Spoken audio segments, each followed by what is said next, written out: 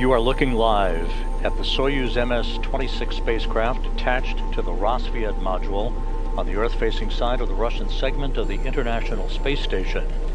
This is the ticket home for NASA's Don Pettit and Roscosmos cosmonauts Alexei Ovchinin and Ivan Wagner with their landing in Kazakhstan scheduled about 7 hours and 20 minutes from now. Good afternoon from Mission Control in Houston and the International Space Station Flight Control Room as we begin our continuing coverage throughout the course of the day and the evening of the ride home for Pettit, Ovchinin, and Wagner.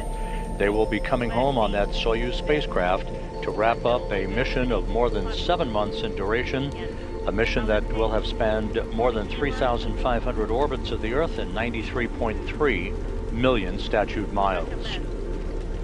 Aboard the International Space Station, the crew is in the process of activating Soyuz systems. Everything is proceeding on track for an undocking that is scheduled at 4:57 and 30 seconds p.m. Central Time, 5:57 and 30 seconds p.m. Eastern Time.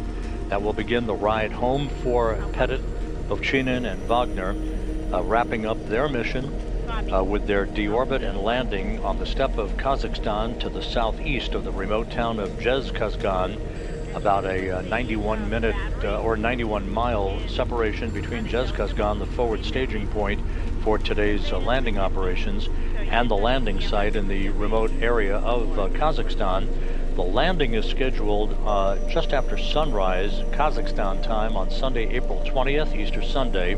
That will be Don Pettit's 70th birthday.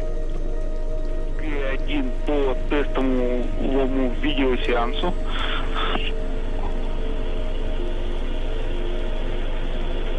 Отвечаем СГ-1. На камеру выключать уже до закрытия люков. Принято. Вопрос еще, Кость. 3-й, 4-й, 5-й пункт по процедуре выполнять? Нет, не надо. No, we don't need to. As mentioned a moment ago, Don Pettit, the NASA astronaut who is wrapping up his 4th flight into space, Alexei Ovchinin also completing his 4th flight into space, and Ivan Wagner wrapping up his 2nd flight into space. You are looking at the hatchway between the Rossviet module and the Soyuz MS-26. A short time from now, the crew members will gather in that small passageway. They will say goodbye to one another. The returning crew, that trio, will float aboard the Soyuz vehicle. The Rossviet hatch will be closed first, followed a few minutes later by the Soyuz hatch, and that will begin the final preparations as the crew that is coming back to Earth this evening will don their Russian Sokol launch and entry suits and begin the final procedures before the undocking later this afternoon. That undocking command to open up the hooks holding the Soyuz to the Rossviet module is scheduled about 3 hours and 52 minutes from now. Once again, the statistics associated with today's homecoming for Pettit, Ovchinin, and Wagner. They will be wrapping up a mission of 220 days in duration, 3,520 orbits of the Earth, a 93.3 million mile mission.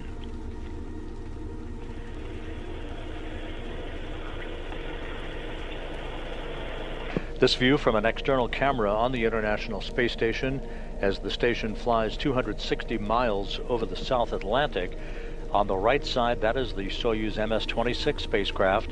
That is the ride home for Pettit, Ovchinin, and Wagner later today. To its left is the Soyuz MS-27 spacecraft attached to the Prishal module, also on the Earth-facing side of the station. That was the vehicle that 11 days ago brought NASA's Johnny Kim and Roscosmos cosmonauts Sergei Ryzhikov and Alexei Zabritsky to the station for the start of their 8 months on board the International Outpost. With the completion of the mission today, Don Pettit again will have logged 220 days in space on this flight and a total of 590 days in space on his 4 missions. Alexei Ovchinin just a bit ahead of Pettit on the all-time endurance list. With his 220 days in space on this, his 4th flight, will have totaled 595 days in space. And Ivan Wagner will have logged, of course, 220 days in space on this flight and 416 days in space on his 2 missions to the International Space Station.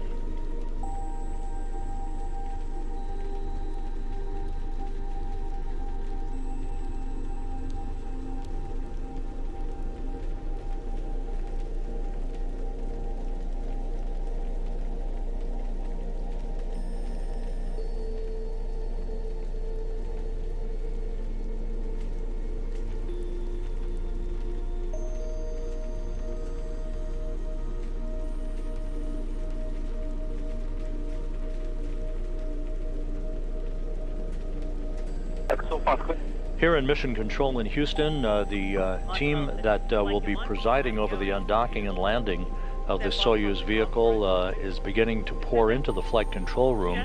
Today's operation will be overseen from the ISS standpoint by Flight Director Marcos Flores. He is currently joined on console by Flight Director Heidi Brewer. We will be also having a spacecraft communicator on console a bit later on, just prior to the undocking and landing phase of today's operation. The operation itself is controlled by the Russian flight controllers at the Russian Mission Control Center in the town of Korolyov outside of Moscow. They are in charge of all of the operations associated with the Soyuz undocking and the entry and landing later this evening on the steppe of Kazakhstan. You will be hearing from time to time those Russian flight controllers referring to the Soyuz by Ovchinin's call sign of Burlock. That is a Russian term for a riverboat or a barge puller that existed in the 17th century Russian Empire. Each Russian Soyuz commander selects his own call sign. In this case, the call sign for Soyuz MS-26 and Ovchinin and his crewmates is Burlock. 0147J. I wrote it down.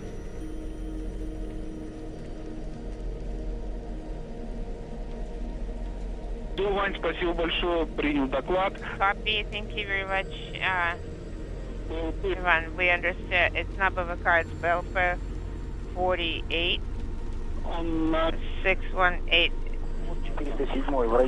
It's in the area 407 408 channel.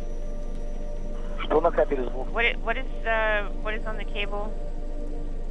По предыдущему твоему докладу, you were reporting a number. The journey of Don Pettit, Alexei Ovchinin, and Ivan Wagner began with the launch of their Soyuz MS-26 spacecraft atop a Soyuz 2.1A booster from launch site 31 at the Baikonur Cosmodrome in Kazakhstan back on September 11th, 2024.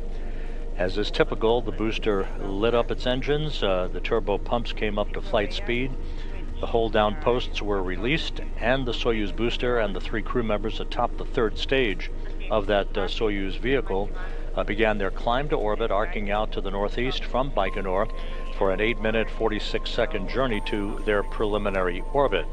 They arrived at the space station about 3 hours and 15 minutes after launch on a 2-orbit venture that began their stay aboard the International Space Station that will be coming to an end a short time from now.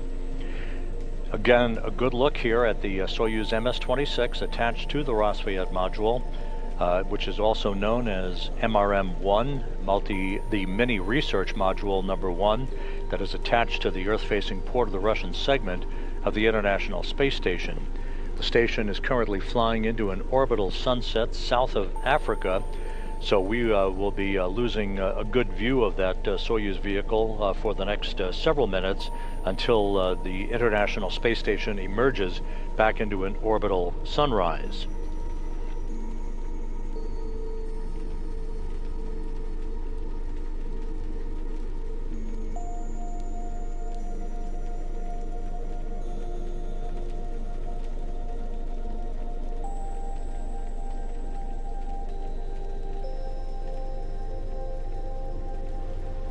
The target for the landing of Pettit, Ovchinin, and Wagner on the steppe of Kazakhstan this evening will be a remote area just about 91 miles to the southeast of the town of Zhezkazgan in the staging city of Karaganda, Kazakhstan, which is to the northeast of the landing site.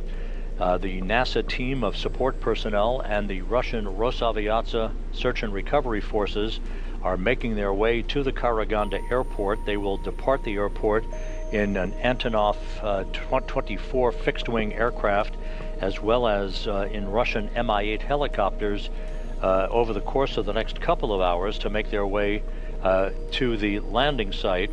The Antonov will make a stopover in Zhezkazgan, where there are also helicopters that are waiting to bring some of the prime recovery team members to the landing site to pick up Petit, Ovchinin, and Wagner. Their landing is scheduled just 56 minutes after sunrise on Sunday morning in Kazakhstan.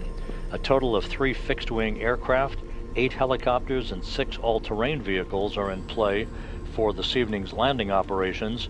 The 2 of the 8 Mi-8 helicopters are already positioned to the southwest at the Kraini Airport, which is near the Baikonur Cosmodrome, the launch site for Soyuz operations. Those Mi-8 helicopters would be in play in the unlikely event of a ballistic entry. That would be a steeper than expected entry because of an equipment problem that would bring the Soyuz to a landing some 400 kilometers or so short of their intended landing target later this evening. Although that is not expected to take place, they are always there as a precaution in the unlikely event they are needed to recover the crew.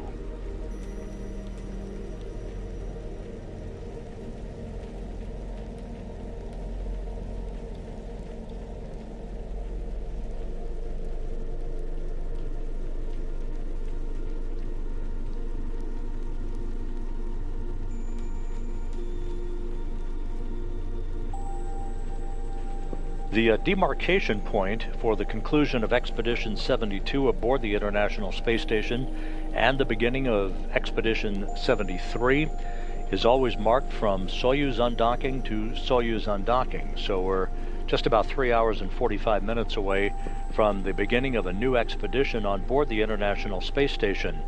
That new expedition is led by Japan Aerospace Exploration Agency astronaut Takuya Onishi, who flew to the space station on the Crew 10 launch a few weeks ago. About 24 hours ago, he took over command of the International Space Station from Alexei Ovchinin. Let's take a look back at yesterday's change of command ceremony. Добрый день. Сегодня 18 апреля 2025 года. Я, космонавт Роскосмоса Алексей Овчинин, передаю командование Международной космической станции Такуя Ониши. Хочу сказать несколько слов. Во-первых, хочу поблагодарить наш экипаж. Большое вам всем спасибо. Мы вместе работали, вместе отдыхали. У нас все было хорошо. Также хочу сказать большое спасибо всем людям, преподавателям, инструкторам, которые готовили нас к космическому полету, которые поддерживали нас, сопровождали во время космического полета. Также большое спасибо всем ЦУПам, ЦУПу Хьюстона, ЦУПу Хансвилла, Цукубы, Мюниха, Москвы.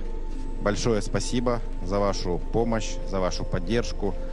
Ну и, конечно, большое спасибо нашим семьям, нашим детям, которые тоже нас поддерживали на протяжении всего полета.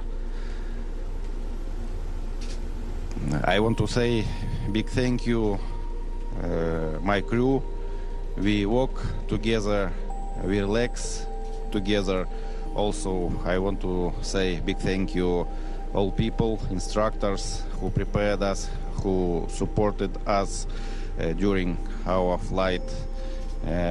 Big thank you all MCCs, MCC Houston, Munich, Tsukuba, Huntsville, Moscow.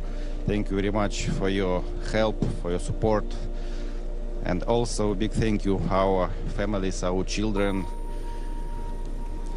Their support help us during all our flight. Time to change command.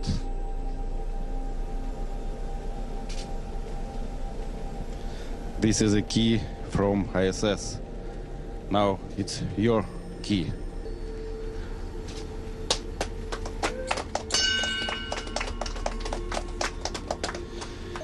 Take care, our station. It's our everything. Спасибо, Алексей. Я принимаю командование МКС. Вы продемонстрировали отличное лидерство. Спасибо за это. И помощь, и дружбу. Желаю вам мягкой посадки. Thank you very much, Alexei. It's a great honor for me to accept the command of the ISS. And I feel so special that I am taking over the command from you.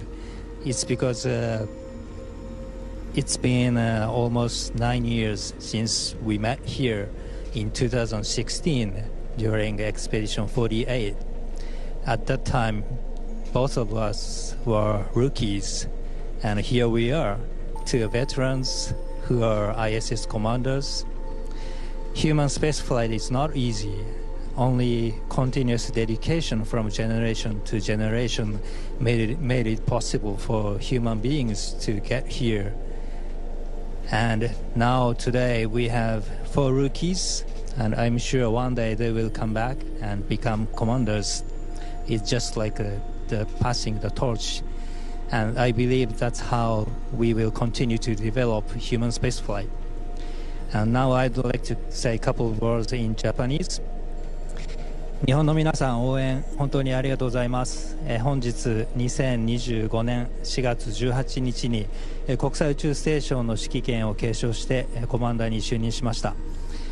今回このような大役をいただけたのもひとえに私の努力によるものではなく、これまで希望の運用ですとかコウノトリによる物資の補給といった日本の有人宇宙開発に対する貢献が国際社会の中で認められ、そしてまた未来に対して期待されている証だと思ってます。なのでその期待に応えられるよう全力で頑張っていきたいと思います。Then switch back to English. So Alexei, Ivan, and Don, thank you so much for accepting us so kindly when we arrived here. You guys have been showing us the ropes since then, and we had such a great time with you guys. It's been such a privilege for us to work with you, so we will miss you. We have a lot of exciting work ahead of us, so we will continue to do our best just like you guys did. And I hope we can see each other again on the ground. We wish you a safe and soft landing.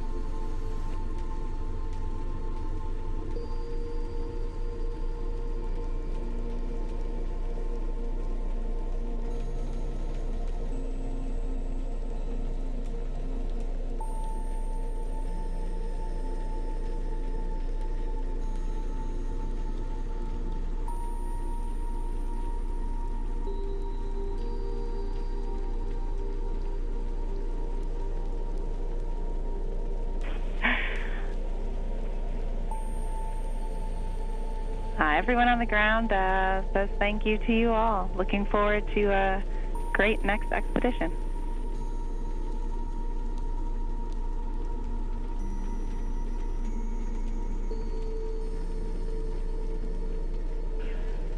Back here in Mission Control in Houston, you just saw a replay of yesterday's change of command ceremony aboard the International Space Station, where Alexei Ovchinin, the Roscosmos and Soyuz commander for today's departure of the Soyuz MS-26, handed over the keys of the kingdom to Japan Aerospace Exploration Agency astronaut Takuya Onishi, who now will be the commander of the station until his departure later this year.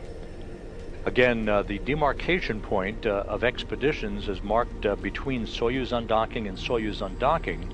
So Expedition 72 will come to a close, and Expedition 73 will begin about 3 hours and 37 minutes from now.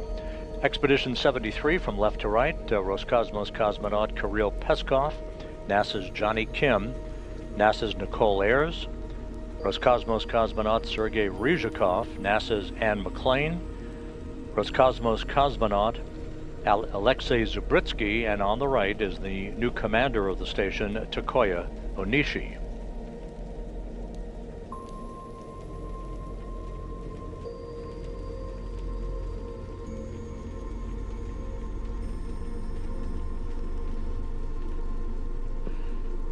While we stand by for the final farewells between the crew members and the closing of the hatch between the Rossviet module and the Soyuz MS-26 spacecraft, this is a live view inside the Quest airlock of the International Space Station. Nicole Ayers of NASA, along with Anne McClain earlier today, they have been working on maintenance and inspections of their two respective U.S. spacesuits, the extravehicular mobility units, that they will wear for a scheduled spacewalk outside the station on May 1st.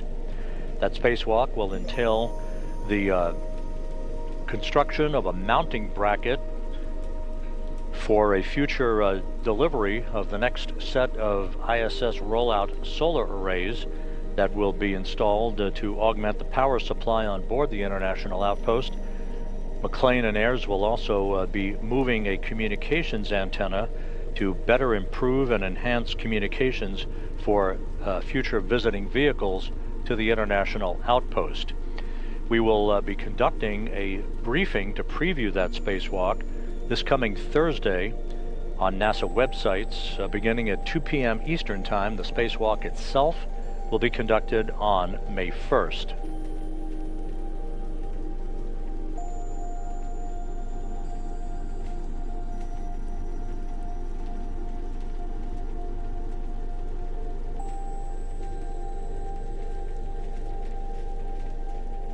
This is a view from the balcony camera overlooking the Russian Mission Control Center on the outskirts of Moscow. Those flight controllers, again, in charge of all of the operations concerning the Soyuz vehicle itself. We should be getting shortly the green light from those flight controllers for the crew to gather inside the hatchway between the Rossviet module and the Soyuz MS-26, in which first they will say goodbye to one another. It's not exactly a formal ceremony with any planned remarks that are scheduled, but they will say farewell to one another, and then Pettit, Ovchinin, and Wagner will float inside the Soyuz vehicle. The hatch between Rossviet and Soyuz will be closed first, followed several minutes later by the hatch to the Soyuz itself. The crew then will begin to suit up in their Russian Sokol launch and entry suits and begin to conduct systems checks, leak checks, and communications checks that will lead to the actual undocking of the Soyuz about 3 hours and 35 minutes from now. While we have a few minutes, let me run down for you some of the key events and the times of upcoming activities. The undocking itself, the physical separation between Soyuz and the Rossviet module, is scheduled at 4:57 and 30 seconds p.m. Central Time, 5:57 and 30 seconds p.m. Eastern Time. That will be followed 2.5 minutes later by an initial separation burn by the Soyuz, an 8-second burn of the Soyuz engine that will increase its opening rate from the station by about 0.5 meters per second. A minute and a half after that, there'll be a second separation burn of 15 seconds in duration that will occur at 5:01 and 50 seconds p.m. Central Time. That will be followed about 23 minutes later at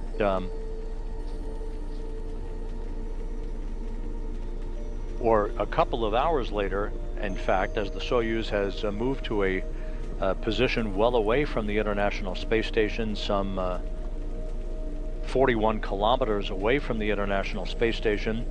Sunrise at the landing site in Kazakhstan is scheduled at 7:24 p.m. Central Time, which will be 5:24 a.m.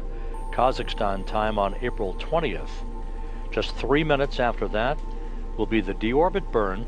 That will be about a 4-minute, 41-second retrograde maneuver to slow the Soyuz down by 128 meters per second, allowing it to drop out of orbit for its high-speed re-entry back into the Earth's atmosphere.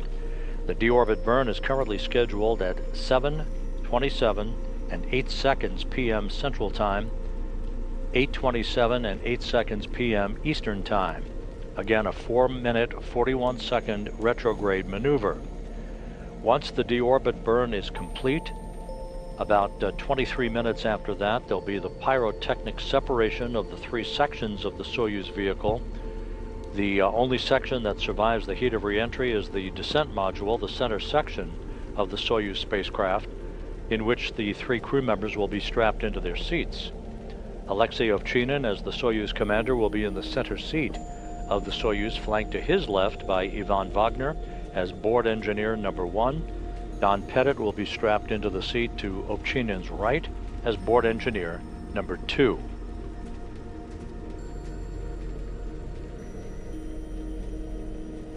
Some 3 minutes after the module separation, the Soyuz vehicle and its 3 occupants will begin to reach the upper limits of the Earth's atmosphere at an altitude of about 400,000 feet. They will begin to experience the first sensation of Earth's gravity in 220 days as the heat around the Soyuz vehicle builds up to about 2,500 degrees Fahrenheit. Some 2 minutes after entry interface, as it is called, they will see a plasma buildup, a fireball around the spacecraft, if you will. This is normal. That will occur just before 8 p.m. Central Time, 9 p.m. Eastern Time. That entry into the plasma regime could result in a blackout of communications, and in fact, the communications between the Soyuz and the Russian flight controllers and the Russian Mission Control Center is expected to be spotty as the Soyuz moves to a distance too far away from communications antennas on the International Space Station to provide meaningful communications. Once they exit that plasma regime, the maximum G loads on the crew of about 4 to 5 Gs will begin to be experienced at about 8:04 p.m. Central Time, 9:04 p.m. Eastern Time. At that point, communication should be restored between the Soyuz and the Antonov fixed-wing aircraft that will be flying a circular racetrack pattern around the vicinity of the landing site in Kazakhstan. A command to open up the parachutes will be sent at an altitude of some 10.7 kilometers, some 34,000 feet in altitude, at 8:06 and 18 seconds p.m. Central Time. The chute deployment sequence will first see a series of drogue chutes deployed that will pull out the main chutes, those familiar orange and white parachutes that will dramatically slow the descent rate for the Soyuz vehicle as it approaches the landing site. Landing is scheduled at 8:20 and 44 seconds p.m. Central Time, 9:20 and 44 seconds p.m. Eastern Time. 56 minutes after sunrise at the landing site, the expected landing coordinates should be around 47 degrees and 20 minutes north latitude and 69 degrees 35 minutes east longitude to bring the mission of Pettit, Ovchinin, and Wagner to an end after 220 days, 93.3 million statute miles.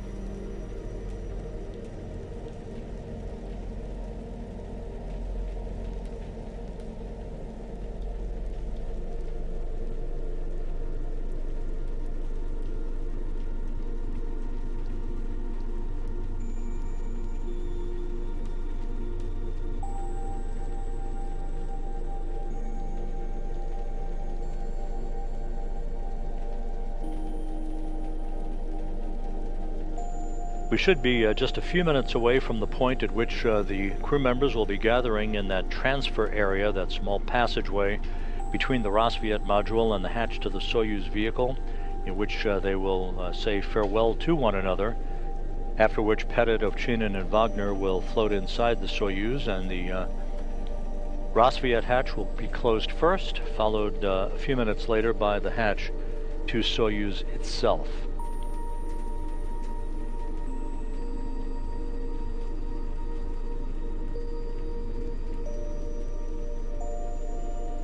The International Space Station is currently flying 262 miles above the Earth, moving from southwest and northeast in an inclination of 51.6 degrees to either side of the equator, about to fly directly over Jakarta, Indonesia.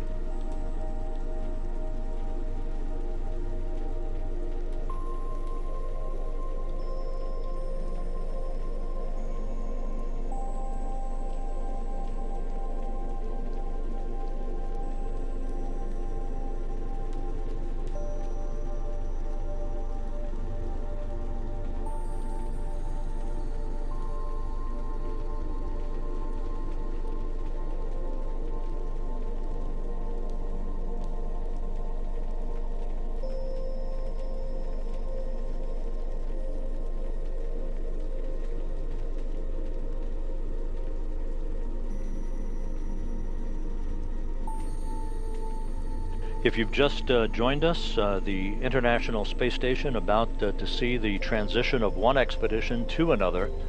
Expedition 72 just hours away from coming to a close at the point of physical separation of the Soyuz MS-26 spacecraft from the Rassvet module, at which point Expedition 73 will begin its formal tenure. So for now, and start closing the hatches. Thank you, Nico.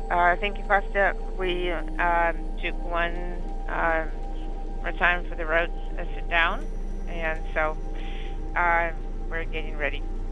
Okay, copy. We're eager to see you on screen. Give us a couple of minutes. Sounds good. And as you can hear, that communication between the Russian flight controllers and the crew aboard the station, we're just a couple of minutes away from seeing the crew in the transfer tunnel area, if you will. It's not a tunnel itself, it's a passageway between Rassvet and the hatchway to Soyuz, where the crew members will gather briefly to say farewell to one another. Konstantin, well, I want to say goodbye. I want to say thank you very much. We're going to see and hear you on the ground now. Alexei, I didn't recognize you. Well, I will see you again on the ground. You'll be rich. And we're going to look forward to you on the ground. Have a soft landing. Okay. So do I understand correctly that we close the hatch first and Sergei will be closing hatch on their side next? No, incorrect. Sergei is the first to close the hatch on his side, and then you will be closing the hatch. You have hatch closure at 50 minutes. Okay, copy. Thank you for the clarification. Copy. So there you heard firsthand the procedures that are about to unfold. Pettit, Ovchinin, and Wagner will say farewell to the other 7 crew members on board the International Space Station to complete this 11-day handover between Soyuz crews. Sergei Ryzhikov, the recently arrived Roscosmos cosmonaut who flew to the station on Soyuz MS-27, along with Johnny Kim and Alexei Zabritsky, will be closing the hatch on the station side of the docking interface between Rassvet and Soyuz, after which the Soyuz hatch will be closed with Pettit, Ovchinin, and Wagner inside the returning vehicle, MS-26.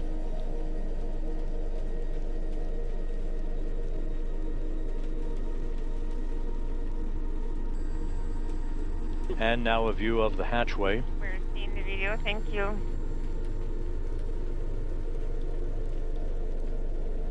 And a view of Sergei Ryzhikov.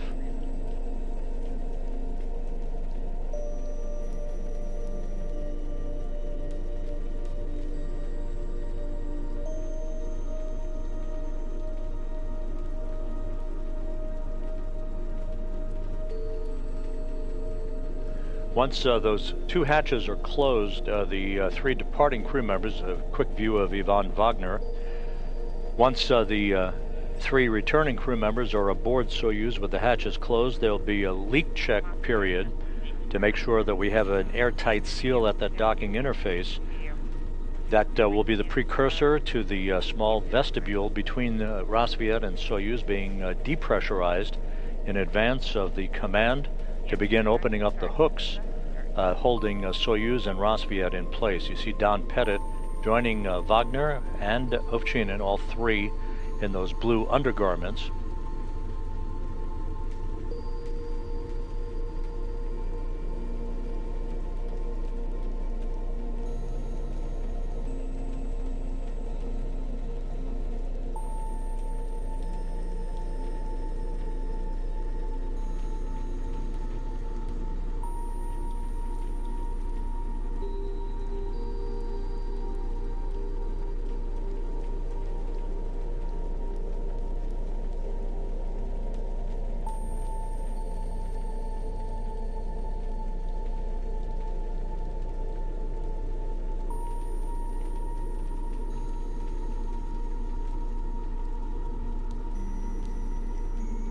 And Ryzhikov and Ovchinin saying farewell to one another, and Don Pettit and Wagner to follow.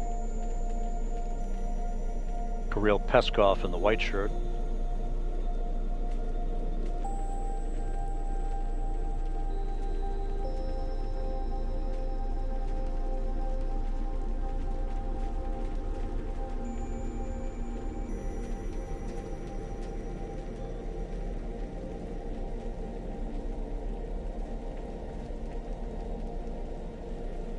If that space appears to be tight, it sure is.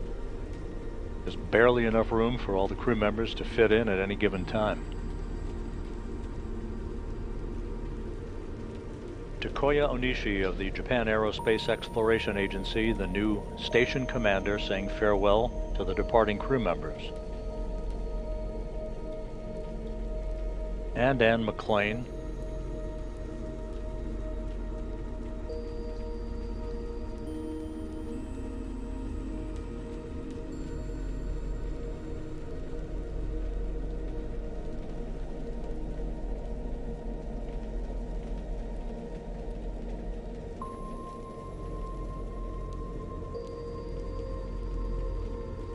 And Nicole Ayers.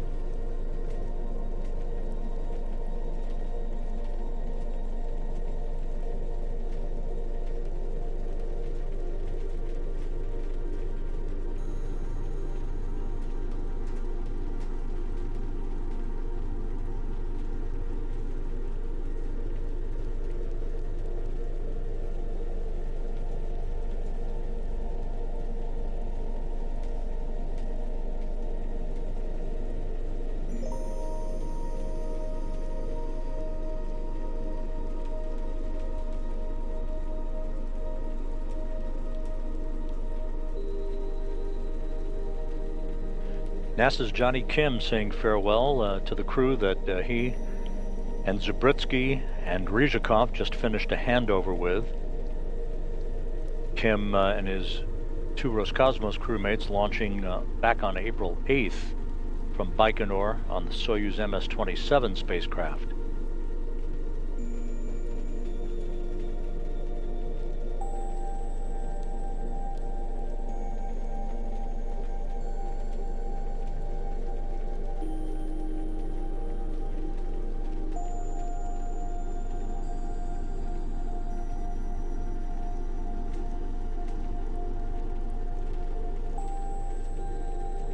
And with that, the Soyuz MS-26 crew moving into their spacecraft.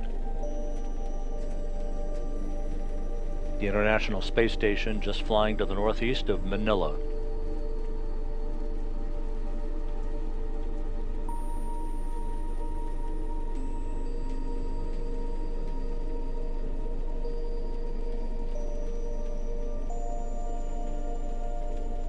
Once the three returning crew members have an opportunity to don their Sokol launch and entry suits, they will perform leak checks on those suits, and will also depressurize the upper section of the three-section Soyuz vehicle called the orbital module. Ryzhikov is wiping down the circumference of the hatchway to make sure there's no foreign object debris that would impinge on a good leak check to form an airtight seal at that docking interface.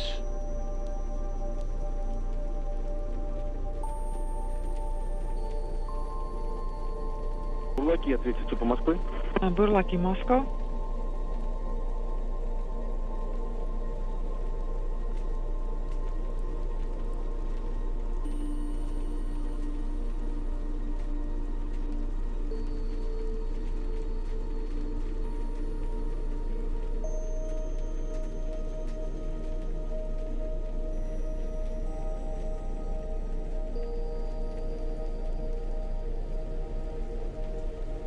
Сереж, скажи Леше, что... Сергей,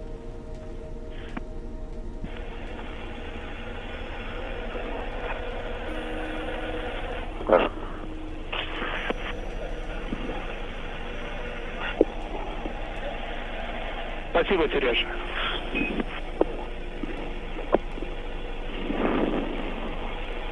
Бурлаки по Москве, как нас слышно. Бурлаки, Moscow. How copy? Принято. Есть. Moscow. Бурлаки. Слышно хорошо нас? Alexei Nikolaevich, how do you read me? Слева. I have you loud and clear. And with a final wave from Ryzhikov, the hatch to the Rosviet Item module 2.4.9, now being closed and latched transfer in of place. emergency equipment to the station. Is that complete? Yes, this is complete. We'll be standing by for word from the other side of the hatch that the Ivan, could you Soyuz please, hatch has been report closed the stowage locations of to the start the equipment? process of conducting leak checks at both sides of that docking interface. It is panel 408 in MRAM 1. После закрытия люка. It will be there after hatch closure. Тоннель 408, мимо 1. 408 MRM 1. The CTB with all of the items will be still there, and that will be after hatch closure. Copy. Дим, работаем. Dmitry, we are on page 29, item 3.2. Пункт 3.2. 3.2, copy. Она. Костя, можем выключать видео? Go ahead and speak, one. Вань, еще раз. То есть БВН, БЛП... Закрыли КВД. Все перенесли на станцию. Сереж, отвечай во взгляде. Go ahead, Sergey, on Space Ground 1. Transfer to the station. Можно? Yes, please ask... Can we start the broadcast, or should we leave it as is? Waiting for your hedge closure report. Do you confirm? Ivan, please check if S4 and S6 MRM1, are S illuminated. hedge is closed. Excavator is in electrical control. Работаем по странице 29. We are on Yes, page Excavator 29. is in electrical control. I confirm. Okay, copy. Thank you. You can turn off and remove the camera, and you can call a 153 camera. S4 is not illuminated, S6 is not illuminated. Copy. Good copy. Executing. KVD pressure equalization valve is Copy. Talk closed. to you later. We're switching to page 32. Copy, Moscow, this is Vyomx 1. I'm ready to close the orbital module docking port hatch cover. Yes, your go for manual hatch cover closure.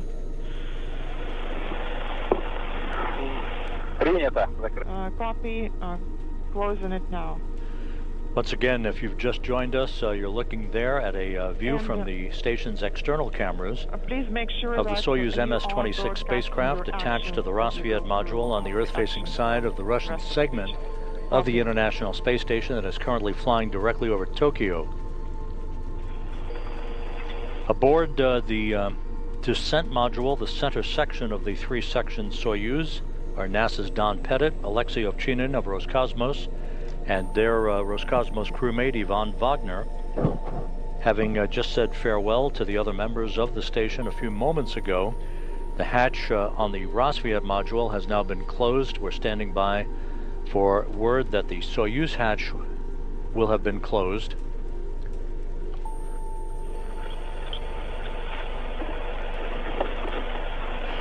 Once the Soyuz hatch is closed, the crew will begin the process of conducting leak checks and will begin to don their Russian Sokol launch and entry suits, performing leak checks on both sides of the docking interface to make sure we have an airtight seal before the vestibule between Rossviet and the Soyuz is depressurized.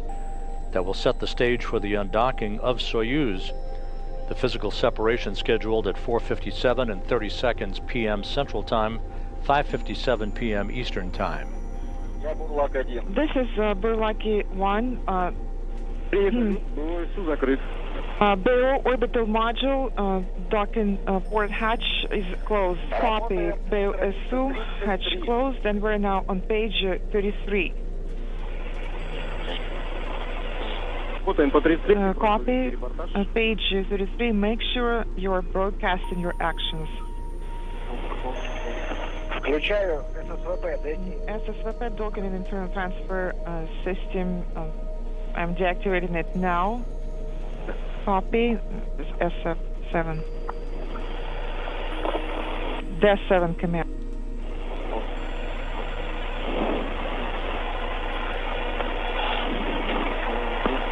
$21:48:56. 21:48:56. This is the time when I issued the DES7 command. Copy.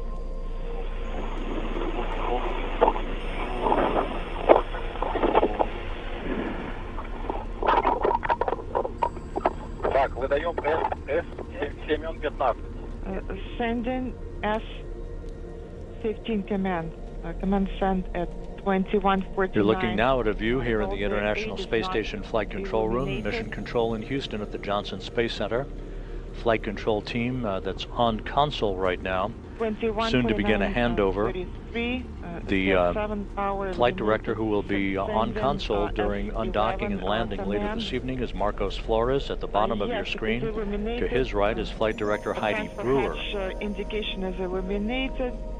Sending the 8 command. The 8 command send. S11 is not illuminated. The transfer hatch indication is not illuminated. Sending S16 command.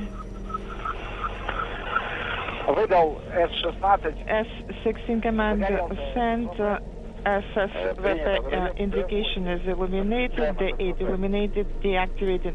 SSVP, the docking and internal transfer system command sent. The indication is not illuminated, and I'm opening inaudible. FCC Moscow, Airport regulator round 1. Go ahead and speak to round 1. Open, in work, opening.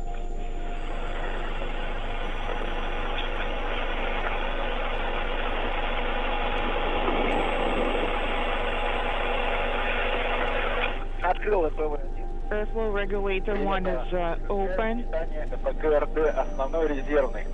And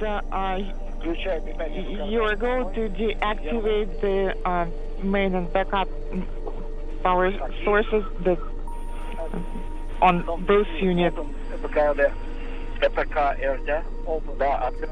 Opening cabin oxygen supply valve, open.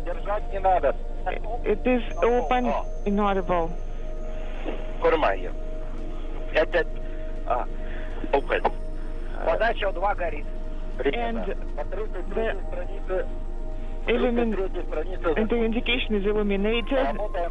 We're done with the actions on page 33, switching to page 35. Copy.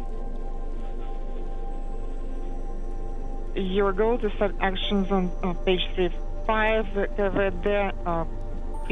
Continuing to hear the procedures being read up to the departing Soyuz crew from the Russian flight controllers in Korolyov outside Moscow. In the center of your screen, the Soyuz MS-26 spacecraft that will be undocking from the station about 3 hours and 5 minutes from now. On the left is the recently arrived Soyuz MS-27 spacecraft, docked to the Prishal module, also on the Earth-facing side of the station, which arrived on April 8th with NASA's Johnny Kim and Roscosmos cosmonauts Sergei Ryzhikov and Alexei Zabritsky.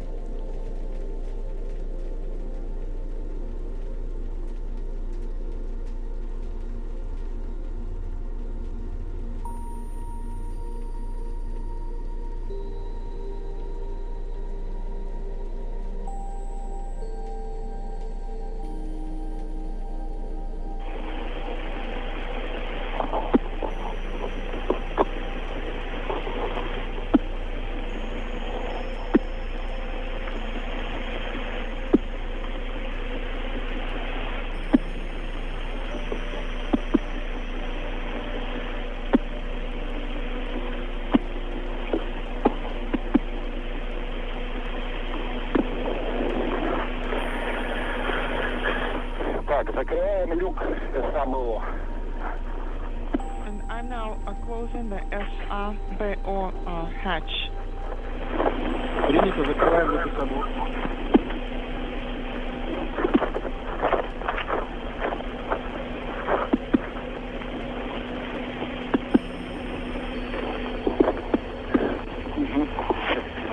Люк САБО закрыт. Транспарант SABO hatch is closed. The indication is not illuminated. The descent module, orbital module hatches are closed, and the BO orbital module pressure is 762. Переходим на формат СКГС. And I'm switching to the SKGS interface leak check system display. The cosmonauts confirming that the hatch between the descent module, where the crew is currently located, and the upper section of the Soyuz, known as the orbital module, that hatch is now closed. The orbital module will be depressurized to vacuum. Not illuminated. Выдаем F1. Sending T1 command starting the stopwatch. Ready. 3, 2, 1, go. Выдали F1. S1 is sent, has been sent. Наблюдаем падение давления в стыковочном узле. Monitoring the docking port pressure dropping. СА и БО и ОБ стабильно. SA, BO, and the station pressure stable.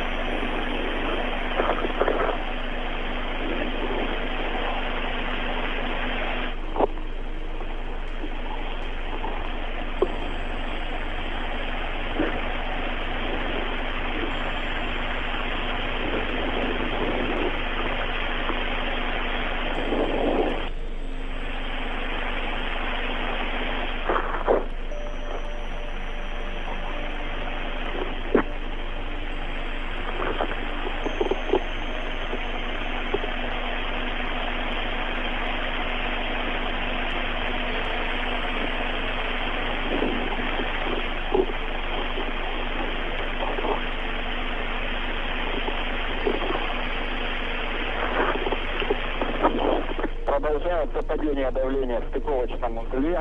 Время. Docking port pressure continues to drop. The time is 21:56:20.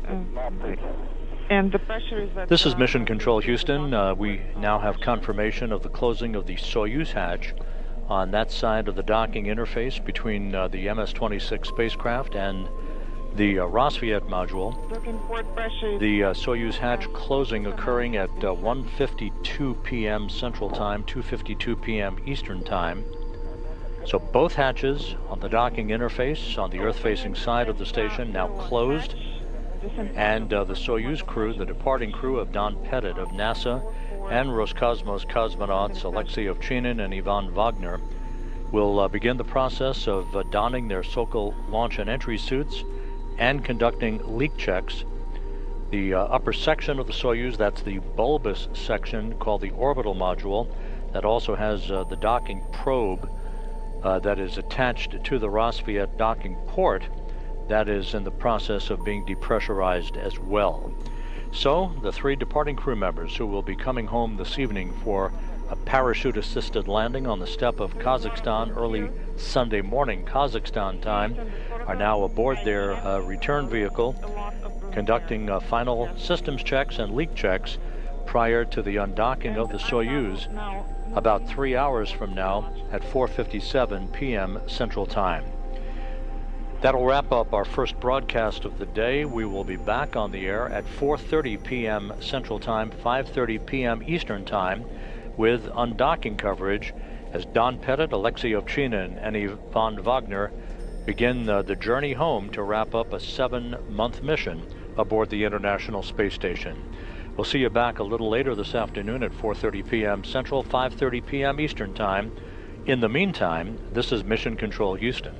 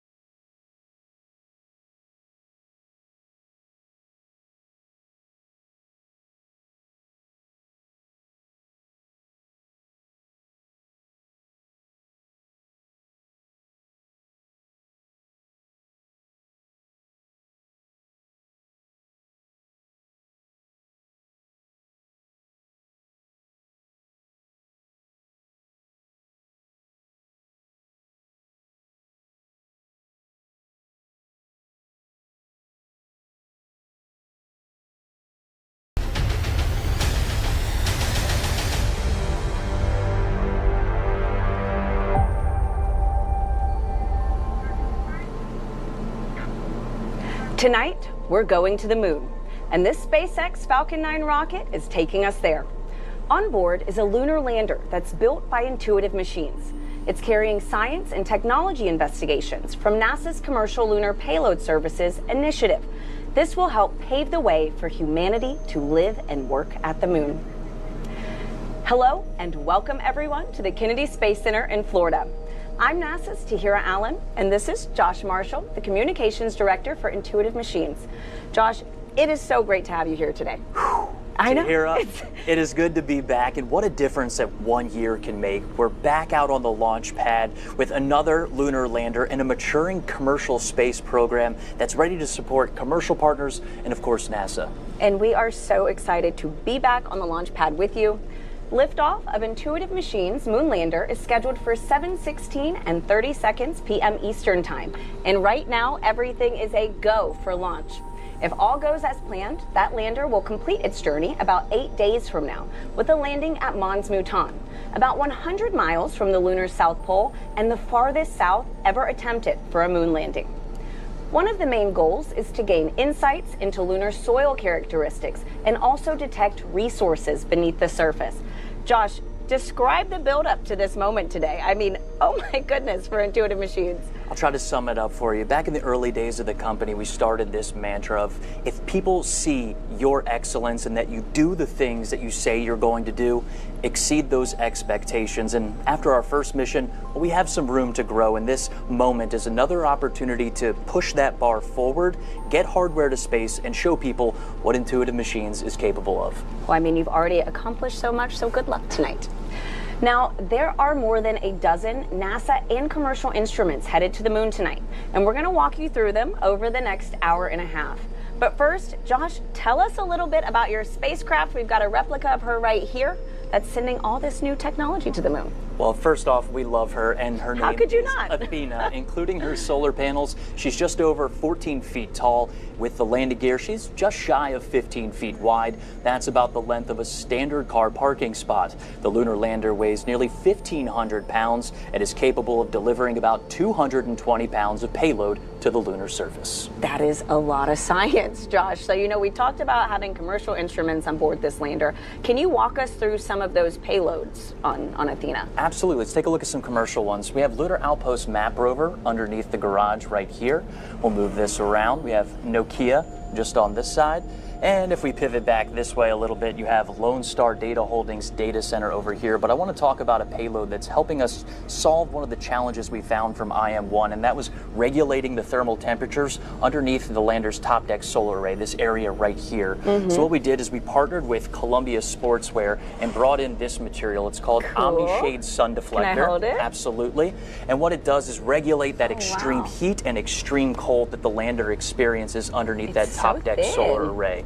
Wow, that's incredible. And so all these commercial payloads that you've been pointing out, they're all on the outside of the lander because, as I understand, Athena's fuel tanks are on the inside of the core structure. You got it right. Cool. That's liquid methane and liquid oxygen tanks inside of the lander. What that requires is extremely cold fuel to be loaded inside of the vehicle. That fueling process started about 3 hours before launch, and fueling stops just before liftoff.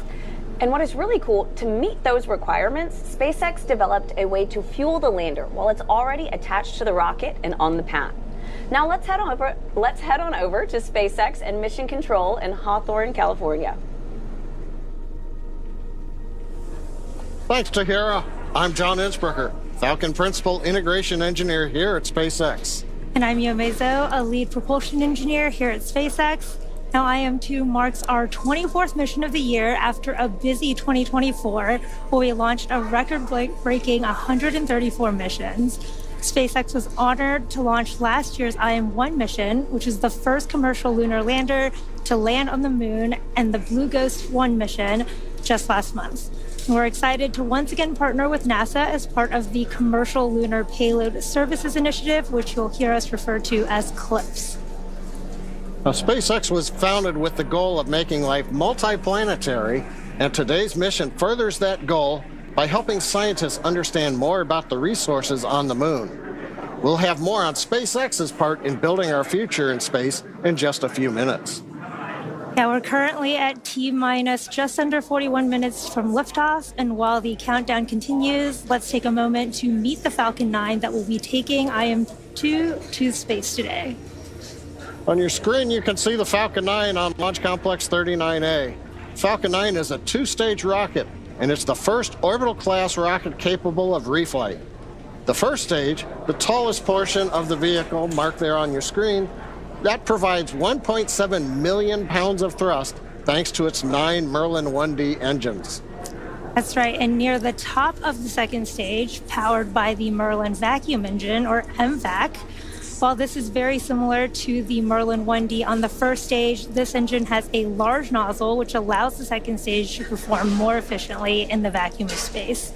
Now, the first stage is what gets us out of the Earth's atmosphere and into space, and the second stage is what takes the payload to its targeted drop-off orbit.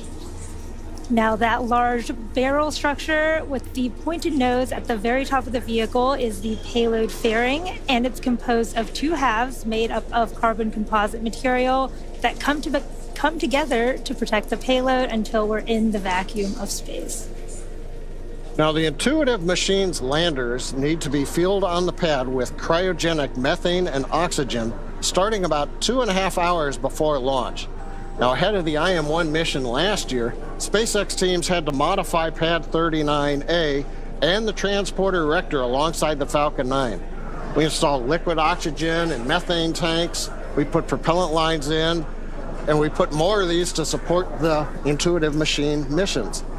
Now, Athena, today's lander, went through the same late load of propellant while it was on the pad today. In fact, we have just finished wrapping up propellant loading.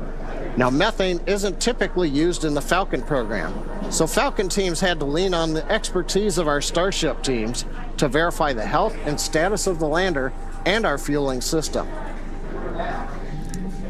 And speaking of Athena, the lander arrived in Florida back in January, and since then, teams have been integrating the spacecraft to Falcon 9's second stage in preparation for launch. It continues to be a smooth countdown today, and the SpaceX team will begin propellant loading at T-minus 35 minutes. Right now, we are looking good for an on-time liftoff, and in the meantime, let's check in with Tahira and Josh at Kennedy. Thank you, Yome. Now, as we mentioned at the top of the show, there are more than a dozen instruments on board Athena. And we're going to walk you through them to show you how they'll inform on how astronauts live and work on the lunar surface in the future.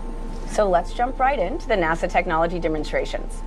We have the Prime 1 suite, which stands for Polar Resources Ice Mining Experiment. It consists of two instruments, the Trident drill, which you see right here, and a mass spectrometer called ImSolo, which you see right down here. And joining us now live to discuss these two tools is Dr. Jackie Quinn, Prime 1 Project Manager with NASA. Jackie, thanks for joining us. Oh, thanks for having me. So let's start with this instrument right here, the Trident drill. Can you walk us through how this works? So actually, this is a life-size rendition of the Trident drill. So that's the exact size that we're going to send to the lunar South Pole. Big. Yeah, it's actually was designed and built by Honeybee Robotics. It's a percussive augering drill, and it has the ability to sample down to a meter depth. So that's a little over 3 feet.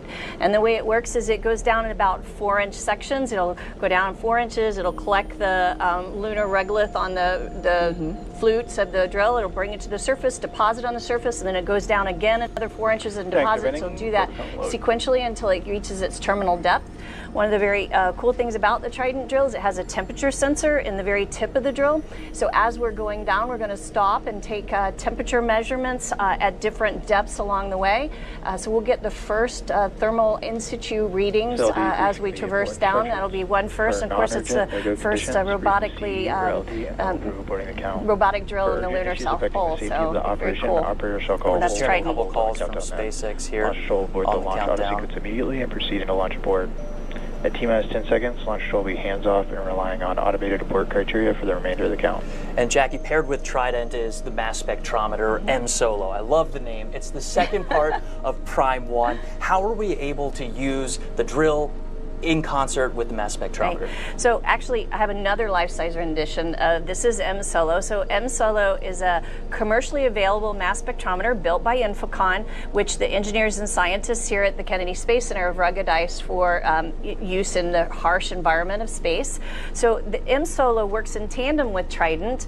When Trident brings up the soil and deposits it on the surface, the activity of depositing it gives enough energy that the frozen gas molecules are residing on the grains of the soil actually sublimate into the vacuum of space. And when that happens, the mass spectrometer, M-Solo, is able to analyze the molecules and tell us which specific gases we're seeing and what quantity is there.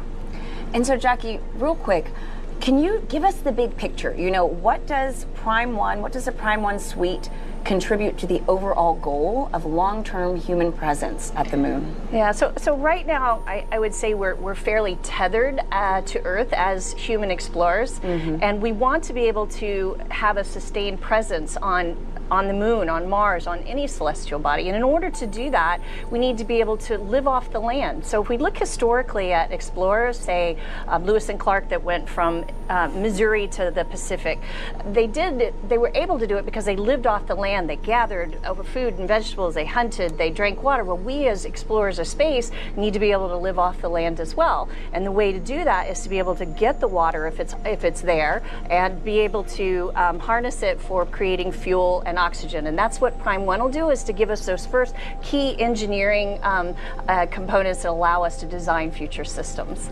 That is so exciting, Jackie. Thank you so much for joining us today. Being here. Go Prime 1.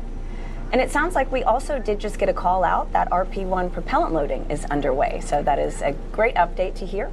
Now, also aboard Athena is the Laser Retroreflector Array, or LRA. It's a collection of reflectors. You can also think of them as mirrors that are designed to use reflected light from an orbiting spacecraft laser to help locate landers better on the lunar surface. Tahira, this technology requires no power to work and has been used since the Apollo era. And now we're looking forward to a new era of lunar exploration with NASA's Commercial Lunar Payload Services initiative. Here's why we're teaming up with American companies to deliver science and technology to the lunar surface. Our moon. It seems so close in the night sky, but getting there is really hard. But what if there was a way to change that? Only a few nations have successfully landed on the moon. As NASA sends astronauts back to the lunar surface, this time to stay, we will need to send science and technology instruments ahead of time to lay the foundation for human exploration. To make this happen, NASA is helping establish a commercial lunar economy. For the first time ever, there will be commercial delivery services to the moon. We are enabling American companies to send our payloads to the lunar surface for us. These delivery services will expand our capabilities for exploration, radically increasing the amount of science we can achieve. This high-risk, high-reward initiative will invest in and leverage the entrepreneurial spirit of American innovation to launch a commercial lunar marketplace, advancing technology and exploration for all of us. With this never-before-seen streamlined access to the moon, we will be able to make novel measurements and develop technologies that scientists have long wanted to do on the lunar surface. And as this new industry matures, this commercial delivery service for NASA and other customers could expand beyond the moon to other destinations in our solar system. And we can learn to live on another world because we are explorers. Josh, one thing that I think is super cool about tonight's delivery being led by Intuitive Machines is that it's controlled from your mission control, and it is a super unique setup.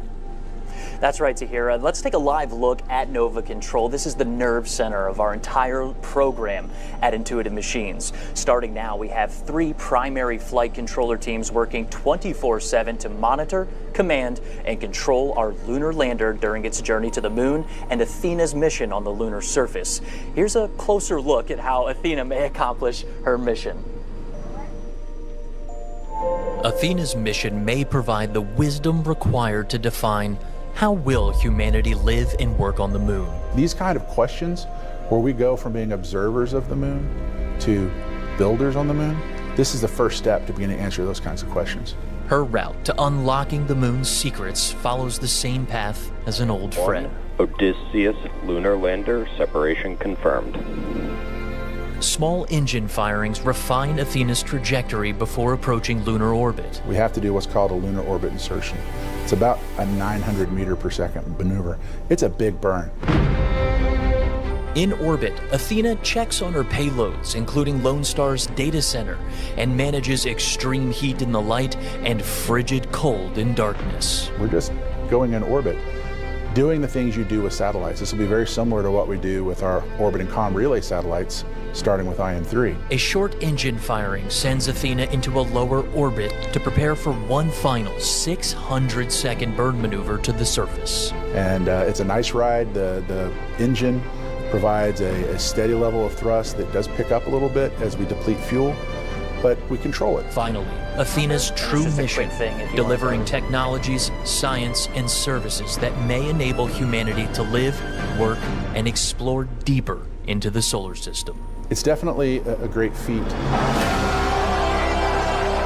But once you're there, you want to expand from that landing spot and go and look at different things. For approximately 10 days, Athena is designed to support NASA's Prime 1 drill suite, deploy a rover, send a rocket-fueled drone into a crater, and connect those spacecraft using Nokia's 4G LTE lunar surface communications system. We have people that are driven to build and fly and operate space equipment, and that's what we're here for. It's who we are. In addition to Athena, Intuitive Machines and NASA developed a first-of-its-kind technology called the Micronova Hopper for IM-2. We're joined now by Trent Martin, the Senior Vice President of Space Systems at Intuitive Machines, to talk about the Hopper. Trent, welcome. Thank you. So, I hear over at Intuitive Machines, y'all call the Micronova the Grace Hopper. We do. Naharika Agrawal, our project manager for the Hopper, named it after Grace Hopper, who was a pioneer in software programming. Well, what's such a fitting name for another pioneering technology? You know, Absolutely. Hopper had big support from NASA's Space Technology Mission Directorate through what we call a Tipping Point Award. Can you explain why that is? You know, what is it about Grace that has everybody so excited? Yeah, so we had decided that we were looking for a technology that could be utilized to go to extreme locations on the moon. In particular, places that rovers couldn't go. We had settled on the Hopper, and we started working on the Hopper through a partnership with NASA through the Tipping Point opportunity. We were able to fund that, fly it to the moon, and prove out this technology, prove that we can go down into pits or down into permanently shadowed regions or even into the lava tubes on the moon. Wow. And once she's in a pit or a lava tube or a crater, what payloads do you have on board conducting the science that you expect to get back there? Yeah, so this first mission, we didn't intend to have any payloads on this, but we actually have 3. So we have a camera system so we can look down, see what's underneath. Through a partnership with the German Space Agency, we added a temperature sensor, a pyrometer, onto the foot of the Hopper so that we can sense the temperature down inside of a permanently shadowed region. And then working with a company out of Hungary called Pulley Space, we put a neutron spectrometer on board so we can actually tell if there's water down inside of a PSR. That is so exciting. Now, so you talk about Hopper going inside these craters, these lava tubes. Does she have to hop back out to transmit the data, or can she do it from right inside there? Well, we believe that she's going to have to hop back out. However, partnering with Nokia, we've actually put a Nokia antenna on top of Hopper, and based on the analysis that Nokia has done, we believe that we will be able to communicate outside of that PSR that we're flying into just by bouncing the signals off of the walls of the crater. But we'll find out. That's part of the experiment. How far away is that crater, and how many hops do you think it'll take to get there? So we're going to take 5 hops once we get to the surface. 1 to get us off of the lander, and then several different hops to prove that we can fly parabolically, we can fly a steady level flight, we can fly down into the PSR, and then wait a period of time and then fly back out of the PSR. We'll be 700 meters away from the lander by the time we're finished. It is so exciting just hearing about the complexities of, you know, this lunar technology that's going to the moon. And Trent, we wish Grace safe travels into the history books. We do too. Thank you very much. Thank you. Now let's head back to SpaceX in Hawthorne, California, where John and Yomi are standing by live right now. Thanks, Tahira. Everything continues to be go for launch as we count down to liftoff in just 26 minutes from now.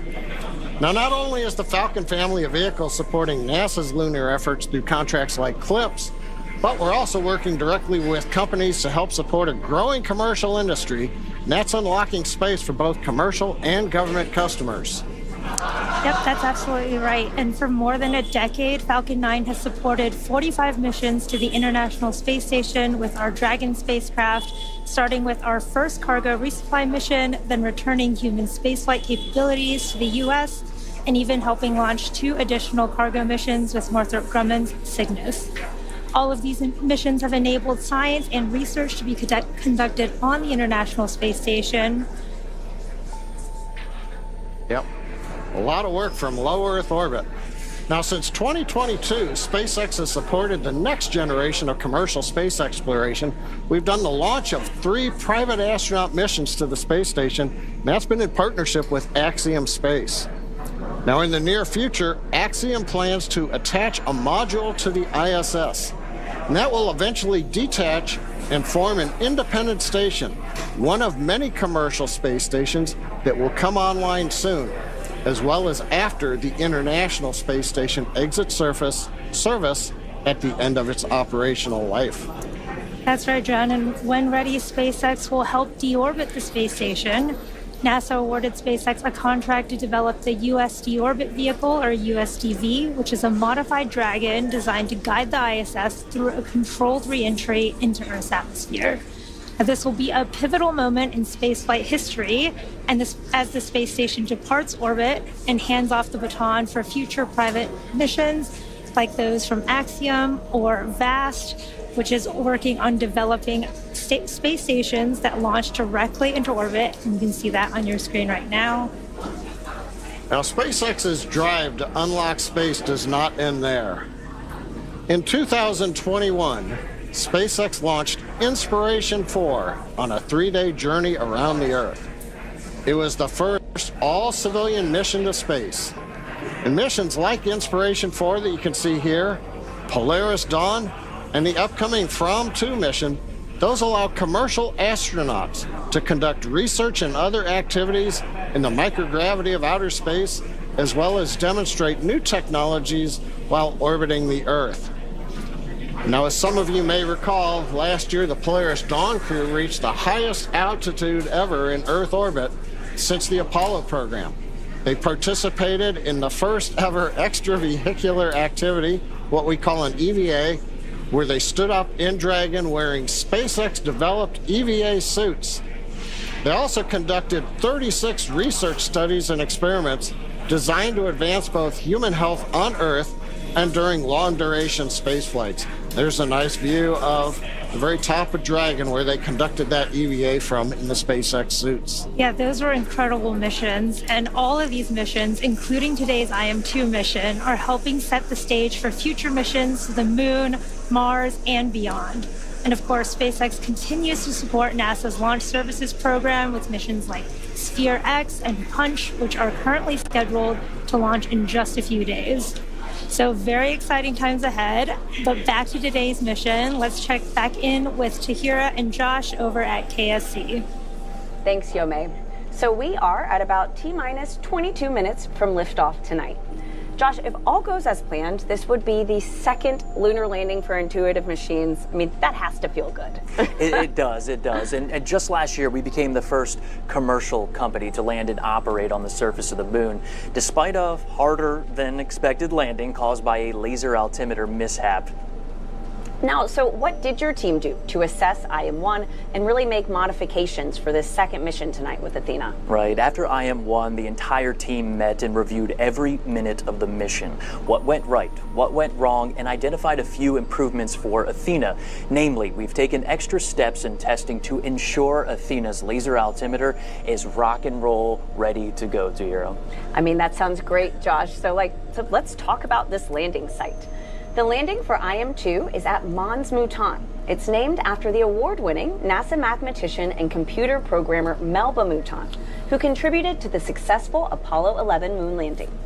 Mons Mouton is about 100 miles from the lunar South Pole, climbing nearly 20,000 feet high. That's about the height of Mount McKinley in North America. This mountain is also about the size of Delaware, stretching 2,700 square miles, and will be the southernmost lunar landing ever attempted. Now, Josh, can you break down what are the differences between the IM-1 landing site from your first lunar landing and the IM-2 site for Athena tonight? Well, both of these sites are lunar highland areas, very similar when it comes to that. The IM-2 landing site is about twice as close to the South Pole than our first mission. Why was Mons Mouton chosen? Was there anything specific that you all used to really narrow this down for IM-2? That's a great question. I asked our scientists, and as we move closer to the South Pole, combining Earth and Sun visibility becomes more challenging. So we chose Mons Mouton because the Sun and Earth visibility enables a longer surface mission so that NASA commercial payloads may complete their operational goals. It also has a crater close by that we're targeting for Grace to explore called Crater H. We'll have to think of a better name for the next round of explorers that drop by. Absolutely, Josh. That's so funny. Now, and those explorers could be, Artemis astronauts. The Mons Mouton area is also one of the potential landing locations for the Artemis 3 mission. It's a region no other crewed mission has ever landed or explored before. Here's a closer look at the type of preparation that goes into returning from the lunar surface in our Artemis Moon Minute.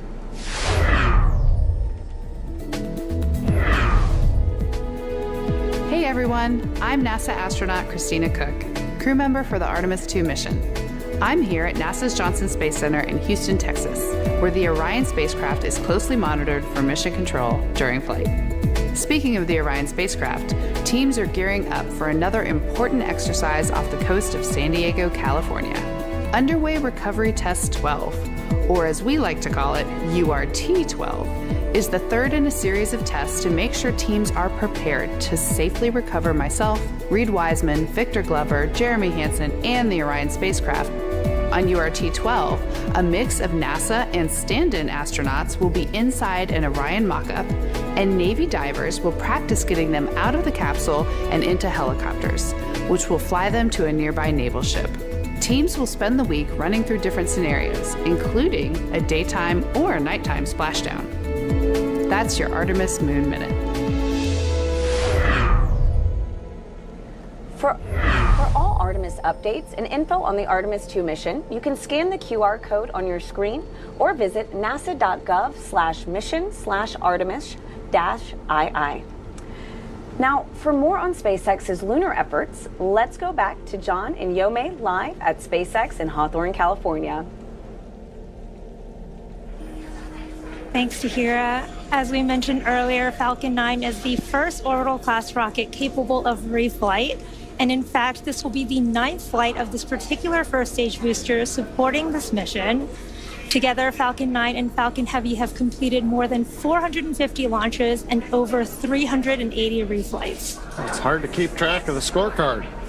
And today, this booster will be attempting to land on our drone ship, a Shortfall of Gravitas. And this would be the 100th booster landing on that particular drone ship alone. That's pretty incredible. And rapid reusability dramatically reduces launch costs, which helps increase launch frequency and enables a wide array of new government, commercial, and scientific opportunities in space like this one.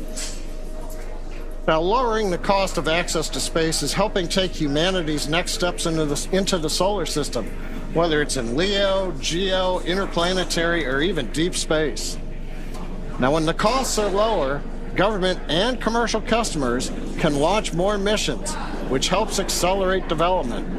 This also helps commercial satellite and private research customers afford to launch more projects to space, and that helps stimulate innovation here on Earth. Absolutely. And missions like SpaceX's Transporter and Bandwagon rideshare programs help make access to space even more affordable by sharing the cost of a launch across many customers.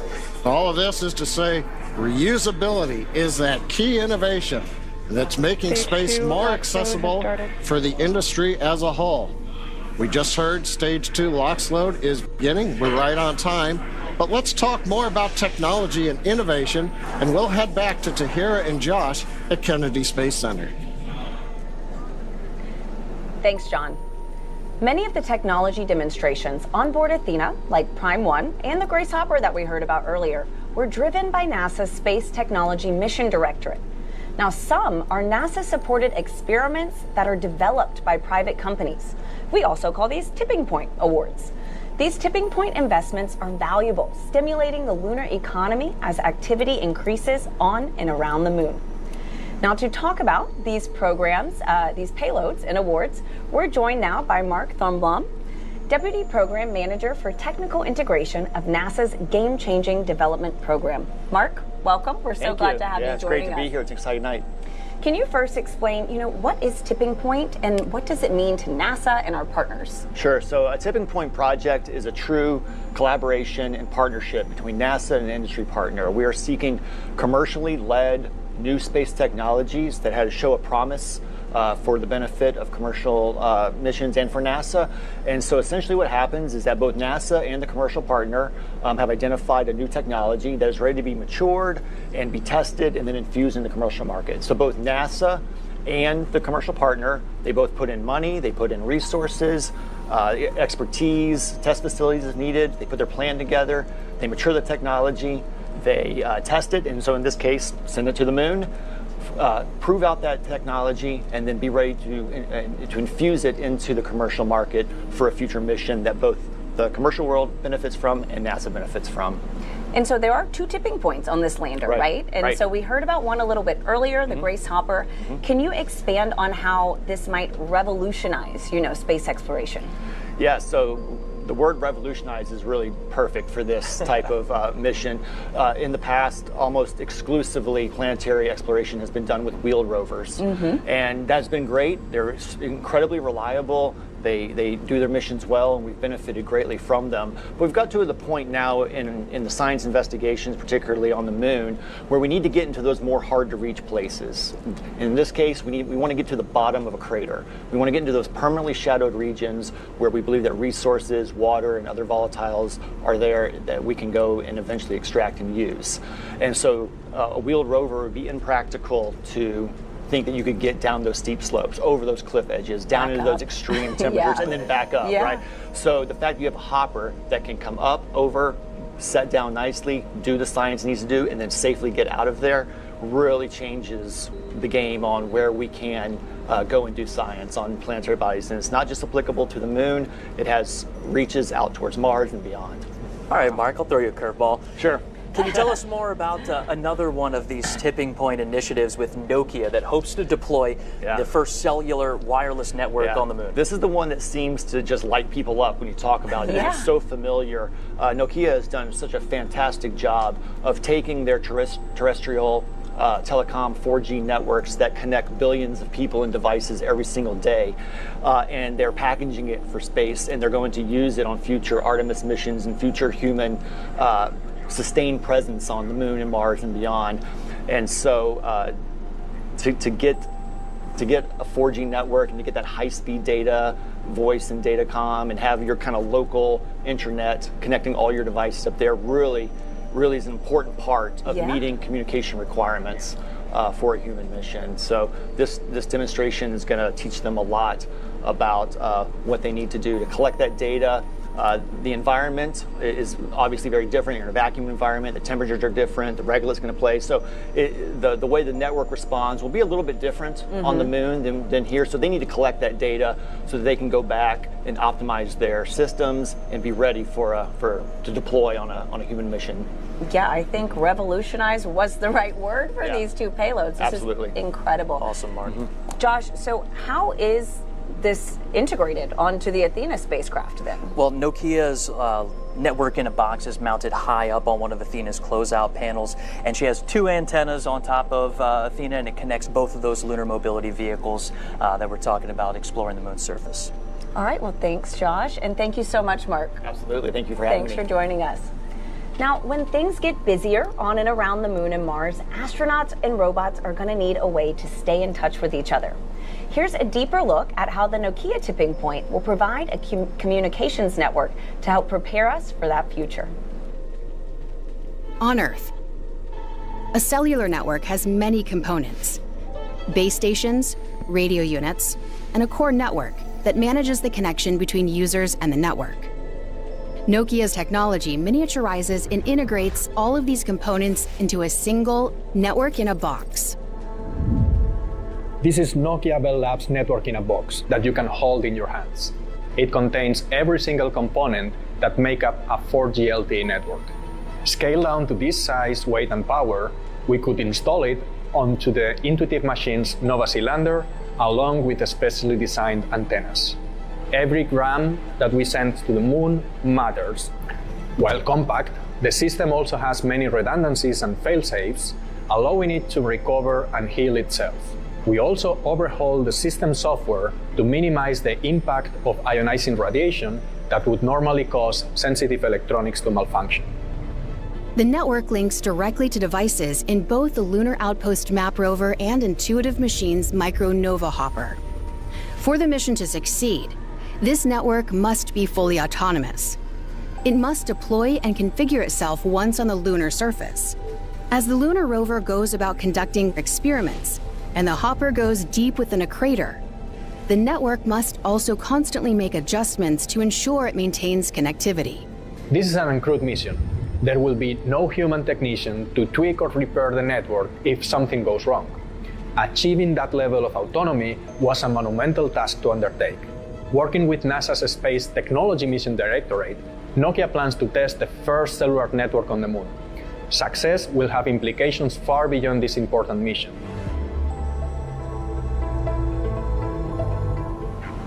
While Nokia's lunar network technology will be the first deployed on IM-2 mission, it's also being adapted for Artemis 3.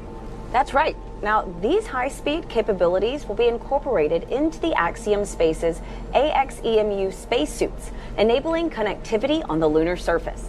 You can think of this as our explorer's own cell phone network, but on the moon. Together, efforts like CLIPS and tipping points are helping advance humanity's reach into our solar system and shape our country's approach to exploration through commercial partnerships. Tonight, Intuitive Machines' lunar lander is taking NASA's science and technology demonstrations to the moon under the Commercial Payload Services Initiative, or CLIPS as we like to call it in the business, right? Exactly, Josh. And under CLIPS, NASA asked commercial companies like Intuitive Machines to provide lunar delivery services that advance capabilities for science, exploration, and the commercial development of the moon. Tahira, it's through CLIPS. NASA selected Intuitive Machines to deliver its Prime 1 drill suite and laser retro reflector array to the moon. However, Intuitive Machines added commercial payloads like the Diamond Yaoki rover, Pulley Space Water Snooper, and others to make commercial lunar ambitions a reality.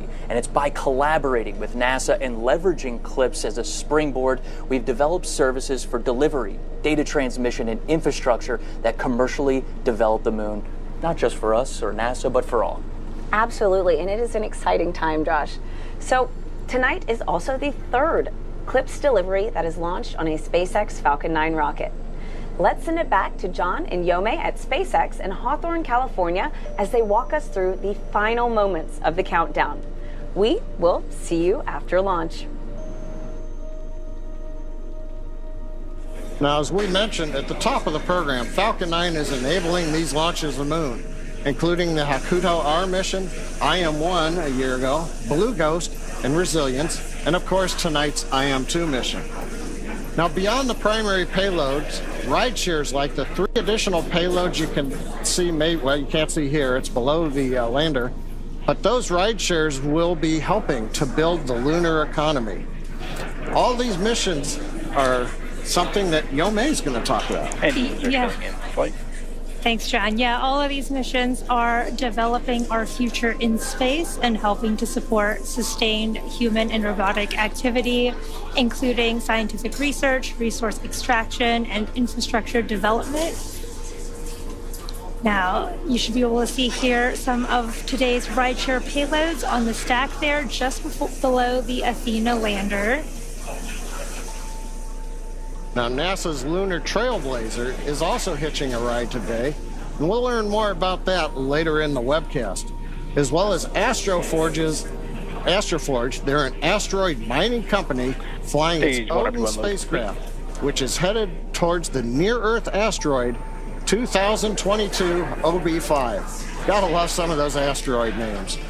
And finally, Epic Aerospace's Chimera Orbital Transfer Vehicle, which is what is known as a space tug, a vehicle that works in space to help payloads move to their desired altitudes. And we'll learn more about these in just a bit. Yeah, these systems are paving the way for our sustained presence both in space and on the moon as we deliver landers, crew, satellites, and rovers in the next few years, building up the moon's equivalent of low Earth orbit, which is known as lower lunar orbit, which will act as the staging point for future missions, supporting lunar communications and providing platforms for science and research.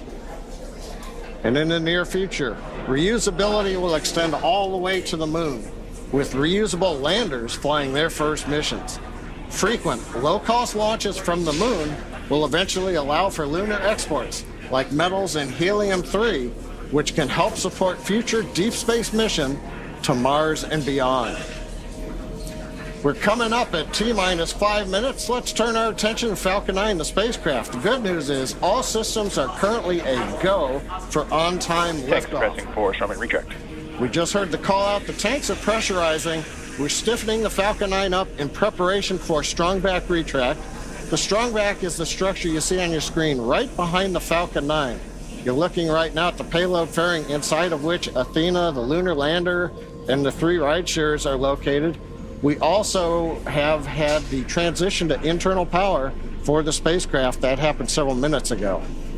Also, we heard some of the call-outs. Strongback retract is running. There's strongback retract begin to run.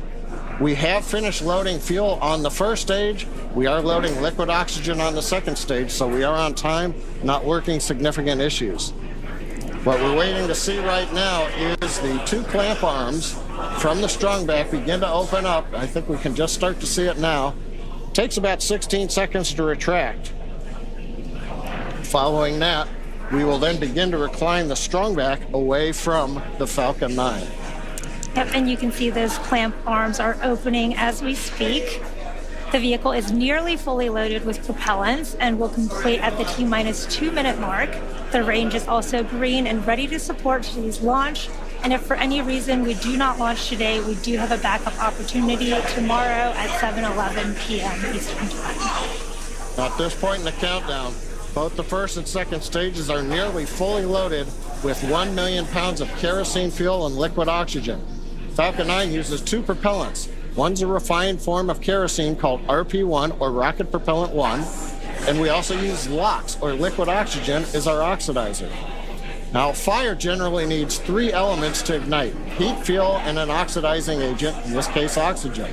That's the fire triangle. In our case, the liquid oxygen is chilled well below its boiling point. That makes it denser, and that means basically we can load more of it into the rocket. Yep, and the third part of that fire triangle is a chemical known as TTEB, or triethyl aluminum and triethyl borane, which we use as an ignition. Stage 1 LOX load complete. There's that call out for stage 1 LOX load complete. And the combustion of RP1 and LOX is what makes the rocket go, and it's that TTEB mixture that sets the match to the propellant mix. Now, in addition to finishing LOX loading on the second stage in about 30 seconds, we'll have another major event at T-minus 60 seconds, and that's Falcon 9 computers going in startup. The autonomous first and second stage internal flight computers will take over the countdown. Inside of T-minus 2 seconds, we'll light the Merlin 1D engines for liftoff. And right now, though, coming up on T-minus 2 minutes, the Intuitive Machines payload continues to be healthy, and the Falcon 9 team is tracking no issues on the rocket. Currently, the weather is green and the range is ready to support a T0 at 7:17 p.m. Stage Eastern 2 Time. LOX load complete. Okay, we've heard the call out just inside T-minus 2 minutes. Locks load on second stage complete. You can probably also hear the background enthusiasm. Everybody is getting ready for a launch to the moon. Next major event coming up right now. Ground gas closeout. Ground gas closeout. That means that strong back alongside the Falcon 9. We're draining any propellant from the ground lines. We're venting gas overboard. That'll also create what's typically a large white plume that comes off of the strong back. The cold, gaseous oxygen we're venting off of the strong back mixes with that warm Florida air, and you get a large white cloud, and you can see it streaming away. Waiting for the call out for startup of the flight. Falcon 9 is in startup. You see and hear it. We're in startup. Everything looks good. We're going to get the LD go for launch. And with that, let's pause for a minute and listen to that go. LD, go for launch. Right on time. Always love to hear that call out.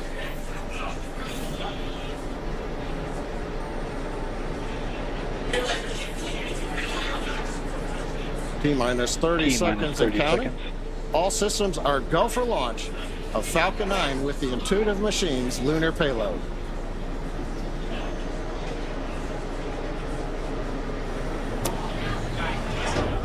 T-minus 15. T-minus 10, 9, 8, 7, 6, 5, 4, 3, 2, 1. Ignition and liftoff. Go Falcon, go Intuitive Machine.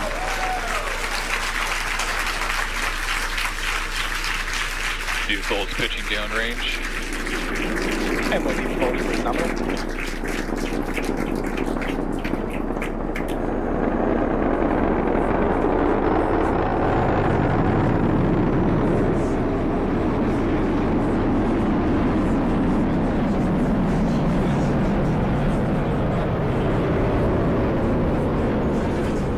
Falcon 9, carrying IM-2's lunar lander Athena, has successfully lifted off at pad 39A. We're heading to the moon. We heard the call out of the pitch kick. That's a small tilt of the vehicle. We're still going pretty much straight up, but now we're also slowly heading horizontal.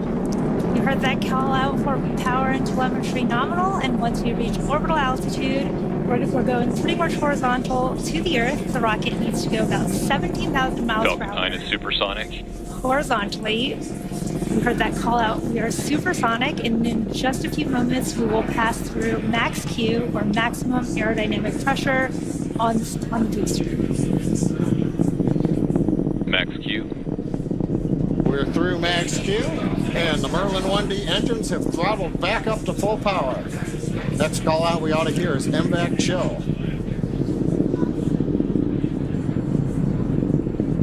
Falcon 9 data is continuing to look good as the first stage heads out over the Atlantic Ocean.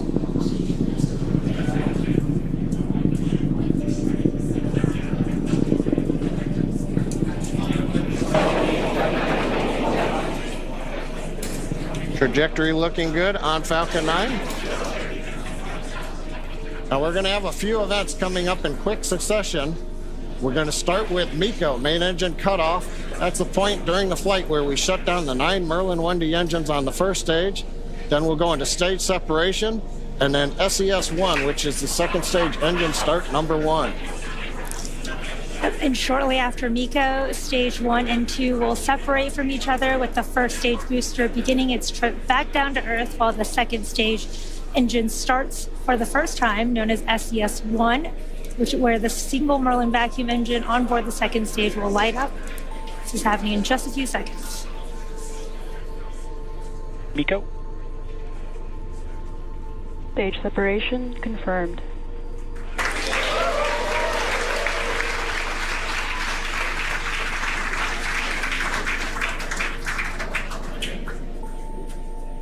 And back ignition. Call-outs of 3 good events. You heard it, and you should have seen it there on the webcast. MECO Stage 7, SES-1. Now, the first stage is not powered. It's shut down. Great views coming from the second stage cameras as we have just had sunset a little while ago at Kennedy Space Center. The first stage is now coasting to apogee. That's the view on the left side. We're slowly turning using cold gas thrusters. We're turning to orient the engines into the direction of flight. Also, you may have been able to make out in a little bit of the light, the titanium grid fin deployment is underway. We're using pneumatic gas pressure. Confirmed. And here comes fairing separation. And a beautiful view. Looking at Athena and the ride shares on top of the second stage stack. So we had good fairing Vehicles are on a separation. nominal trajectory. Trajectory's nominal. First stage is looking good as it coasts to apogee. Second stage under power. Yome, everything continuing to look good right now on the mission. Yeah, we are at just over T plus 4 minutes into today's mission. IM-2 is SpaceX's 24th launch this year, and we are currently in the first of 2 planned MVAC burns.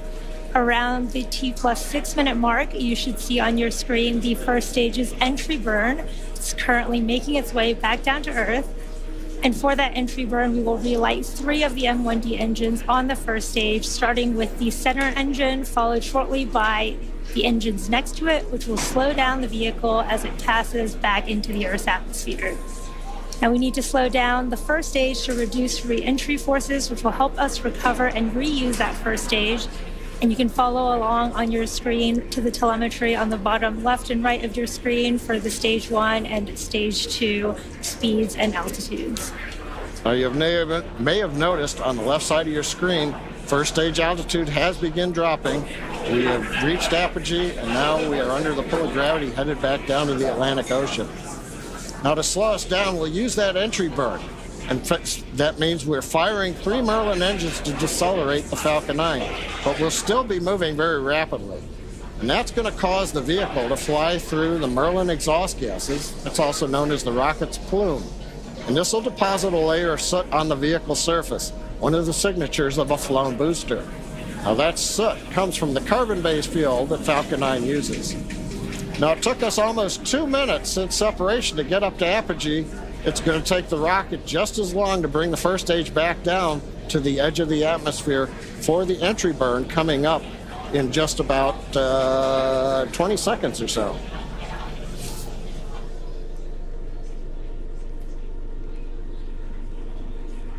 Now, as a reminder, the first stage that's supporting today's mission is performing its entry burn for the 9th time. Falcon 9 is the world's first orbital reusable rocket. This is important because it's that reusability that allows SpaceX to refly the most expensive parts of the rocket, and that in turn drives down the cost of space access. Stage 1 entry burn startup. Stage 1 FTS is saved. There's that call out for entry burn startup, and this will be about a 30-second burn, slowing that first stage down as it re-enters the Earth's atmosphere.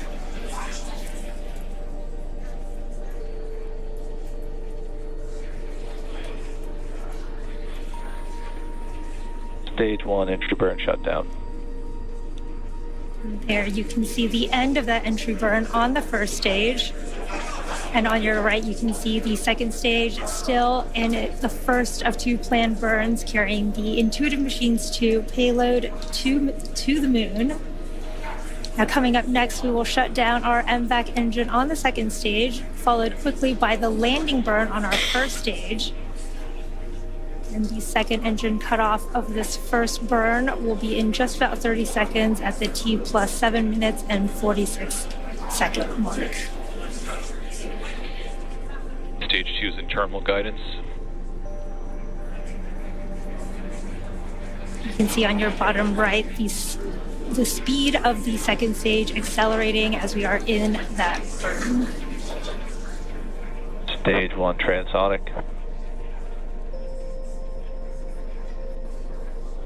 Stage 2 STS is saved.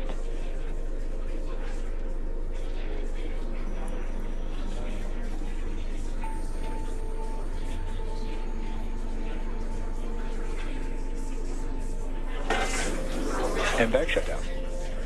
There's that call out for MVAC shutdown, and we should be getting a confirmation of a good orbit as Stage well as 1 landing burn. there is that stage 1 Nominal landing parking burn. orbit. and that confirmation of a good orbit on stage 2. Let's watch stage 1 come back home. Landing leg deploy.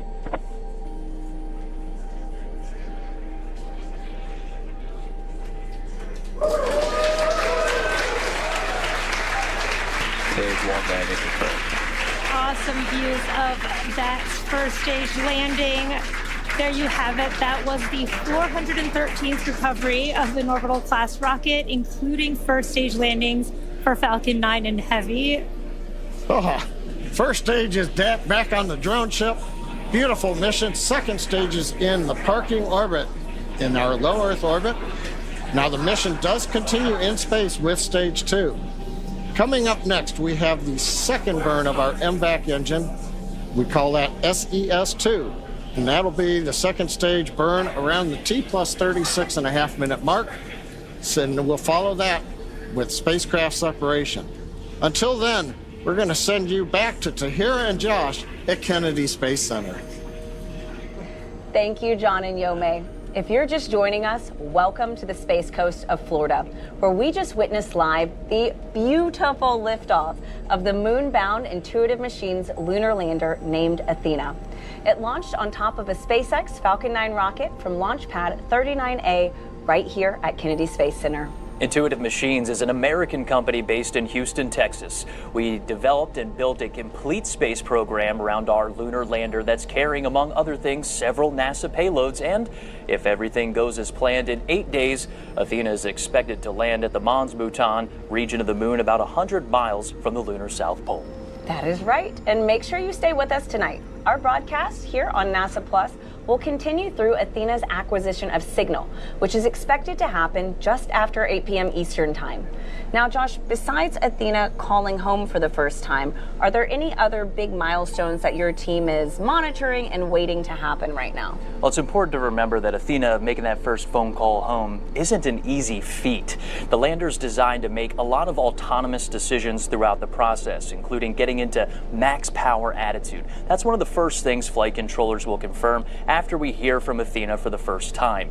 They'll be checking that her top deck solar array is locked in, pointing right at the sun. And Tahira, one of my favorite parts of this mission is while Athena is expected to call back to mission control, there's more action. Additional payload deployments from the rocket's second stage.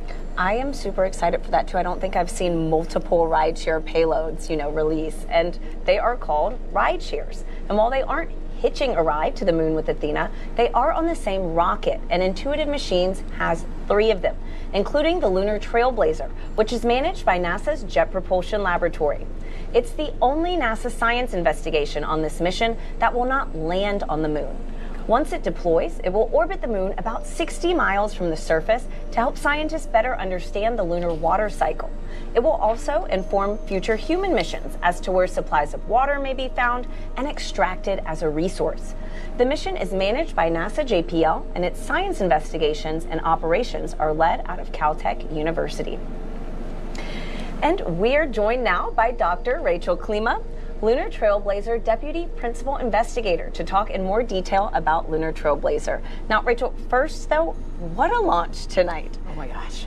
Were you able to witness that? Yes, I was. It was, my mind is blown, not just because the launch was so beautiful, but like to have worked on something for so long and see it go, I don't know how this is my life. Congratulations, absolutely. Can you tell us a little bit about the goal of the Lunar Trailblazer mission? Sure. So Lunar Trailblazer, we proposed it in 2018 to follow up on some of the observations that were made almost about a decade before that of water on the surface of the moon, across the entire surface of the moon. So we're going back to study the form, the abundance, the distribution of that water, and to understand whether the water actually migrates across the lunar surface so we can characterize this lunar water cycle. Wow. Tell us a little bit more about the science instruments on board that help you achieve that mission. Sure. So the way that we're doing that, we have 2 state-of-the-art instruments. We have one called the high-resolution volatiles mineral mapping, mineral moon mapper, excuse me. I'm a little excited. It's a proper government name. Yeah. HVMQ is what we call it by. And that studies the near-infrared reflected light from the sun. So the sun shines the light onto the lunar surface, and the light that's reflected back off basically carries with it like a spectral fingerprint of where water and minerals are on the lunar surface.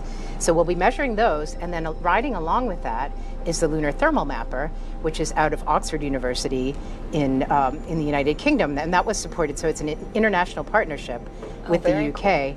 Cool. And they're measuring the temperature of the lunar surface at the same time that we're measuring the spectral signature and understanding where the water is. Now, Rachel, quickly, can you tell us how does the work that Lunar Trailblazer is intending to do lay the groundwork for what we want to do with our Artemis? Well, so we have these hints of water on the lunar surface in the permanently shadowed regions of the moon and also on the illuminated surface. But if we want to go there with Artemis, if we want to live off the land, if we want to use the water that's there, we need to understand where it is. We need to understand how much is there. And so Lunar Trailblazer, on a scale that people can actually operate on, will be able to map whether there's ice in the permanently shadowed regions and that kind of thing. So to help pick landing sites and see where we want to be. Wow, that is crazy. What an exciting future. Thank you so much for joining us, Rachel. Thanks, Rachel. Okay. All right, thanks very much. Now, Josh, I understand that there are a few other commercial rideshare payloads that, like Lunar Trailblazer, will deploy from the Falcon 9 rocket after Athena. Oh, that's right, Tahira, and you can see it at home in this animation. Athena separates, and then the 3 rideshare payloads deploy. This animation has a condensed timeline. We actually expect the payloads to separate about 5 minutes after Athena. Wow, I mean, even the animation, this is gorgeous. This is going to be such a spectacular view. So can you walk us through, what exactly is deploying here? Well, what you're watching are all the rideshare deployments, including Astroforge, a space mining company, using this mission to scout its target asteroid that is out of this world, and deployment of Epic Aerospace's payload called Chimera. It's an orbital transfer vehicle intended to deploy multiple payloads after separation. And is there a special reason, that these ride shares joined Intuitive Machines CLIPS lunar launches? That's a great point. And Intuitive Machines takes an Apollo-like trajectory to the moon. It's called a translunar orbit. It's like throwing a fastball right at the moon. It enables Athena to get there in about 8 days, but for ride shares, it's an opportunity to get into a high-energy orbit to get places like the moon or a deep space asteroid like Astroforge. It's also an opportunity to send our future lunar data relay satellites on the same launches as our lander missions, starting with IM-3, which is, of course, also carrying our CLIPS payloads from NASA. That's right, and IM-3 will be Intuitive Machines' 3rd lunar delivery mission as part of CLIPS, an initiative where NASA and American companies have teamed up to explore the moon. Now, a lot of research needs to happen before humanity can live and work on the lunar surface. And these CLIPS missions are like our stepping stones towards creating that sustainable future. In the end, the rewards outweigh the risks. Landing on the moon is hard. We're going back. Under this Artemis program, we're going to be sending humans to the moon for the first time since Apollo. So ahead of humans, we want to get up as much science exploration and technology experiments as possible. So CLIPS starts facilitating a lot of the early science, the things we want to learn before we even send humans. CLIPS stands for Commercial Lunar Payload Services, CLPS. The services part is the key element. Ordinarily, when NASA delivers a payload to the surface of the moon, they do it with a commercial partner, but NASA controls the building of the vehicle. Now, we're buying the service of delivery of our lunar payloads to the surface of the moon. It is a delivery service, akin to a delivery service that you'd have here on Earth. NASA will provide payloads to a commercial company. They decide how to get it to the moon. They have to develop their own lander, but they also have to manage the entire end-to-end mission. It's meant to provide affordable, rapid, frequent access to the lunar surface through American companies. We're funding different companies. We have commercial companies that are competing to win task orders to deliver our payloads to the surface of the moon. One of the goals when we started CLIPS was to help establish a lunar economy. Somebody has to do it first, and then it becomes commercially available. Then they're able to crank the nut. then they're able to make it more affordable. And so the lunar surface is just the next frontier for a commercial environment. But we had to acknowledge up front, all the way through the highest levels of the agency leadership, that some of them will fail. These missions may not be as successful as a traditional NASA mission. We have accepted the risk that going through this innovative approach with these commercial companies, that there could be some failures. Some of them are new companies. None of them have ever successfully landed on the surface of the moon. So they're going to learn lessons. We need to give our vendors the opportunity to learn. And so that'll help ultimately buy down our risk as these companies learn, okay, what does it take to actually build up the lunar lander, integrate payloads, get to the lunar surface and land safely. They've been able to demonstrate that they have very, very good technical depth and the ability to design and execute missions. We're willing to take more shots on goal. We aren't risking human life. And in the big picture, if we're flying missions at 1/10 of the cost of a NASA mission and we fail 2 of them, we still get 8 missions for that same price. Even with 1 or 2 or 3 failures, this is still a very economical proposition. It's a risk posture which is more risk tolerant than NASA is accustomed to. There's not a single one of these companies that's willing to bet their mission on a coin toss. Every one of them is doing what they can in order to have the most successful mission possible. But the important thing to realize is that risk tolerant does not mean risky. And the rewards are a long-term ability to get payloads to the moon inexpensively, frequently, and rapidly.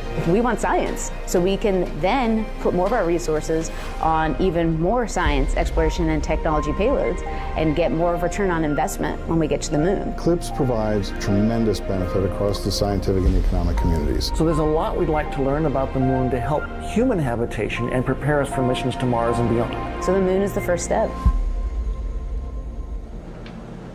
Joining me now are Dr. Nikki Fox, the Associate Administrator for NASA's Science Mission Directorate, and Dr. Joel Kearns, the Deputy Associate Administrator for Exploration.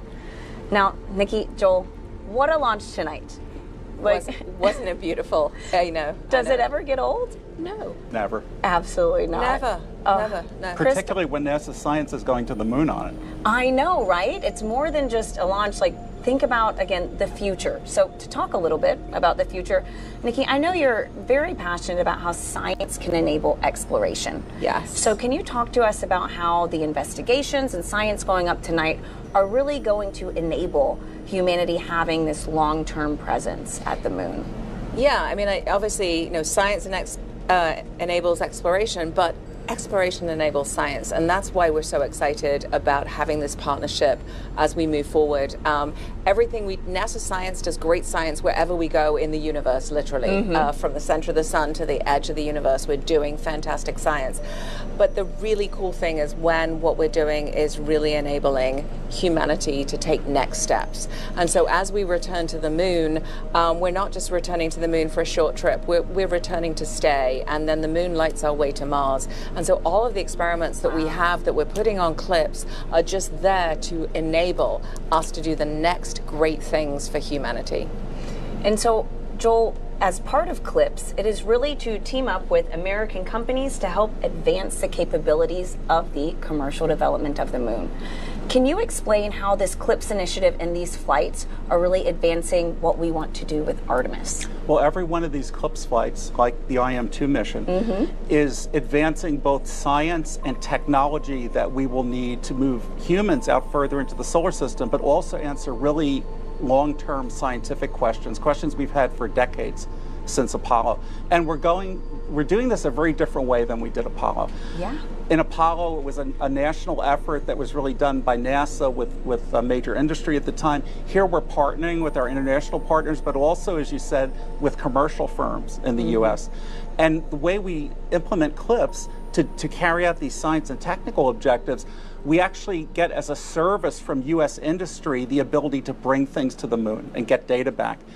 This not only allows us to do this faster and less expensively, but it builds a capability in industry to take things to the moon, not just for NASA, but for all of our Artemis Accord signatories and all our allies and friends around the world.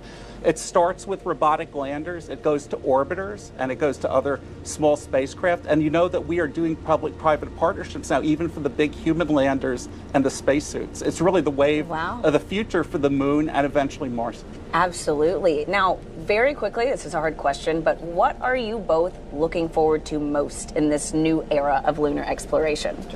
We are going to go to places on the moon, again, to get ready for Mars and to answer questions about the moon that no one's ever visited before. So, for example, IM-2 on this mission will go the furthest, closest to the South Pole that anyone has ever been. And we know we want to send our Artemis astronauts to the South Pole. So just by going there, we're going to get the first information of what is the South Pole really like as we answer those scientific questions. And Nikki? All of our NASA science missions are super interconnected. So the exciting thing for me tonight is not only Intuitive Machines going to land, but Lunar Trailblazer, coordinated science, both of them looking for volatiles, really fantastic. NASA science doing amazing things all through our universe, from the just everywhere we go, incredible science. So just really excited to continue to inspire the world and lead the nation in science exploration. Absolutely. Thank you both so much for joining us. Thank you. As part of CLIPS, Intuitive Machines is continuing to add commercial lunar services. It enables delivery, data transmission, and infrastructure to support the Artemis campaign and the commercial development of the moon.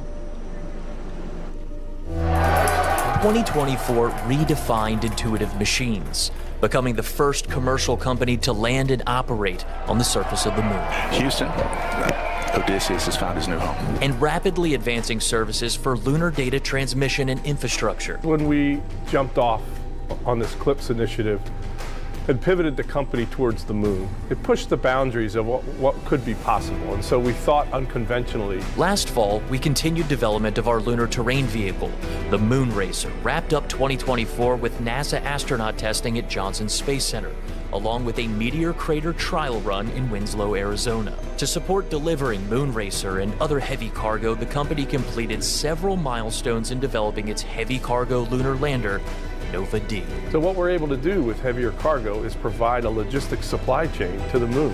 And while 2025 starts with another lunar liftoff, development of the first lunar data relay constellation capable of 4K video transmission is underway to support Artemis missions to the moon. Starting with our third and fourth CLIPS deliveries, we plan on deploying data relay satellites and begin operational capability for Artemis and allow for more robust communication from the surface.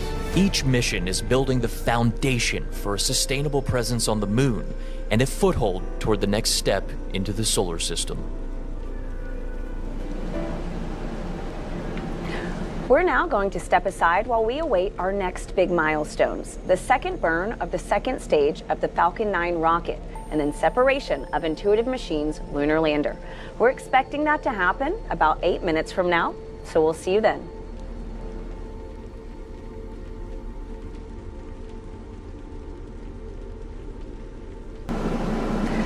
Welcome to Kennedy Space Center, where we are currently awaiting the second burn of the Falcon 9 second stage and separation of Intuitive Machines' lunar lander. This comes after a successful liftoff of the Falcon 9 rocket with the Intuitive Machines' lunar lander named Athena at 7:16 and 30 seconds Eastern Time tonight. And in approximately 8 days, Intuitive Machines expects Athena to deliver her cargo to the Mons Bhutan region of the moon, the southernmost lunar landing attempt in American history. But first to hear, the lander has to separate from the launch vehicle's second stage. And for that, let's go back live to SpaceX in Hawthorne, California, where John Innsbrucker and Vyomx Zhu are standing by as we await that second burn and then spacecraft separation. John, Vyomx. Thanks, Tahira. We are a couple minutes away from our second and last relight of our MVAC engine. That'll happen at T plus 36 minutes and 25 seconds. And the second burn will last just over 60 seconds, and you can watch the velocity increase on the display on your screen. All right, there we saw a little bit of solid oxygen drifting off. We're actually purging everything. We're getting the engine ready to relight. chilling it in. At the same time, we've been using little cold gas thrusters to just kind of push all the propellant down to the bottom of the tank, so it's right over the inlets of the turbo pump. So we're ready to pull it in when we start to spin the engine for burn number 2. Well, and that's called settling, right? And we use nitrogen to perform those maneuvers.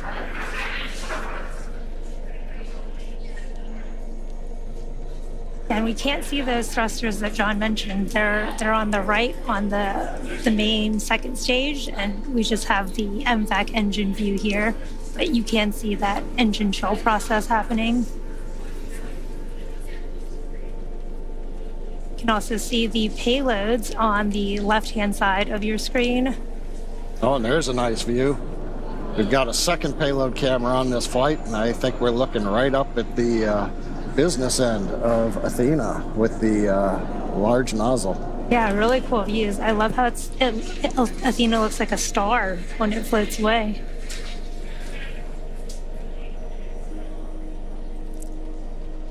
Again, we are coming up on that second engine startup 2 in just a few seconds here. Again, this will be about a 60-second burn.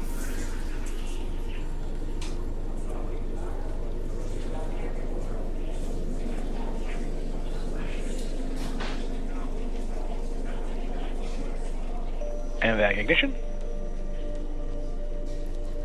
That's the call out for MVAC ignition.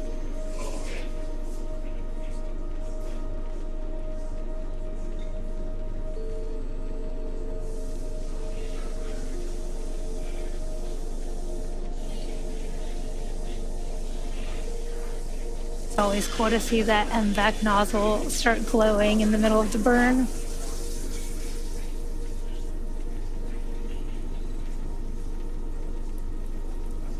We are about 30 seconds into our 60-second planned burn on the second stage, carrying Athena and the rideshare payloads to the moon.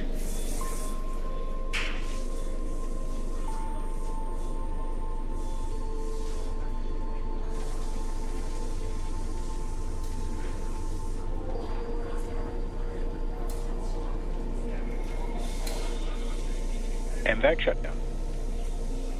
There is that call out for MVAC shutdown. We've completed that second burn of the second stage.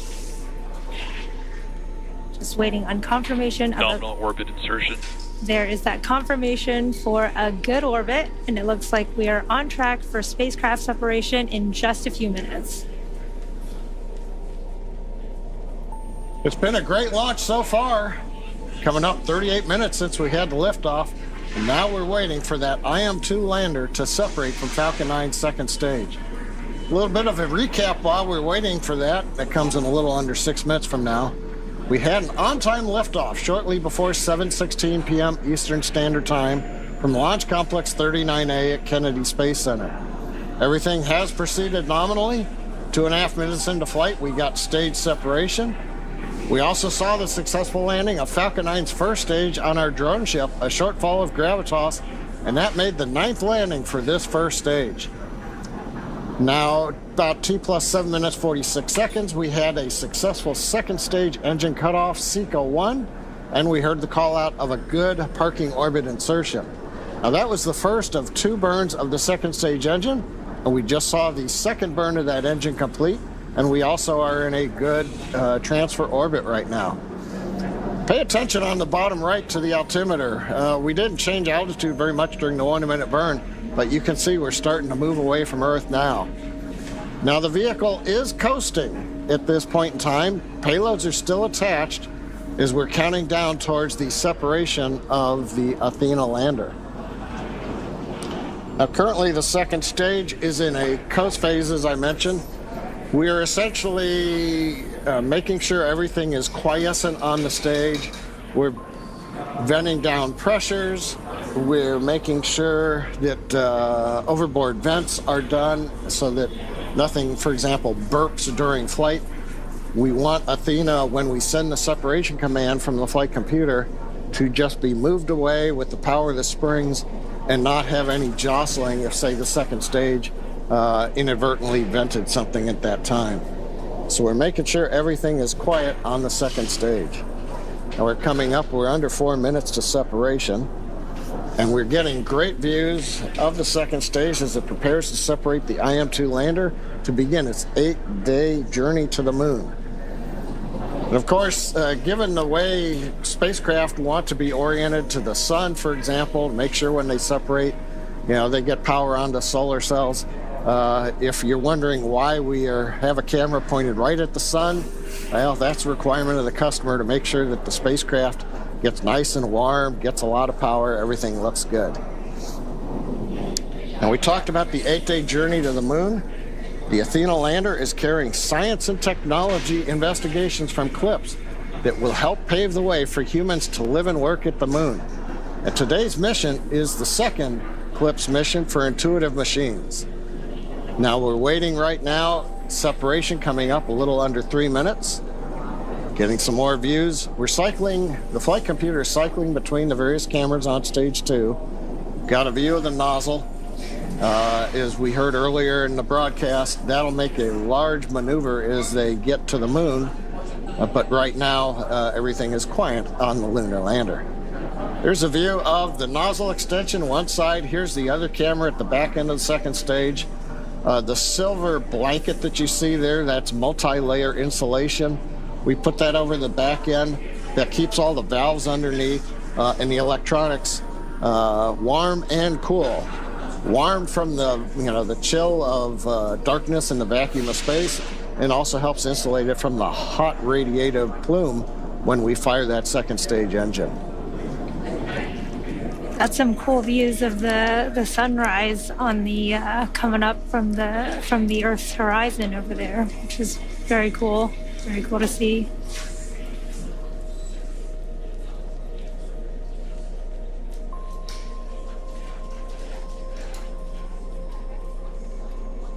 "42 minutes, everything continues to be nominal on the second stage.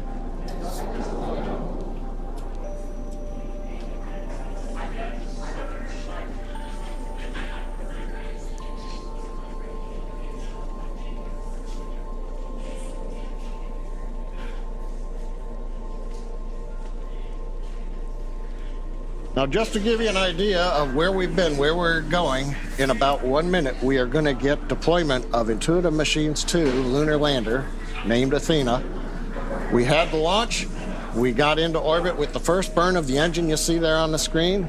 We just finished the second burn about 5 minutes ago, and we are in a coast phase on stage 2, making sure everything on the stage is quiet, do final vents, and then make sure that the stage is very stable, it's not moving around. And then we'll see deployment. It'll be interesting. I'm not sure which camera views we're going to get at deployment. Now, once we do the deployment, we then start another sequence that takes about 3 minutes and 50 seconds, and then we will get to the rideshare deployments. We'll have one, and then every 20 seconds, and then 20 seconds after that. Right now, we're just counting down, waiting for deployment. So let's listen into the countdown net.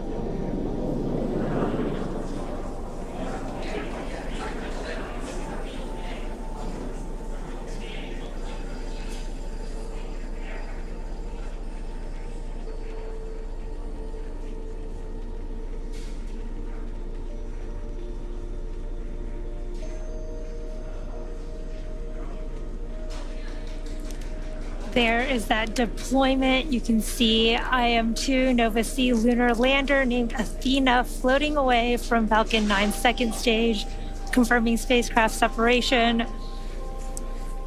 Now, from all of us here at SpaceX, we are wishing the IM-2 lander a good flight and safe travels. SpaceX is honored to be a part of NASA's Commercial Lunar Payload Services Initiative to deliver science and technology to the lunar surface, and we thank NASA and the Intuitive Machines for entrusting us with today's historic mission to the moon. Now, while we wait for the next development, let's bring in Tahira and Josh back at KSC. Vyomx, that was absolutely gorgeous. What an excellent throw from SpaceX. Tahira, what do you think of that shot? It is unreal, literally. It's so gorgeous. Right now, we're going to continue to listen in simultaneously. We have Intuitive Machines Nova Control in Houston, Texas. That's going to be waiting for acquisition of signal. That's Athena's first call home, while also monitoring SpaceX. FM, can you call out when we should have booted? And then if we get close to Confeder, give us a call. All right, that's Intuitive Machines Mission Control confirming Athena separation confirmed. And Tahira, while we stand by and keep running this clock for about 5 minutes after launch vehicle separation, that's when we expect Athena to make that first call home. At the same time, John I and Vyomx in Hawthorne, California will be calling out those ride-share deployments. And Com and Raven, let's tell on screen. Scuba to stand by, and let's focus on Singapore and Tinoch. Yep, on screen you're looking at Intuitive Machines Nova Control on the left, and you're looking at the second stage views on the right with SpaceX, Tahira. Just gorgeous views. Look at that Earth. That's us. Absolutely incredible. A lot of things are happening right now. It's a very dynamic situation where Athena's preparing to make that first call home. We're counting out the time that since Athena has separated, and that's because at launch vehicle separation, Athena starts a countdown to when she can power says on. 1 minute 47 is the earliest time for transmit. We are at 1 minute 55. All right. Copy. 1 minute 55 here. Let's go ahead and pause and listen into the loops here as we listen to Intuitive Machines Mission Control. Keep active comm. Give us anything you got from the ground station. As well as SpaceX and Hawthorne waiting for those rideshare deployments. Let's just listen in here. AD permission back to Tinoch for a second. Here we go.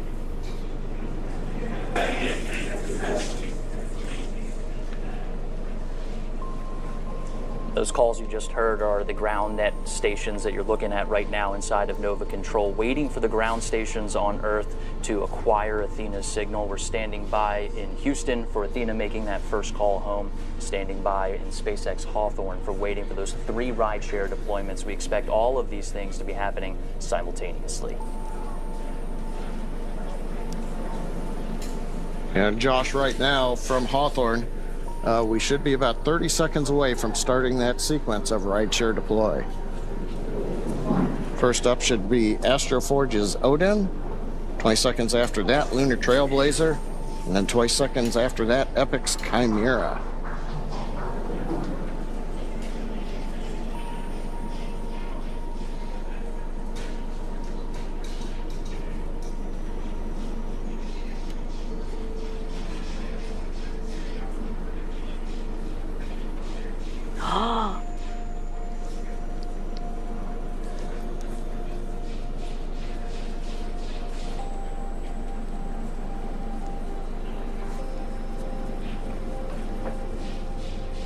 Odin deployed, as you heard over the net. Status, Odin's away. Lunar Trailblazer, separation confirmed. Lunar Trailblazer away.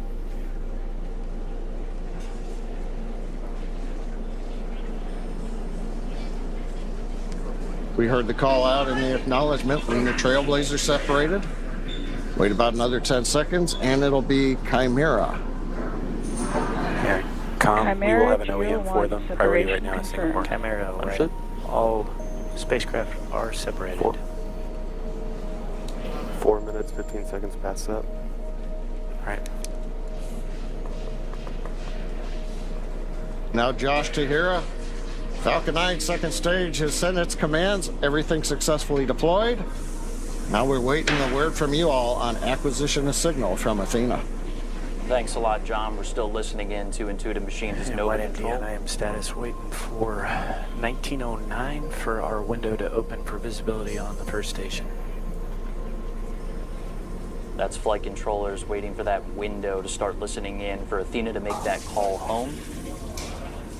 We're just about inside of that expected window for her to make that first call to you.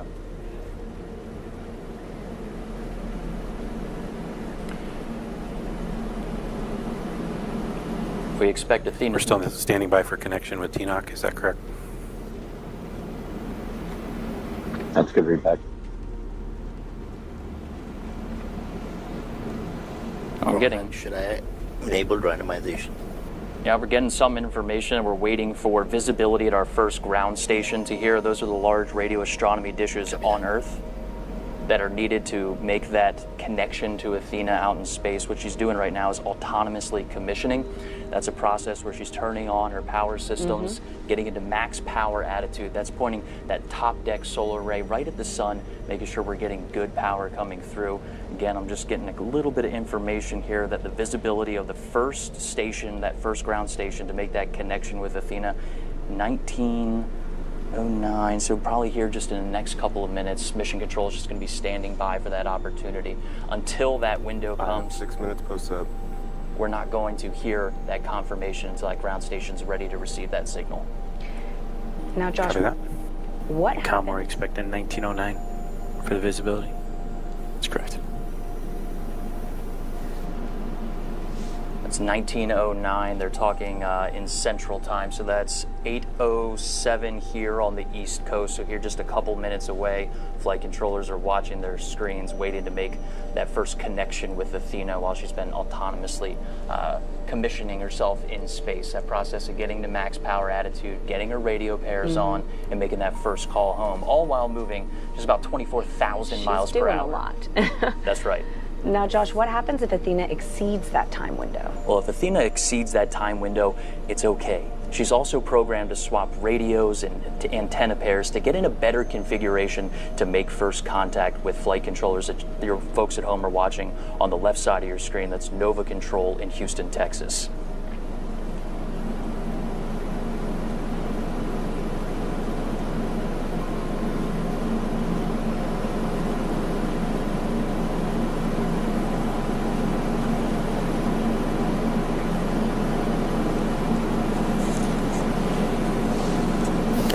Seven minutes, 25 seconds past up.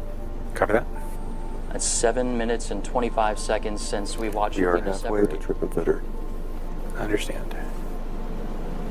We should be getting a call shortly from TNOC to connect. All right, that's a good call from our activity deck director. That's John Graves, waiting for our ground station to connect to Athena as we continue to watch video from the second stage. That's SpaceX on the right and Intuitive Machines on the left. We'll see, what time do we have here? About 8:08 p.m. Eastern Standard. We're standing by for the ground stations on Earth to receive the signal that we expect. Athena is ready and already making that call back through that autonomous commissioning process. Tahira, you touched on what happens if we don't make this connection. It's going to be all right. It's okay. Okay, good.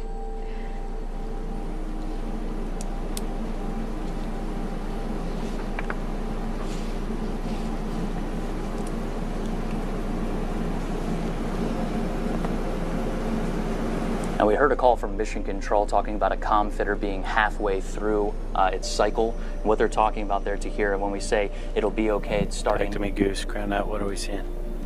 Is Tina giving you any feedback?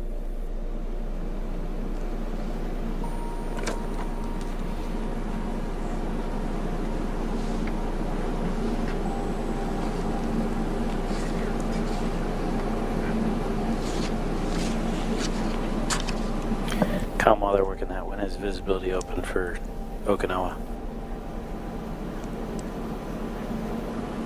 1:29. All right, so we're listening in to when those ground stations will have coverage to connect with Athena in space. What about DSS 34? Let's go ahead and toss it back to John and Yome in Hawthorne, California.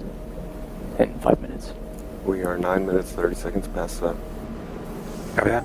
And FM. Oh, thanks, Josh. Minutes and it just swaps towers. Now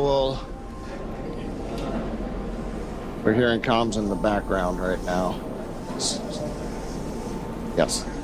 Now, for those of you following along, you'll know that this mission marks our 24th launch of the year. And we're gearing up for the Sphere X and Punch mission, launching from Vandenberg Space Force Base very soon. And in the coming weeks, NASA's Crew 10 mission to the International Space Station. You can always follow along at SpaceX.com launches for up-to-date missions and schedules. And before we sign off here at SpaceX, let's go back to Tahira and Josh at Kennedy.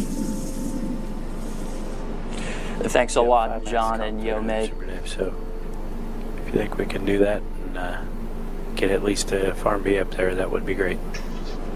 All right, Tahir, we have exceeded our nominal acquisition of signal timing estimate, and flight controllers are starting that new set of procedures that will continue over the next several minutes.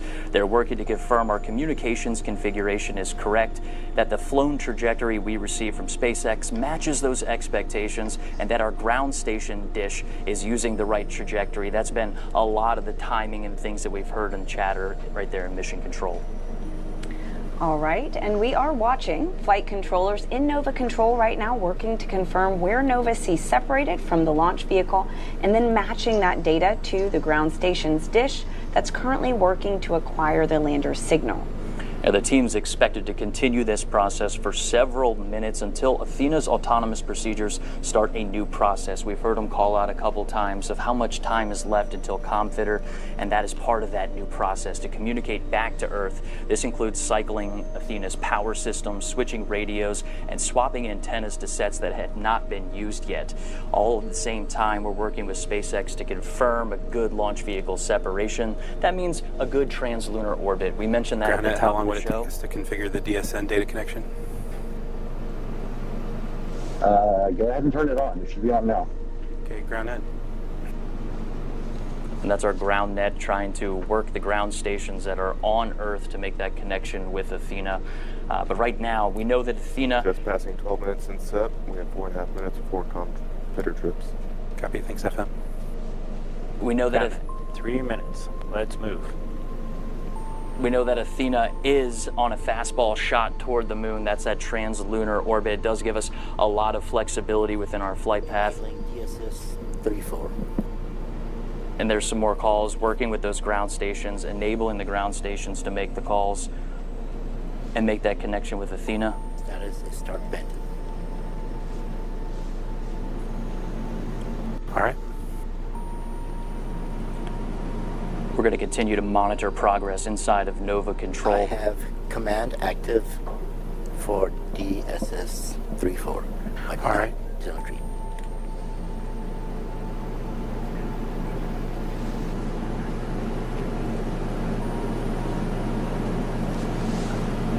Setting command off.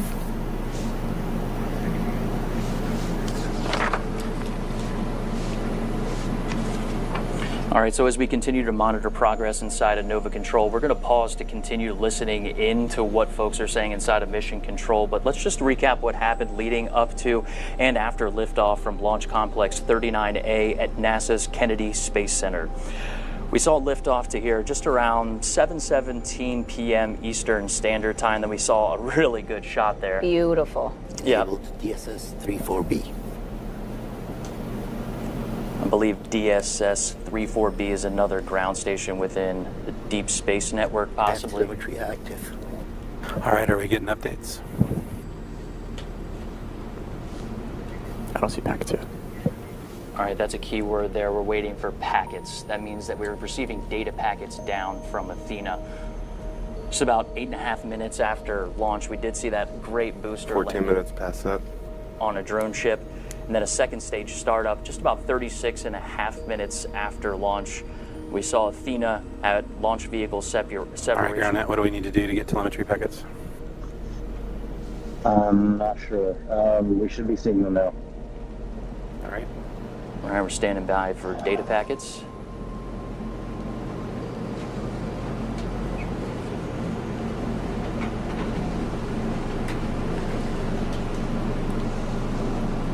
Everyone glued to their screens here. We had launch vehicle separation with Athena just shy of 43 minutes after launch.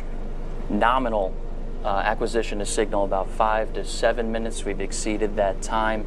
We touched on that autonomous process of what Athena is doing, but right now it's more of a manual process inside of Mission Control as those flight controllers are working to configure the ground stations that are required to make that call. It's possible that Athena is powered on. Mm-hmm. All right, so while TNOC is working, looking for anything we can shake on the DSN side to get packets. And so, Josh, we've mentioned a few different ground stations tonight. If they get this signal from any of them, does that work? Yeah, it sounds like they're switching over ground stations as we're listening in. I'm not familiar with which one and where they're working those, but they're working to get that signal from Athena, and that's coming from our ground net. And you can see folks working inside of Mission Control trying to solve this problem inside of our circular design control room, allowing folks to kind of wheel around and get the information that they need.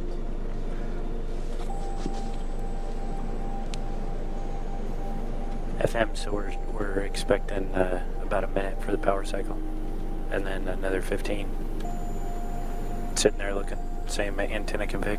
30 seconds to the power cycle is what I got. Copy. Okay. All right, as we enter this... Call it out, we'll start a timer. As we enter this power cycle, we're going to continue to work that autonomous process with Athena. We're at 16, 17 is what I'm showing. Is that what we got? I'm now at 16, 17 right now. Okay. Copy.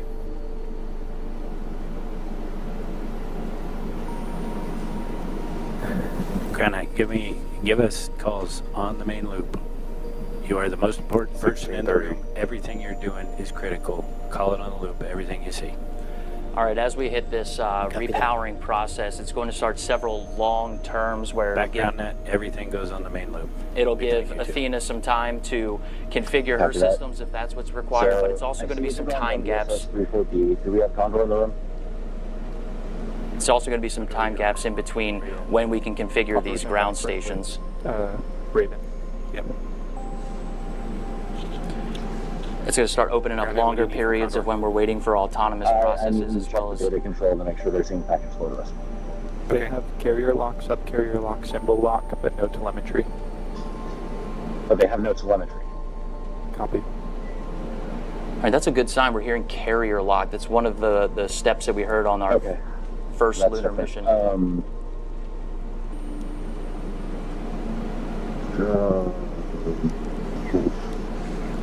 I need to borrow somebody's phone. We have showing packets. All right, we're showing packets. All right. Oh my goodness. Got to keep you on your toes, all right? We're going to start Athena here, and that is a great call. That is an active situation where we're switching ground stations in order to make contact with Athena. Kept us on our toes. I feel a little flushed in the face, but getting those data packets and getting that confirmation from Mission Control, best news I heard all night. I didn't think anything was going to top watching that launch, Tahira. So Josh, can we breathe easy now? Orange Coronet, can I? We can. It sounds like we have our packets and we're working those challenges, but the important thing is we'll be providing those updates on our page as well as packets? On our X account. As they continue to work this challenge. But what an action-packed moment. 3 rideshare deployments. Take a look at what you got. And Athena's first call home to let us know she's ready for her lunar journey. And we continue to know that this is a journey filled with challenges. And successfully acquiring Athena's signal and getting those packets and maybe having some more challenges, we know that those are the steps toward getting the ultimate milestone, landing and operating on the lunar surface, Tahira. I mean, again, like you said, what an action-packed moment. So glad to get that call out. Now, Josh, can you tell us what is next for Athena? You know, can you give us any details on lunar landing? Well, with today's launch, we expect Athena to land about 8 days from now on March 6th. After vehicle checkouts tonight, we hope to send Athena's selfies with Earth in the background and capture new images along her journey.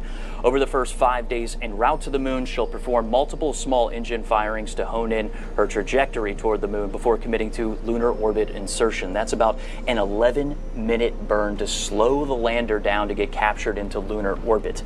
We expect to send another batch of lunar selfies back to Earth during Athena's few days. That's right. And finally, on March 6th, somewhere around lunchtime Eastern, we expect Athena to make a landing attempt and, if all goes to plan, spend about 10 days conducting lunar surface operations. Well, best of luck, Josh. That's going to wrap up NASA, Intuitive Machines, and SpaceX coverage of the launch of Intuitive Machines moonlander Athena on a SpaceX Falcon 9 rocket from Pad 39A here at Kennedy Space Center. And again, if all goes well, Athena is expected to land on the moon 8 days from now on March 6th. And we will bring you that coverage live right here on NASA Plus. Until then, you can find out more information about this mission and other NASA CLIPS launches by scanning the QR code on your screen or by visiting nasa.gov/CLIPS. Now, we will leave you with a replay of tonight's launch. From everyone here at NASA, Josh Marshall and Intuitive Machines and SpaceX, I'm Tahira Allen. Have a great night. T-minus 15. T-minus 10, 9, 8, 7, 6, 5, 4, 3, 2, 1. Ignition and liftoff. Go Falcon, go Intuitive Machine.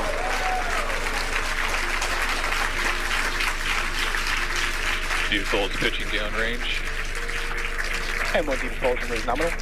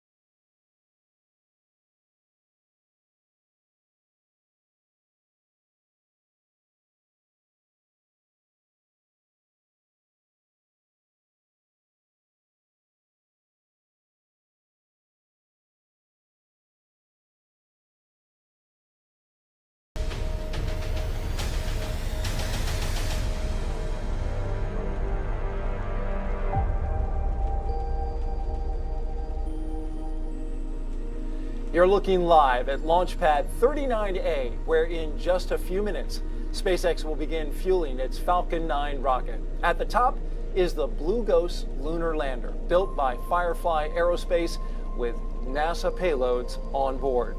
Hello and welcome everyone to the Kennedy Space Center in Florida. I'm NASA's Daryl Nail, and with us today throughout the launch broadcast is Spacecraft Program Director for Firefly, Ray Allensworth. Ray, so good to have you here today. Thank you. I'm so excited to be here. You're going to have all the knowledge and insight about this entire thing as we go along, so we appreciate that. Liftoff of the Blue Ghost lander is scheduled for 1:11 a.m. Eastern Time and 39 seconds for the detail-oriented.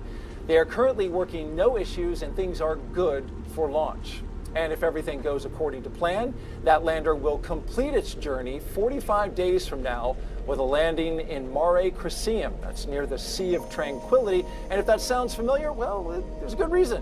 That is the landing site for Apollo 11 in 1969. Firefly Aerospace, an American company based in Cedar Park, Texas, just north of Austin, designed and built the lunar lander that will carry, among other things, 10 NASA commercial lunar payloads, or CLPS, to the moon's surface, and that's the most that any CLPS mission has taken to this point.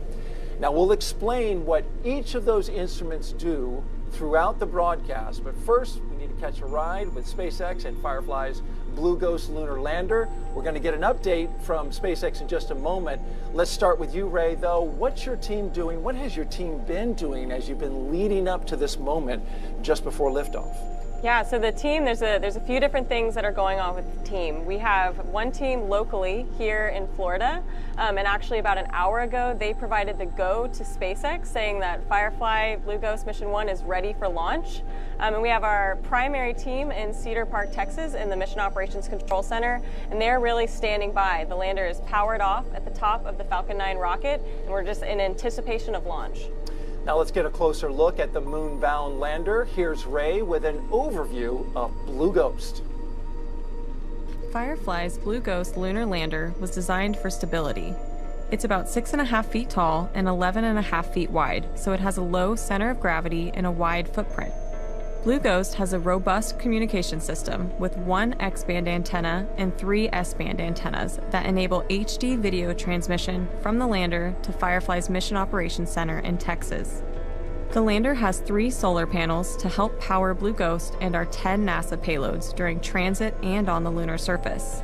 For propulsion, Blue Ghost has 8 RCS thrusters, or reaction control thrusters, that Firefly designed and built in-house. These thrusters help maintain the lander's orientation during maneuvers and independently perform the final descent by pulsing for a soft landing. We have 12 attitude control system thrusters that help point the spacecraft in the right direction. These are actually the same ACS thrusters we use on our Alpha rocket and Electra orbiting vehicles. Blue Ghost has 1 main engine that provides high thrust for our lunar orbit insertion and braking burn prior to landing. The lander has 4 propellant tanks that carry our hypergolic fuel and oxidizer. We have 2 pressurant tanks that carry our helium. Blue Ghost is equipped with 49 struts that connect our upper and lower panels to provide a rigid structure. These struts were built in-house using the same lightweight carbon composites we use on Firefly's launch vehicles. Blue Ghost has 4 carbon composite legs and foot pads that utilize crushed core honeycomb to absorb shock and stabilize the lander as it touches down on the lunar surface. Our foot pads have contact sensors on the bottom that signal engine shutdown upon landing. We have vision navigation software that supports landing by identifying potential hazards on the moon, such as rocks and craters, before determining the safest landing site.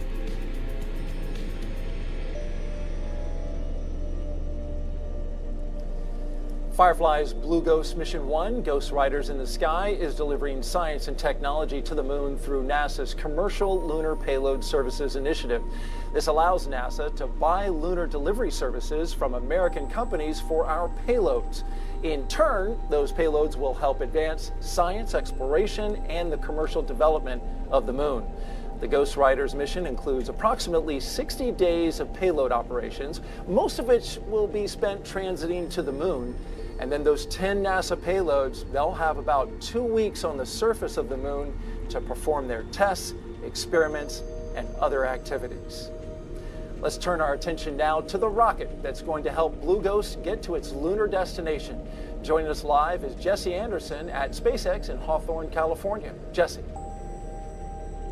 Thanks, Daryl. Last year, SpaceX was honored to launch the IM-1 mission, the first commercial lunar lander to touch down on the moon. We are excited to partner with Firefly for another NASA delivery to the moon as part of the agency's Commercial Lunar Payload Services Initiative. This is a special mission for SpaceX today because we are launching not only 1, but 2 lunar landers. And we'll share a little bit more about the secondary payload in a bit. And coming soon, SpaceX will launch NASA's IM-2 Nova-C lunar lander mission, also part of the Commercial Lunar Payload Services Initiative. Also on the manifest this year are NASA's Punch and Spear X missions, as well as the return of Crew 9 and the launch of Crew 10, just to name a few. Now, it's going to be an exciting year for NASA missions. The launch hour sequence has started. Firefly's Blue Ghost Mission 1 marks our 8th launch of the year after a record-breaking 2024 where we launched 134 Falcon missions. Also last year, our Dragon spacecraft delivered several missions to and from the International Space Station, including 2 cargo missions, CRS-31 and CRS-30, and 3 human spaceflight missions, Crew 8, Axiom 3, and Crew 9, which is currently still docked at the station. Now, coming back to today's mission, we are now at T-minus 34 minutes from liftoff. And while the countdown continues, let's take a moment to meet the vehicle that will be taking these payloads to space today. Falcon 9 is a reusable two-stage rocket and the first orbital-class rocket capable of reflight. Since first taking flight in 2010, Falcon 9 has launched more than 400 times, including nearly 350 reflights, proving reusability is essential to sustain more advanced and deeper space exploration. Reusability allows SpaceX to refly the most expensive parts of the rocket, which in turn drives down the cost of access to space. And speaking of reusability, this is the 5th flight for the first stage booster supporting today's mission, which previously flew NASA's Crew 9 to the space station, RRT-1, and 2 Starlink missions. And after it completes its mission today, we will once again look to land and reuse the booster on a future flight. Now, this time the booster will return and land on our drone ship. Just read the instructions, which is currently on standby in the Atlantic Ocean. The first stage, which is the tallest portion of the vehicle, provides 1.7 million pounds of thrust thanks to its 9 Merlin M1D engines. Named after the Millennium Falcon from Star Wars, the 9 in Falcon 9 actually refers to those 9 engines. The second stage is powered by a slightly modified engine called the Merlin Vacuum or NVAC engine. Now, this engine has a larger nozzle, which allows the second stage to perform more efficiently in the vacuum of space. The first stage gets us out of Earth's atmosphere and into space, while the second stage takes the payload to its targeted drop-off orbit. Now, the large barrel structure with the pointed nose cone at the very top of the vehicle is the payload fairing, and it's composed of 2 halves made up of carbon composite material that come together to protect the payloads until we're in the vacuum of space. We'll be attempting to retrieve the fairing halves once again with our recovery ship, Bob. Both halves of the fairing flying today are flight proven, with one side flying for the 20th time and the other for the 12th time. And there you can see on your screen the Blue Ghost lunar lander there, integrated to Falcon 9's second stage in preparation for launch.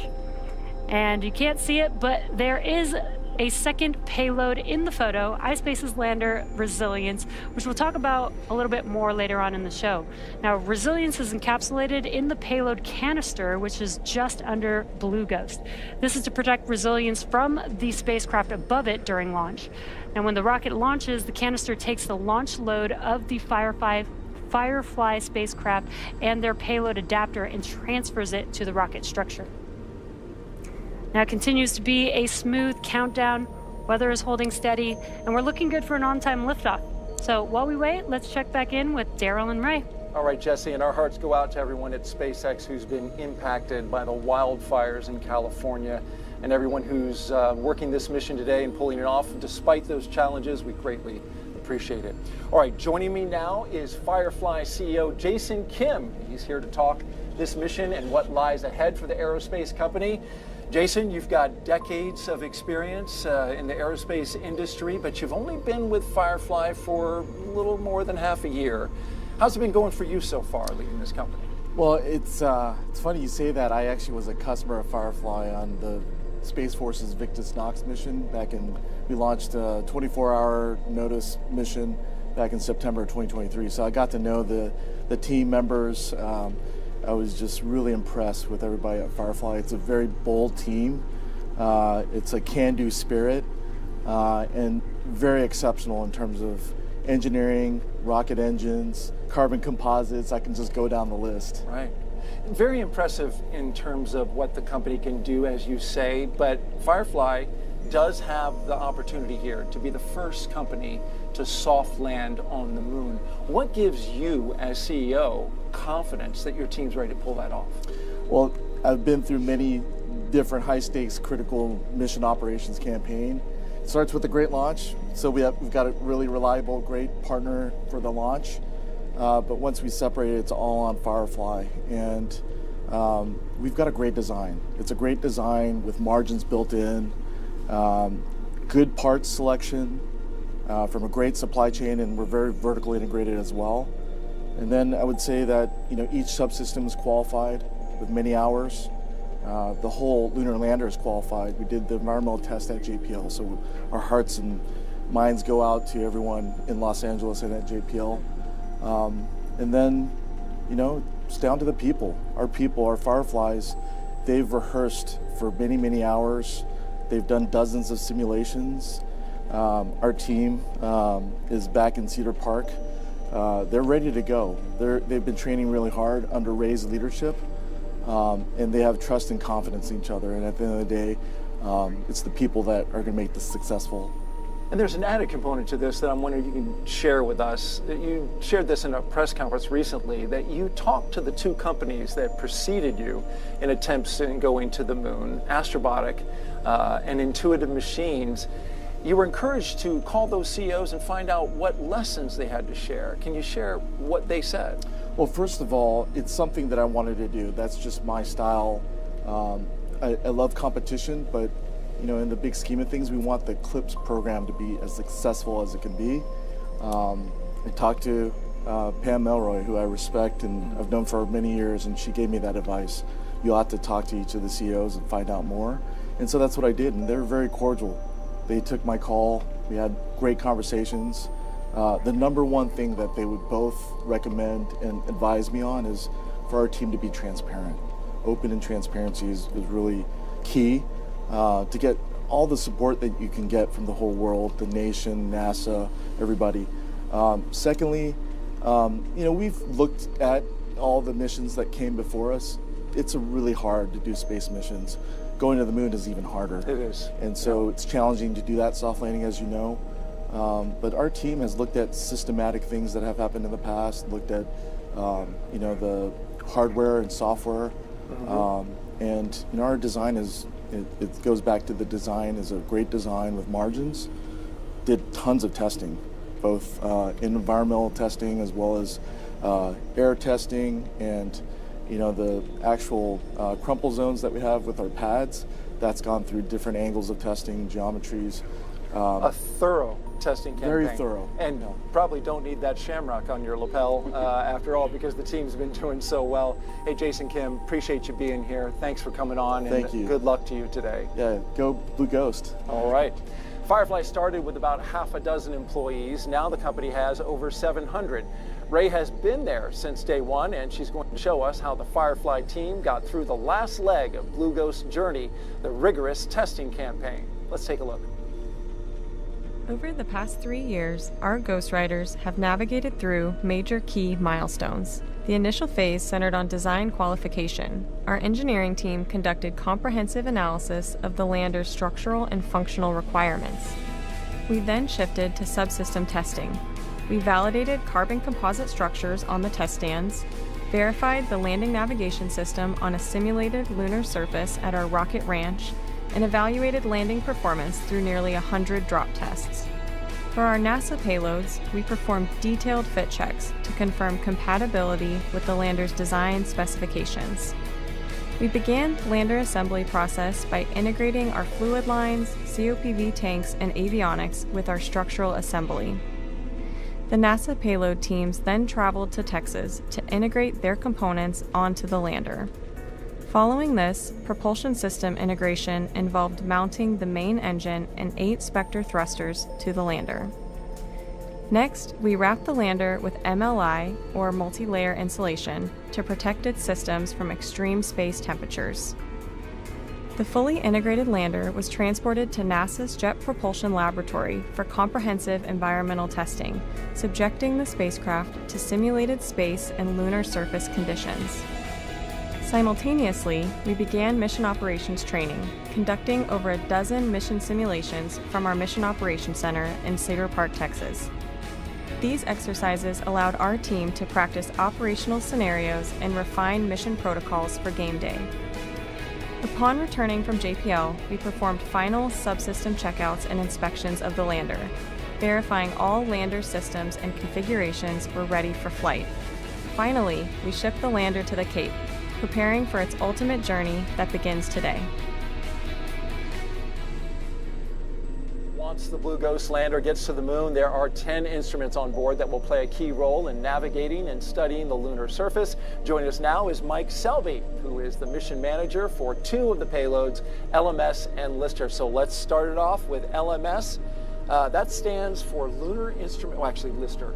Lunar Instrumentation for Subsurface Thermal Exploration with Rapidity.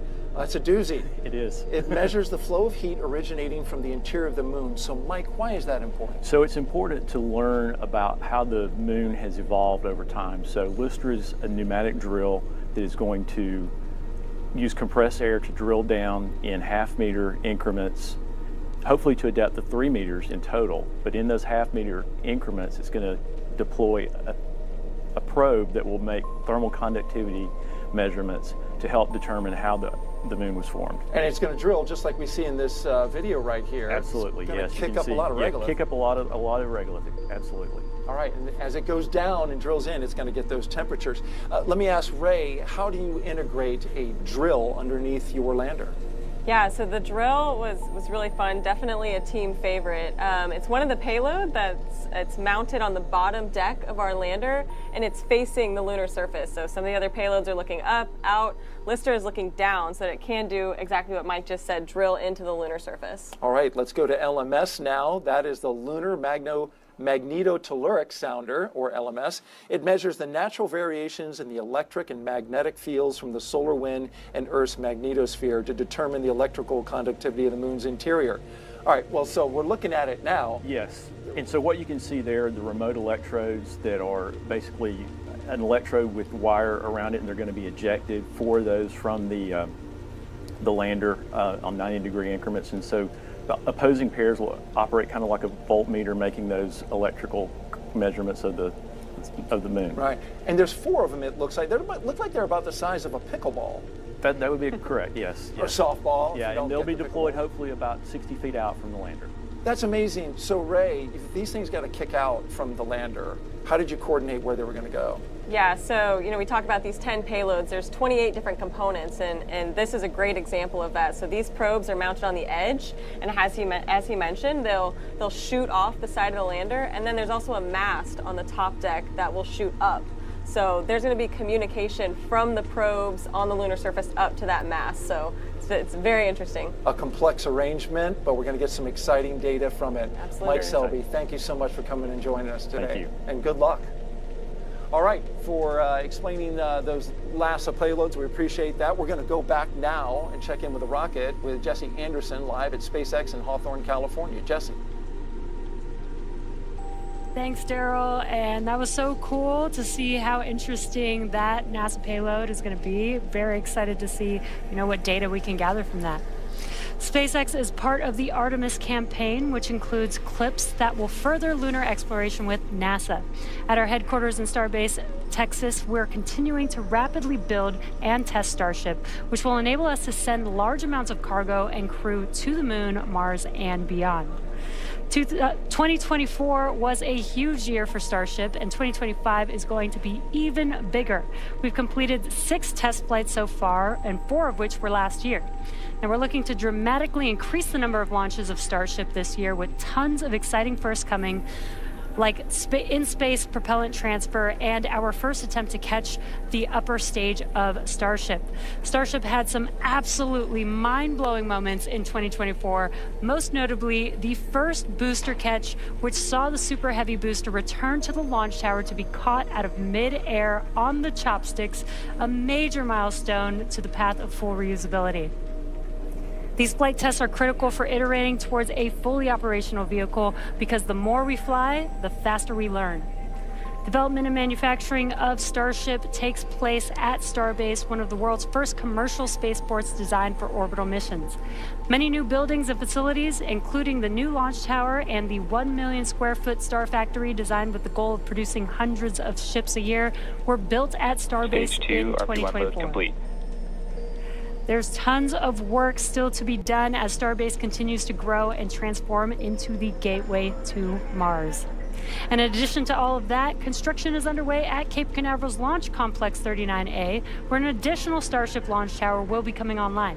There's so much to look forward to in this era of space exploration, and we couldn't be more proud of our work with NASA to help humanity go beyond low Earth orbit again. But back to today's mission, let's learn more about today's secondary payload. The public. So let's get a few of those questions into Ray. And Ray, are you ready? Yep, let's do it. Let's answer some questions. This question is a good one. Will we be able to see live photos or footage of the lunar surface from Blue Ghost? So when Blue Ghost lands on the moon, we won't have a live video or photo, but we do expect to get that first photo back within 30 minutes. So it won't be immediate, but it'll be relatively quickly. You're also going to take some footage of I guess a solar eclipse, right? Yeah, so about 2 days before the end of the lunar day, we expect to see an eclipse on the surface. So we'll take photo and video of that. I'm excited to see that. And you're going to have it in high definition. Surveyor, NASA's probes that went to the moon, caught that image, but it was nothing like the cameras that you have now. Also, you're going to look for some levitating dust, like this glowing horizon. Talk about that. Yeah, so at sunset, we expect the regolith on the lunar surface to do kind of what you said, levitate off the lunar surface and create this glow effect. And so we'll have our cameras, taking photos, imagery. A lot of the payloads on the lander are very interested in the regolith, so this will be an interesting event. We'll get to see what Eugene Cernan saw in Apollo 17 during that last trip there back in 1972. Okay, next question. Famita asks, how long will it take to get to the moon? So there are a couple different routes to take to the moon. The one that Blue Ghost Mission 1 will be taking is about 45 days. So we'll be spending about 25 days in Earth orbit, 4 days transferring to the moon, and then another 16 days in lunar orbit. And that's so we can get data, check out the payloads. There are some payload operations as well, so kind of an elongated trip to the moon. Of all those days on that trip, what are you most focused on? I think there's some critical events that are going to happen really quickly after launch. Priming that propulsion system is definitely the first time. I think some of us will be holding our breath for a few hours there, so that's definitely the first key event to keep an eye out for. And then autonomous landing is another one. Absolutely. So when we go to land, just like you said, it's autonomous. So that's the first time our mission controllers will really be hands off. You can't even send a command at that time, and the lander software and cameras take over and pick the safest spot for us to land. All right, Thirst434 asks, hey Team Artemis, what will be the goals of this mission and how will it benefit humans going to Mars? So this mission, we started talking about these payloads. There's 10 different payloads on board, all of them collecting different data, and so this will really inform all those future missions. Exciting stuff. We are looking forward to it, and of course, as you mentioned, Firefly is interested in Mars as well. For the first time in more than 50 years, astronauts, including the first woman and person of color, will travel to the moon as part of NASA's Artemis program. Preparations for Artemis 2 are underway. We have more on that in the Moon Minute.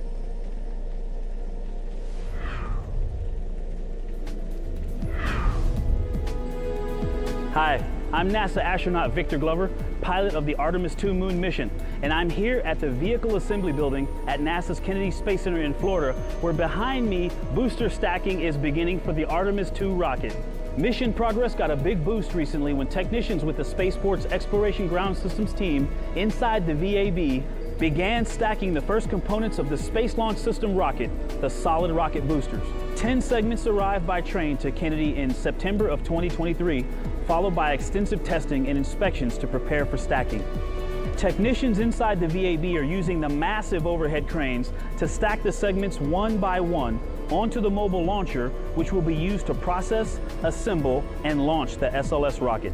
Once all 10 segments are stacked on the mobile launcher, 5 on each side, the boosters will then help support the remaining rocket segments during final assembly, including the core stage and the Orion spacecraft that will take Reed, Christina, Jeremy, and me around the moon and back. The 177-foot-tall twin solid rocket boosters will provide 7 million pounds of thrust during liftoff of Artemis 2. That's a look at your Artemis Moon Minute. Time now to tell you about another one of NASA's 10 lunar payloads on this mission. Next up is the the EDS, Electrodynamic Dust Shield, which uses an electric field to move harmful lunar dust off the surfaces in need of protection. And here to show us how this payload works is the principal investigator, Dr. Charles Bueller. Are you ready for some show and tell, folks? This one's going to be fun. I got some props here to share. All right, first of all, talk about EDS. What is it and why do we need it? The EDS is a system developed here at KSC for the last 20, 25 years or so. Wow. To lift and remove dust from surfaces without any moving parts, gases, or fluids. And we incorporated our EDS technology into various substrates to do just that.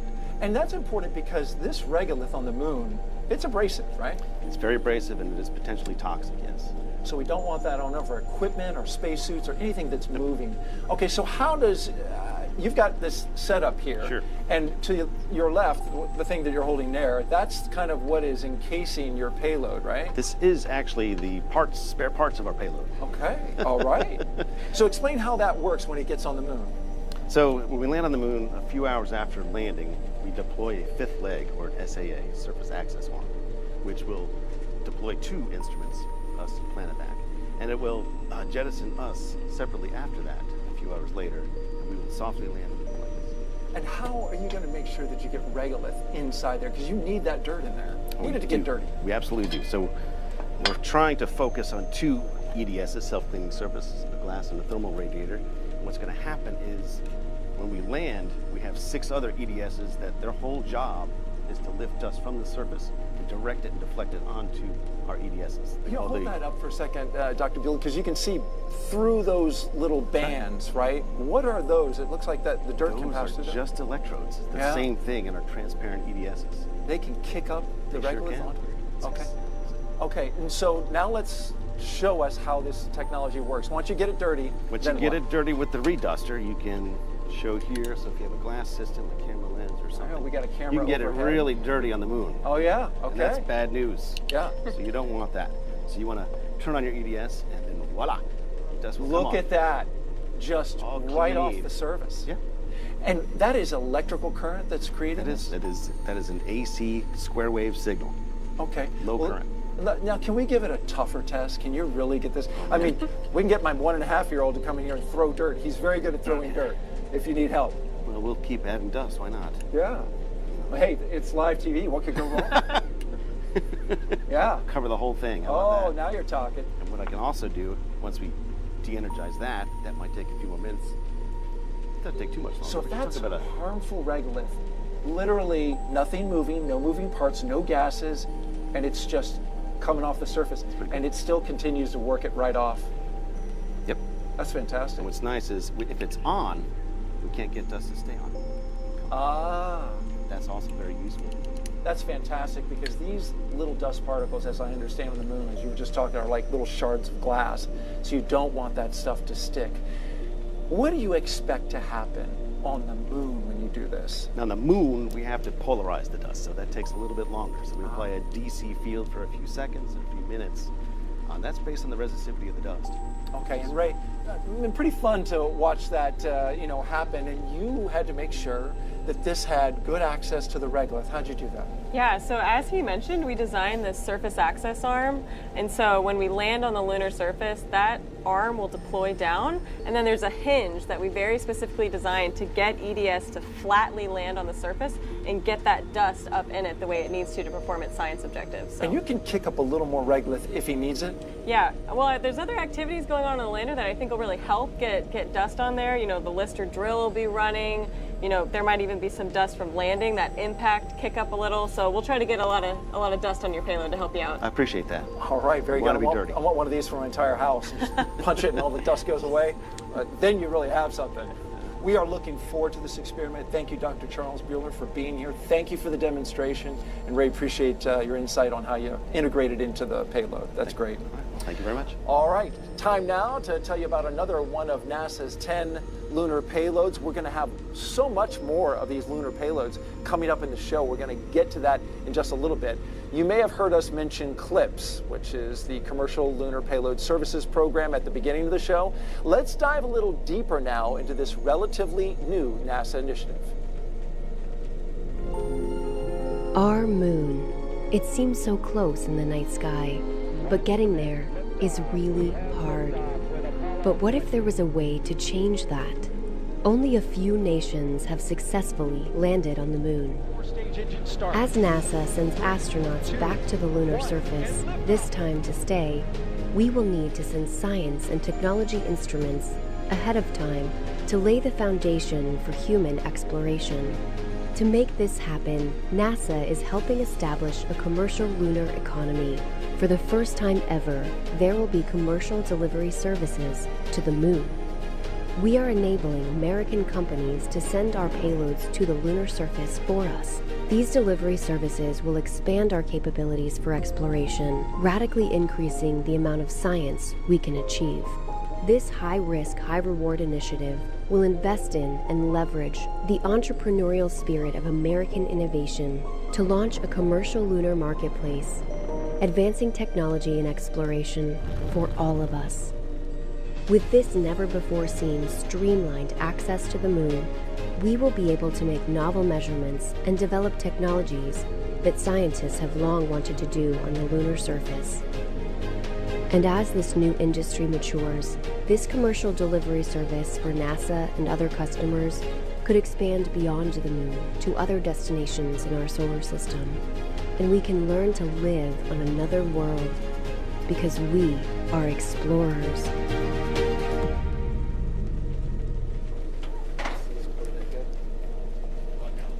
And we're getting close to liftoff, just T-minus 8 minutes and 15 seconds until launch of Firefly's Blue Ghost lander on a SpaceX rocket.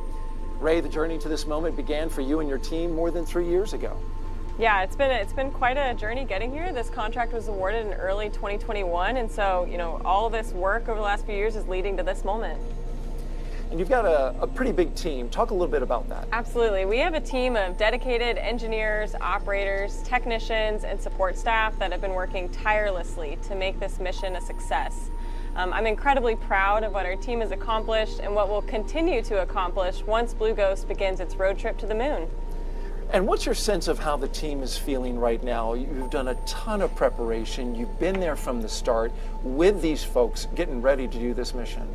Yeah, the team right now, I think, is just filled with anticipation, excitement. I was messaging some of them earlier, and I think today it really started to set in, when you see that Falcon 9 go vertical on the pad. So just excited to finally start our journey. And we're looking live at the Mission Operations Center in Austin, Texas, Firefly Aerospace. You can see the folks sitting there. This is the mission team. This is the team that's going to be there all the way to landing and beyond. Engine chill has started.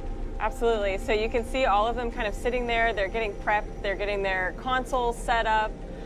They'll probably start getting some initial data from that first ground station, but otherwise, with the lander powered off, they're really just waiting for deployment and power on. Ray, I'm wondering, Firefly, as a company, you've launched before, but this is the first time that you're launching to the moon. Is it different?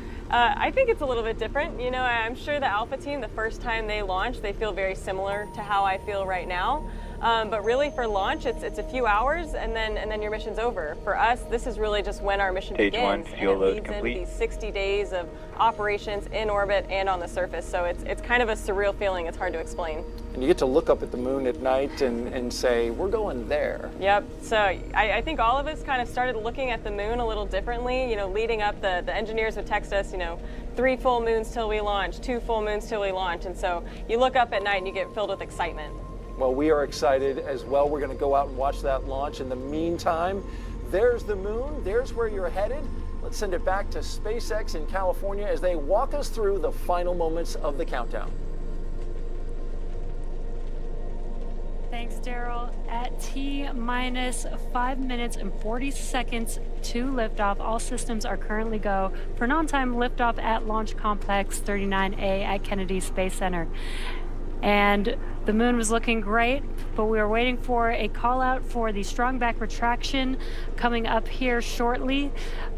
What's going to happen is the clamp arms around the top of the second stage, which is just below the fairing, will begin to open up. Once those clamp arms open up, then we'll begin to move the strong back away, slightly away from the vehicle. And that process will take about 20 seconds. Vehicle, the TE or transporter erector will be just about a couple degrees away from the vehicle.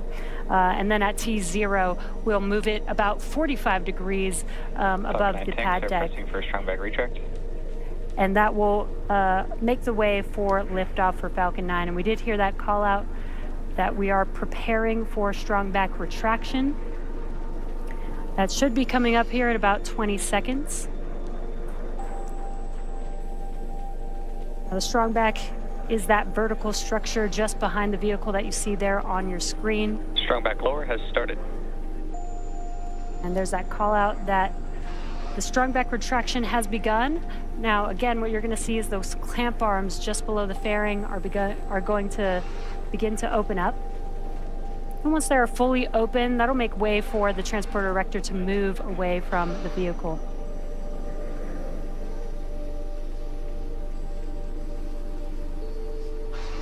Now the TE, or the transporter erector, is carrying the propellant, electrical, and gas lines to stage 2, as well as the payload. And there you can see on your screen that those clamp arms are now opening up. And this is a good view here because you'll be able to see that TE start to move away from the vehicle. It's pretty slow, but you should be able to see it here in a few seconds.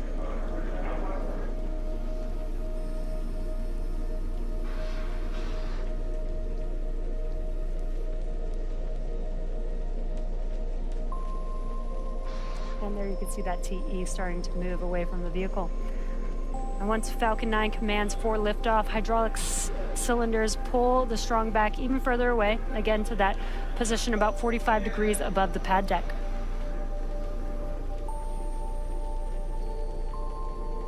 Now we are coming up on liquid oxygen loading completion at the T-minus 3-minute mark.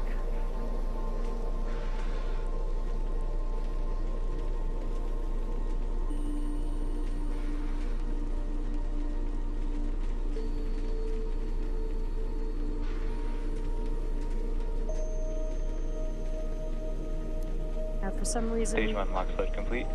There's that call out we were waiting for. Stage one liquid oxygen loading is now complete. If for some reason we do not launch today, we do have a backup opportunity tomorrow, January 15th at 10:09 p.m. Eastern Time.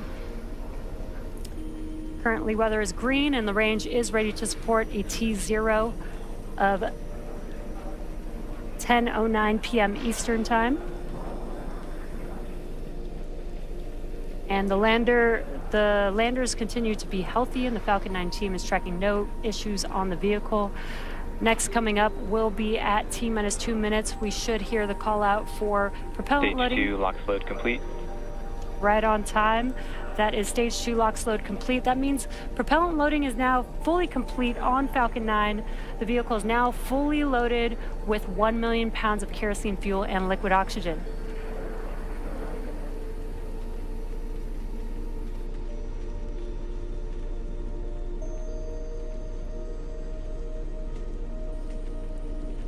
And just a correction, it is 1:11 a.m.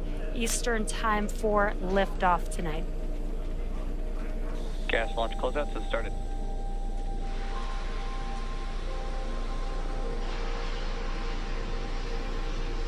Now that the propellant loading is complete, we should begin to see venting coming from the transporter erector.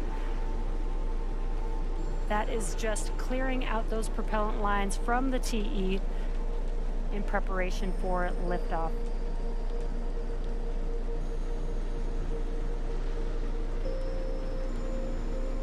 Falcon 9 is in startup.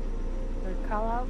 This means that the Falcon vehicle's internal flight computers have taken over the launch countdown.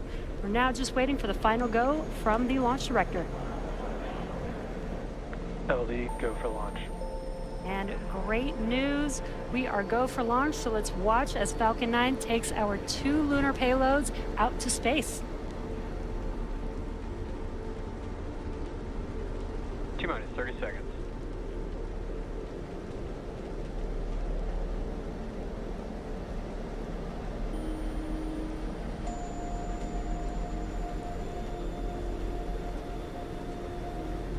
T-minus 15. 10, 9, 8, 7, 6, 5, 4, 3, 2, 1. Ignition. And liftoff. Go Firefly, go iSpace, go Falcon.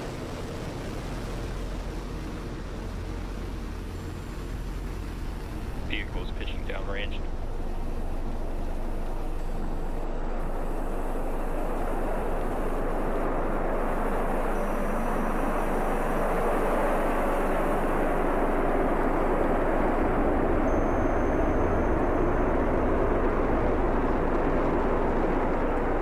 plus 30 seconds into launch, Falcon 9 has successfully lifted off from Launch Complex 39A at Kennedy Space Center. Now the vehicle is going vertically, but it will begin to move horizontally. We're going to gimbal Falcon those. 9 power and telemetry are nominal.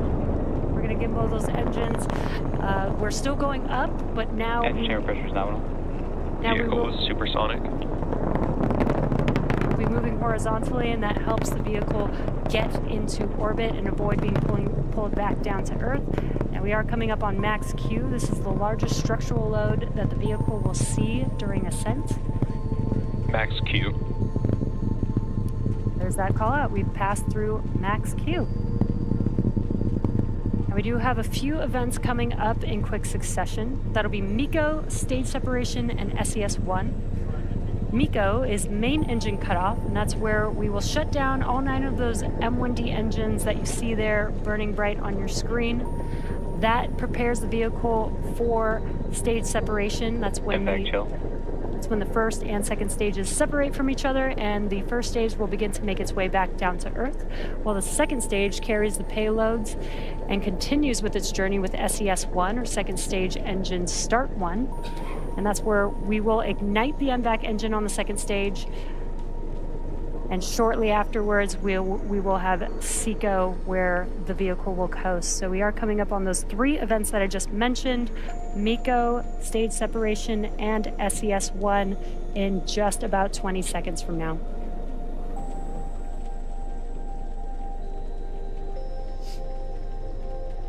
Some really cool tracking views here of Falcon 9 and those 9 Merlin M1D engines burning bright there.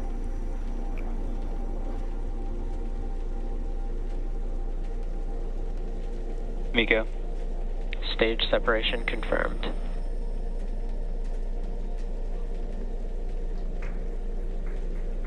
MVAC ignition.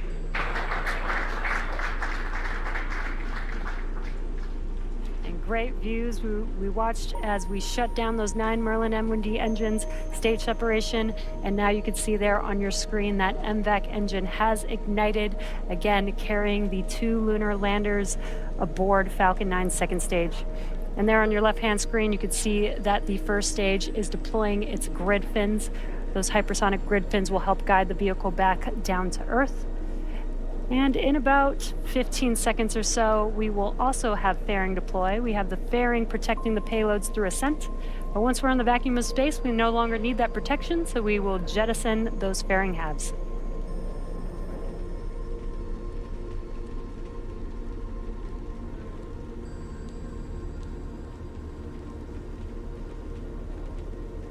Fairing separation confirmed. And a really cool view of the payloads encapsulated in those fairing halves, the fairing halves deploying. We will once again attempt to retrieve these fairing halves once they make their way back down to Earth. And in a few minutes, we will also have a couple more burns for our first stage to prepare it for landing on our drone ship. Just read the instructions.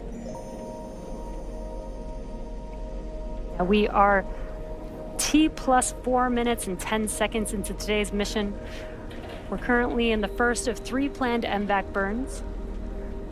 Around T plus 6 minutes, you should see on your screen the first stage's entry burn. Now that entry burn is where we ignite 3 of the Merlin M1D engines, and that's going to be the E9 engine plus the E1 and E5 engines. Now that helps slow the vehicle down as it's re-entering back into the Earth's atmosphere. Now the reason why we slow down the vehicle is to reduce the re-entry forces, which helps us recover and reuse the first stage booster.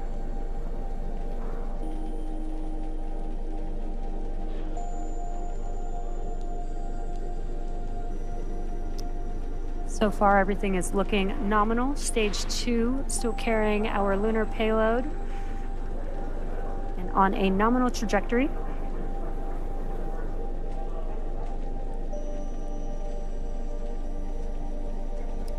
Now again, the first stage vehicle is making its way back down to Earth. We're about 45 seconds away from the entry burn beginning. And just as a reminder, the first stage booster that is supporting today's mission will perform this entry burn for the 5th time. Falcon 9 is the world's first orbital class rocket, reusable rocket, and this is important because reusability allows SpaceX to refly the most expensive parts of the rocket, which in turn drives down the cost of space access. So we do have that entry burn coming up just about 10 seconds. Again, that will be 3 engines reigniting for just about 20 seconds or so.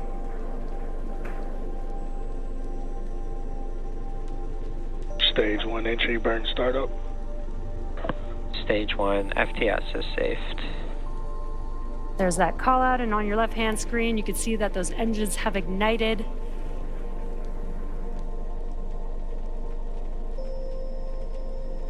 Again, helping to slow down the Falcon 9 booster as it's making its way back down to Earth. Stage 1 entry burn shutdown.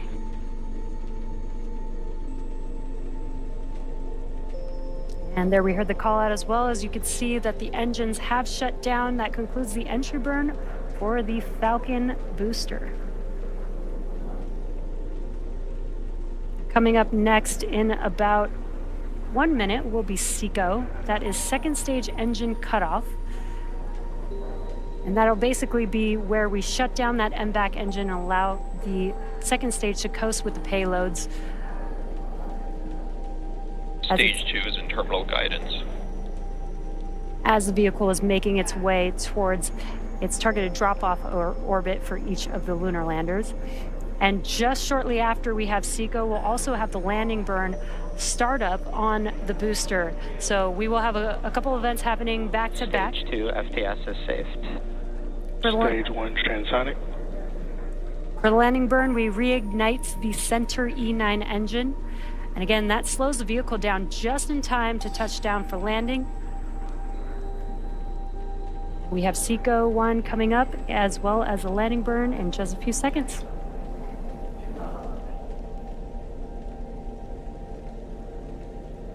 SECO.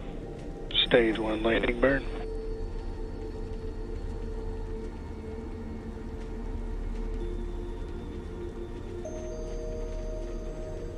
Nominal orbit insertion. Full view of first stage, touching down for landing. Landing leg deployed. Stage 1 landing confirmed. And there you can see on your screen, the Falcon has landed on Just Read the Instructions. That marks SpaceX's 398th recovery of an orbital class rocket, and that includes first stage landings for Falcon 9 and Falcon Heavy. Now we're just waiting for confirmation of good orbit.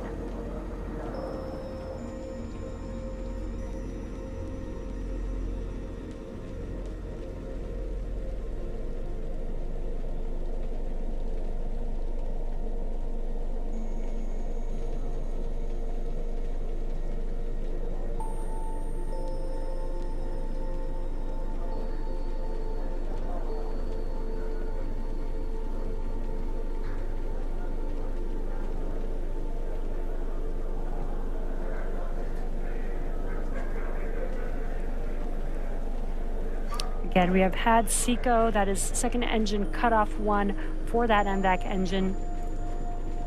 And we are just waiting to confirm good orbital insertion.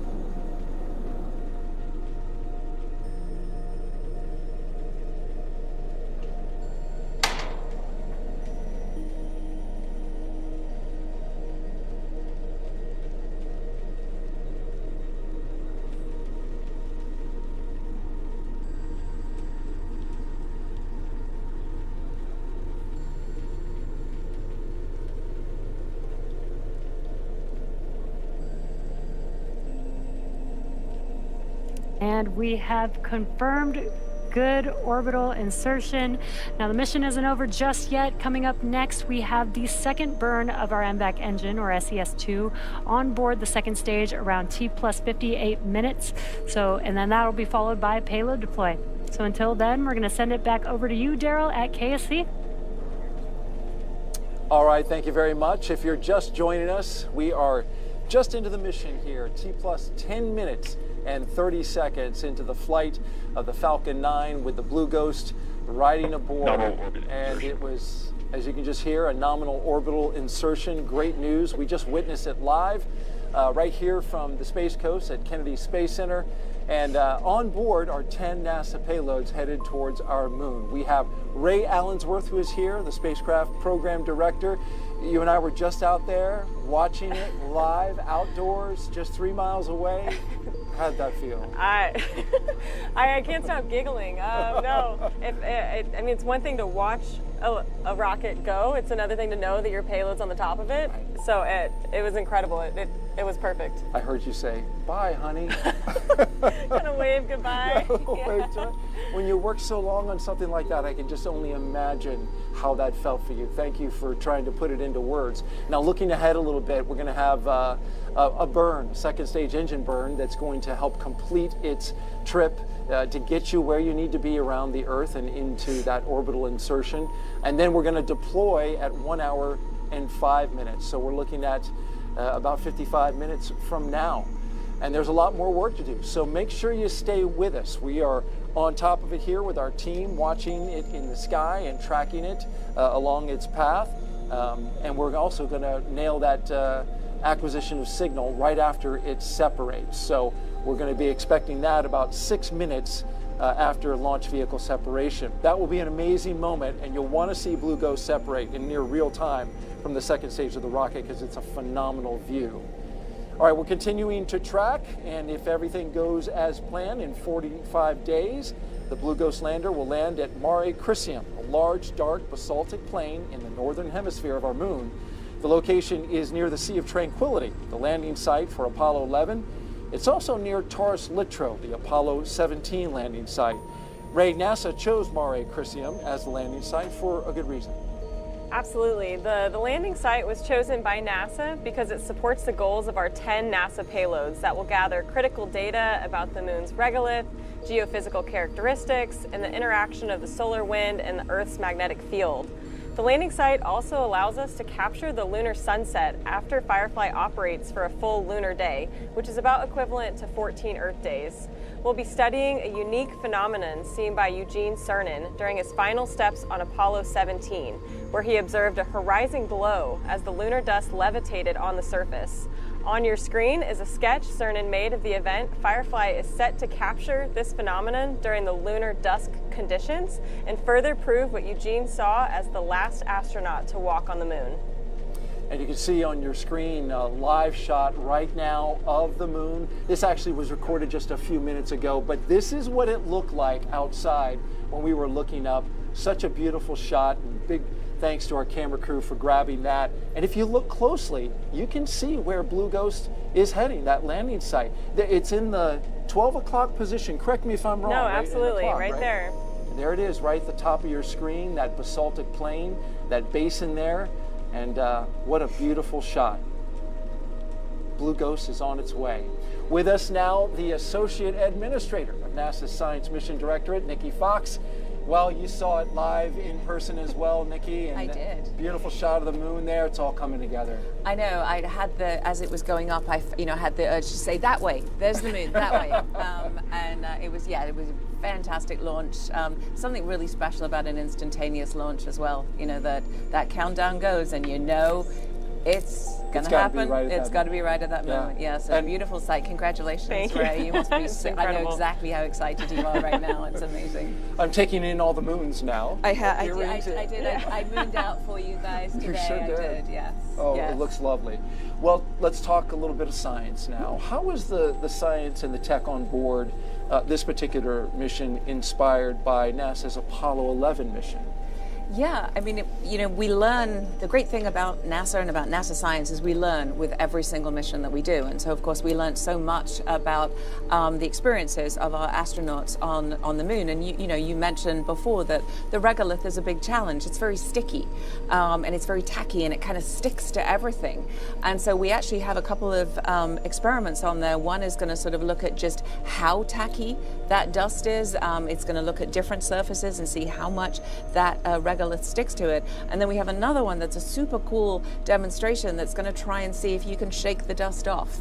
It's the EDS instrument, and it's going to put sort of electric currents through, so it's not moving parts, it's not actually shaking it, just to see if you can displace the regolith, and so actually the instrument cleans itself as well. So it's very, very friendly, and so we're going to look at how we can improve the conditions for the Artemis astronauts. Yes, and we had a wonderful demonstration. The EDS principal investigator showed us how exactly how that dust is going to shake off. Can't wait to see what happens on the moon. Yes. Why are we sending robotic missions first before we send human missions to the moon? I mean, we want to send as much science to the moon as possible. It's such a great place for us to go. It allows us to just learn more and more about the conditions on the moon, about the geophysical conditions, about the solar wind interaction with the moon. We can't wait to get the science up on the moon. That's why we're such fans of the CLIPS program. It's like a geological sort of preserved record of what this ancient solar wind is like. You just need to go down a little bit into the regolith, and that's the preserved sort of surface interactions. And of course it allows us to think about what we want our astronauts to focus on. They will be able to bring back these samples from the moon for us to be able to study, and so to be able to kind of help focus on which samples, what do we want for them to bring back. This is all stuff that we can do with these kind of advanced sorties that we're doing with the CLIPS program. Advanced sorties, well, I like that. That sounds good. And in this plane, and briefly, it's a basaltic plain. There's a volcanic feature nearby. Yep. Tell me what the relevance of that is, Mons Luttrell, and why you're interested in that. Well, I think Ray just kind of nailed it. I mean, it's a great place for us to go. It's a region that we think the astronauts will be interested. It's a really great place. Loads of interesting features. The actual area was caused by an impact from an asteroid. It flooded that area full of that lava. It's a very dark lava, very similar to what we have on Earth. It tells us about how the moon was formed, how the early solar system was formed as things were bombarding the moon. So it's just a really scientifically interesting place to go. And Ray, you appreciate that there's no big rocks, hopefully, in that area, right? Yeah, we're gonna avoid the rocks. Our software is gonna help us identify the safest place to land, and like you said, avoid those hazards. All right, very good. Well, Nikki Fox, thank you for joining us today. We appreciate your moons. We appreciate the insight, and we appreciate your levity as always. NASA tends to be a serious place, but you bring the right mix of levity and seriousness. Thank you very much. Thank you so much. Appreciate it. Yeah. Congratulations again. Thank you. All right. Well, it's difficult work to get to the moon. We haven't successfully done it in more than 50 years, but that's going to change. The CLIPS initiative is changing that. Let's take a look. Landing on the moon is hard.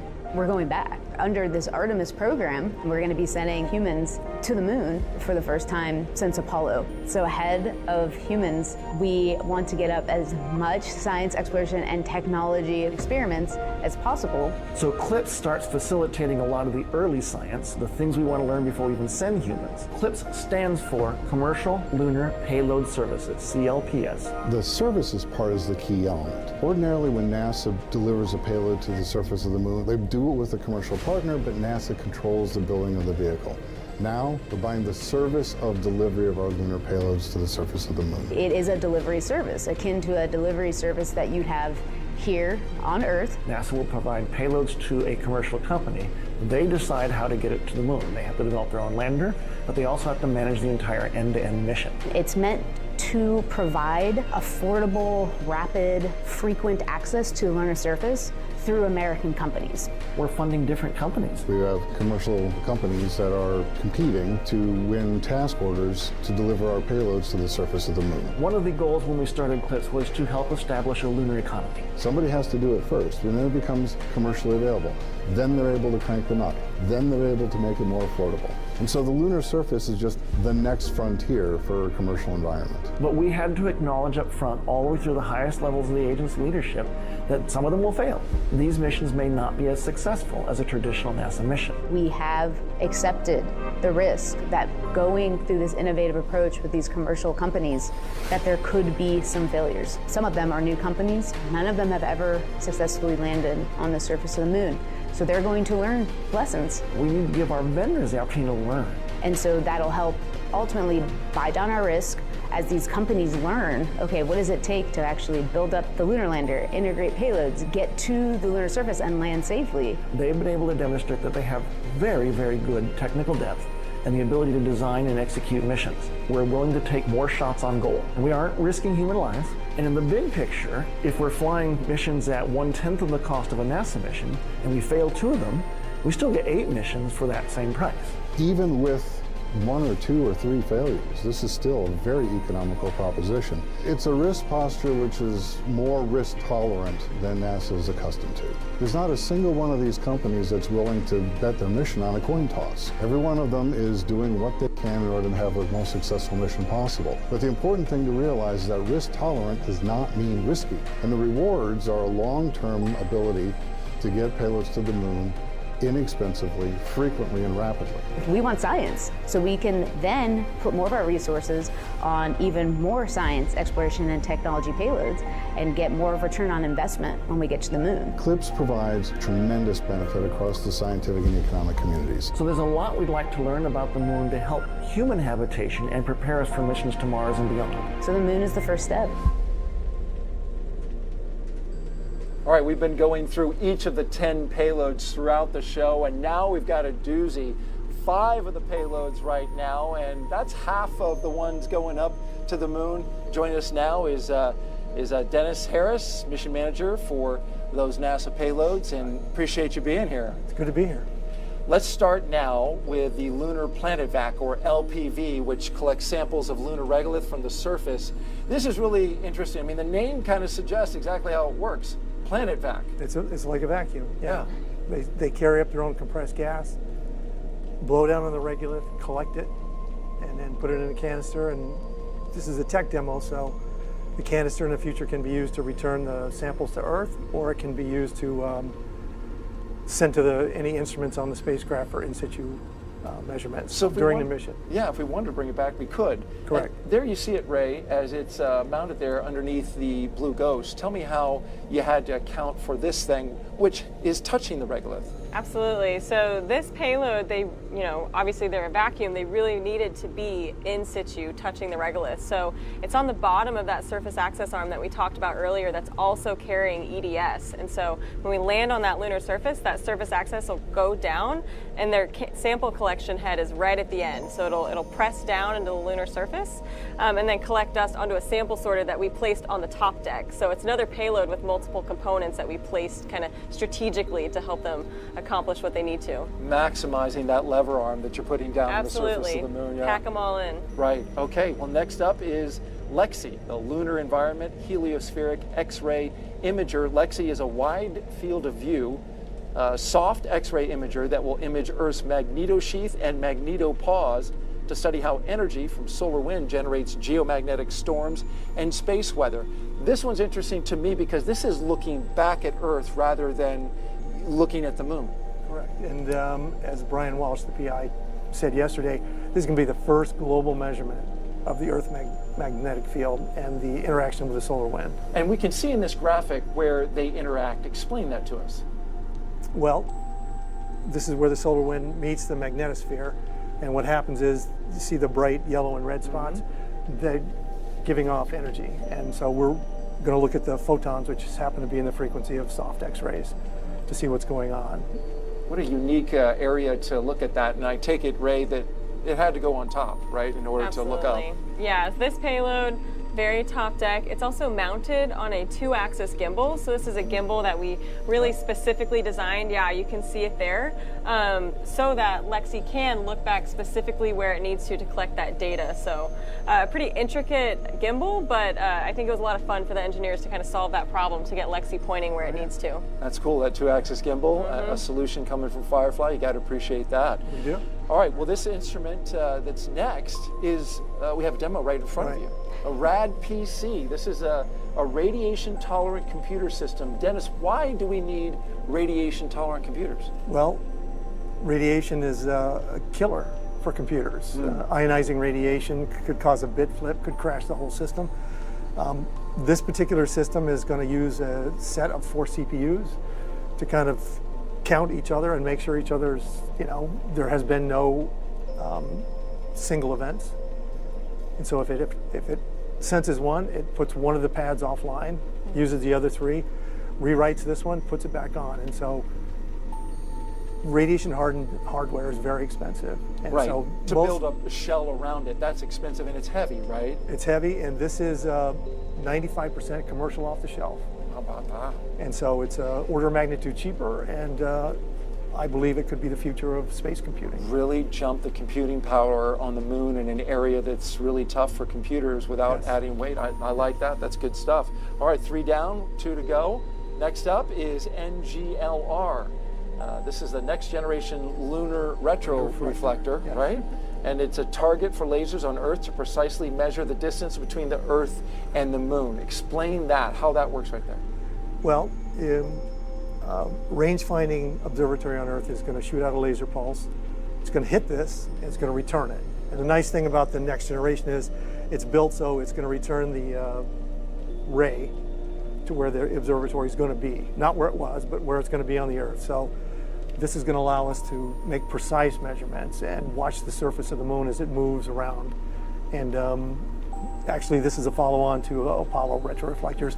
Some of the same team that put the Apollo retroreflectors on the surface are working this program as well. That is a fun fact and worth mentioning. In 1969, the University of Maryland physicist Doug Curry helped design 3 still-in-use lunar instruments placed on the moon by Apollo 11, 14, and 15. And he worked on this one. He is the principal investigator, yes, Dr. Curry. How about that? Well, it's a lifelong passion for him, and I really appreciate his knowledge. And you got to work with him on it. Yes. Pretty basic in terms of installing this, I would take it? Yeah, this is our only payload that doesn't have an electrical interface. So this is purely a mechanical interface that is also on the top deck on one of those 2-axis gimbals. So we loved NGLR. Right, very good. All right, and last but not least, we have the regolith adherence characterization, or RAC. Now, I kind of like this one because of all the different samples that are on board. It's going to determine how lunar regolith sticks to a range of materials exposed to the moon's environment. So there it is. What are all those little, circles on the wheel? So those are all different material samples. So some are spacesuit materials, some are optical materials, some are Teflon, some are aluminum. As Nikki was talking about, lunar regolith is really not good to work with. And so what we want to help determine here with this experiment is what kind of materials can we use in the future? What kind of changes can we make to, say, spacesuits or the equipment we put on there to help them, live longer, right, and survive the regolith. And you want to get it dirty, I take it. This one is the one, much like Rad PC, who wants all the radiation it can get. We want all the dirt we can get, so to speak. So how did you accommodate that, Ray? So this payload it's not on the bottom deck, facing the moon. It is kind of facing outward though. So that wheel is exposed outward. It's not covered by any of that gold MLI you see on the rest of the lander, so that when we land, anything that kind of puffs up will go and hit those materials, and you'll be able to study how they affect all those. And if you don't get enough regolith on it, is there anything you can do to help it out? I think a lot of the other payload ops will help it as well.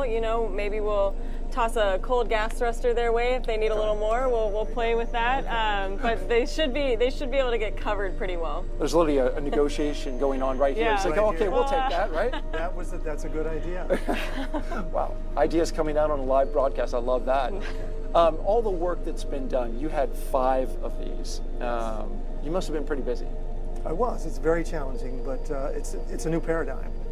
And these are low cost, more risk tolerant. And the teams that worked on them have worked hard for the last 4, 5, 6 years.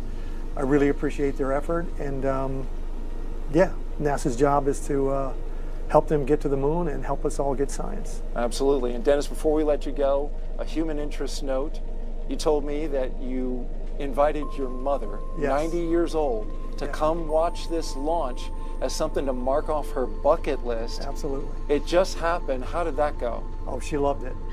Right up front, loved it, especially the sound. She took the video, and she was all smiles. And she has an engineering curiosity, right? Right. She was back in the early 50s, she had a scholarship to Montana State for an engineering scholarship, which unfortunately she couldn't go, but she then jumped into the Navy came out as an electronics tech. So maybe that's where my interest in engineering comes from. She must have been proud watching that rocket fly with your 5 missions aboard. She was. All right, Yeah. Dennis Harris, thank you very much for joining us. Appreciate you taking the time, and good Thank luck you. with all of the payloads. And good luck to you guys. Thank you. I'm really looking forward to it. All right. Well, now we are going to step aside while we await our next big milestones, the second burn of the second stage of the Falcon 9 rocket, and then the separation of Firefly's lunar lander from the SpaceX second stage. Now we're going to return for that and more in about 20 minutes. We'll have more payloads. There's 2 more left if you've been counting. We're going to talk about those. We'll also see that tremendous video as we watch Firefly hopefully release from the second stage and drift off into space. That's all coming up in a bit. Again, 20 minutes from now. Hope that you'll come back and join us. Take a little cat nap. We'll be right here, and we'll see you then.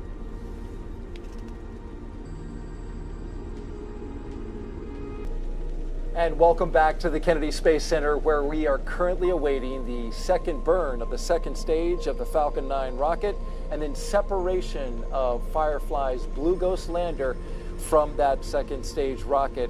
It lifted off at 1:11 and 39 seconds a.m. Eastern Time. I am joined by Ray Allensworth. She is the spacecraft program director at Firefly. Been doing a fantastic job. We watched the launch live. It took off. You said, "Bye, honey." This is a spacecraft you've been working on for so long, and then you saw it take off, and now we've been flying for about 47 minutes. What's your sense of how the team is doing, and how are you doing at this point? My heart rate's come down a little bit. It's definitely very special to see it go. I think the team now, especially that team back in Texas, really this is where they're locking in. So, you know, we're about to go into payload deployment. The lander's powered off right now, but it will soon start that automated sequence to power on. So this is really where we start. So just a lot of anticipation building. A shot on your screen now of that team that you're talking about from just outside Austin, Texas, the Firefly Aerospace Mission Operations Center. And the team is all there, and as you say, focused on the next steps. The company is, of course, based in Texas. They developed and built the lunar lander that is carrying, among other things, 10 NASA payloads. And if everything goes as planned, in 45 days, that Blue Ghost lander, which is uncrewed, there are no people on board this is purely a robotic mission. If everything goes as planned, it's going to land on Mare Crisium in the northern hemisphere of our moon. It's an area that, of course, NASA wants to study and was chosen specifically for that reason. Yeah, absolutely. That place, you know, Apollo has visited there. We also believe future missions will want to go back there. So it's a really important place to go, gather data, and just prepare for what's next. We still have a few more NASA payloads to cover throughout the show. We've talked about 8 of them. And now, finally, the last 2. Last 2. You ready? All right. Let's talk about it. And it starts with LUGRA, an acronym for Lunar GNSS Receiver Experiment, which was developed at Goddard Space Flight Center.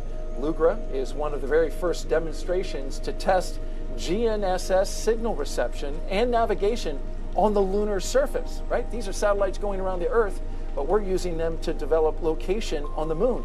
GNSS is the Global Navigation Satellite System, which is commonly thought of as GPS. Of course, that's the American Satellite System nomenclature for it. If successful, this would pave the way for operational use by future lunar missions, such as the Orion spacecraft, the planned lunar orbiting station called Gateway, and robotic and human landers. Ray, of course, Blue Ghost is using different navigation to get there, but imagine if you could use GNSS. Yeah, that'd be really amazing in the future. You know, quite like use your phone, pull up Apple Maps, Google Maps, you want to put in a place, you go exactly there. That's the future of what could happen on the moon. And that's pretty cool. That would be an advantageous thing for anything going to the moon, right? How did you get this mounted on the spacecraft? Yeah, so LUGRA is mounted on our top deck. It's on one of those two-axis gimbals. So LUGRA shares a panel with NGLR. And this is a really special payload. This was in partnership with the Italian Space Agency. And so, yeah, we're excited to have that and get it operating. First equipment for the Italian Space Agency to have on the surface of the moon. We know they are very excited about this. Let's talk about our last payload now, the final one. This one really kicks in right about the end of, right when they were landing, right? As it kicks up a plume. It's SCALPS, and it stands for Stereo Cameras for Lunar Plume Surface Studies. It was developed at NASA's Langley Research Center in Hampton, Virginia. SCALPS is an array of cameras placed around the base of the lunar lander to collect imagery during and after descent. Those images will then be compiled to produce a 3D view of the surface, and not just for the novelty of it. As trips to the moon increase, the number of payloads touching down in proximity to one another will also increase, and you see it there as it's mounted on the Blue Ghost lander, and now you're seeing an animation of it landing. Scientists and engineers, they need to be able to accurately predict the effects of landings and how much of that regolith, which we know is harmful, gets kicked up on instruments and equipment. Yeah, absolutely. SCALPS is really going to be gathering so much data. It's the only payload that's powered on during descent. And just like you said, is exactly right. It's gathering data, it's seeing the lunar surface, what happens right before, at, and after landing. So SCALPS has flown before on a previous mission. This is their second time. We're excited to fly them. It's our first time with them, but it'll really inform all those future missions when they go to land on the moon. All right, very good. Thank you, Ray, for the breakdown. Blue Ghost will deploy in about 15 minutes from now. And Ray, what can you tell us about the journey it's going to take to the moon? So the journey to the moon is going to be elongated. It'll be 45 days in orbit. And we really want to keep everybody updated with us as we go along this journey. So we'll be doing daily updates on our mission page and our X channel. We'll also be doing weekly updates. So these will be updates coming from the Mission Operations Center. And we'll release them on Thursday afternoon on our social channels. So we'll really want everybody to kind of go with us on this road trip to the moon. Video updates from the team, not video of the moon. Correct. That will come later. But this will be a really great way for you guys to engage with the audience and show them the progress that you're making. Absolutely. You know, there are going to be times during orbit and the surface where we'll share photos and videos, but these weekly video updates will really be coming from our Mission Operations Center, from those engineers that are operating the spacecraft. All right, looking forward to that. Spacecraft separation will be just the beginning for Blue Ghost. Here's more on what we can expect on Blue Ghost's mission to the moon.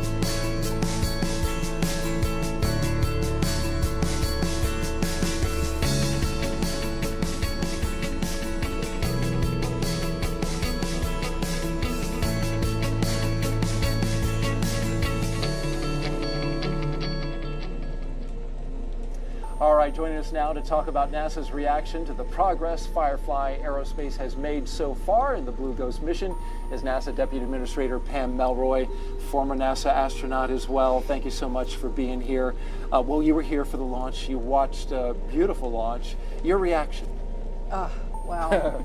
Well, I think it's easy to forget at a moment like this how much work goes into, how many things have to go just exactly right. So I'm excited. My congratulations to Firefly, to SpaceX, to the NASA team, everybody who played a part in this, including the people who put the instruments on it as well. There's a lot of work to do yet, but it is just amazing to achieve this, and it was such a gorgeous launch. Right. I mean, beautiful. You had the moon up there, nearly full of waning gibbous, Yes. 97%. Yes. Want to make sure we get that right. But yeah, and then you could see it. It was such clear conditions. Yeah, and I think what's interesting is I've seen so many launches that were going to the space station, and they disappear quickly. They're going up the East Coast, and they're gone. And so the trajectory is just so noticeably different. You're like, oh yeah, this one's going somewhere else. It's really exciting. It seemed louder than normal, because I've seen a lot of launches like you, and it was powerful as well. Well, I want to ask you about a couple of things. There's a lot of hard work ahead. Of course, Firefly Aerospace, as Ray has been telling us throughout the broadcast, it's got some challenges, right? They've got to land on the moon, which is not easy, and that's the nature of this program. So what would you say as part of the leadership here at NASA to the Firefly team about the work they have ahead? Yeah, well, this is a great moment, but I think what we all know is that you can celebrate a moment and then you have to move on. There's a lot of work ahead, as you pointed out. This is incredibly hard. And I think my message to the Firefly team is congratulations for getting where you are, but keep your eye on the ball because you got a lot of work going. But I think one of the other important messages is we do this as a team. This is a team sport. And so the collaboration within the Firefly team, but also with your partners is really important. NASA has your back. We know that we're all doing things for the first time. So we just have to work together to solve any problems that come, and then we'll be successful together. Great words. I know that you must appreciate hearing that. Yeah, no, I think the team back home really appreciates that. I think they know that, we're all one team, but it's another thing to hear it, especially in this moment. Because like you said, really their job is beginning now. And, we have to refocus and start our mission. All right. Thank you very much, Deputy Administrator Pam Melroy, for being here. You are with the outgoing administration. Your time at NASA, we really appreciate your leadership here and all that you've done and coming to these launches and being a part of these launch broadcasts. Thank you very much. Thank you, Daryl. It's a great way to go out. Absolutely. Thank you, Pam. All right. Well, let's go now to SpaceX in Hawthorne, California, where Jesse Anderson is live as we await that second burn. Jesse. Thanks, Daryl. We are actually currently, as you can see on your screen, in that second burn, SES-2, here right now. This burn is a very short burn, and we've got live views of the MVAC engine there ignited on your screen, again carrying the 2 lunar payloads on Falcon 9's second stage. This burn will last just over a minute long. And this MVAC engine, the thrust on the MVAC engine is about 220,000 pounds of thrust. So even though this burn is only a minute long, it provides a lot of thrust for the vehicle to carry those payloads to its targeted drop-off orbit. Again, this is the second of 3 burns that were in for the MVAC engine for this mission today. We are coming up on the nominal orbit insertion. Perfect timing. We have the conclusion that is SECO-2 of that MVAC engine burn, and we also heard that call out for a confirmation of good orbit. So it looks like we are on track for the first payload separation in just a few minutes from now.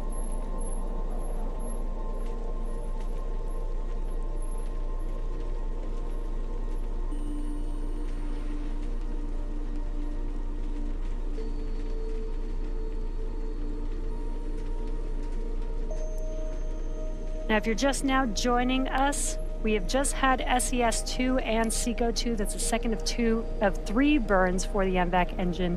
And it's been a great launch so far. Next, we have the deployment of Blue Ghost coming up here in just about 4 minutes from now. And once deployed into a lunar transfer orbit, the Blue Ghost lander will begin its approximate 45-day journey to the moon, where it will land on the Mare Crisium for NASA's payloads to perform numerous science and technology demonstrations, including lunar subsurface drilling, sample collection, and X-ray imaging of Earth's magnetic field to advance research for human missions on the moon and provide insights into how space weather impacts the planet. So very exciting coming up here. Again, Blue Ghost deployment is coming up in just under 4 minutes from now. And just to recap the mission so far, we had an on-time liftoff at 1:11 a.m. Eastern Time. And everything has been proceeding nominally. We had a good stage separation, which occurred about 2.5 minutes into flight. That was followed by a successful landing of Falcon 9's first stage on our drone ship. Just read the instructions. And that was also the 5th flight and landing for the specific booster that supported tonight's mission. And for those of you following along, that booster also supported NASA's Crew 9 mission, RRT-1, as well as 2 other Starlink missions. Now, just before the T+8 minute mark, we had a successful second engine cutoff for SECO-1, and that was also followed by a confirmation of a good orbital insertion. And that was the first burn of the second stage engine. The second one, again, just completed just a few moments ago.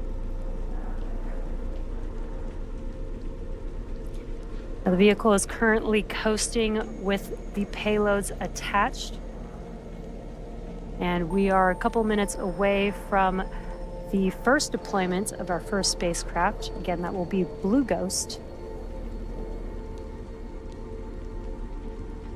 And there you can see an awesome live view of the Blue Ghost spacecraft on board Falcon 9's second stage.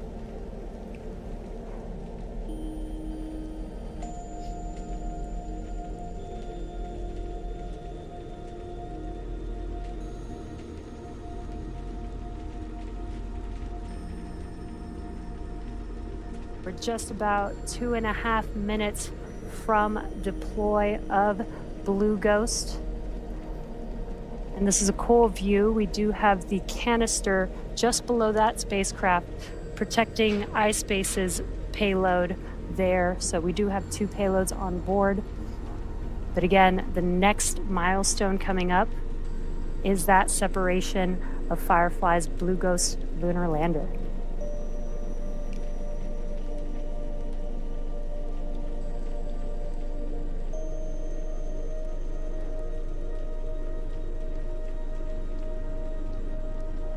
Just as a reminder, once Blue Ghost is deployed from Falcon 9's second stage, it will have about a 45-day journey on its way to the moon, and then it will have about 14 days of lunar surface exploration. So this is a pretty exciting mission.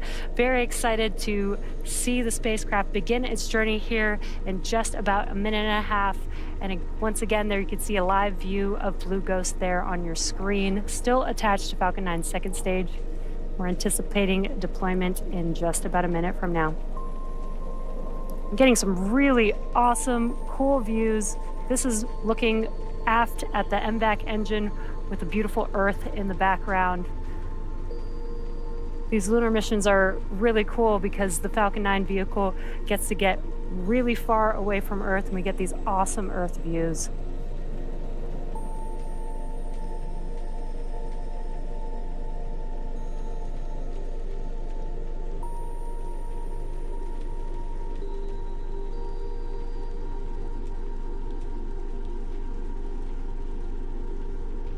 We are approaching deployment of Firefly's Blue Ghost here in just about 30 seconds.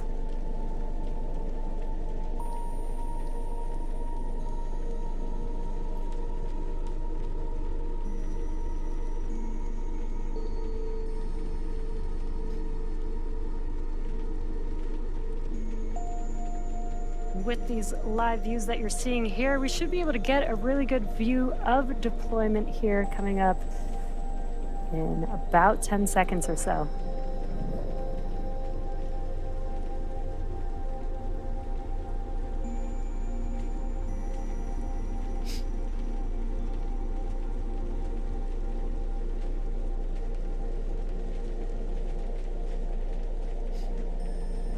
Firefly Blue Ghost, separation confirmed.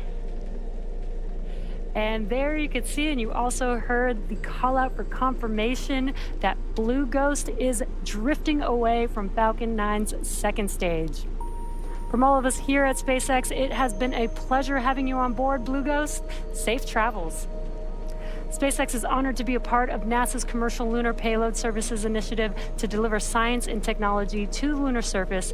And we want to thank Firefly for entrusting us with today's historic operation. All right, thank you very much, Jesse and the SpaceX team. FC com on ops. Wow, what a ride. We're listening in First command now. in 3.1 is to enable carrier. Comments go to enable carrier. FC, please enable carrier. You're listening to the Firefly Mission Operations Center team. All calls be advised, SpaceX has delivered the separation statement. Flight FC, confirm that I see carrier enabled. Copy. Confirms carrier is enabled. All right, Ray, this is your team. They're talking. You got the flight director in there. Steps 3.2, 3.3, please verify your discretion. Right, Tell us what they're saying. So right now you're hearing the team go through the steps that are required to power on the lander and determine its position relative to the sun and make that first communications contact. So those mission operation controllers just outside of Austin, Texas are going through that process. It's an autonomous process that'll take several minutes. And so, the spacecraft right now is approximately 848 kilometers away from the Earth, and they're going to start pinging that lander as it's going through this autonomous process, so we'll be able to hear that. Before we're in range of the Hawaii ground station. And then in approximately 50 minutes, a penumbra event that Fido will update. Right, so he's talking about that first ground station that we're going to make contact with. That's in Hawaii. So they're configuring that ground station to be able to make contact with the lander. And to be clear, you mentioned they're getting ready to power up, but they have to establish that communication first, right? Absolutely. So that autonomous process will take several minutes. So that's the power up process. And then they'll start sending what we call no-op commands to the lander. So it's just pinging the lander about every 60 seconds. All calls be advised, we will drop off nominally. And then we're basically just waiting for that kind of handshake, that just acknowledgement from the spacecraft that it's hearing us. And that was a good call out as well, that they confirmed. PDO, Fido, if you do have the correct separation time, please comment in the logbook. That SpaceX dropped you off exactly where you needed to be in orbit at 1 hour and 5 minutes. Yeah, so that's definitely a really important check. Figuring out exactly where the spacecraft is step one. And then once you get your orientation, it's really forming that baseline of where's the spacecraft, what state is it in, and then moving forward from there. is available for the trajectory. Copy, Fido, please comment the expected penumbra time as well in the logbook. So you hear Jackson there. He's our flight director, kind of walking the team through those initial steps of gaining signal. We jumped right into the work. The file is ready, and we are working on commenting in the logbook right now. That the Firefly team is doing in order to get that signal. We barely had a moment to soak up that separation, so we're going to re-cue that up right now, Ray, and I want to get your thoughts as the sun participated in a little bit of drama as it separated to go to the moon. Yeah, you couldn't ask for a more perfect shot there with the sun in the background. Look at it go. Sunburst. It's beautiful. I need a frame of that. But yeah, you see it. I think how she stated it's drifting away. That's kind of a bittersweet thought, but it's on its way to the moon. That was an incredible look at that, shot. The sun. Yeah. You couldn't have intentionally framed that up any better with the sunburst. Just we planned it exactly that. Well done. Thank you. Well, the team is continuing to work, and we heard a little bit of flurry of activity because, as you mentioned and have talked about throughout the show, that this is the moment where the Firefly team really engages, the moment to acquire the signal from the spacecraft. If you're just joining us, we launched at 1:11:39 a.m. Eastern Time from the Kennedy Space Center in Florida on a SpaceX Falcon 9 rocket. carrying the Blue Or can Ghost we expect lunar rate lander. damping in approximately 18.5 minutes? Then we traveled, did a couple of burns for about an hour and a half, flying with various coast phases in between there. And then you just saw the separation at 1 hour and 5 minutes. And now, myself, Daryl Nail with NASA, and Ray Allensworth, spacecraft program manager with Firefly, are listening in to the communications that the team is doing as they work to acquire the signal. Yeah, and this signal, it can take anywhere from between 5 and 30 minutes to get that signal. Anywhere in that is considered nominal. So we're right at the very beginning of that phase. And so, like you said, the team it's now time to lock in. They're all focused. They should start getting data very soon on those consoles. And we're going to stay with it for a fair amount of time. The path to the BSP is available in the logbook. We're going to stay with it in order to see if we can get an early AOS, but understanding, as you mentioned, that this is not exactly an exact science, right? I mean, this spacecraft is moving in its orbit, and you need a good lineup of the antennas on the spacecraft and those on the ground. Absolutely, you said it exactly right. You have to get the spacecraft in the right spot, lined up with that first ground station in Hawaii. So there's a little bit of margin as to when exactly that'll perfectly line up. Like I said, anywhere in that time frame is considered nominal. But we'll start pinging that lander soon as it goes through this autonomous power-up process. Let's talk a little bit about the path ahead. Once, assuming we get an AOS, what happens then? What will we see happen in the next few hours and then days? So when we get that acquisition of signal, there's some very initial... All comp be advised, SSC has AOS, stand by. That was AOS. How about Incredible. that? We have acquisition... Con, please monitor your alarms. We have acquisition of signal with the Blue Ghost lander. Flight GNC and Ops, I confirm That's we incredible. booted safe flight in idle mode, just nominal. Good. Okay, good. They took a minute to clap and... Call out stick numbers that you can verify, procedure 101. And so, just a brief moment there, you saw your team applauding. I mean, you're feeling it too. Yeah, I think I might have just had a heart attack. No, that's a great feeling, and wow, like we're talking to our lander in space, and we're officially going to the moon. It's insane. That happened fast, right? It happened fast. That's a great acquisition of time, acquisition of signal time. So that couldn't have gone better. It has been incredibly smooth from beginning to end so far today. Your thoughts on what you've experienced as we've taken this ride into space? Yeah, like you said, I really couldn't have asked for a better launch environment. That it went perfect, and then the sky out here in Florida, it's a perfectly clear night. When that rocket took off, it headed towards the moon. You could see our launch site with the rocket flying towards it. That was an incredible moment, but really this whole process, the last several hours, it's gone so smoothly, and then just a cherry on top to get that acquisition of signal so quickly. That's fantastic. Congratulations. Briefly, let's talk a little bit about what lies on the path a little bit further ahead. You talked about the next few hours and days, but ultimately after 25 days, you're going to make a burn to the moon, and then you have the biggest part of the challenge of this whole thing, which is landing on the moon. Talk about that. Absolutely. So we're right. Once we get out of that Earth orbit, we'll go on a 4-day transit to the moon, and we'll do our critical TLI burn to get us into that lunar orbit.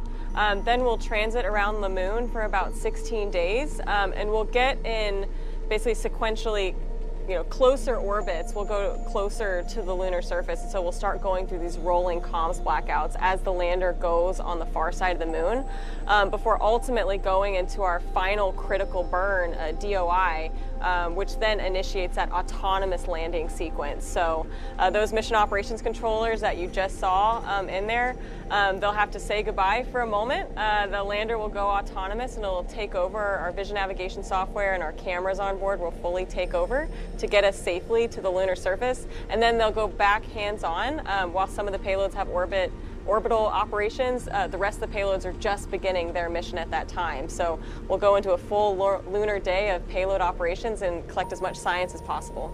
And through those 14 days on the moon, we're going to do all that science with those 10 payloads. That's going to be exciting. These principal investigators will be there watching, monitoring, and it's got to be exciting for them. And then you're going to try to survive a little bit of the lunar night. Just a little bit. So we don't expect to survive the full lunar night, but we will operate about 5 hours into the lunar night. And so we should really get to see some phenomenal activity with the regolith, that levitation that we talked about, and get some additional data, imagery, and video into that lunar night. The views are going to be incredible. I can't wait to see the imagery that you guys are going to be pulling back from the moon. It's going to be spectacular, provided that you get that landing. And it can't be understated just how challenging that is. This would be the first time in 52 years that an American company or entity has performed a soft landing. You have the opportunity before you to do it. Yeah, it's an incredible feeling. The team, though, has been really training, testing, and planning for doing just exactly that, landing softly on the lunar surface. And, you know, if you look at our lander, we're a little bit wider, we're a little bit shorter. We've done over 100 drop tests on our landing legs, for example.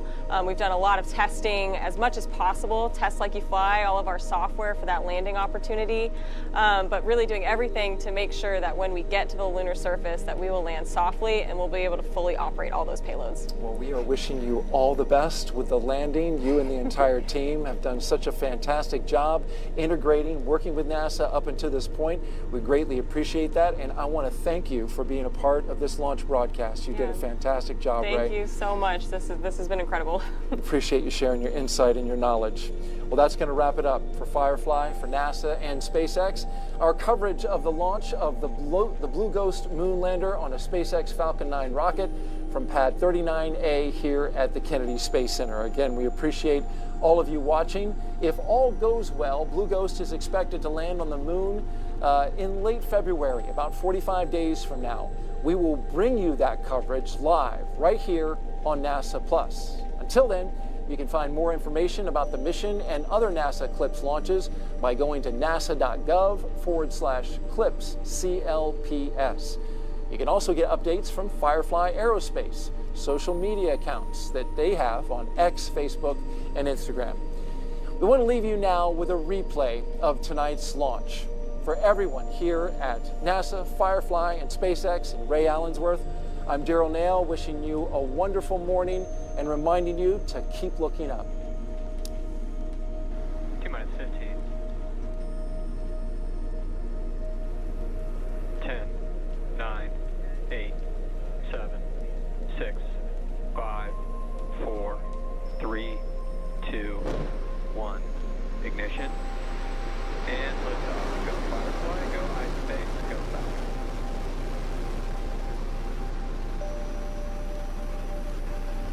Vehicles pitching downrange.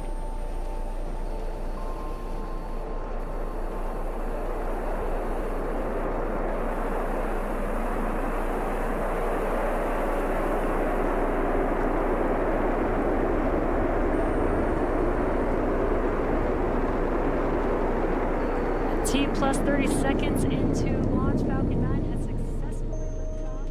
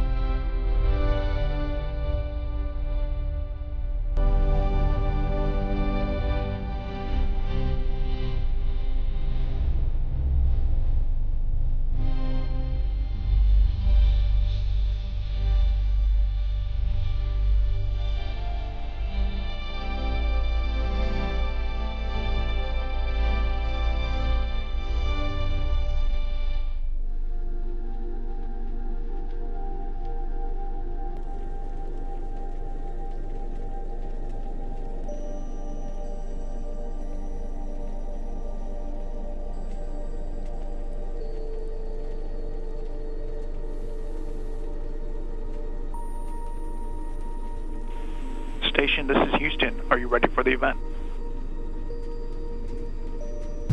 We are ready.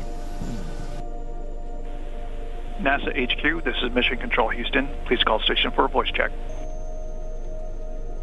Station, this is Bill Nelson and Pam Melroy. How do you hear me? Hey, Bill. Hi, Pam. Expedition 72's got you loud and clear from the ISS. Welcome aboard. Well, Happy New Year. What are you guys looking forward to up there in the new year?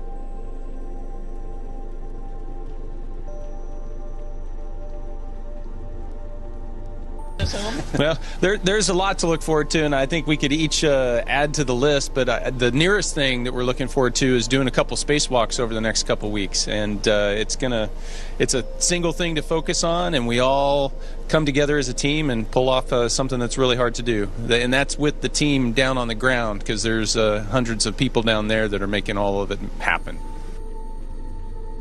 Well, Pam's here with me. She wants to greet you as well.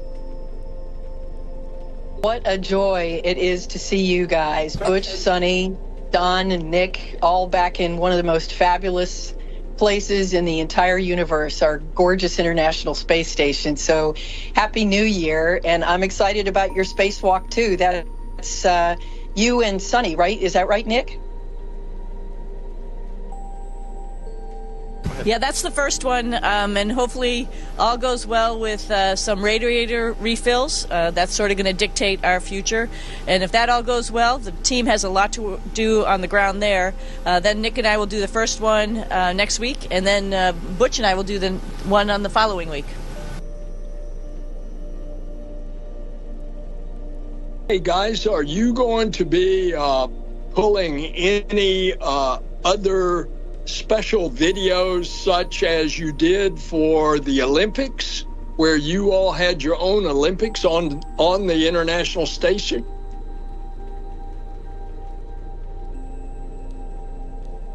Yeah, well, doing a spacewalk, if you look at the training that everybody goes through, it's almost like it's an Olympic level event, only it's in space.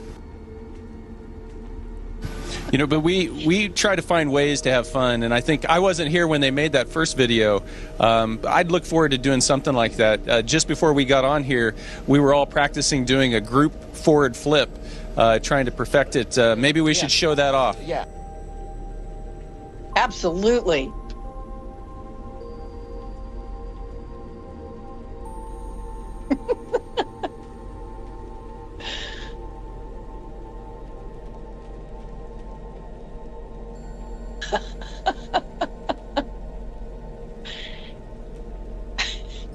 So we've got some work to go. We'll practice some more, and when we're ready, we'll make sure we record it. Yeah, it was really beautiful, but you are going to have to practice a little to stick the landing, it looks like. That's right. You need your feet together when you come down in the landing to get a perfect score. Yeah, we agree, and we're going to work hard. Good. Hey, Don, it's really great to see you in space again. How's your photography going?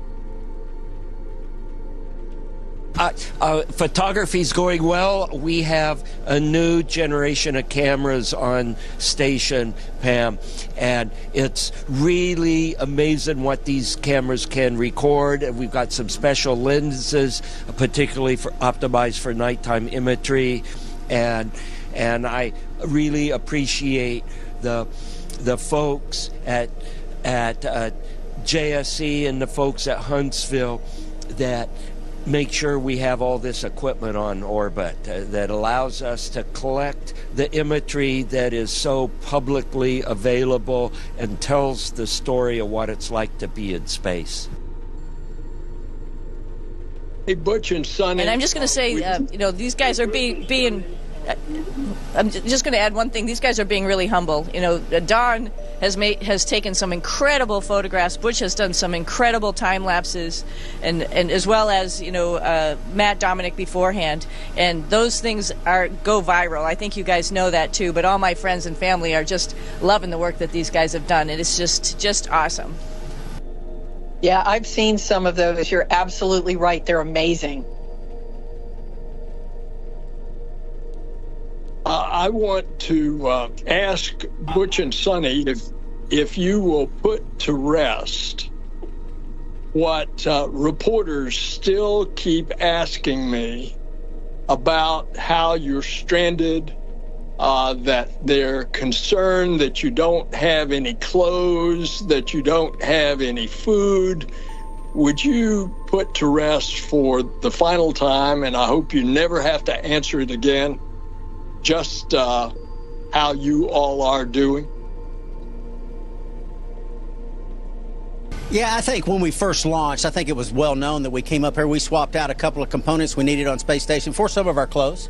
So we wore some clothes for a while, but that doesn't bother us because, you know, clothes fit loosely up here. It's not like on Earth where you sweat and it gets bad. I mean, they fit loosely, so you can wear things, honestly, for weeks at a time, and it doesn't bother you at all. So we never had any issue with wearing clothes for an extended amount of time. Now we have plenty of clothes. We are well fed. I've never seen anyone ever eat as much as Don Pettit can eat. It is amazing to watch this man eat, as skinny as he is. So that's just been a joy within itself. Every mealtime. Actually, I get up at morning. I get up early. Don gets up early. We get up like 4, and he's already in there eating before I even get up. I mean, it's just amazing. Amazing. So what you're telling us is you're not channeling Castaway, and you don't have a volleyball with a handprint on it that you call Wilson. No, we've got a whole team up here, so we're not worried about that. And there's a lot to do as well with the team on the ground. You know, we have, you know, we had tons of science experiments with SpaceX 31. We got spacewalks coming up. It was really busy when we were, you know, waiting for Nick to get up here, and it's just been a joy to be working up here, particularly with our counterparts on the other end of the space station. It's just a great team, and no, it doesn't feel like we're Castaway.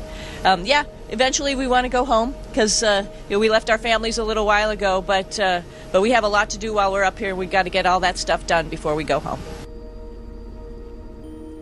Hey, Nick, it took you a couple of times on Soyuz to get to the station. Now you're back on the station.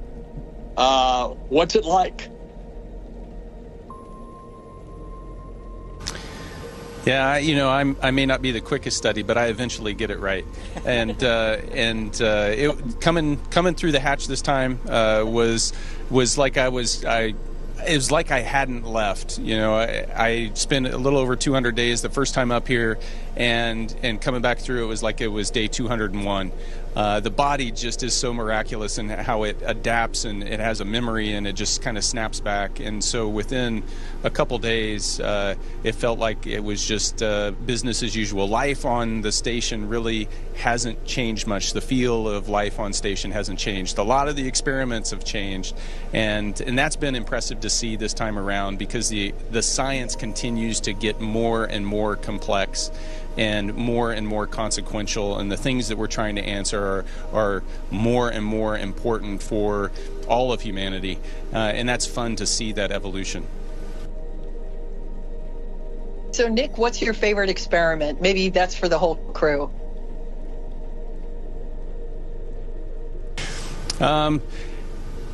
The experiment that I've spent a lot of time on, a little over 60 days, I've been growing algae, and it's been fun because for a couple reasons. One, it's really important. We're trying to figure out how do we create life support systems that are sustainable beyond Earth orbit, that we don't have to continually resupply because they're not closed loop systems. And so algae is a potential source for that, so that they can consume our carbon dioxide and produce oxygen for us. And oh, by the way, if we produce a little bit more, we can also consume it as food. And so it's a really neat idea there's a lot of research going into it. But it's also been fun because as part of this experiment, every couple weeks I get into new equipment, and there's notes from the research team in there. They didn't know who was going to be working on it, but they passed up notes, and those have been so special to kind of unopen as I go along, and it makes you feel connected to just the teams of people on the ground that have been doing this research for years and years, and you get to be part of that, even if it's only for a couple weeks up here. It's really special. From the early days of the space shuttle program, we were working on experiments like the protein crystal growth. Is any of that going on? How about other medical experiments that might be going on?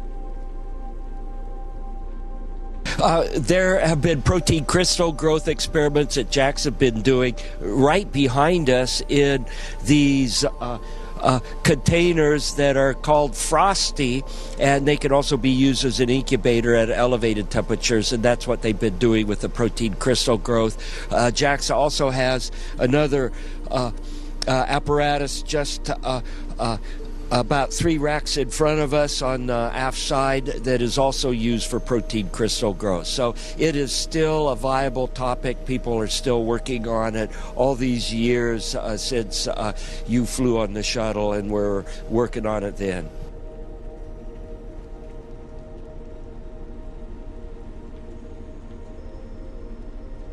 Well, that's fantastic. In fact, I think, haven't we learned that some of the protein crystal growth experiments have resulted in medical treatments here on Earth, which is just amazing to think about the basic research that you do that is going on to benefit life on Earth. Yeah, and Pam, to be honest, I've lost track of the extension of the protein crystal growth experiments to application in human testing. I have not been up with it, because the past 2 years I've been studying these things called EMER procedures with a fire and depress, and we actually had a fire warning go off this morning, got everybody out of the sack, and it was a false indication. But we jumped into the procedures just like we've been trained. We fire up our analyzers to make sure there aren't any combustion products, and we just charged off. Speaking of fires, there is a raging fire that is starting to really seriously damage Southern California. Have you all been able to see that out the window of the space station? Our orbit has not cooperated yet.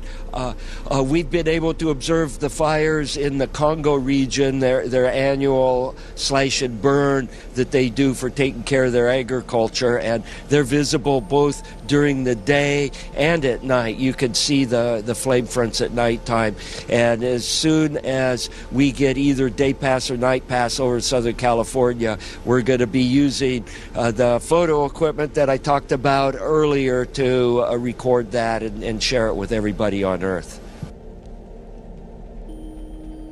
We really appreciate that, Don. I think being able to see wildfires from space is just one way that NASA, both from the space station but also from our other Earth-observing satellites, is trying to help in this terrible wildfire situation. So just keep everybody there in your thoughts and prayers. And we're kind of worried about the Jet Propulsion Lab and our staff there. So I know that they would appreciate your thoughts.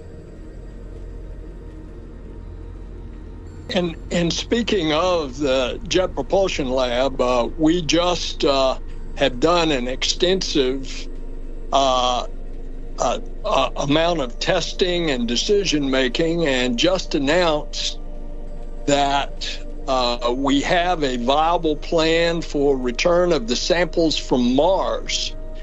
So everything that you all are doing on the station is going to get us ready to go to the moon, and then eventually to Mars. And in the meantime, we've got a viable plan. We're bringing back 30 titanium tube-filled cores from the surface of Mars.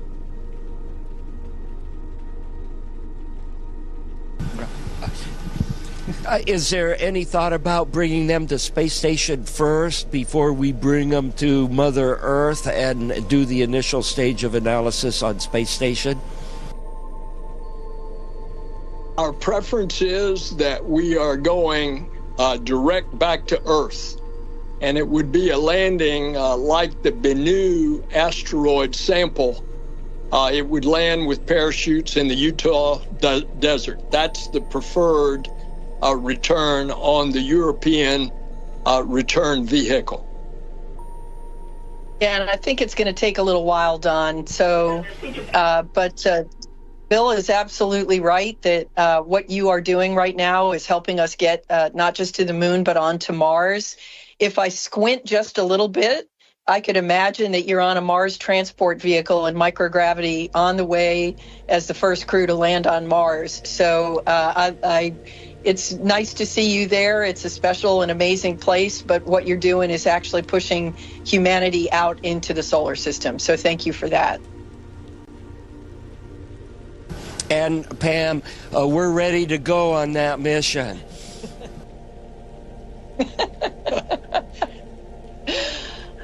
Hey guys, we just want you to know how much we appreciate what you do, that you represent not only America, you represent all of humanity. If ever there has been an example of international cooperation, you all are setting the gold standard because of how you get along with everybody on the International Space Station. You are, in fact, a model of what we can do as Earthlings if we put our minds to it. So thank you, God bless you, and Happy New Year. Well, thank you very much, Bill and Pam. Thanks so much for taking the time. You know, we're just part of a big team that's getting this all done. So honored to be part of it. Honored to be living here on the International Space Station. And when we get home, we'll have lots of stories to tell, and we'll see you all there. Can't wait to see you. Station, this is Houston ACR. Thank you. That concludes the event. Thank you to all participants. Station, we're now resuming operational audio communications.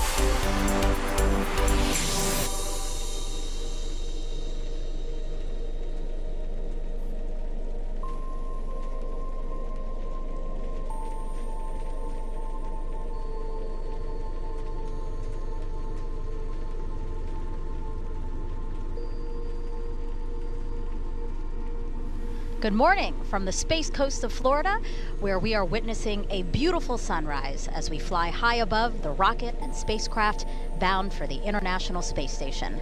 Liftoff of NASA's Boeing crew flight test set for 10:52 and 15 seconds a.m. Eastern Time. I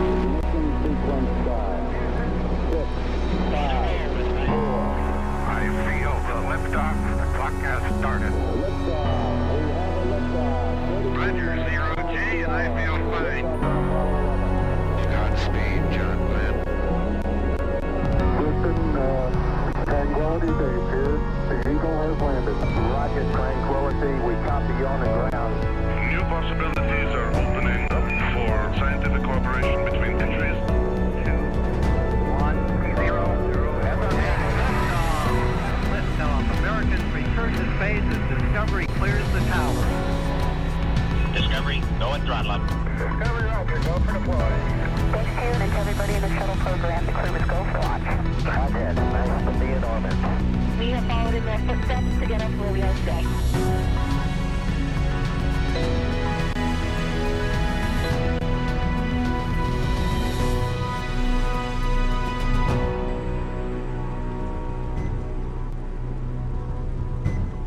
And here are the astronauts who will fly for the first time ever in Boeing's Starliner spacecraft. Commander Butch Wilmore and pilot Sunny Williams, as you can see, suiting up for their mission into the history books. Good morning, and welcome to NASA's Kennedy Space Center in Florida for NASA's Boeing Crew Flight Test, or CFT. I'm NASA's Megan Cruz. And I'm Dee Russell with Boeing Communications. Also joining us today is NASA astronaut Mike Fink. Great to have you here. Good morning. Third time's the charm. Beautiful day outside. The rocket's ready. The crew's getting suited up. This is an awesome day. Yeah, beautiful start to the day so far, again, with that gorgeous sunrise we saw. And as you alluded, this is our third attempt to launch Butch and Sunny on a United Launch Alliance Atlas V rocket and Starliner. Teams last tried launching on Saturday, but stood down just minutes before liftoff because of a power issue in a piece of ground support equipment. We'll have more about that in just a few minutes. NASA and Boeing want to certify Starliner for regular flights to the International Space Station as part of NASA's Commercial Crew program. Mike, why is it so important to have a second commercial spacecraft that can take astronauts to and from the space station from American soil? We call it dissimilar redundancy. So the more chances, the more ways that we can send humans into space, the better it is for NASA and for our country and for the planet. Right now, we can get to space with a Soyuz or with a Dragon, and today we're going to show we can get there with a Starliner.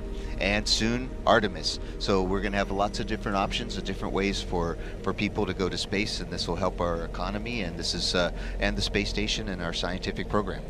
Now, as we are back in the suit-up room, a reminder for everyone that CFT will only be the 6th time NASA astronauts will launch on a new spacecraft designed for crew. And the last time an Atlas-class rocket sent humans to space was 61 years ago for the final flight of NASA's Mercury program. Now, Mike, I know you're great friends with both Butch and Sunny, and you got to speak with them late last night. So how are they feeling going into this third launch attempt? I am very impressed with my colleagues for being such optimists and such professionals. They've been in quarantine for a long time. We've been waiting for over 5 years to get Starliner launched, but they are very excited about today. You can see that they're focused on getting the job done, and they are very ready for this mission, and they wish all of us a great experience in joining them on this great journey. Now, as you can tell, guys, we are very fortunate to have Mike here with us because he's a veteran of 3 space flights. Expedition 9 in 2004, you'll see a photo coming up here soon.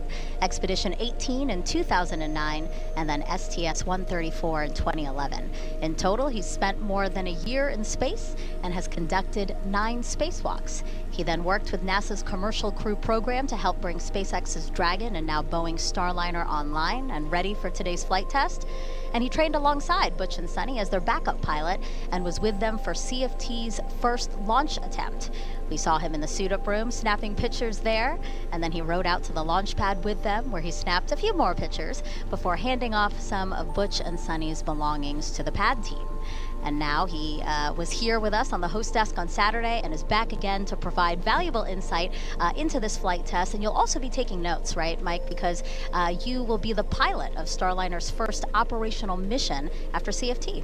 Yes, that's the point of crew flight test, is so that we can certify Starliner to go to the International Space Station on a regular basis, just like we did with Dragon a few years ago. So this is an exciting time. A lot of things are resting on this mission, but Butch and Sunny are prepared. The launch control team's prepared. Mission control's prepared. The management and leadership are prepared, and I think we're prepared here. Thumbs up from me. There is a lot to learn about this crew flight test, so we have people here in Florida and in Texas to help explain every part of this mission. Let's start first with ULA's Dylan Rice and Boeing's Lauren Brennicke, who are monitoring the spacecraft and rocket from the United Launch Alliance's Advanced Spaceflight Operations Center, or ASOC. Yeah, Dee, welcome to the ASOC. We are at ULA's rocket headquarters, really over here on the Cape side. Dylan and I have a great spot for today's launch operations here in the ASOC. We have special viewing and monitoring opportunities here in what I like to consider the press box that's, you know, above the big game going on downstairs. We've got this great view of the launch control team down here, and then we have the mission directors on one side of us and engineering support on the other side. So it is really the best spot to be following along with all the procedures today. And we did just hear that we have a go to proceed with the pad team moving back over to the pad. And Dylan, that's because fueling is wrapped up. Well, that's right, Lauren. Atlas V and Centaur are fueled and ready to go. But looking back at our experience over the weekend here during our second CFT launch attempt on Saturday, we held our terminal count at T-minus 3 minutes 50 seconds because of an issue detected by our ground launch sequencer. After the scrub, our technicians and engineers worked overnight to assess all of our ground support equipment at the launch pad. The assessment identified an issue with a single ground power supply within a redundant computer chassis that supplies power to a set of cards which control various system functions. That power supply fault caused several cards to go offline, and shortly after we entered terminal count, the ground launch sequencer attempted to verify the appropriate level of redundancy during terminal count, and when it received the feedback that those cards were offline, the ground launch sequencer terminated the countdown. On Sunday, that chassis that contained the faulty ground power unit was removed, visually inspected, and replaced with a spare chassis. We didn't find any physical indications of significant failure with it, so we'll be doing a full failure analysis on that power unit. Meanwhile, with the new equipment in place, we have performed a full functional checkout of the chassis and all the cards. All the hardware is performing nominally. So with that, we are complete with cryogenic tanking today. All tanks are in topping mode. Tanking and all of our operations today have gone very smoothly so far. All of our pre-launch checks are basically complete. As you said, the readiness poll has been completed for pad entry, and the blue team will be arriving shortly back on the pad to complete final checks before the crew arrives. So a lot of work going on over the last couple of days. Starliner has been powered on since that last attempt, with our teams monitoring the health of the vehicle and its systems really around the clock. So now let's check in with NASA's Daryl Nail over at nearby Hangar AE. He's keeping an eye on the weather for us and NASA's oversight of today's flight test. Daryl.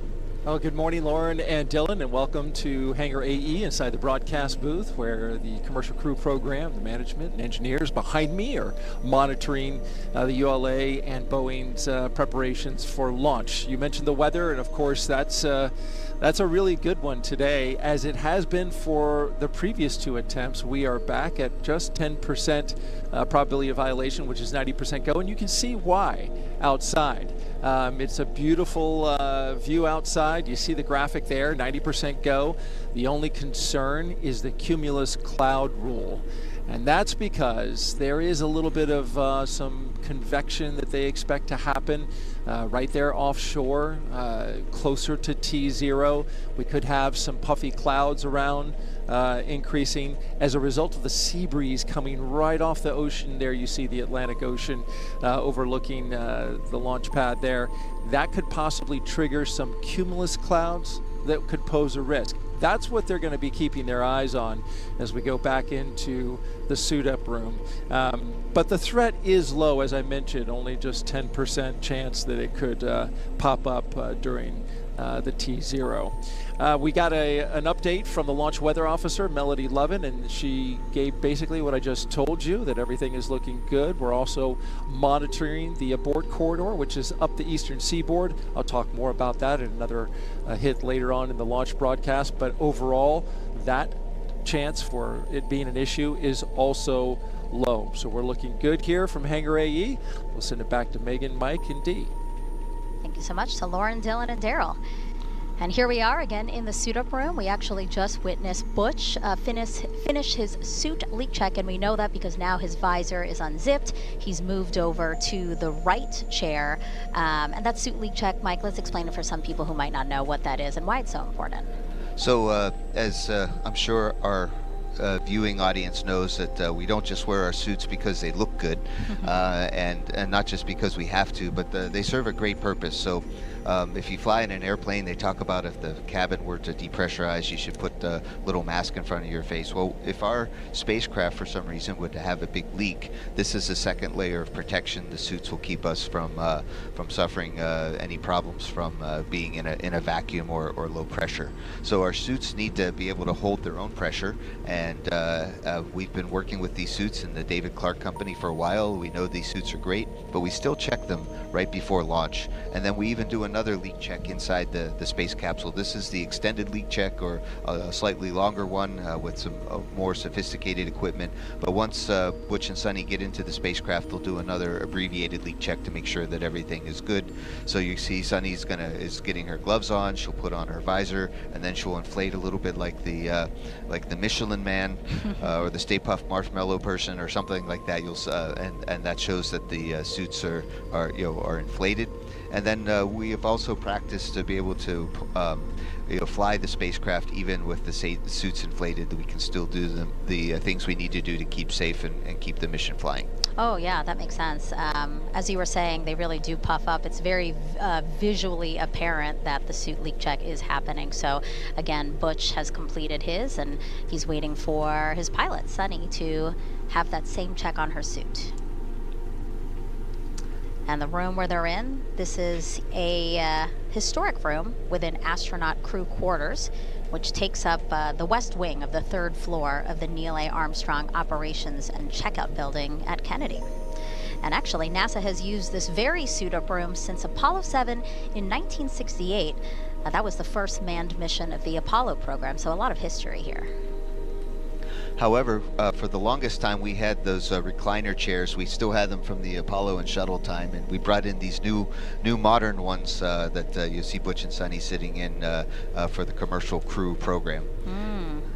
And these suits are really neat because they are very lightweight. When you're flying rockets, the lighter the weight things are, better. The launch and entry suits that we wore on shuttle and have modified, here's Sunny zipping her helmet.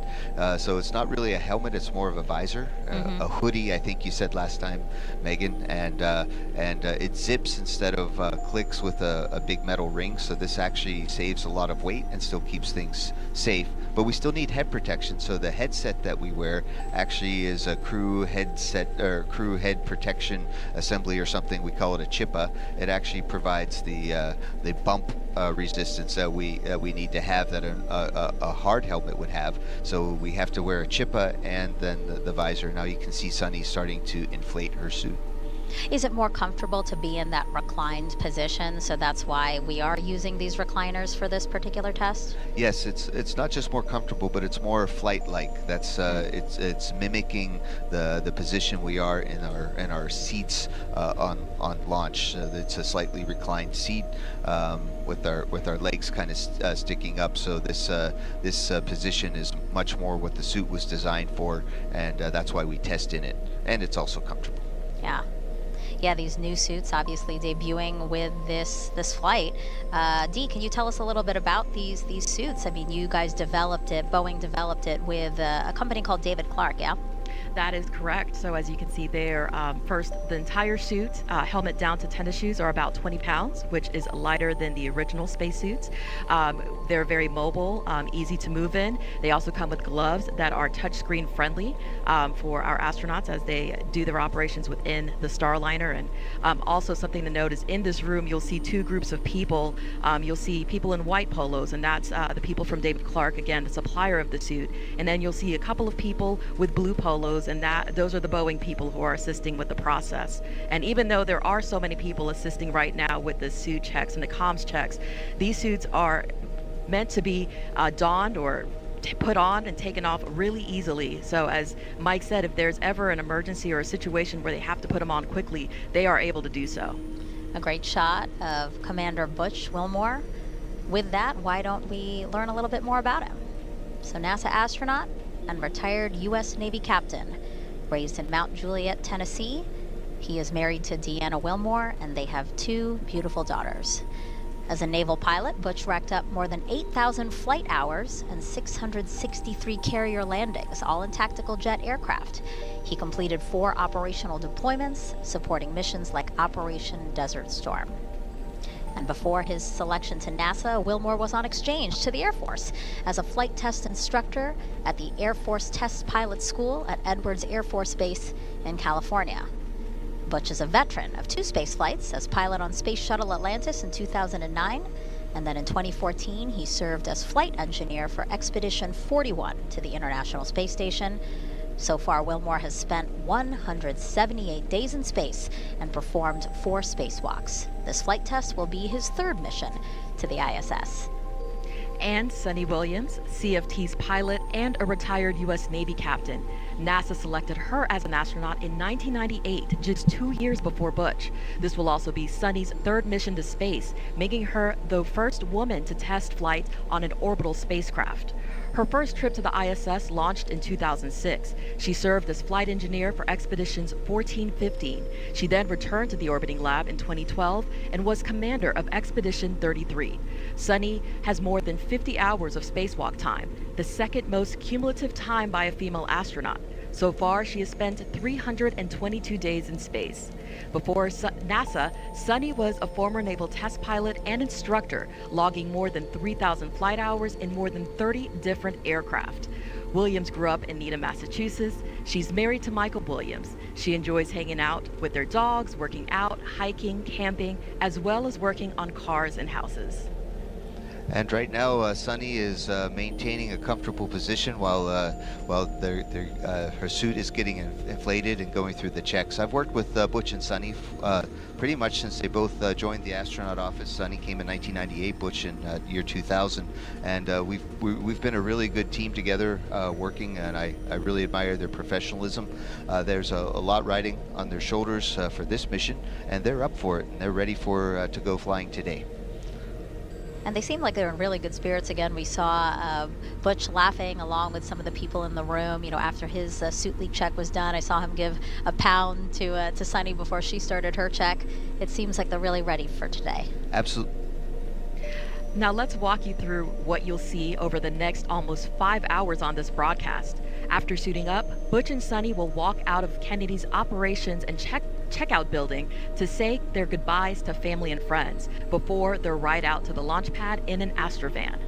And then once at the pad, the crew will ascend ULA's Crew Access Tower to board Starliner in a process we call ingress.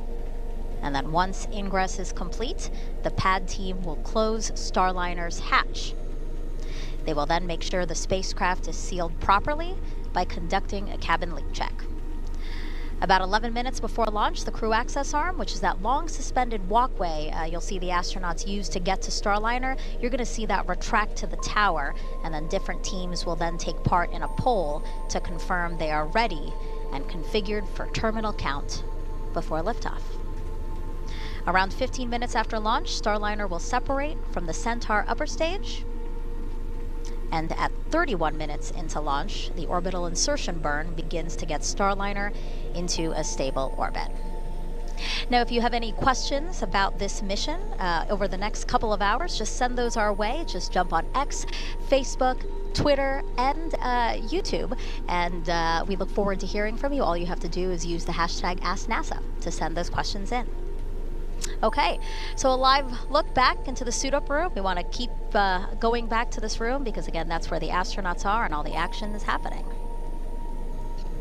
Looks like Sunny has completed her check. She has unzipped her visor. Mike, that chippa, what you were saying, is what she just removed from her head, and that's where all the comms are, right? Exactly. So that's our headset and head protection set. And so they're a little bit heavier than the headsets that we're wearing, but they serve a lot of the same purpose and any bump protection that's needed. And so now they kind of have some downtime, right? I mean, you were in the room with them for launch attempt number 1. What kind of happens after the suit leak checks are complete? Yes, so we are on a very detailed timeline, and one of the things that Butch and Sunny are testing out for crew flight tests is what it would be like when we fly 4 people. So the Starliner is sized for the NASA missions to go take 4 people to the International Space Station. To minimize risk to everyone, we're going to only fly 2 today, and 2 people, but our timeline's built for 4. So there's throughout the day, Butch and Sunny are going to have to wait just a little bit. Also, they're really experienced. The whole team is really experienced by now. This is our 3rd launch attempt, so we're I'm sure we're going to stay ahead of the timeline today, which is important in our business for sure. And it really has been impressive to watch them go through these different launch attempts. Everybody just acting so professionally and doing things as if they're second nature, because at this point it is, right? Even prior to the first launch attempt, all of these integrated teams have been rehearsing together for a very long time. Indeed, and today is a great day to put on a spacesuit and climb into a spacecraft and go launch. And so speaking of today, Butch and Sunny, they woke up just after 3:30 this morning, and then they went in for some medical checks, followed by a weather briefing, and then they started to suit up. And they've been in quarantine now, Mike, since April 22nd. We know what they did between launch attempts 1 and 2. You know, they were able to return to Houston to help troubleshoot some of the issues that we had between those 2 launch attempts, spend some more time with family, still in quarantine, of course. And then the time between our attempt on Saturday and now, do they have some time to enjoy some of the beautiful sights here we have in Florida? Oh, absolutely. I talked with Butch and Sunny yesterday, and with their 2 flight doctors and the flight surgeons. And Butch was able to go fishing yesterday. He saw the sunrise. He saw manatees. The alligator was chasing after his bait, apparently. And Sunny was able to take a nice run along the beach. And she didn't run into. She saw some sea turtles, and you know, those are very beautiful things here in Florida. And we have a lot of great things in Houston, a lot of great nature things, but Florida is indeed special. And Butch and Sunny got this last taste of Earth, if you would, of terrestrial life before they get to go to space and be away from all of these things such as weather and sand and sea turtles. And to be clear, all of the things that you just described right here at Kennedy Space Center, you know, Kennedy Space Center is huge, and it does afford us some of those beautiful opportunities you said, fishing and also running. So still in quarantine, still abiding by the rules, you know, required of them before launch, but they did get to enjoy some downtime. Yeah, we certainly don't want to take anything up to the International Space Station. Those people aboard Space Station have been away for months from terrestrial germs, and we have an important mission to do. So anytime we're down for a day or 2, that has big impacts to the mission. So we do maintain the strict standards of quarantine, not just because they tell us, but because it's a good idea. We have teams at Mission Control in Houston monitoring Starliner's flight to the space station. Let's check in first with NASA's Brandy Dean and Boeing's Jim May. Thanks so much, Dee, and welcome back once again to Mission Control at NASA's Johnson Space Center. I'm NASA's Brandy Dean. And I'm Jim May with Boeing. The flight control team here in Houston, they're well rested and they're ready to get back to work preparing to see Starliner safely through its first ascent with crew on board. The team's been training pretty hard for this. We've got hundreds of simulations and now a couple live scrub launches, so they're ready to get Starliner into space. Yeah, I would say they're not going anywhere until Starliner does. The flight control team is again led by Flight Director Mike Lammers, who you see here in the view sitting next to Flight Director Rick Henfling. Henfling's working alongside him to keep an eye on the weather. And then further down the row on Lammers' other side, we have Canadian Space Agency astronaut Joshua Kutrick acting as today's Capcom. You'll hear him communicating with Butch Wilmore and Sonny Williams on the team's behalf. He'll be filing all of his experience away as he prepares for the next Starliner flight. He's assigned as a mission specialist on Starliner 1. So the team here today returned to their consoles around 4 a.m. Central this morning, and they've been working closely with the teams in Florida just under 4 hours before launch. Once everything was activated and ready for them, the Boeing Mission Control Center team in Florida handed control of Starliner over to the folks here in Houston, and they'll be the ones sending any commands to Starliner from now on. But if all goes well, you won't hear too much from them today as they move through the countdown with their colleagues in Florida.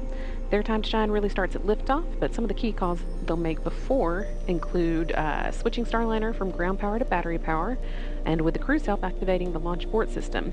And of course, Lammers will also be speaking on behalf of his team when he gives a go or no-go to the launch conductor during the final poll 7 minutes before launch. At liftoff, they'll work hand in hand with the ULA team, who's controlling the Atlas rocket, lifting Starliner into orbit. For the first minute and a half of flight, we'll have Atlas and its solid rocket boosters providing the initial lift to get Starliner going. And then in the final stretch of launch, we'll see the second stage Centaur engines finish the job of getting Starliner to orbit. They'll be done with their job about 12 minutes into Starliner's flight and then be jettisoned 3 minutes later. After that, Starliner will be on its own to make the journey to the International Space Station. So let's take a closer look at the details of what to expect during Starliner's descent, coming up at 10:52 Eastern this afternoon.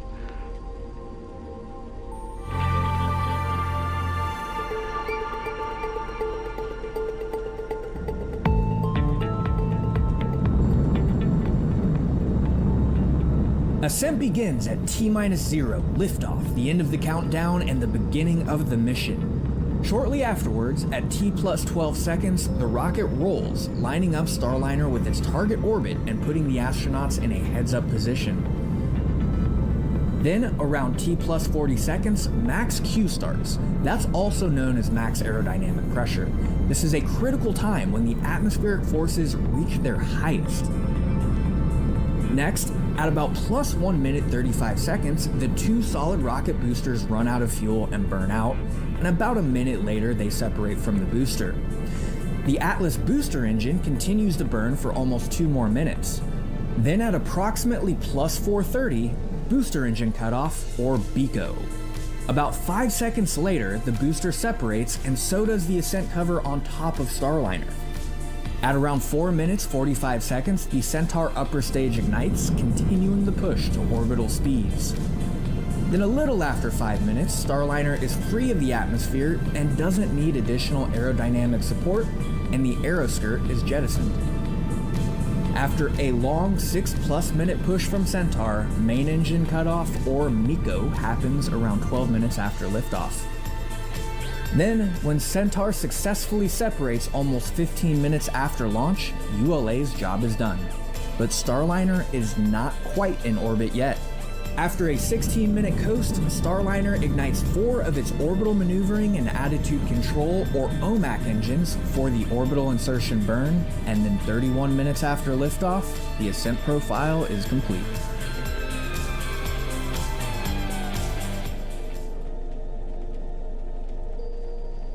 That is what you can expect for the first 30 minutes of Starliner's mission. After that, they'll make an orbital beeline to the International Space Station. And if we launch on time today, Starliner is set to dock with the station at 12:15 p.m. Eastern on Thursday. So next we're going to check in with NASA's Rob Navius, who is waiting on launch just down the hall with the Space Station Flight Control Team. Rob? Well, thank you, Brandy, and good morning from the International Space Station Flight Control Room here at the Johnson Space Center in Houston. where the Orbit 1 team of flight controllers is on console at this hour, monitoring the countdown and keeping tabs on the Expedition 71 crew aboard the orbital outpost. While everyone's attention is on the countdown for the launch of the Starliner to the station, NASA astronauts Matt Dominic, Tracy Dyson, Jeanette Epps, and Mike Barrett are conducting checks on the U.S. spacesuits in the Quest airlock, preparing for the first of 3 spacewalks outside Quest, scheduled to begin on June 13th. The first spacewalk by Dyson and Dominic is designed to retrieve a faulty radio frequency antenna assembly on the truss and collect samples of residue from the exterior surfaces of the U.S. segment elements of the station. Now, early Thursday morning, there'll be a pair of mission management meetings, first by Boeing management to assess Starliner systems following launch, and the initial series of vehicle tests that the Starliner crew will perform to ensure that the vehicle is ready for docking. Following that meeting, the International Space Station partners will gather to give final approval for Starliner to press ahead with the critical phase of the rendezvous that will begin Thursday morning with the terminal phase initiation burn. By the way, at the time of launch today at 10:52 and 15 seconds a.m. Eastern Time, the International Space Station will be flying 260 miles over south-central Turkey. So a busy 24 hours lies ahead. We'll be here every minute to keep you posted. With that, and with the countdown for the launch of the Atlas V well underway, we'll send you back to our folks at the Cape. Thank you to our commentators over at Johnson. As we were telling you, we have teams in Florida and in Houston monitoring every aspect of the launch. So why don't we head back over to the ASOC now with ULA's Dylan Rice and Boeing's Lauren Brennicke. Thanks, Megan. We want to let all the viewers at home know that we are going to be bringing up those public operational communications now. You might hear us refer to them as loops or nets. And if you've been following along, you've heard a lot of that in the last 2 attempts. So we are going to bring those up, the audio of it on the broadcast, and you may hear us stop commentary for a moment so that that can play across for you to hear it. It's our job to wear these headsets, listen to some of those side channels as well, and then be able to translate what's happening in real time for you. We'll also just be following along with the nominal procedures of the day. And so right now, what we're hearing on those nets is that the pad team has made its way back to the pad, and the white room is configured for being ready to get the crew back in there. You can see they're working to open the hatch at this moment. So once the crew gets back over there, they'll be ready to start doing all of the procedures there in the white room. The Starliner Control Center has shifted control of the spacecraft over to Mission Control in Houston. And then also our team has been managing a small helium leak in Starliner's propulsion system since that first launch attempt. It does remain acceptable for flight today. After testing all 8 of Starliner's helium manifolds, we found the leak was isolated to just one flange in one of the spacecraft's 28 reaction control system, or like we call it, RCS thrusters, which makes small adjustments on orbit, and even more specifically to a tiny seal about the size of a button on a men's dress shirt. Helium is not combustible or toxic. Thorough data analysis showed Starliner could handle 4 more leaks, or this leak growing by 100 times its current size before needing to be managed in space. In fact, other spacecraft like the shuttle have launched with similar helium leaks in the past. The leak rate was checked about half an hour ago, and not much has changed since the last launch attempt, which is a good thing. We do have confirmation that it remains acceptable. Our teams have also been cycling the thruster valves, and those are now in the open position. This is the 3rd time for Starliner to launch, but first time with the crew, so some of the procedures are a little different. That's why we're coming to you so early before launch today. It is important to remember this is a test flight, and we are going to learn a lot to be more efficient in the future. So Dylan, how are things progressing with the rocket? Well, Lauren, things are going very, very well with the rocket this morning. This is the 100th launch of the safe and reliable Atlas V rocket, and the 3rd flight of the 172-foot tall N-22 configuration. This rocket is equipped with a dual-engine Centaur upper stage, a configuration that is uniquely capable to deliver the performance needed to shape the trajectory for crew safety. All right, and now we will check in with NASA's Daryl Nail over at Hangar AE. Daryl. All right, thank you, Dylan and Lauren. And back here at Hangar AE and out at the pad, you can see beautiful skies above. We talked about the weather at the top of the show. Only 90%, I say only 90% go, which is a fantastic weather forecast here at the pad. But we also have weather that we're tracking along the ascent corridor, and let's talk about that a little bit. We have a graphic to show you how once that rocket lifts off from the pad, this is the track that it will take along the eastern seaboard, and you can see it there all the way up just past Newfoundland on this particular view here. And what it shows you is along that path there are areas in which, if needed, the Starliner could abort off the top of the rocket and go into the ocean. And there's a number of them. And now we have an arm wrestling contest between Joe Acaba and Butch Wilmore. Oh no, not right hand, lefty. Oh, here we go. Let's take this in.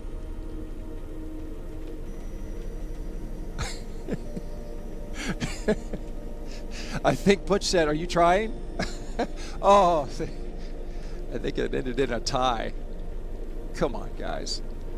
We're going to do some rock, paper, scissors. You know, I don't see any cards in this. This is a tradition. Normally, that's part of the suit up. After they've got their suits and done their checks, they do a card game. But in this case, it appears they are going with rock, paper, scissors. The whole idea here is to lose to the chief you see there, Joe Acaba. And he beat him. He beat him. So there you go. Joe Acaba wins one, and he's wins against Sunny. Let's send it back now to the host desk. Yeah, this is a fun moment. As Daryl mentioned, usually it's a card game. That's a tradition that dates back to many missions ago. And the point is for just to have some laughs. No, the point is what, Mike? So the point is to try to get the bad luck out. It looks like the crew's about to leave the suit room, but I'll say this, is that with Starliner, we're making our own new traditions. And apparently the card game didn't work for us the first two times. So we're going with something classic and true. And universal. Who doesn't know rock, paper, scissors? I guess there's a lizard and a Spock for an advanced version, but we'll go with rock, paper, scissors. Yeah, so as Mike just said, because they have lost to Joe Acaba, they have used up their bad luck. So now they are getting ready, and in a couple of moments we expect to see them walking out of the suit-up room, and then they'll walk down and out to the waiting crowd here for them. The Astrovan, obviously, to the right side of your screen, that is their ride to their launch pad, and they'll be getting in there for a about 20-minute ride to their launch pad. You see all those partitions because, Mike, there's levels, right, as to how many people can or who can get close to the astronauts because there's quarantine rules again. Absolutely, we do respect the health stabilization program, and that looks like that's the ULA president, Tory Bruno. Yep. He's there, and he's the Atlas, the ULA team with Atlas and Centaur have been a really great supporter. They work with Boeing to give us a ride to space, and it's nice to see the president of ULA there. And the Astrovan is pretty awesome. It is. A comfortable way to get to their launch pad. It can fit 8 people, really. Yes, I think today we're going to have just Butch and Sunny. I had a chance to ride with them on their first launch attempt, and there's definitely room for more.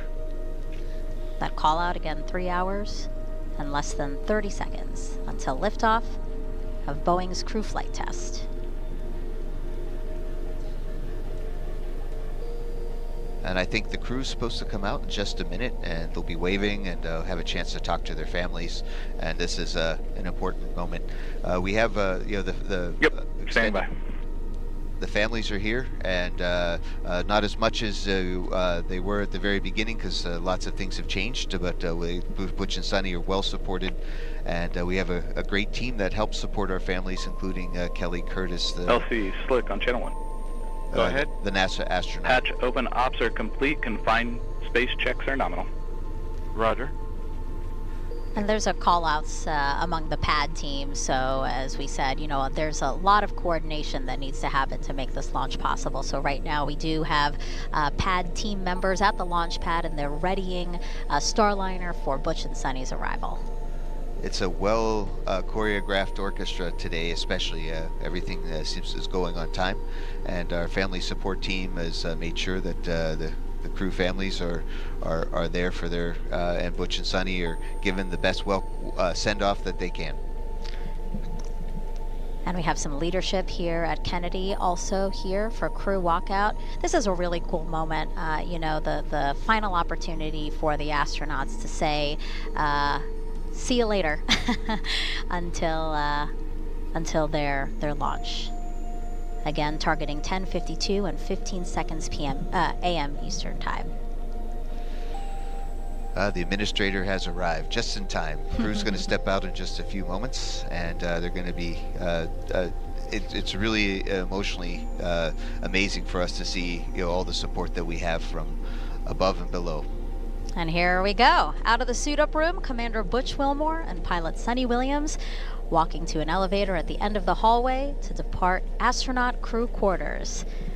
Again, armed with roses. This time, it looks like orange or yellow roses. They had red roses the other day, but again, same tradition of handing some of those off to folks who have supported them throughout this mission. Well, if the yellow roses work this time, I think Starliner 1 will be handing out yellow roses the first time. Oh, that's wonderful. But we have a great team at crew quarters, and they're saying a quick prayer of blessing to get all the best for Butch and Sunny. And now they're getting into that elevator. With life-size posters of Butch and Sunny. A wave from Butch before the doors close. That elevator will then take them down 3 flights. I think I see their patch. The Butch and Sunny patch is on right above the ONC building there, where it has been zapped before, including Demo 2, which is the equivalent flight for Dragon. The Starliner, excuse me, CFT patch is right next to Demo 2. Yeah. This, of course, are the doors that they're going to walk out of to greet family and friends. And NASA astronauts launching from Florida have walked out of these same doors again since Apollo 7 in 1968. These mission stickers were added around the frame starting in the shuttle era. And as you said, Butch and Sunny's mission sticker is already there. And I'll tell you, it is a real thrill and an honor. I can't express it of how cool it is for those doors to open and you walk out to your ride to the launch pad, and your family, your friends, everybody's there to support you, and it's like, all right, we're going to go do this. And Butch and Sunny are amazed today. You know, and Butch and Sunny designed their mission patch, and every detail has meaning. The 7 stars in the background represent the astronauts who travel to space as part of the Mercury program. The astronaut symbol at the bottom between Butch and Sunny's names represent all who will follow in their footsteps after this flight. The orange border is a nod to this being a flight test. Earth's blue marbling represents Sunny's love of the ocean. Wait. And of course, you have Starliner and the Atlas V rocket there in the middle, with the ISS above it, signifying Starliner's first destination in space. Now, earlier in the show, we asked you to submit your Ask NASA questions on social media, so let's take a look and answer some of those now. This is from Bailey Schwartz. How do the astronauts mentally prepare for leaving? And that's a really good question. And we've talked about it some already, is that we're in order to be mentally prepared, we have to know our stuff and be professional. So Butch and Sunny have passed all their exams and all of the simulations. We've helped they've been with Starliner since the beginning, so they are ready to go with their knowledge. But they're also emotionally ready to go too. Their families giving them support, their friends have giving them support, and the rest of the team is there for them. So they are ready to go. It could be a little scary, but for us, we really just feel that the only thing that we really want on a launch pad is to do our part and not let down the rest of our team. There's absolutely no way I think that you guys can let down your team. Absolutely not. We know that you, the astronauts, work as hard as everyone else, and this is going to be a great moment for both Butch and Sunny. And so we are now about 15 seconds from when we expect to see Butch and Sunny walk out of those historic doors, again out of the Neil A. Armstrong Operations and Checkout Building here at Kennedy. And here it comes. Here they come, our CFT crew taking their first steps outside for their historic flight test to the International Space Station. Commander Butch Wilmore and pilot Sunny Williams. Pausing for a second, a wave from both of them as they walk on over to family and friends. I think throwing out mission patches. Was that it? Yeah, Butch definitely likes to share the joy. And again, they had a couple more roses, which they've handed out to folks here in the crowd. We can see astronaut Doug Wheelock, who came down to support the family. He's also getting some good video to document, for family archives this special moment. And Doug Wheelock and Sonny Williams were in the same astronaut class, right? 1998. 1998. The Penguins, we called them. You know I like that. My high school mascot was a penguin.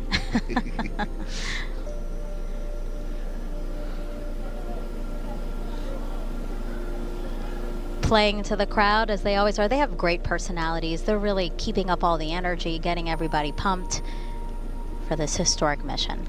And this goes back to our question from Bailey, is that this is how we prepare for a mission mentally, right? We take the joy and the energy from our teammates and our friends and family here. They're going to take it to the launch pad, and they're going to be ready for flight.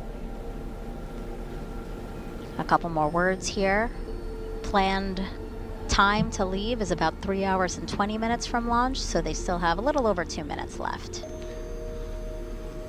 Making their way down to other folks. A crowd following them to take some photos, some videos. The Astrovan door open and ready for when they want to hop in. And this is all carefully choreographed. The spacecraft hatch is open, and the convoy to go to the launch pad, which will drive by here, will have to arrive just in time. So everything is down to the minute. And on the first round, I had to nudge Butch and Sonny to get in the van to be. To I remember that. I remember that. I was wondering, they're running behind a little bit. Well, that's all on. That was all on me. But now that I'm not there to slow them down. NASA Administrator Bill Nelson there on the right, and Deputy Administrator Pam Melroy, accompanied by ULA's CEO and President Tori Bruno. Again, taking the opportunity to say their well wishes to Butch and Sonny. Sonny saying, "Come on over here, Butch, let's take a photo."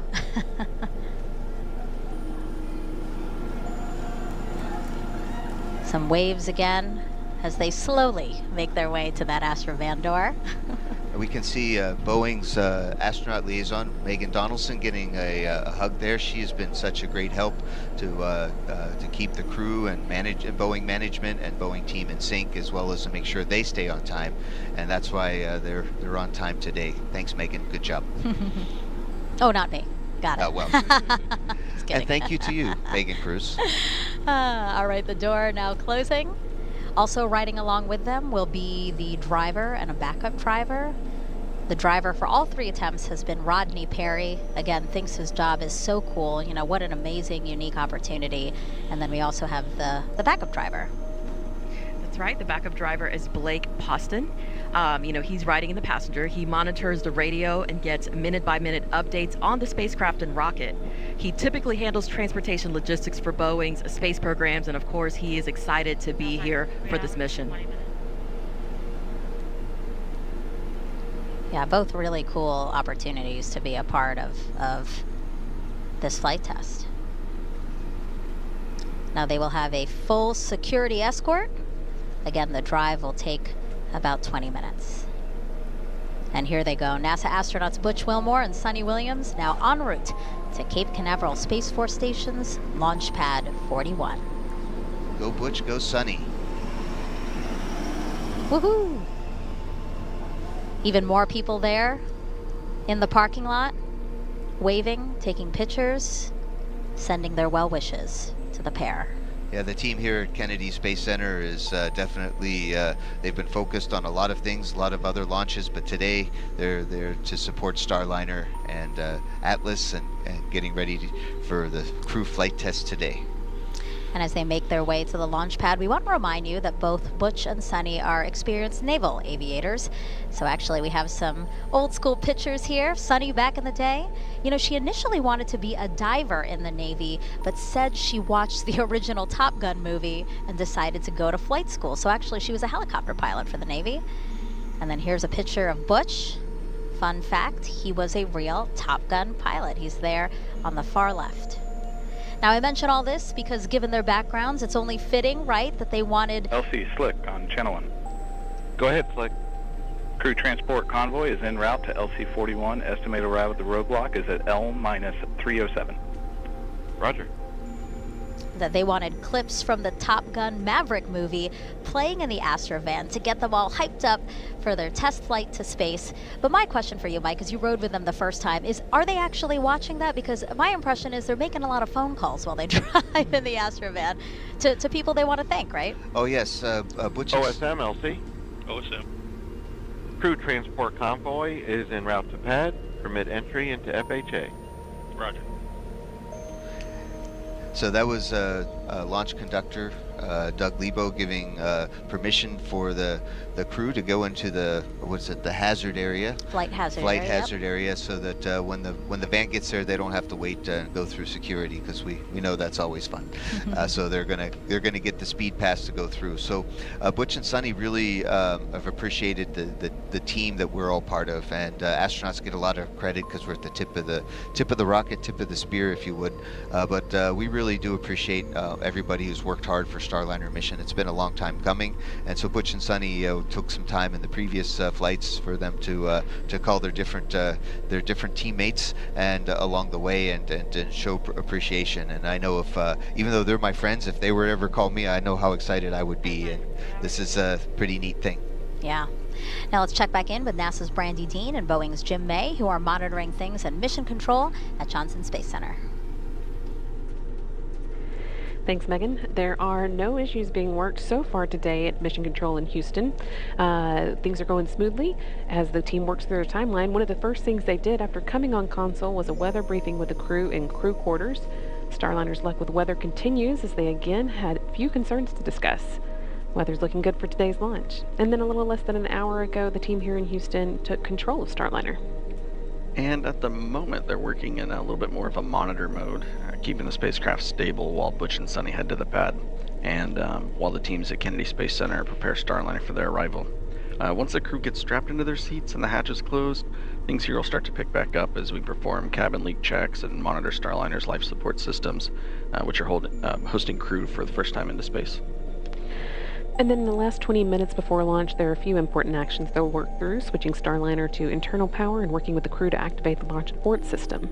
They'll also stay ready to respond to any issues that arise between now and launch, such as the suit fan problem they had to troubleshoot on Saturday about 13 minutes before launch. We saw an increase in voltage on those fans, so they turned off, and the team here in Mission Control was able to quickly work to get them turned back on and ready for launch. And this carefully choreographed pre-launch process has been practiced many times as a fully integrated team, with all of us sitting here in these same seats. It's our final set of training to prepare for Butch and Sonny's mission today. And of course, all of this is aiming to get the crewed Starliner to the International Space Station for its crewed flight test. So let's check in again with the destination, the International Space Station. Rob Navius is with the Space Station Flight Control Team, standing by to give us an update.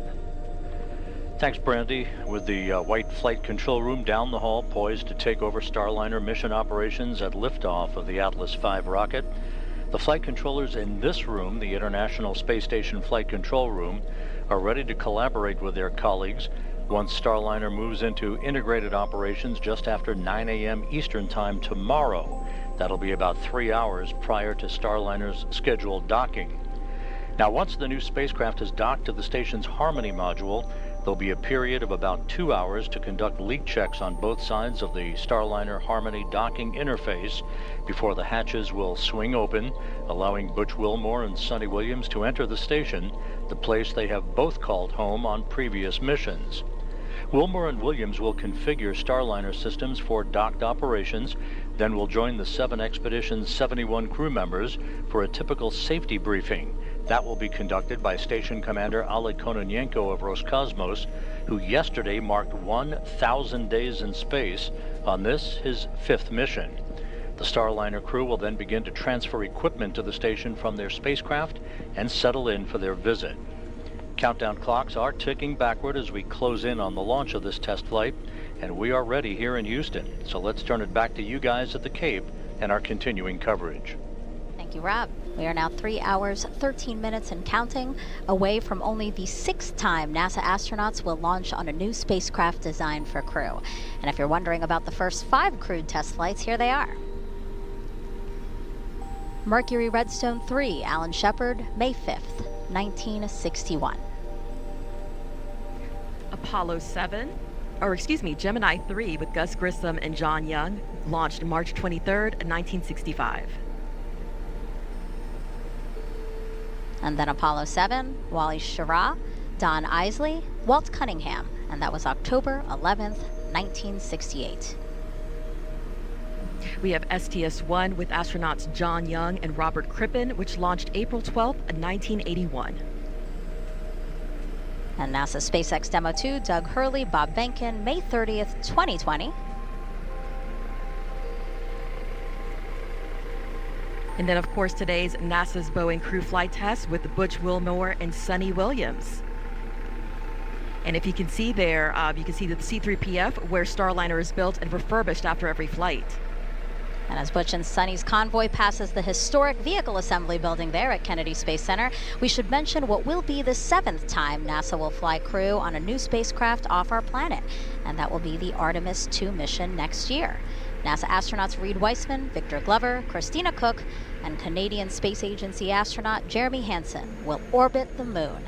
And their Space Launch System rocket and Orion spacecraft will be assembled in that very vehicle assembly building. Check out what's already in work for NASA's return to the moon.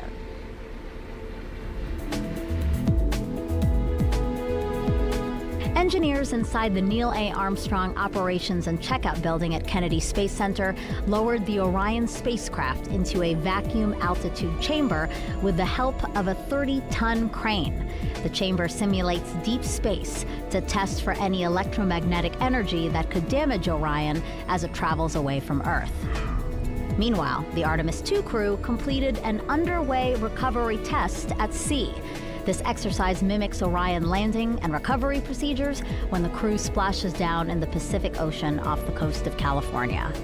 Navy divers and boats approached a mock-up Orion capsule and helped the astronauts into helicopters, which then flew them to a nearby naval ship, just like they'll do during the mission.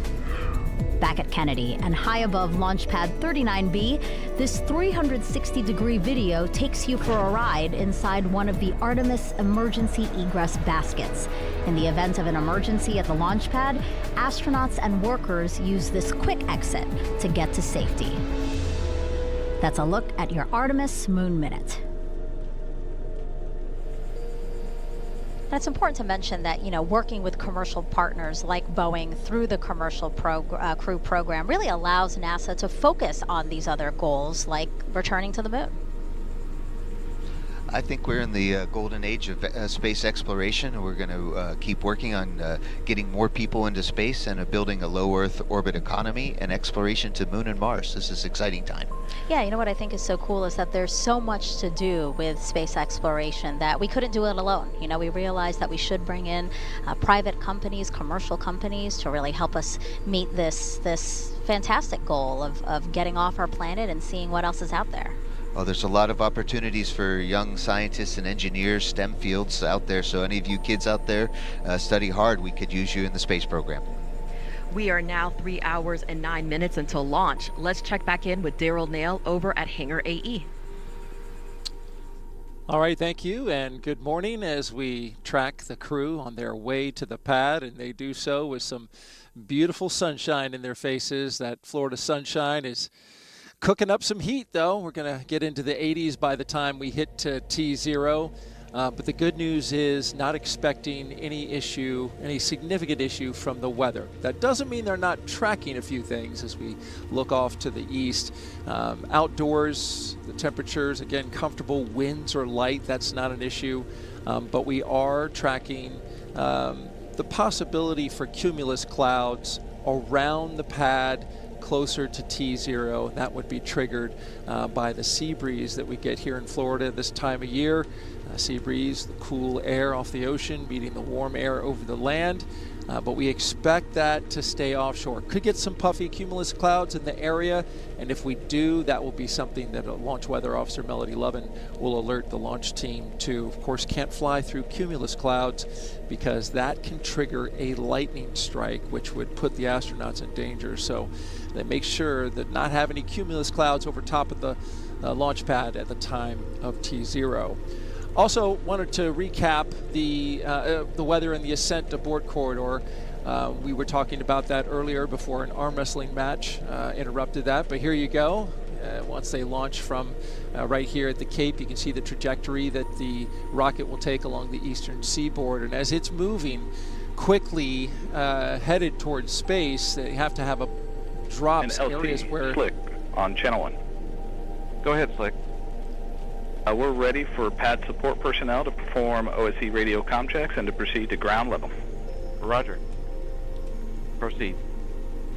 Roger. And again, you can see that track there. Basically, there's areas along that track where the Starliner could abort should something go wrong with the rocket.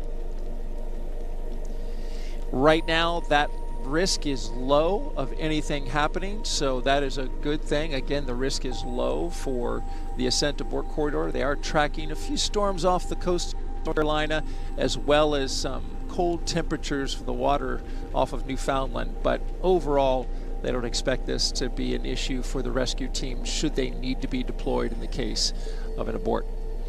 That's it from the hangar. Send it back to Megan, Mike, and Dee. It's always great to see here when weather is cooperating for liftoff. Now, Butch and Sunny are almost at the launch pad, so let's check back in with Lauren and Dylan as they monitor the Atlas V and Starliner. Megan, great to see the crew headed back over to the pad again. It was another special... Yes, sir. Crew transport convoys cleared roadblock, 20 personnel, 20 entering FHA at this time. Roger. Another special send-off from so many loved ones, friends, family. We also did see Boeing's Kay Sears out there sending the crew off. She is the Vice President and General Manager of Space Intelligence and Weapons Systems for Boeing Defense and Space and Security. So a lot of special people out there today hoping for a smooth countdown, which is what we are monitoring at this moment. The Starliner pad team has been inside the White Room preparing for the crew to get over there. The full pad team is actually made up of 5 people from Boeing and 3 people from ULA. We also hear them referred to as the Blue Team, and one of those pad team members is headed down here soon to meet the crew down at the bottom of the pad. They typically do a bit of a tradition where the crew would get out and view the rocket first, but I'm not sure if they're going to do that today. They chose not to do it during the last launch attempt. They, of course, did it during the first launch attempt, so we'll see if they decide to do that today. They may just go straight over to the elevators and head up. Of course, this is the 3rd time for both Butch and Sunny to go through these motions with 3 different spacecraft and 3 different rockets. They both have ridden on the shuttle and the Soyuz in the past, but they really love Starliner. They have talked about just the agility, the nimbleness of the spacecraft, and they really can't wait to get up there and put their hands on it and do some manual piloting, as well as, of course, the automated piloting that it is made to do.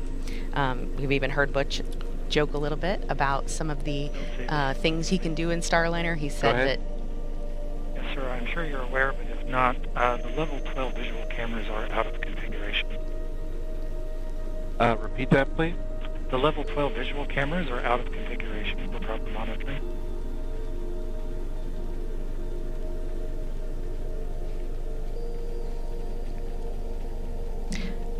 All right. What are you looking for? So it looks like the Astrovan is pulling into the pad at this moment. Dylan, this crew feels very confident with their ride to space on the Atlas, which has a 100% mission success rate. Go ahead. Yes, sir. Crew transport vehicle is entered the pad. Roger.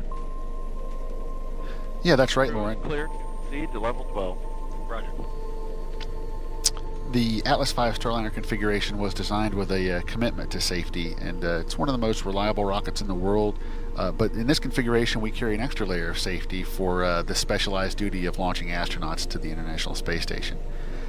We have an emergency detection system, we call it EDS for short, that was developed by our engineers to enhance the protection of astronauts riding atop Atlas V by autonomously monitoring the health of the launch vehicle. If the EDS detects an impending anomaly, it can trigger an abort faster than any human could possibly do so. Okay. Roger. But the astronauts also have a capability to trigger a manual abort if that's required. Along with that EDS system, we also have a dedicated ascent flight control team on console in Denver during this and any human spaceflight mission. This team monitors the health and performance of the rocket during ascent to space. Our engineers provide real-time status and collaborate directly with NASA's flight director and Mission Control Houston. When you hear the call sign Atlas, that's our ascent lead, and he'll be providing real-time telemetry data from the rocket and provide continued situational awareness. As the crew arrives out at the pad, the rocket remains ready, waiting on the opening of today's launch window. Roger. At this point on the launch pad, all the activity is really up on that crew access tower. You mentioned the blue team. There are 3 ULA personnel on that blue team. These individuals are performing the initial safety checks of the tower in the White Room prior to starting Starliner closeouts. And once the crew is loaded and Starliner is closed out, they'll prepare the crew access arms hydraulic system for arm retract, which we will control remotely from the LCC once the pad is clear. They'll also be retracting the Starliner access plank and raising the White Room environmental seal. Once all that work is done, the entire blue team will clear the pad and head back for the fallback area for launch. But right now, things are going very, very well with the rocket. As you can see, things seem to be going well. The crew access tower is ready, and the team here is hoping for cool runnings as we march toward liftoff. All right, and as we see the astronauts coming out there on level 12, we will send it back over to Dee, Megan, and Mike. Yeah, so Butch and Sunny arriving on level 12 of the crew access tower, as we've been saying. We do just want to reference a little bit of the chatter that we heard on the loops just a couple of minutes ago. Somebody was saying that the cameras are out of configuration in level 12. That's, again, just this level, like outside. Nothing with the rocket or the spacecraft. It's just, right, Mike, cameras that are on the...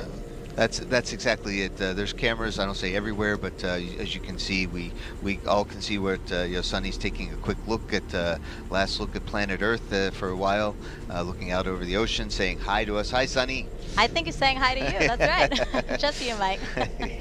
No, she's definitely saying hi to everyone. She's waiting. Butch is taking care of a little bit of business in the restroom, and you gotta, what do you say? You gotta go before you go, just like we teach our kids. And so Butch is a good student of that. And it's a beautiful morning, and I'm sure Sunny is remembering the sea turtles she got to see yesterday. Yeah, the helicopter circling the pad. That's how we're getting this awesome shot here of Sunny just taking it all in. As you said, waving to the camera, waving to friends and family watching this broadcast. What an amazing view. And also just off to the left of the screen there is the rocket and spacecraft. So an amazing, unique view from this level as well before they get into Starliner. And we didn't mention it last time, Megan and Dee, but this White Room is also configurable for other customers for the United Launch Alliance, including the Dream Chaser, which is LC Slick on Channel 1. Coming again soon. Go ahead.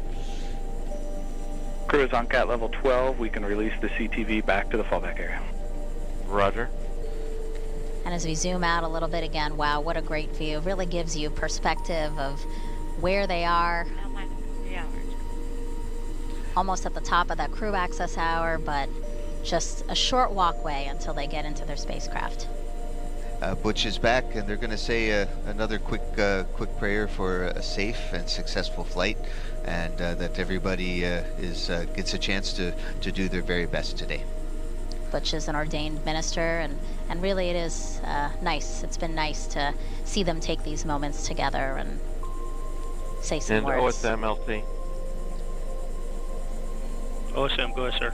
Roger. Okay, I see the CTV backing up now. Chat. Yes, it's good to it's good to see that the crew transport vehicle has cleared the area. That means we're expecting the crew not to have to come back today, and we'll send them up to space, and their next stop would be the International Space Station.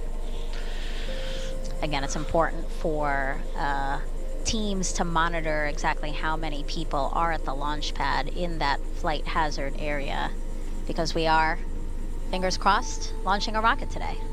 Well, and we'll find out in 2 hours, 58 minutes, and 47 seconds. That's right. And here they go. Butch and Sunny walking across the crew access arm. Their way into the white room there. LCSYS on 1. Before they get into Starliner. Go ahead. Step 170, L1 balloon cycle task is complete. Roger.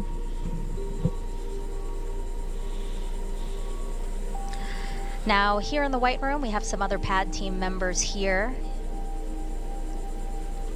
Obviously, they're all good friends, having a good time, and now a prayer before they get down to business. Yeah, we've had a chance to get to know our pad team very well. Departed the pad. And the CTV is out of the area.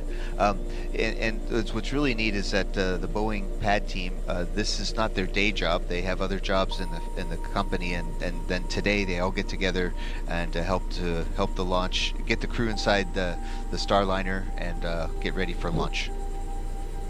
Now, in the first launch attempt, after this moment, we saw Butch and Sunny sign a mission patch that is off camera right now, but it is to the left of that hatch. You know, again, traditions are so important to us here at NASA.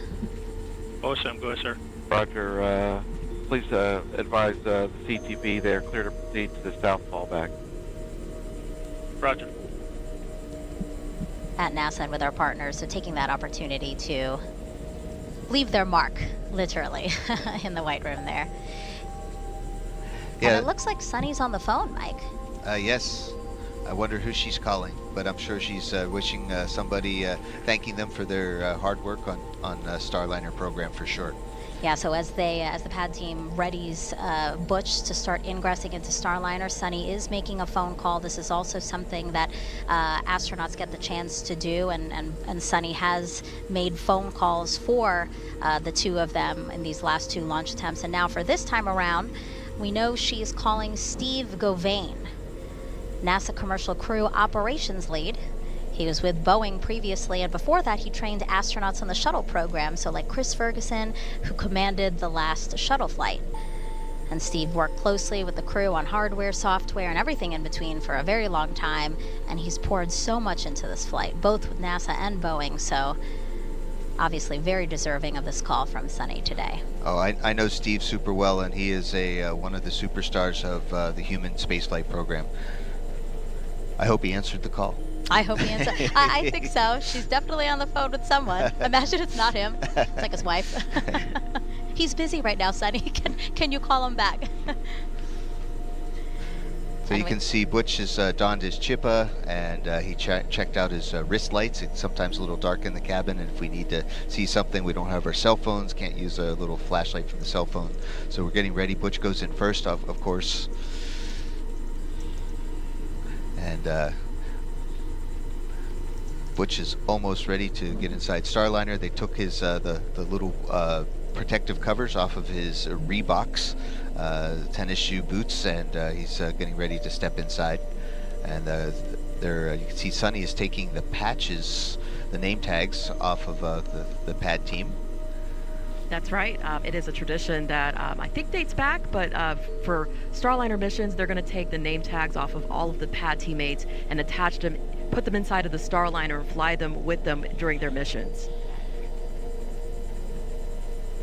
And of course, hopefully bring them back. I'm sure that's a very nice token and treat that this team will appreciate. And so as we see Butch getting in there, tight squeeze, it looks like a little bit. Mike? Oh yes, but it's definitely there's definitely a lot more leg room than we had in the Soyuz. Maybe a little less than the shuttle, but it's I call it cozy. It's quite comfortable, and it's once Butch gets strapped in all the way and has finished his checks, he might have a few extra moments for another micro nap. I know I would if I were there. Micro naps are important. Power naps, yeah. Take it when you can, right? They have a long journey ahead of them for this flight test. But also goes to show that they're calm, cool, and collected and ready for the flight. LCOs.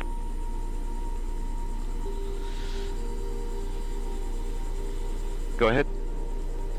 Yes, sir. Per step 160, 18 personnel have exited FHA roadblock. Roger. So 20 went in and 18 came out, and the other 2 are? Butch and Sunny. Butch and Sunny. Math. Now, as Butch gets settled into his seat, let's toss it over to Lauren and Dylan inside with the launch team here in Florida to walk us through what else will happen before Sunny gets in. Thanks, Megan. Yeah, we just saw Butch sort of slide across some of the other seats to get into what we call the commander seat that he's sitting in there, and Sunny will sit right next to him to his right, which we've seen in the last couple of launch attempts as they've suited up and gotten strapped into their seats here. Sunny won't start her ingressing, as we call it, or just getting into their seats until Butch is completely done. So the whole process takes about 15 to 20 minutes. So when the pad team finishes up with Butch, then they will start getting Sunny in, and she is just standing right outside in the white room. As we saw her make that first phone call, we are expecting her to maybe make a second phone call, so we will wait and see who that lucky person is. But you see there the 2 pad team members, Armando and Garrett, who are helping get Butch in there. He's got a couple of leg straps that they're working on right now. One of those straps goes over his feet, one goes over his leg area, and then he also has like a 5-point harness strap that goes across his body. These seats are built custom to fit height ranges from 4'11" all the way up to 6'4", so they are made for all sizes, and they are also made of aluminum. And then there in front of Butch, his console is a unique mix of lots of screens, switches, and knobs, and then he also has 2 hand controllers there, which I mentioned earlier. He'll be able to use those hand controllers to actually manually fly Starliner, doing some demonstrations about an hour after they get into orbit. And so as our continuing coverage goes on, you'll be able to follow along as he and Sunny do that and really put the spacecraft through the ringer. You know, it is built to be autonomous, but Starliner has 2 special modes that can be used in certain circumstances, and those are things that these test pilots are going to test out on this mission. It is what this is all about. So the first part of it, they will actually take those hand controllers and be able to kind of point and aim the spacecraft into different ways, and then on the way back, after they've spent some time at the ISS, then they will actually put it in a backup mode, and that is a very unique mode where we could lose all the computer systems on Starliner and they could still fly the spacecraft back home safely to Earth, land it in the desert, and actually, as Butch will say, they could land on the bullseye. So they feel very great about having those capabilities. We do have a camera system inside of Starliner. That's part of what you're seeing here. We have 4 cameras, so we've got a lot of different angles inside. And it's pretty spacious in there. We like to compare it to about a mid-size SUV. It's about 15 feet across. We actually painted it white inside to appear even larger, and that's actually a good thing for being in space. There's a little bit of psychology behind it. The impacts of feeling like you have... CDR, Tech 5 on air to ground 1. How you read me?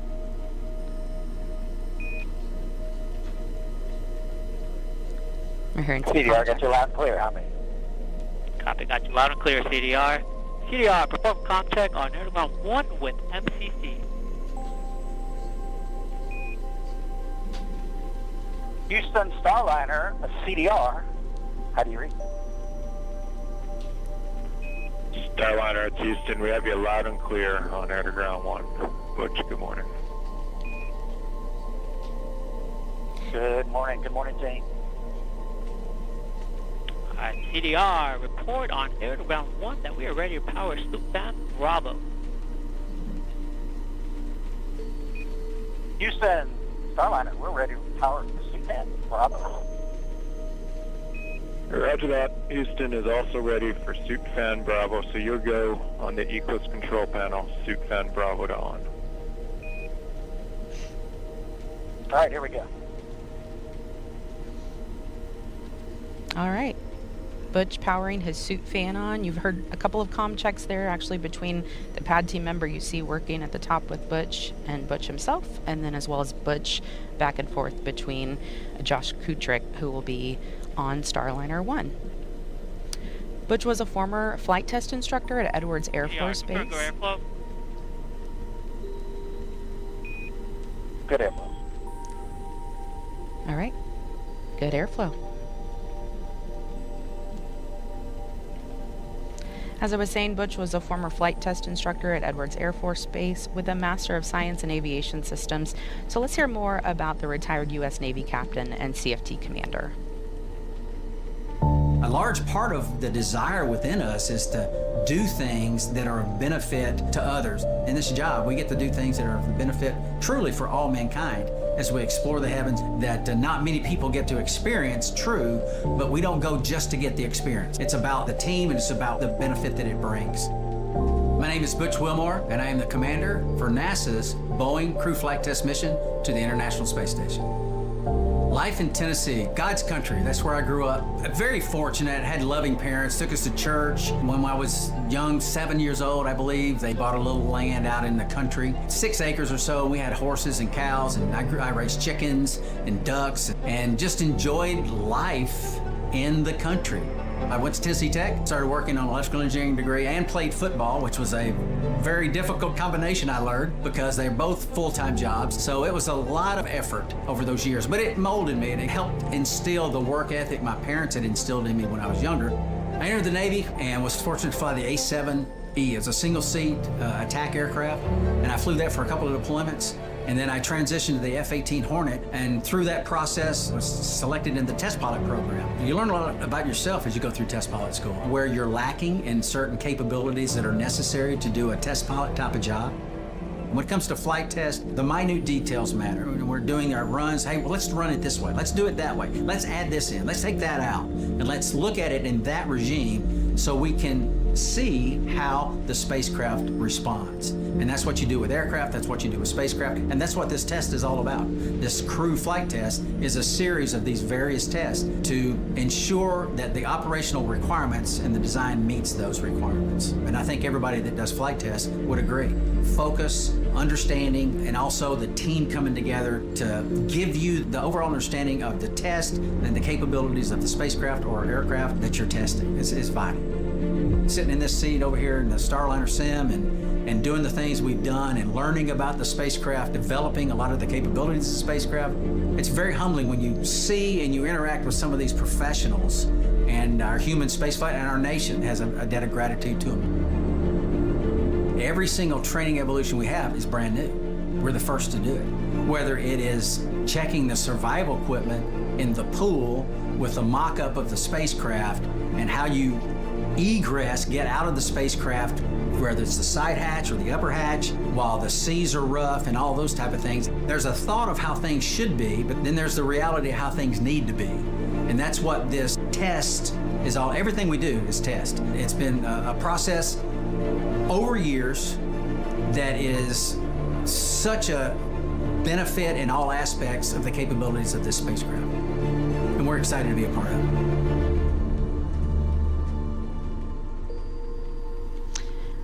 Looking back live inside Starliner as Butch is continuing the ingress process. And Dylan, this crew really has been so involved with not only the Boeing team, but the ULA team as well.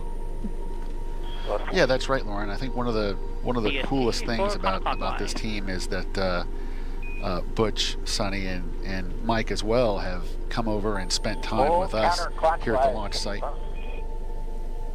A checklist.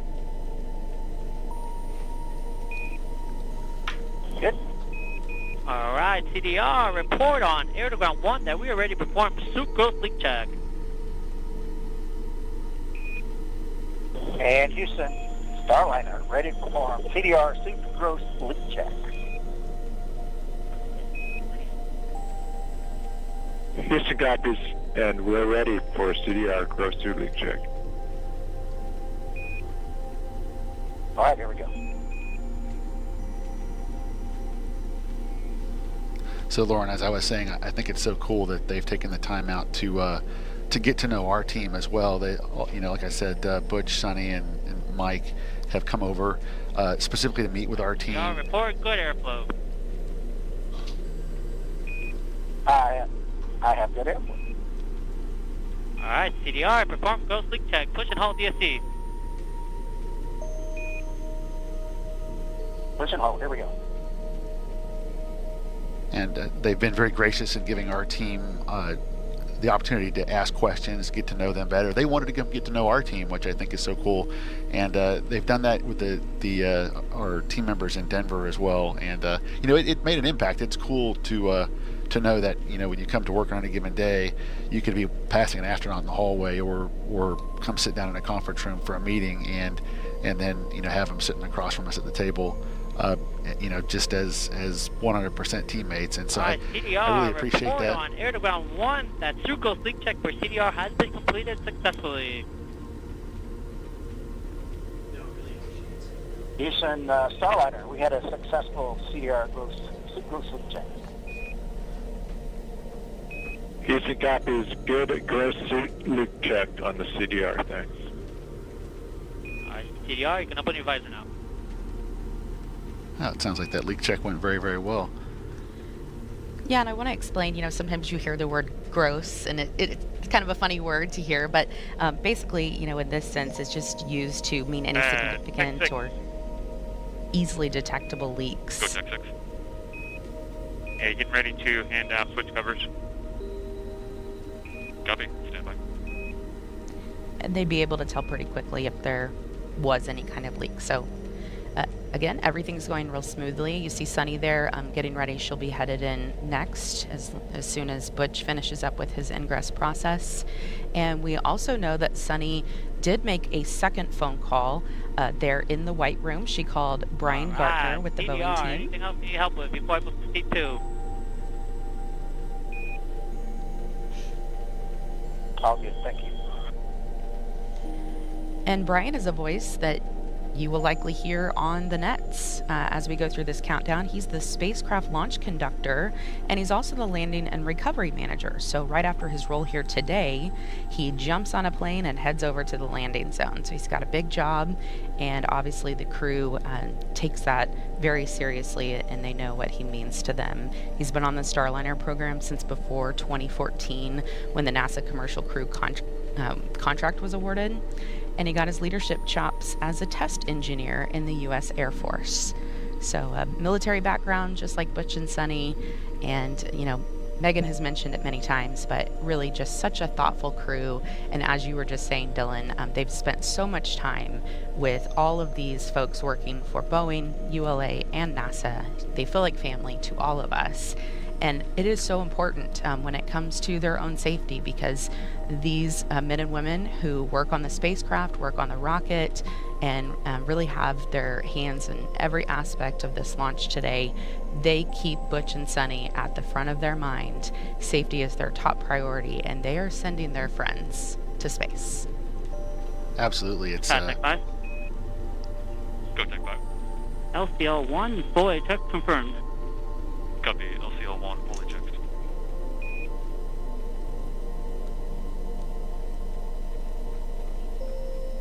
Tech 5. Go Tech 5. We are ready for PLT at this time. Copy that. We will send her in. All right, as Sunny is going into Starliner to begin her ingress process, we're going to send it back over to Megan, Dee, and Mike at the host desk. You guys, and I do want to talk a little bit more again about this crew and how thoughtful they've been. We saw them hand out flowers for every attempt.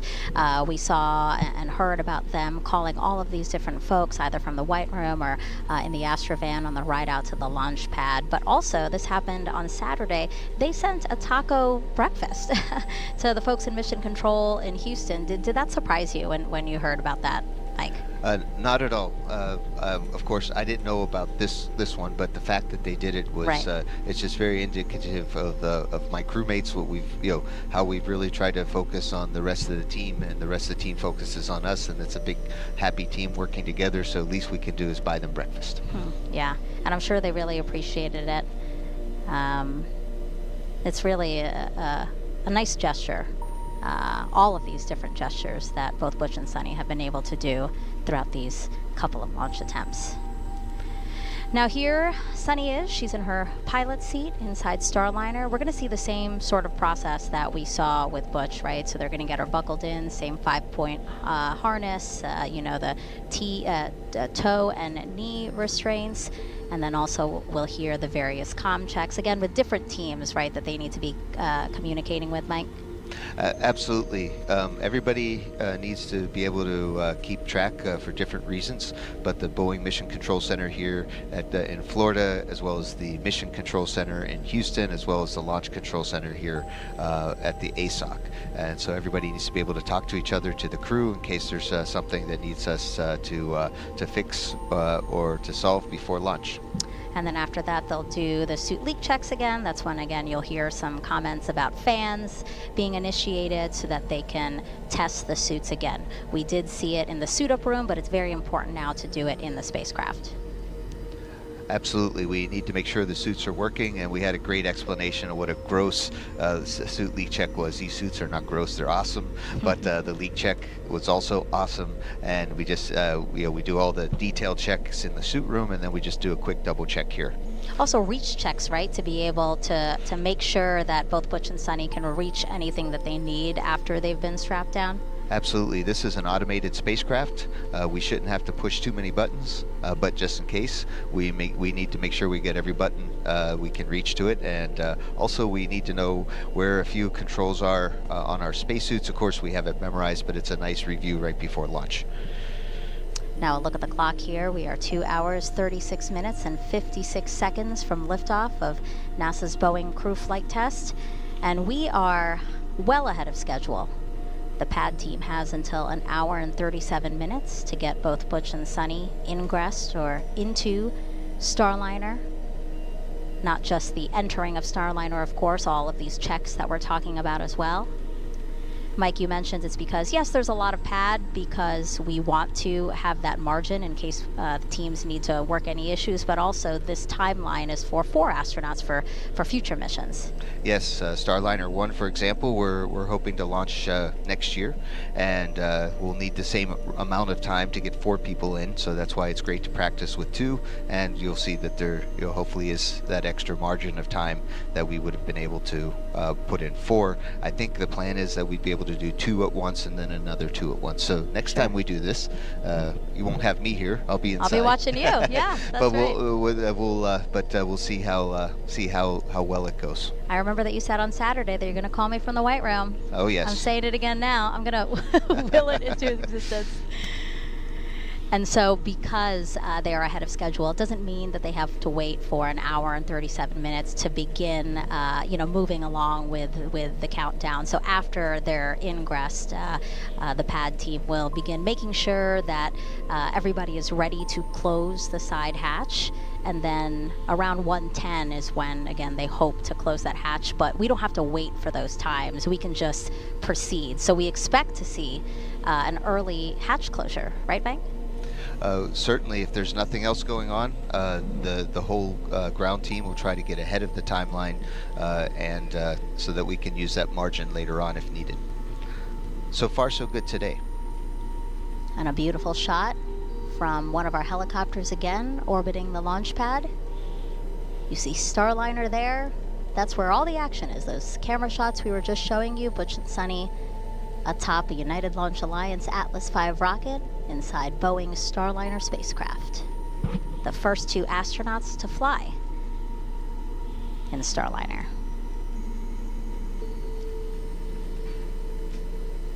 I'm excited to, this is the first Starliner launch that I'll be able to see. The other 2 launches without people. Tech 5 on air to ground 1. How you read me?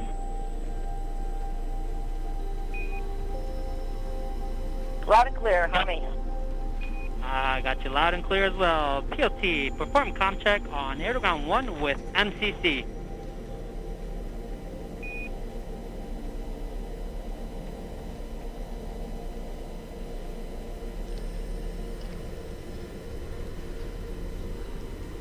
That was the voice of Pad Tech Armando Loli, one of our good friends. He's a Houston, PLT, air-to-ground 1, comm check.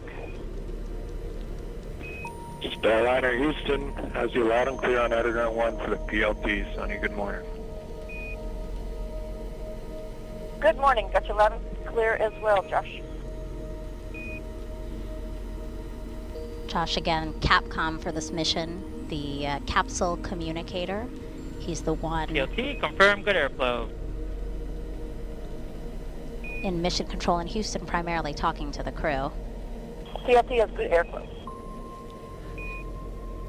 And we were hearing Armando Loli talk. He's brings a lot of energy to the pad team, and we're definitely getting ready for to make sure that Sonny's suit is in great configuration. And of course, Josh is my crewmate. He hasn't flown in space yet, but you wouldn't know it because he's so professional. Yeah, he's also going to fly on Starliner 1.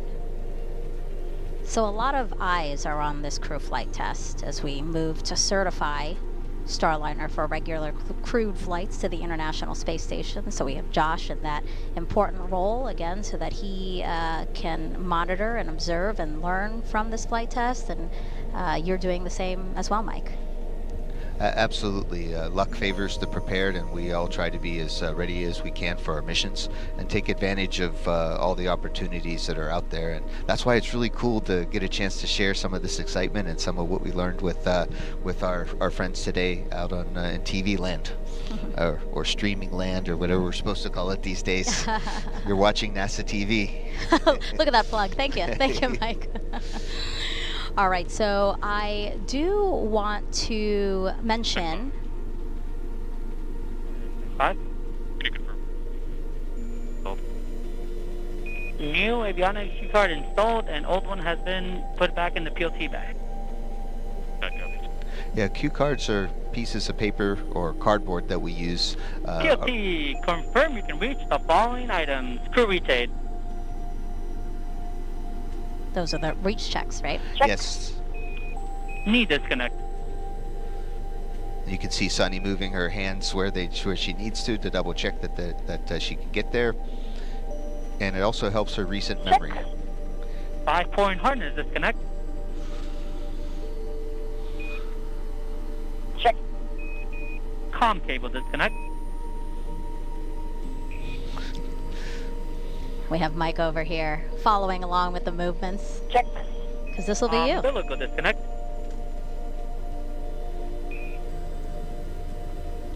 Check.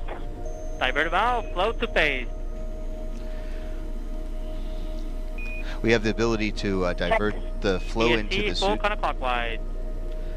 and that's a dual suit controller. It pressurizes and depressurizes the suit in case of emergency. Check. Your A checklist. Ascent and entry checklist. It's a piece of paper that we use to make sure all the procedures are accomplished on the way up Alright, and down. PLT, report on air-to-ground 1 that we are ready to perform suit-gross leak check.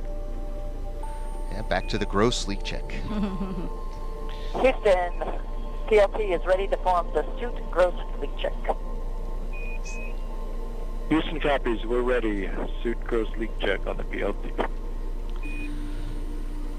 And so what I want to mention, after all of this, look out like in the bottom left corner of your screen, because that's generally where... Good airflow? Good airflow.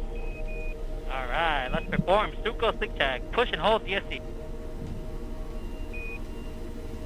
The dual suit controller, you can push it in and the suit will inflate, and we're just determining if the suit inflates fast enough so that there's no leaks. And it's holding the correct pressure needed. Absolutely. So as I was saying, that pad team member that we're seeing on the left-hand side of your screen, after these checks are done, you're going to see him remove this, from one of Sonny's bags. This is a very bright and rainbow sequenced narwhal, and it is the crew's zero gravity indicator. So again, a soft PLT, toy. report on Airground 1. The Suco sleep check for PLT has been completed successfully. Great call out there. A soft toy that the crew picks to bring with them on their flight. The PLT has been completed successfully.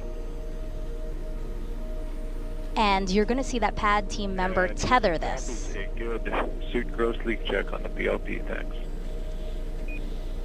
PLT, perform contact on icon with CDR.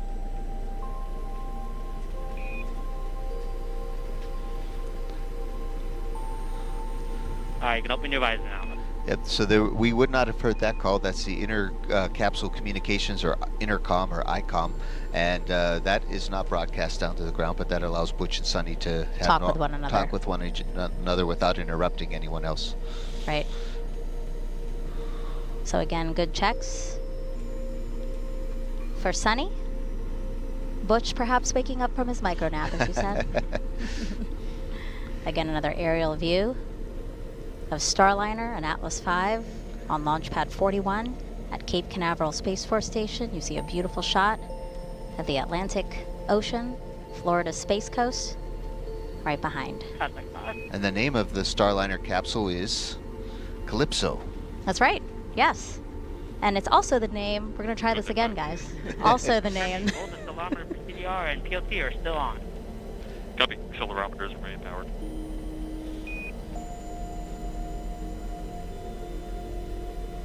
Is third time a charm for this narwhal? Let's see. Okay, guys. Nope. Trap for Jessica has been removed. Copy. I'll call it a decom. Again, we're listening in as teams do checks on Sunny to make sure she is ready to go. All of these checks, a very detailed checklist, has to be done before we say that crew ingress is complete, and then we would see pad team members begin to egress, right? Pad team members will leave Starliner after they make sure that everything in there that's not supposed to fly is out of there, so that they can then start preps. Yes, they'll exit. Yeah, they'll prepare the hatch. They'll get it all closed, and then they'll exit the launch pad, and then it'll be just Butch and Sunny and their Starliner, and an Atlas and a Centaur. Yep.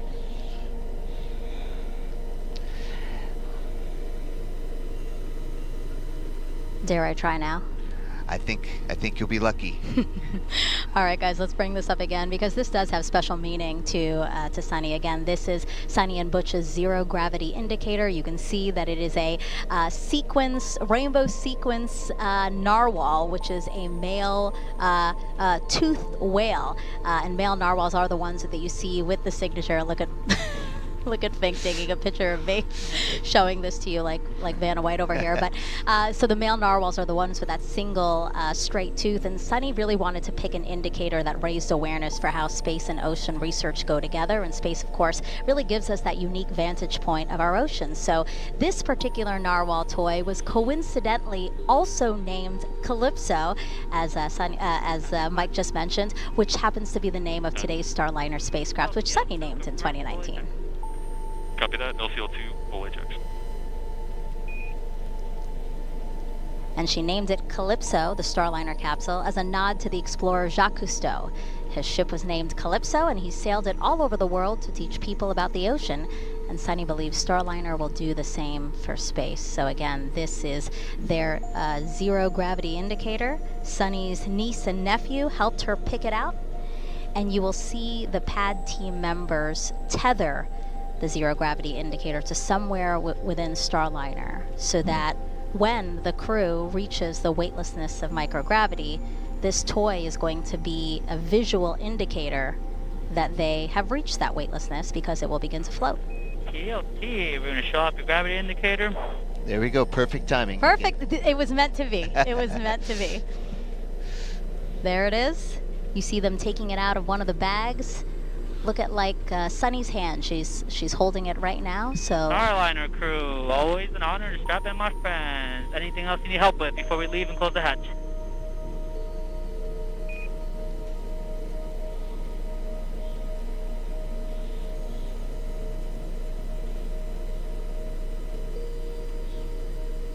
few last words here.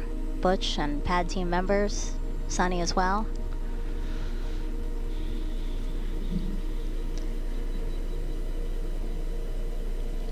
So yesterday when I arrived, we had a chance in our T-38 to do a pad flyby, and Scott Tingle, the commander for Starliner 1, and I were able to fly past the rocket, and it looked like this, and it's just a really beautiful sight, and I'm really glad we have a chance to see it today. You can see the creative engineering that went to make the Atlas and the Centaur upper stage, and Starliner sitting on top. It has an aero skirt around it to prevent any trouble with the avionics, aviation electronics, all the control boxes on board the Centaur, and it's a beautiful sight to behold.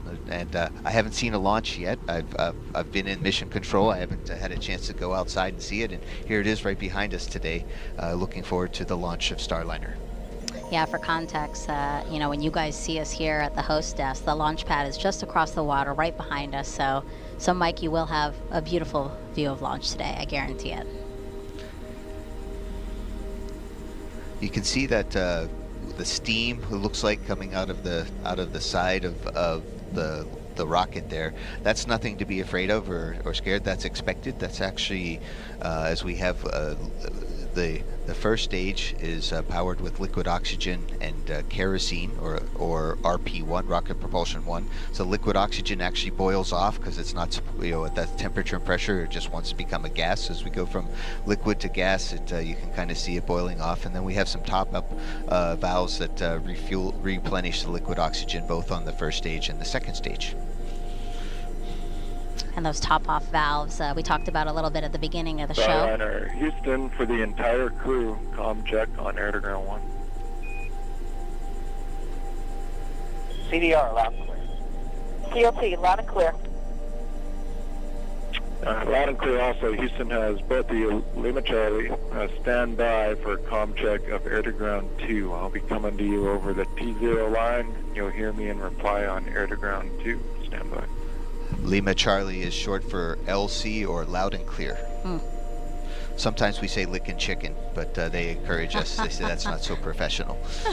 Oh, no, I like it. We were talking about those topping off valves. The team had to troubleshoot those a bit for Saturday's launch attempt. Loud and clear, air to ground 2. Working great right now. No issues. All right, retired U.S. Navy captain and Boeing CFT pilot Sunny Williams once lived underwater for 9 days while working within the robotics branch of the International Space Station. Here's more on Sunny's journey. Exploration is curiosity. It's asking the question why. It's taking that next step. Every time we do something for the first time, we're expanding our knowledge. My name is Sunny Williams, and I'm the pilot for NASA's Boeing Crew Flight Test Mission to the International Space Station. I feel really lucky to have grown up in a small town outside of Boston, Needham, Massachusetts. It was a great town because we were able to ride our bikes everywhere we went. My brother, sister, and I, we were all swimmers, and it was just a great childhood. My dad was a doctor and also did neuroscience research. We were the strange family who had pictures and diagrams of brains on our dining room table. My older brother went to the Naval Academy. I started researching a little bit, and I thought, well, what the heck, I'll try this out. And when I went, I found that I really loved it. Teamwork, followership, leadership, those opportunities that we had right from the very beginning, and to accomplish something a little bit bigger than yourself. And I think that paved the way for the rest of my career. Got a basic engineering degree from the Naval Academy. I really didn't know what it was all about when I went through that course curriculum, but when I went to test pilot school, all of that stuff sort of gelled together. I was like, oh wow, this is why we do math modeling. This is how we try to predict how change in an engine is going to affect the way the helicopter flies. Time on the International Space Station is priceless. People always ask, do you get bored, or, is it terrible being up there for a long period of time? And for me, I loved every minute. There was always something to do. You wake up, you look at your timeline like, wow, I gotta do this experiment today, I gotta get ready for a spacewalk. Every day was different, and just life on the space station becomes routine, which is sort of crazy to think about it. At one point in time on my first mission, I was like, I don't even remember really what it's like to walk. I've been flying around for so long, I don't even know what it's like to sit down. I got assigned to the commercial crew cadre in 2015. We went to the companies, found out the shell of their programs, and then actually started working with them to make them what they are today to accommodate astronauts. For Starliner, we've been heavily involved in the last couple of years in the software with the folks doing the development to make sure its capability will allow us to come home. And we've been involved with all the suit development, making sure every different size of person could fit in all these suits and they could operate the spacecraft adequately. We've had our fingers on every single procedure that we work inside the cockpit, as well as operated it with our mission control team to make sure that everything that future crews will do will be right. We haven't had the classic training as we had for Shuttle and Soyuz. We've sort of helped develop the training as well as the hardware. And this is sort of the shape of things to come as we get ready to go back to the moon. All of that is going to be developmental, and we're going to have the same mindset. It's not already established. We all have to be part of this big team to help develop it and make sure that integration, as the astronauts use all this equipment, is going to be top-notch and ready to take us even further. Profile videos, because again, it just really shows all of the experience, Mike and Dee, that they bring to this mission. Blue team lead LC on 1. Go ahead, sir. Yes, can you talk to me on channel 20? Yes, sir. I had a chance to live with Sunny underwater, and we did a lot of work together. We were what we call 20,000 millimeters under the sea for the NASA Extreme Mission Operations Mission, or NEMO 2, with the first operational mission for NEMO, and Sunny did a great job. She was our science officer on the mission, and that was before she flew in space. And then I worked with her while she was in space. I was on the ground, and I was one of her capcoms during a spacewalk, and she and Aki Hoshida-san, they did a critical repair to the space station, and it's just been fun working with Sunny the whole time. Right before this this mission, I mean right before yesterday I think we call it, Sunny said she really wanted me to mention how much she really is in love with our planet and our oceans especially. And of course she has a good working relationship with the Woods Hole Oceanographic Institution in Massachusetts, her home state, as well as time on the water in the Navy. And she just said that really made a big difference in her life, and she encourages other people to really think about our oceans and our planet. Yeah, we see all these nods to obviously her love of the oceans and raising awareness about them. So it's really great to see again all of these other things that we can talk about because of this crew flight test and the fact that Sunny and Butcher are on it. So I'll look at the clock again. 2 hours, 16 minutes, 22 seconds and counting until liftoff of NASA's Boeing crew flight test. We've been looking at gorgeous aerials from our helicopter team here at Kennedy Space Center. We hope you're enjoying those. When we fly airplanes in preparation for spaceflight, we call it spaceflight readiness training. We often say you can tell when the airplane's talking to you. In other words, it's kind of giving you feedback. You feel an extra rumble, or you feel that the gear going down a little bit slow or something, and that gives you a little bit of feedback to know that something's not going wrong or everything's going right. And today we're Starliner and Atlas and Centaur are not talking back to us, and that's a very good sign. And that's also a great sign. Again, we are ahead of schedule, both Butch and Sunny in Starliner, well ahead of schedule in terms of making sure they're strapped in and can speak and hear everybody that they need to be speaking and hearing to, and that their suits can hold the right pressure in case of an emergency. We were talking a little bit earlier that we use paper checklists on this spacecraft. There's a keyed headset on channel 1. That way we don't have to count on the electronic tablet not working or something like that. We have, you can certainly count on paper. So we have an ascent and entry checklist, and then these small little cards that we put around the cabin in case we need them, including the Vyomx cue card that we talked about earlier that tells us how all the boxes are connected to each other. Now we generally have them memorized because that's what we do, but it's nice that if something were a small malfunction on the way up, you can cross a little box off, and that way you know that that's not available, vehicle, and you could look at the other lines of communication to different boxes to make sure that you can still do what you need to. Sure. And like Sunny said, our fingerprints are all over that, so we've actually made that.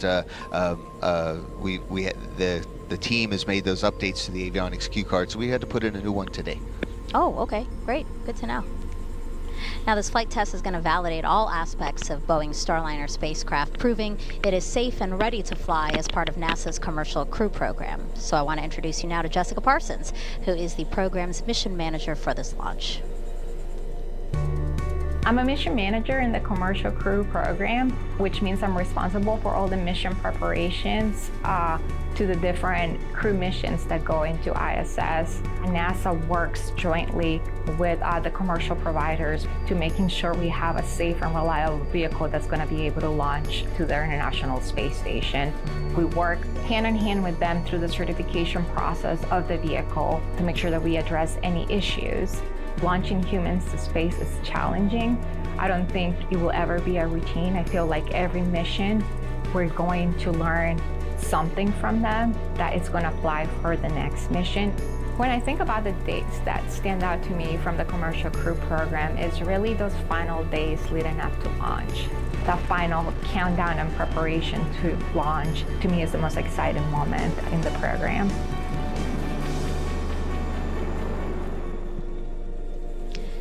And CFT will be both Butch and Sunny's third trip to the International Space Station. Butch first went to the ISS in 2009 as a space shuttle pilot during STS-129 before the lab's assembly was complete.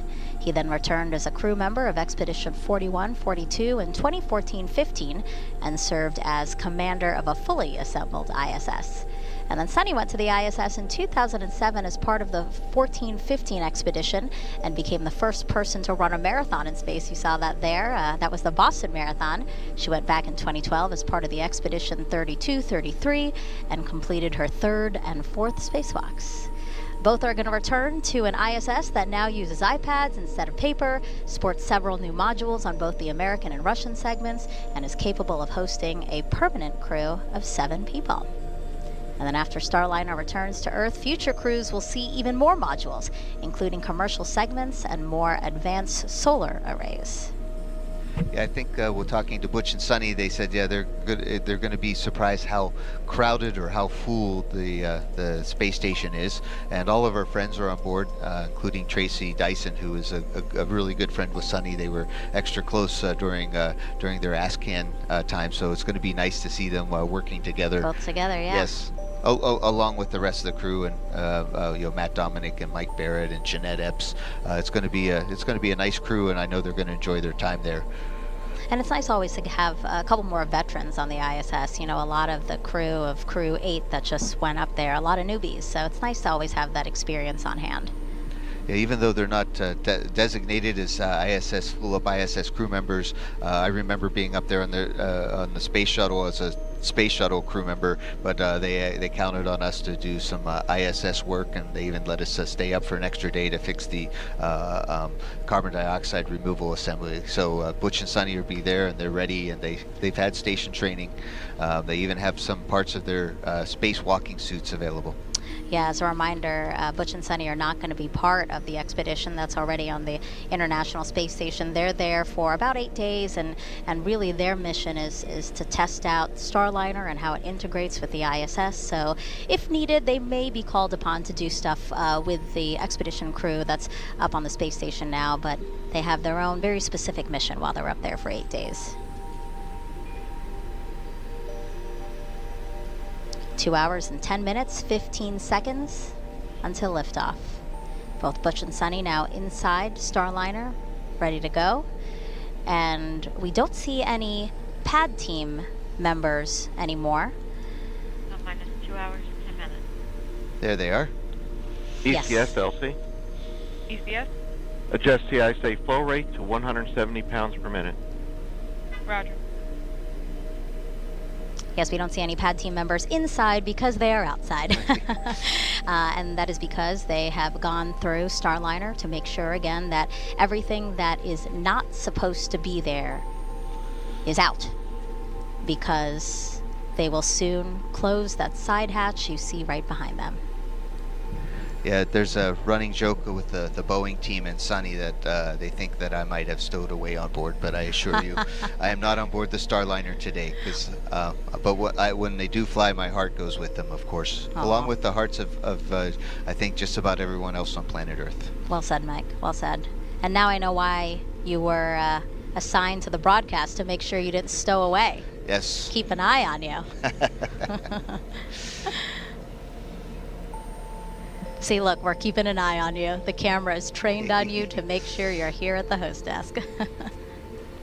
If I do step out in the next 10 minutes, pay no attention to the cameras.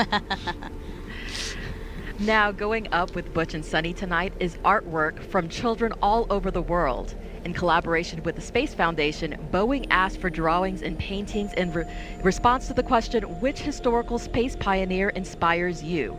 They received about 3,500 entries from 66 different countries and 35 U.S. states. Every single entry will be flown as a digital file. The artists, ages 3 to 18, received a certificate showing their masterpiece would be flown to the International Space Station. Those are really cool pieces of art, and it's so neat to see that children from all over the world took part in it, are excited about, you know, what we here at NASA and our partners are doing to explore the unknown. That's a great one. Look at that. Very detailed, beautifully drawn. This one again from Singapore. We just saw one from Mexico, Slovakia. So not only are the hearts going up, but our beautiful, the beautiful artwork from our children are flying to space. This one from New Mexico. Really great. And I know that outreach in particular to Sunny, both Sunny and Butch, but I know that Sunny really enjoys, we've talked about this before, really outreach, specifically with children. She has an elementary school in Massachusetts named after her, and I know she does a lot with them. Yes, I think on her NASA bio at one time she was called a favorite aunt, because she is so appreciated, not just to her niece and nephew, but also to all the kids. In fact, I know my kids call her Sunny, auntie, right? So she's for sure an important part of a lot of kids' lives and a great inspiration. 2 hours, 6 minutes, and 51 seconds.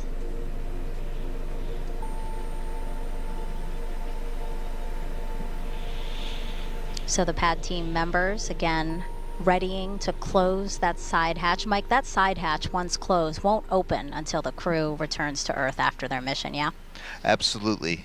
So that's why we got to make sure that it has a great seal on it, so there's no leaks. And when it closes, it closes. And next time it should open, the ground team, including Brian Gartner, who was we talked about earlier, are going to be there, and they'll open it up and they'll see Sunny's smiling face somewhere in the United States Southwest. And what are they doing here, Mike? They seem to be cleaning off their shoes. I'm assuming making sure there's no FOD, things like that. Yes, the white room has to stay nice and clean. They're waiting for a go right now for a hatch closure, since it is an important step, and they're a few minutes ahead of timeline. Around the mission control rooms around the country, they're double checking that everybody's okay to close the hatch, and then proceed on with the rest of the launch. And FOD is foreign object debris, so a fancy way of saying things, again, that are not supposed to be there need to stay off of anyone that's in the white room. Obviously, Butch and Sunny, actually before Butch and Sunny both ingressed or got into Starliner, they were each checked by pad team members to make sure they didn't have any foreign object debris on them. Yeah, Boeing's manufacturing here at the KSC has been really extra careful to keep Starliner extra clean in its development, and and putting it all together. We count all the tools that go in, we count all the tools that come out, and there's vacuum cleaners everywhere to get any little metal shavings or any little pieces of extra tape. And I've been very impressed how clean Starliner has been for. I mean, this is the second flight of Calypso, for example, and our capsule that's being right here manufactured and getting ready to go fly next year. They're a really clean spacecraft. A testament to the teams, for sure. All right, 2 hours, 4 minutes, 35 seconds and counting until liftoff of NASA's Boeing crew flight test. 2 NASA astronauts flying in the Starliner spacecraft for the first time, headed to the International Space Station. On the way up, there's one particular person we've heard throughout the day, mostly communicating with the crew. So let's head over to Brandy Dean and Jim May to learn more about the Capcom role inside Mission Control in Houston. Thanks, Megan. The Capcom role has been around as long as NASA has been sending people to space. It's shorthand for capsule communicator, but it's used even when there's not a capsule to communicate with. For instance, there's a Capcom today in the International Space Station Flight Control Room working with the space station crew. For the Starliner's case, though, the name is entirely accurate as Starliner is a capsule. Letting you know crew insertion is complete, and we are starting hatch closure prep and standing by for weather brief. Roger.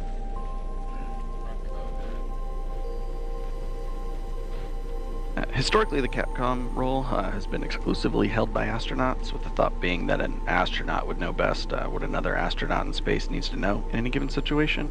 But when International Space Station began operating 24/7, 365 days per year, NASA no longer had enough astronauts to constantly fill that Capcom position. So now it's often held by training instructors and flight controllers who have worked closely with the astronauts previously and have a good understanding of the information that they need. But for extremely dynamic situations like launch and landings, you'll often see an astronaut back in that seat. And that's the case today. You've heard Canadian Space Agency astronaut Joshua Kutrick a few times already this morning, including with some voice checks that he did with the crew on behalf of Houston. He will be the voice you hear talking to the crew all the way through Starliner's ascent.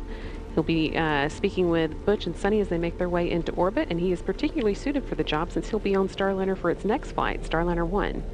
He is assigned to the crew along with NASA astronaut Scott Tingle and, of course, our very own Mike Fink with us today. And a fourth crew member will be assigned later.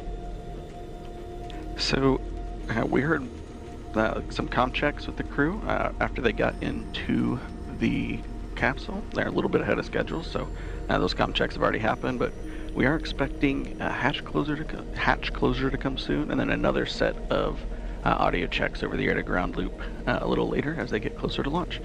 So now let's head back to Florida with Megan D and Mike.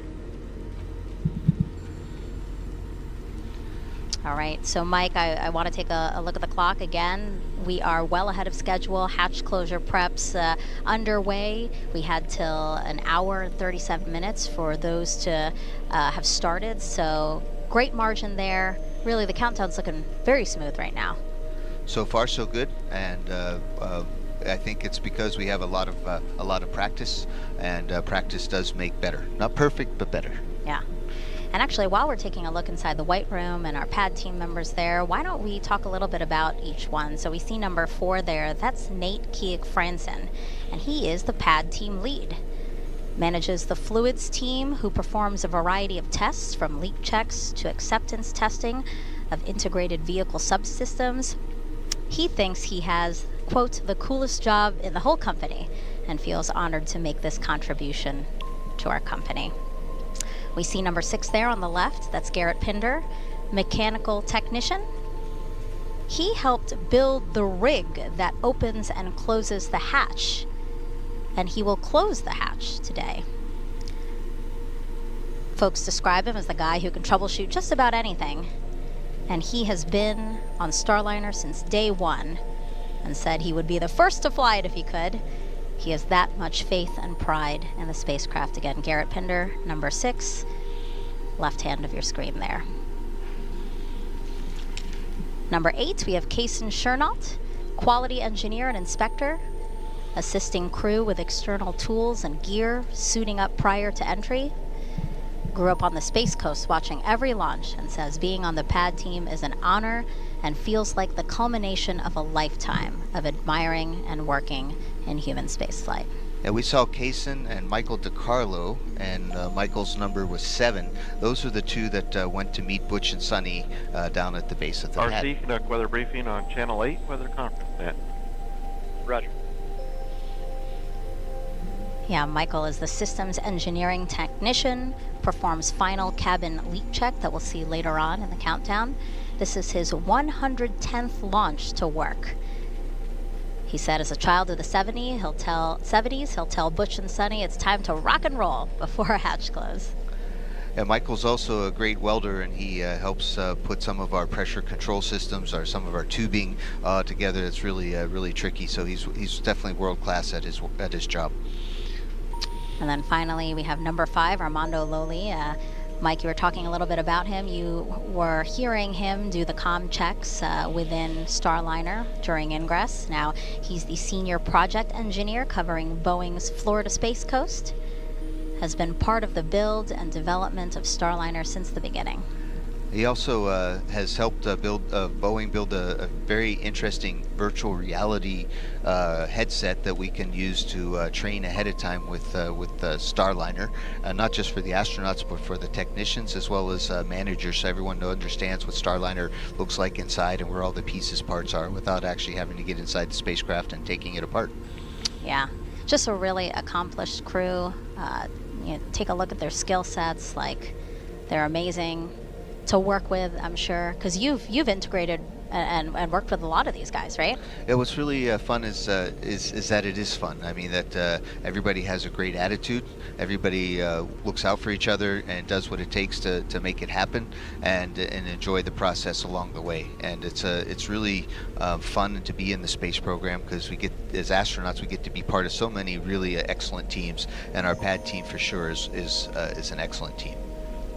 And so we heard on the communication nets that teams are doing a weather brief right now. That weather brief has to be done prior to them deciding to close the hatch, right, Mike? Yes, we need to make sure as part of our checks that everything is still good to go. Typically at this point the weather briefs are pretty short, just saying nothing changed, or a small thing changed here, or something really big changed, let's talk about it more. Yeah, the weather's beautiful from here, our perspective here at the host desk. No wind to speak of, which is a little stifling, if I could be honest. It's a little hot, but again, those are not launch constraints at all. Just maybe Megan D and Mike constraints as the day goes on, but we'll be waiting on the official word from that weather brief here shortly. Again, the team in the White Room, when they do get the go-ahead to close the hatch, kind of what are some of the things we'll be seeing, Mike? So obviously we said they cleared out Starliner, but here we're going to see them like removing some equipment and inspecting the seal, right? Exactly. So you can see that there's this golden frame around the hatch, and that's to protect the hatch seals, right? Because we want the hatch to be able to stay closed and airtight. So they're going to take that hatch protection unit out of the way, and that takes a few moments, and then they're going to actually get I think ultraviolet lights and take very good look at the seals to make sure that they look good, and then they're going to close the hatch and then do a leak check. They'll put extra pressure inside the Starliner and see if any of it leaks out. It shouldn't, and then they'll depress depressurize the Starliner to have a regular normal atmospheric pressure of 14.7 pounds per square inch. Yeah, and there they are removing the piece you were just talking about. Some of the ways that they'll inspect the seal, as you were talking about, yeah, they're going to use white light. They're going to clean with foam wipes to remove any debris, and then they use black light. Again, foam wipes to remove any debris. As I'm sure is not a surprise to anyone, again, another very detailed process to make sure that everything is done as is supposed to be done. Well, speaking of a child of the 70s, a lot of us watched Mr. Rogers' Neighborhood, and Mr. Rogers would tell us to take our time to do it right. And that's what we're doing here. You always perfectly have like the one-liners that sum up the situation. So again, guys, very lucky to have this guy here. Yeah, Butch says the same thing about me. In fact, I think that's the only reason he kept me around, is that I made him laugh now and then. Aww. Now, we've been asking for questions on social media, and you guys have been sending them in, so why don't we take some now? This one is Nikki Colby on X asking, can you describe the suits in depth to me as a blind person? Also, what does it look like inside the Starliner? Wow. 1 hour and 55 minutes. Well, Nick. ECS, LC. ECS? Adjust the ISA temperature to 145 degrees Fahrenheit. Roger.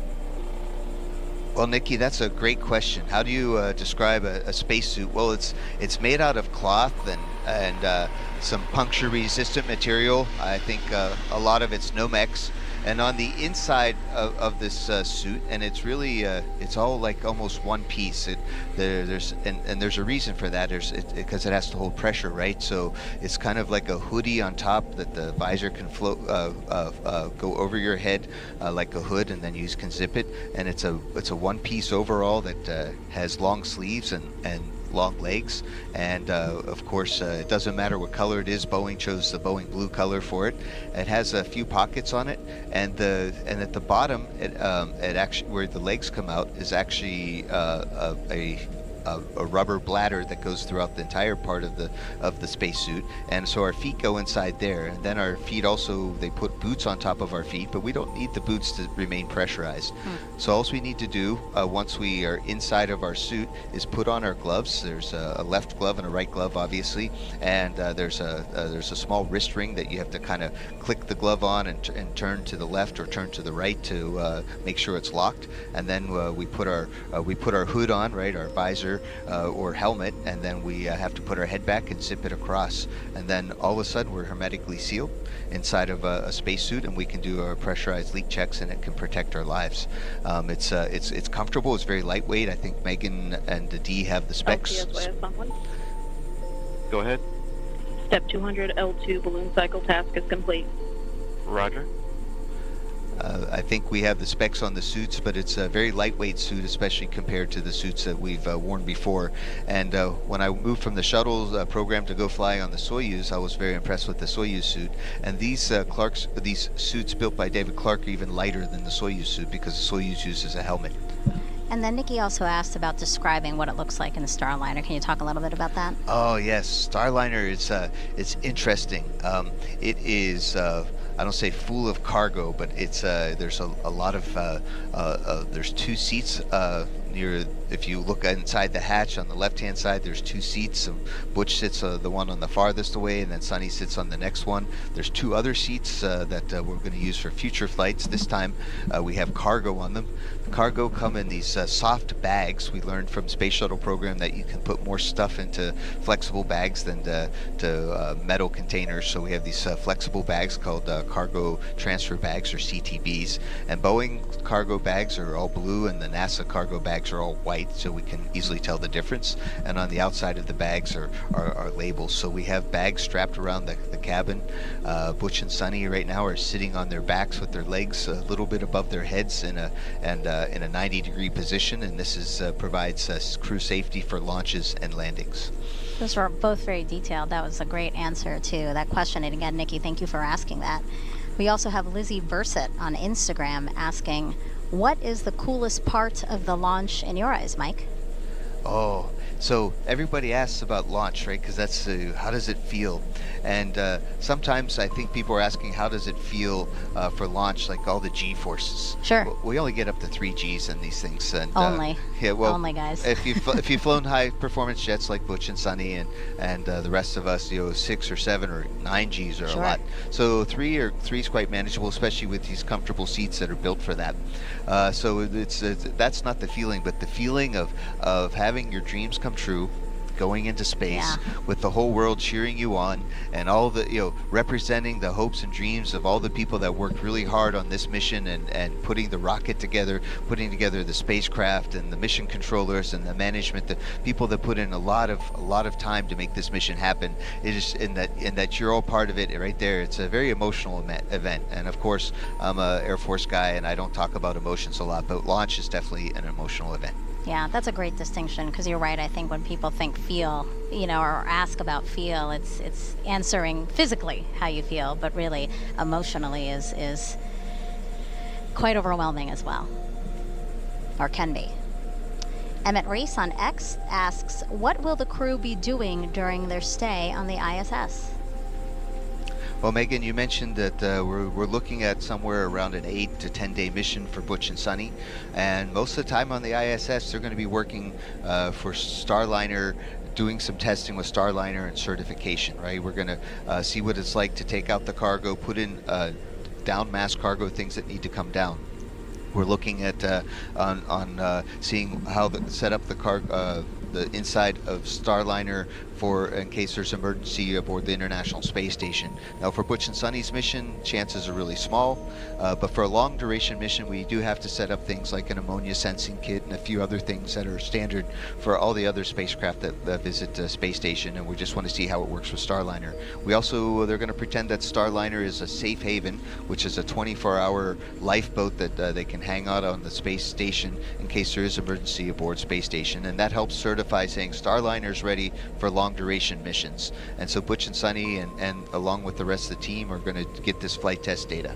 Yeah, and you detailed some of them, but there's a total of 87 flight test objectives and many more operational capability checkouts that Boeing is looking to complete through Starliner's crew flight test. Dee, I know that the team will be watching each one very carefully, collecting data, analyzing that, again, on the road to certifying LC, Slick on Starliner. channel 1. Go ahead. Ready for hatch closure and pre-launch leak checks. Roger. Proceed with hatch closure. Fantastic call out there. That's right, Megan. You mentioned what the teams are looking forward to. You know, this is the great thing about having such a veteran crew. They've been to space before. They know what it takes to complete missions there. And so they'll be able to tell us, you know, what works, what doesn't. If there's anything we can improve, you know, how can we make the capsule or systems more efficient so that, you know, as we continue on to Starliner 1 with Mike or, you know, future missions, that, you know, we have the most efficient system that'll work for, you know, everything we're trying to accomplish on the International Space Station.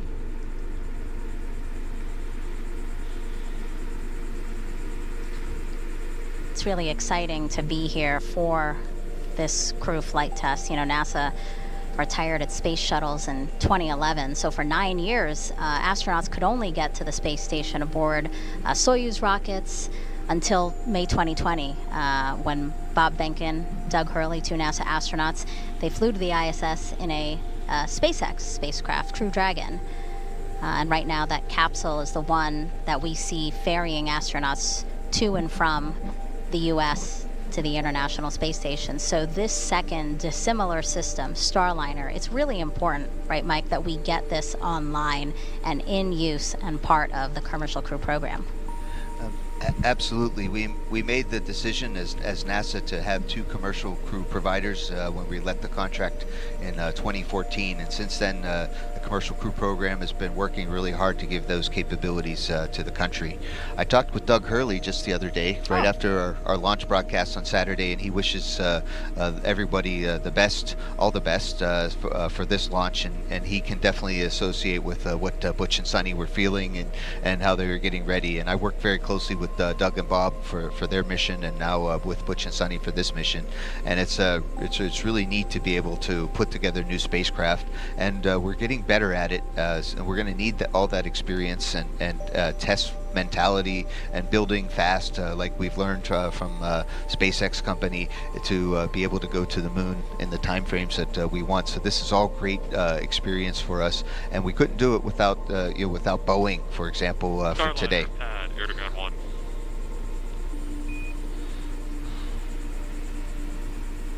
Starliner, go ahead. Starliner, be advised, we've been given a go to proceed with final hatch closure.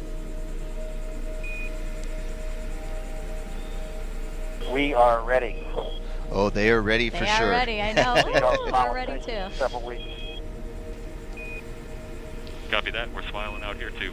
See you in a couple weeks. That's great. See you in a couple of weeks.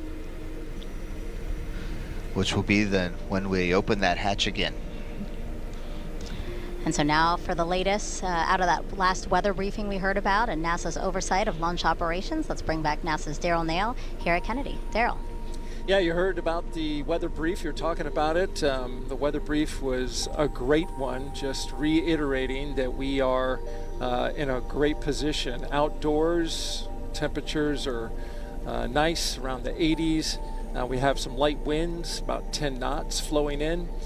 We do have some coastal showers, but they're pretty far offshore. We have a satellite, we have radar rather, that can show us that. And you can see there on the right-hand side, you see those showers kind of popping up and growing just south of the Space Coast. But Launch Weather Officer Melody Lovin just reported to the launch team that she is forecasting that they will all stay far away offshore. In addition, there's some cumulus clouds that are popping up and around, but she says those should be a factor as well. They are going to keep an eye on them. So we are still, according to our weather officer, 90% go for liftoff at T0 at 10:52 and 15 seconds a.m. Eastern Time.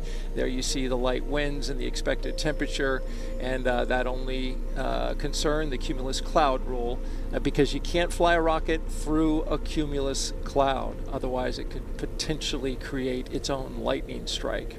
So that's why they have that rule in place. There's a beautiful shot right there. You can see some of the puffy clouds in this shot, but you know, that looks a little more compressed because that's a distant view, which makes those clouds look like they're more clustered. This is kind of gives you a better shot here. Looks like we're launching into a clear blue sky, and we sure hope that that holds for the rest of the way, and certainly the forecast indicates as such. Want to take a moment now to bring in and introduce one of the members of NASA's Commercial Crew Program who is working the launch today. We're joined by Brittany White, who is with CCP. She is a launch site integrator, and you sit right over there, yes, right back there. Been doing your job. I've been watching you as you've been listening to some of the milestones even pass by here, and you're giving big thumbs up. So I know your team has been working really hard over these past few months, especially during the launch attempts. Your insight is into the ground side. Correct. Ground side was an issue, of course, during the second launch attempt. Yes. But equipment was replaced. Dylan Rice, our ULA commentator, talked about that. How are we doing right now? Beautifully. We are looking great for an attempt today, and a hopefully successful attempt at that one. It is a beautiful day out there, and the teams are working some minor issues, which are normal that we see, but nothing standing in our way right now. So many systems, so many things going on with a rocket that there's little things that always pop up that the team has to work. But as you mentioned, nothing big. This is the third launch attempt, and so I'm wondering, as somebody who's working this with each and every attempt in the long hours that are involved, how do you stay hungry? How do you stay after it with each successive attempt? Well, the mission is an incredible one. I mean, this alone, working with crew in general, being able to be even a small part of the team that brings crew to the ISS, that is amazing. And this mission in itself is incredible. The very first crewed flight of Boeing Starliner, the first crewed flight of ULA's Atlas V, and the first crewed flight from Cape Canaveral Space Force Station in about 60 years? 61 years. So, I mean, just so many firsts, so many incredible moments, incredible milestones, and the team looks out for each other, and we're reminded of how important this mission is every day. Great words there, and certainly we're glad that the team is looking after each other, because you guys have put in some really long days and long hours throughout this entire campaign. You've been in your current position for 7 months, so yes. You're pretty new to the job. What's been one of the neatest things that you've experienced since coming on CCP? Well, so one of the pinch me moments, I'll say, was in February of this year. I was able to be on the tower that we're seeing here live today. Up on the top of the tower. Up on the top of the tower, and I was able to witness ULA testing that crew arm and white room that we're seeing right here swinging. They perform functional tests, functional swings, to make sure that on launch day everything is going to go according to plan, and work out any kinks that they might see. So I was fortunate enough to be standing, almost as close as we are right now to when they were swinging that arm, and not only seeing a piece of hardware that size swinging so seamlessly, that in itself was amazing, of course, but also realizing that, hey, we're swinging this arm to make sure that it is going to operate properly today for Butch and Sunny to walk down the platform, to go into the white room, and to ingress Starliner. So that that was very much a pinch me moment. And there's a look at that crew access arm, which will be stowed at L-11 minutes. We'll be doing that same movement. LC Slick on channel 1. Go ahead. Hatch closure complete. Roger.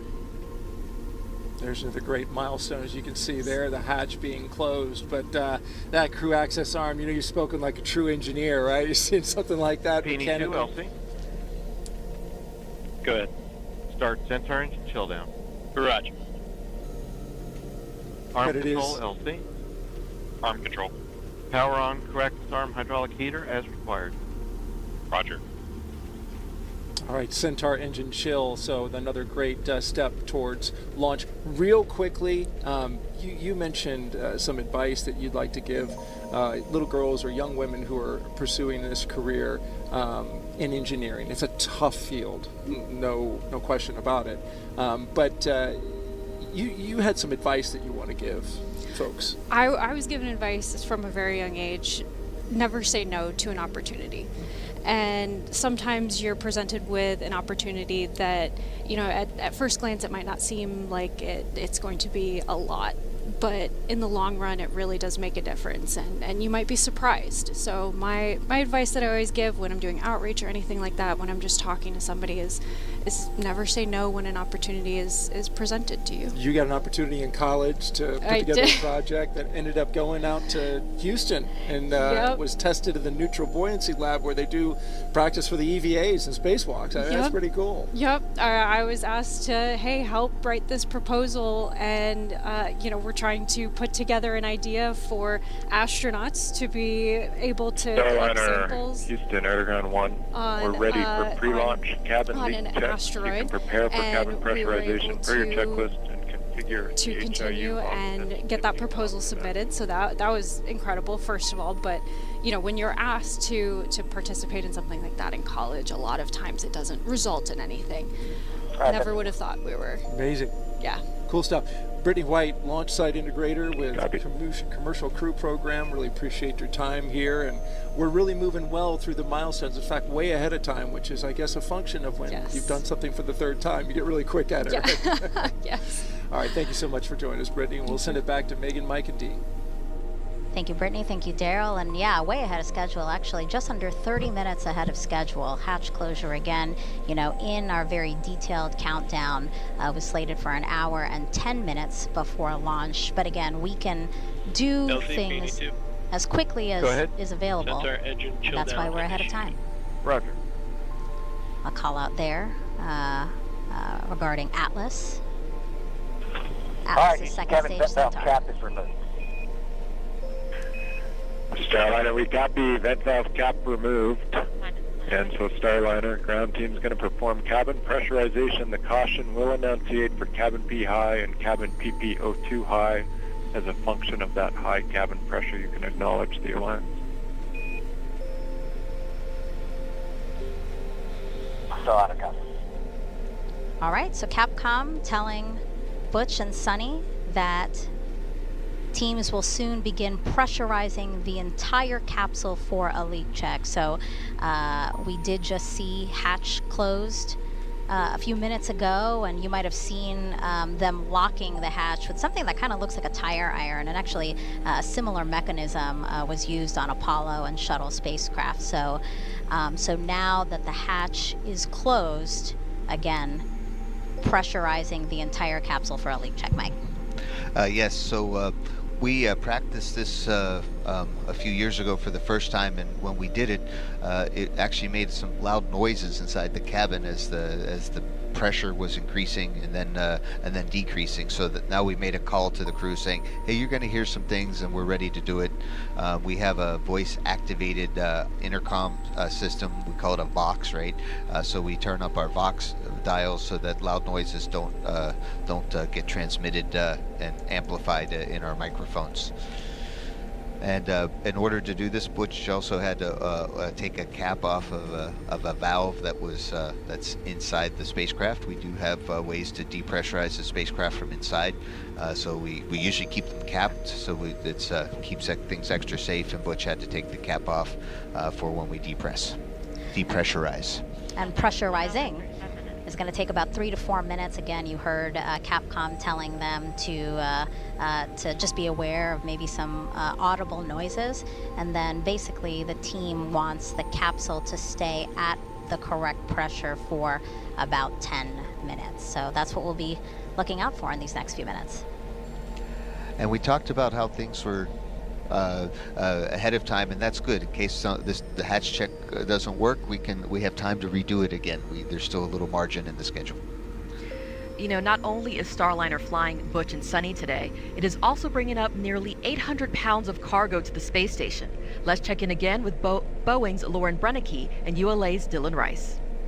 Yeah, Dee, along with our most precious cargo, of course, Butch and Sunny, we are taking around 800 pounds of cargo up today, and we are taking something that was added just a few days ago, actually, but more than half of what's going up is Boeing cargo, like CFT patches, mission coins, silver Snoopy pens, American flags, and a hard drive, which we mentioned earlier. It has about 3,500 pieces of artwork from children across the world.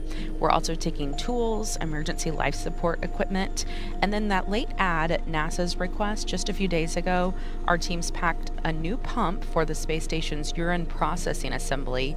That is a part of the water recovery system there on the ISS. It is about 150 pounds. It's a pump, and it is replacing 2 non-essential cargo bags inside Starliner.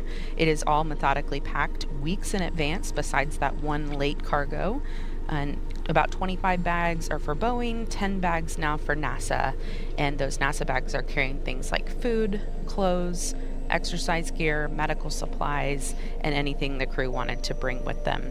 On the way back, Starliner will bring about 750 pounds of cargo, so just a little bit less, and that includes 1 empty NORS tank. That's a nitrogen oxygen recharge system, and that will be refilled for future missions. So Dylan, we are focused on the crew, on the pad team, on what's been going on with the hatch closure and the pressurization testing, but there's been a lot going on in the background as well on the rocket side. Yeah, that's right, Lauren. So as we've wrapped up the crew ingress process, we're starting to hear a little bit more traffic now back from the launch vehicle team. A few moments ago we heard about the Centaur engine chill down. So the Centaur engines are fueled by cryogenic propellants, which are very, very cold. So this process takes about an hour, and it brings those engine temperatures down so that we don't cold shock them when they're introduced to those cold propellants. So that process has been started. The vehicle itself remains in propellant topping mode as the blue team is continuing their work up on the tower. We heard about the beginning to warm up the hydraulic system for the crew access arm. One of the big differences in today's countdown as compared to our countdown for our traditional uncrewed missions, our payloads that don't talk back, as I say, is the length of the built-in hold. So we've spent the duration of this broadcast in our 4-hour built-in hold. Typically our built-in holds are 15 or 30 minutes depending on the length of the launch window, but for today it's been lengthened to 4 hours to allow loading of the crew and closing out Starliner for flight. With today's instantaneous launch window for the International Space Station, launch vehicle and Starliner operations have to be precisely choreographed to occur on time. So far things are looking great. The team's working no issues. All right, Dylan, we are about 1 hour and 31 minutes away from launch. We'll send it back over to Megan at the host desk. Let's talk a little bit more about that urine processor because, Mike, you actually helped install one. Not just one, but the first one. When Chris Ferguson and his team came up on STS-126, I was commander of the space station, and Don Pettit and I got to install the urine processor. It's a really neat kind of, I know it has a funny name, a UPA, right? UPA, right? So, but the urine processor is in essence a pump, and it takes our waste products, our number one, our pee, and helps take all the water out of it. Our water processing assembly aboard the International Space Station, we've gotten to be really good at it. We can get over 97% of our water recycled, and each time we send a liter of water aboard up to space station, it's like $5,000. So being able to recycle water is not just good for space station, but for when we go to Moon and Mars. So this urine processor, when it's not working and a space station program manager manager said so at the most recent press conference. We've got to get it up there. Other than that, we have these large bags full of urine that need to be processed, and it'll start stacking up on us because we don't want to throw it away. We need to definitely process it. So having Starliner, an hour and a half to go. Having Starliner there to be able to take up the UPA really helps the space station program a lot, and this is that dual redundancy of having rockets go up to the space station on a regular basis. And the recycling of the urine into water is really impressive. Like the rate is 90-something% that they can... Over 97%. Yes, it's impressive. That's a great technology for Earth, Moon, and Mars. Now, both Butch and Sunny are bringing some special items of their own with them for this very important flight test. For example, Butch is flying 2 gold rings he had made for his brother and father that resemble the U.S. Navy astronaut pilot wing pin. He's also flying shirts from Tennessee Tech and the University of Tennessee, his alma maters. Sunny is flying t-shirts from the U.S. Naval Academy and the Sunita L. Williams Elementary School in Massachusetts, plus a diver pin and dog tags that her mom had made for her 2 Labrador retrievers, Gunner and Rotor. Sunny also loves to wear fun socks and packed many multicolor socks she plans to wear in space. Other items will remain a surprise until the astronauts have a chance to reveal them publicly during the flight test. I imagine, Mike, that having these like personal effects is so important. And yes, for long duration missions, but it's nice to also have, even though if they're only there for 8 days.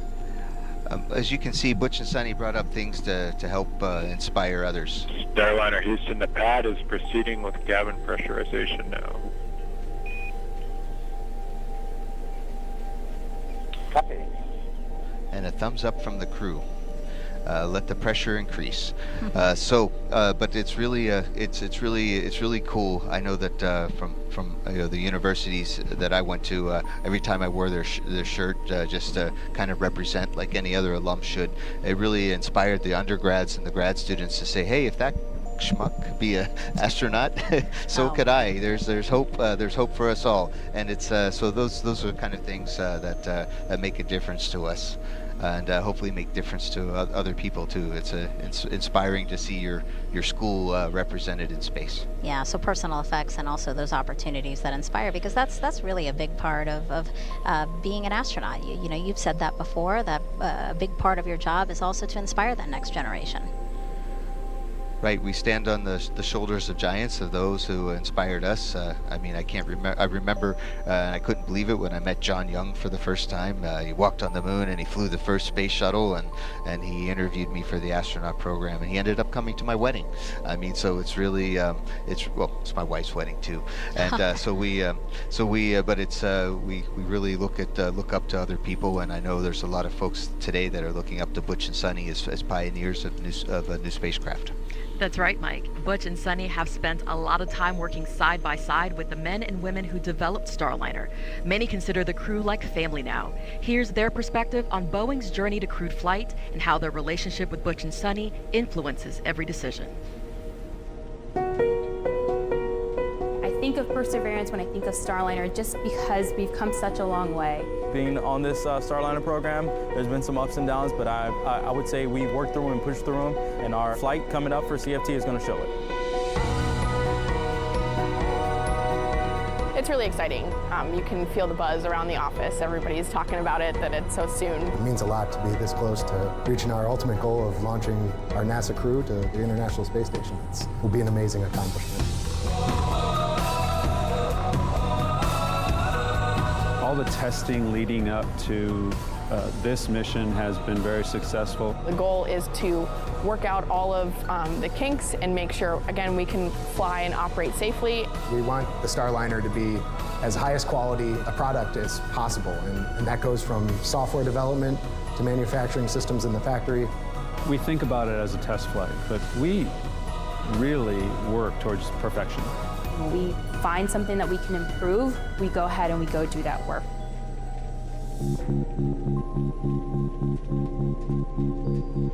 The safety of our crew members is at the absolute forefront of my mind. We're not strapping an astronaut, we're strapping our friends in. You know, the crew is our precious cargo, and everybody understands that. It's great that they have a relationship. I think it really makes the work that we do become more personal.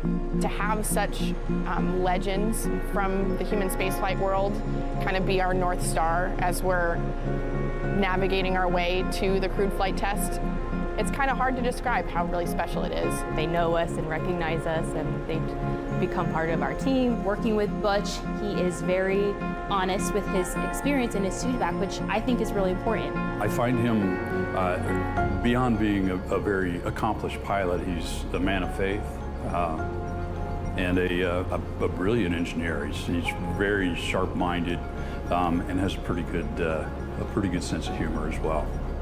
Working with Sunny Williams has been an honor, not just because she's an astronaut with human spaceflight experience, right? But because she is another fellow woman in STEM. Sunny is everybody's astronaut. She is the most approachable person in the crew office by far. I've never seen her pass up an opportunity to speak with a young person, which helps our agency. It inspires the next generation of space explorers. Having them so well integrated into various aspects of reviews and milestones has just helped us build that trust. There are challenges in what we do. It's not easy, but when everybody rolls up their sleeves, puts their head down, that's the rewarding part to be part of it.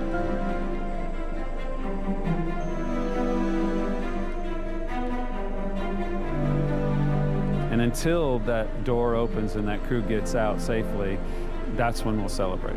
That's the true end of the mission, right? I talked to a lot of people before, and that's what I look forward to. I mean, certainly getting a successful launch, successful dock, but we got to get home. It's just going to be an immense sense of pride that we accomplished something that is so difficult, to send humans to the harsh environment of space and back safely.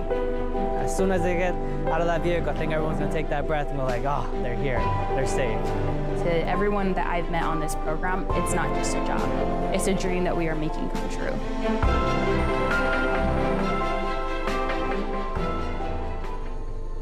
But you were saying when you were watching that, you really began to tear up.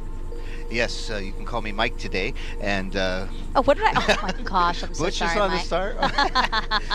No, I just wanted to say that montage was really meaningful, and it really shows how integrated the crew and is with our Boeing teammates, and how much that their spirits and their hard work are helping us soar to the stars today. And so that was a really nice montage. And Dee, your team, obviously. Yeah. Absolutely. I mean, this is great. We've been waiting for this moment, and here we are. So, let's check back in with NASA's Brandy Dean and Boeing's Jim May, who are monitoring things at Mission Control in Houston. Jim? Thanks, Dee. Flight Director Mike Lammers and his team here in Houston are still working steadily through their pre-launch actions, and everything's been going pretty smoothly. We've been clear across the board most of the day as we count down toward today's 10:52 a.m. Eastern, 14:52 UTC liftoff. Once they have lifted off, they'll have a 25-hour ride to get to the International Space Station. And with this being the crewed flight test, they'll have a number of test or flight test objectives to work through, putting the Starliner systems through its paces to prove them out before operational flights begin. The first of those will come after Butch Wilmore and Sunny Williams reach orbit today, when they'll be doing some manual piloting checkouts while they're still well away from the space station. They'll be flying some attitude maneuvers, changing Starliner's orientation using only visual cues to start with, and then using Starliner's attitude direction indicator, which will be used for all the other planned attitude maneuvers. They'll also point the spacecraft's tail to the sun to demonstrate that it can use solar arrays to recharge its batteries. And once they arrive near station, they'll take over with manual control again to demonstrate their ability to station keep for 5 minutes at the opening of the approach corridor. And this corridor reaches out to a little under 250 meters away from the forward docking port on the ISS Harmony node, or as you may hear as we listen into the flight loops later, node 2 forward. Now this maneuver should be pretty familiar to both Butch and Sunny. It's very similar to flight ops they performed while in the Navy, things like lining up an aircraft with a refueling tanker, doing a landing approach of the carrier, and for Sunny, hovering a a helicopter over landing pad. And this demonstration will be a checkout of manual 6-degree of freedom control. So that will use both joysticks and Starliner. The translational hand controller, pretty similar to like a throttle stick in an aircraft. And the rotational hand controller, which looks and operates almost identically to a joystick in an aircraft. But we've got to get into orbit before we can do any of that. We've got another 1 hour Starliner and Houston, 20 the minutes. side hatch is being configured. Audible noise may be heard. Starliner coming. As I was saying, another now 1 hour and 19 minutes until today's 10:52 a.m. Eastern launch. Flight Director Mike Lammers has been keeping close eye on the activities in Florida as the crew got into their seats and went through their suit checks. Also, as they closed the hatch and started pressurizing Starliner. In about an hour, Lammers is going to be polling the team here in Houston for goes or no-goes, hoping to get thumbs up across the board for today's launch. He'll be speaking for his team when he gives his final go-no-go to the launch conductor about 7 minutes before launch. The International Space Station also has to be go to welcome Starliner tomorrow. So let's go back to the Space Station Flight Control Room and NASA's Rob Navius for an update. Rob? Thanks, Jim. And the International Space Station Flight Control Team, led at this hour by Flight Director Alison Bollinger, has in fact polled her team, and the ISS is go for launch. During the week or so that Butch Wilmore and Sonny Williams are aboard the International Space Station as visiting crew members, each dock day will see a different variety of activity for the Starliner duo. On Friday, the Starliner astronauts will continue unloading cargo they brought to the station and will transfer some of the used emergency equipment from station to Starliner for the trip back to Earth. They will stow their launch and entry suits aboard the vehicle and conduct a debrief with NASA and Boeing officials about the rendezvous and docking phase of the mission. Once Starliner's batteries are recharged through station power resources, Starliner will then be configured for quiescent or steady-state operations. So it's a busy timeline that lies ahead for both Wilmore and Williams and their Expedition 71 crewmates once Starliner docks to the complex tomorrow. And if you're just joining us at the time of launch, at 10:52 and 15 seconds a.m. Eastern Time this morning, the International Space Station will be flying 260 miles over south-central Turkey. For now, that's it from the Space Station Flight Control Room. Now back to you guys at the Cape. Certifying a second spacecraft for regular flights to the International Space Station will greatly benefit the orbiting laboratory. For more on that, here's NASA's Antonia Jaramillo. Thanks, Dee. We are here on the roof of the Atlas Spaceflight Operations Center, and joining me is NASA Deputy Administrator Pam Melroy. Deputy Administrator, as a former astronaut, you are no stranger to launch scrubs. Can you talk us a little bit about the process that our astronauts go through when a scrub is announced? Yeah, good morning, Tony. It's great to be here. I was actually teasing Butch and Sonny a little bit this morning about it. Really, there are a lot of procedures that have to be followed, but for the astronauts, they'll have some critical action steps to safe the vehicle. So thinking about anything to do with the boosters, the propulsion system, maybe the pyrotechnics. And so they will take those critical actions to safe the vehicle. You want to make sure it's perfectly safe. And then it's a process of getting out of the vehicle and going back to crew quarters. If there's a longer delay, they might go back to Houston, but usually they'll stay in quarantine. And then it's back to hitting the simulators again. And let's talk, you also have obviously firsthand experience on the effects of spaceflight on the human body. Can you discuss with us the human research experiments that Butch and Sonny will take part in during their mission? Yeah, this human research program is critically important. There are so few people overall that have been to space that every single one counts. So when Butch and Sonny go up to the space station, they'll join our astronauts up there right now, Tracy, Mike, Matt, and Jeanette, and they will join in some of the same medical experiments so that we can have a larger pool of data. But in addition to that, we'll be watching very closely a couple of things. This is a new trajectory for a vehicle. It's going to be the first question I'm going to want to ask. How did it feel? What was the ride like?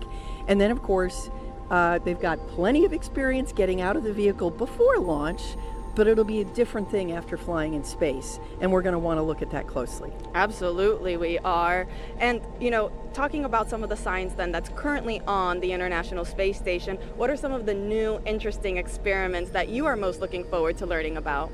Boy, there is so much exciting that happens on the station, from studying basic research, but also doing Earth observations. But something that is really exciting to me is a new ESA experiment called immune assay.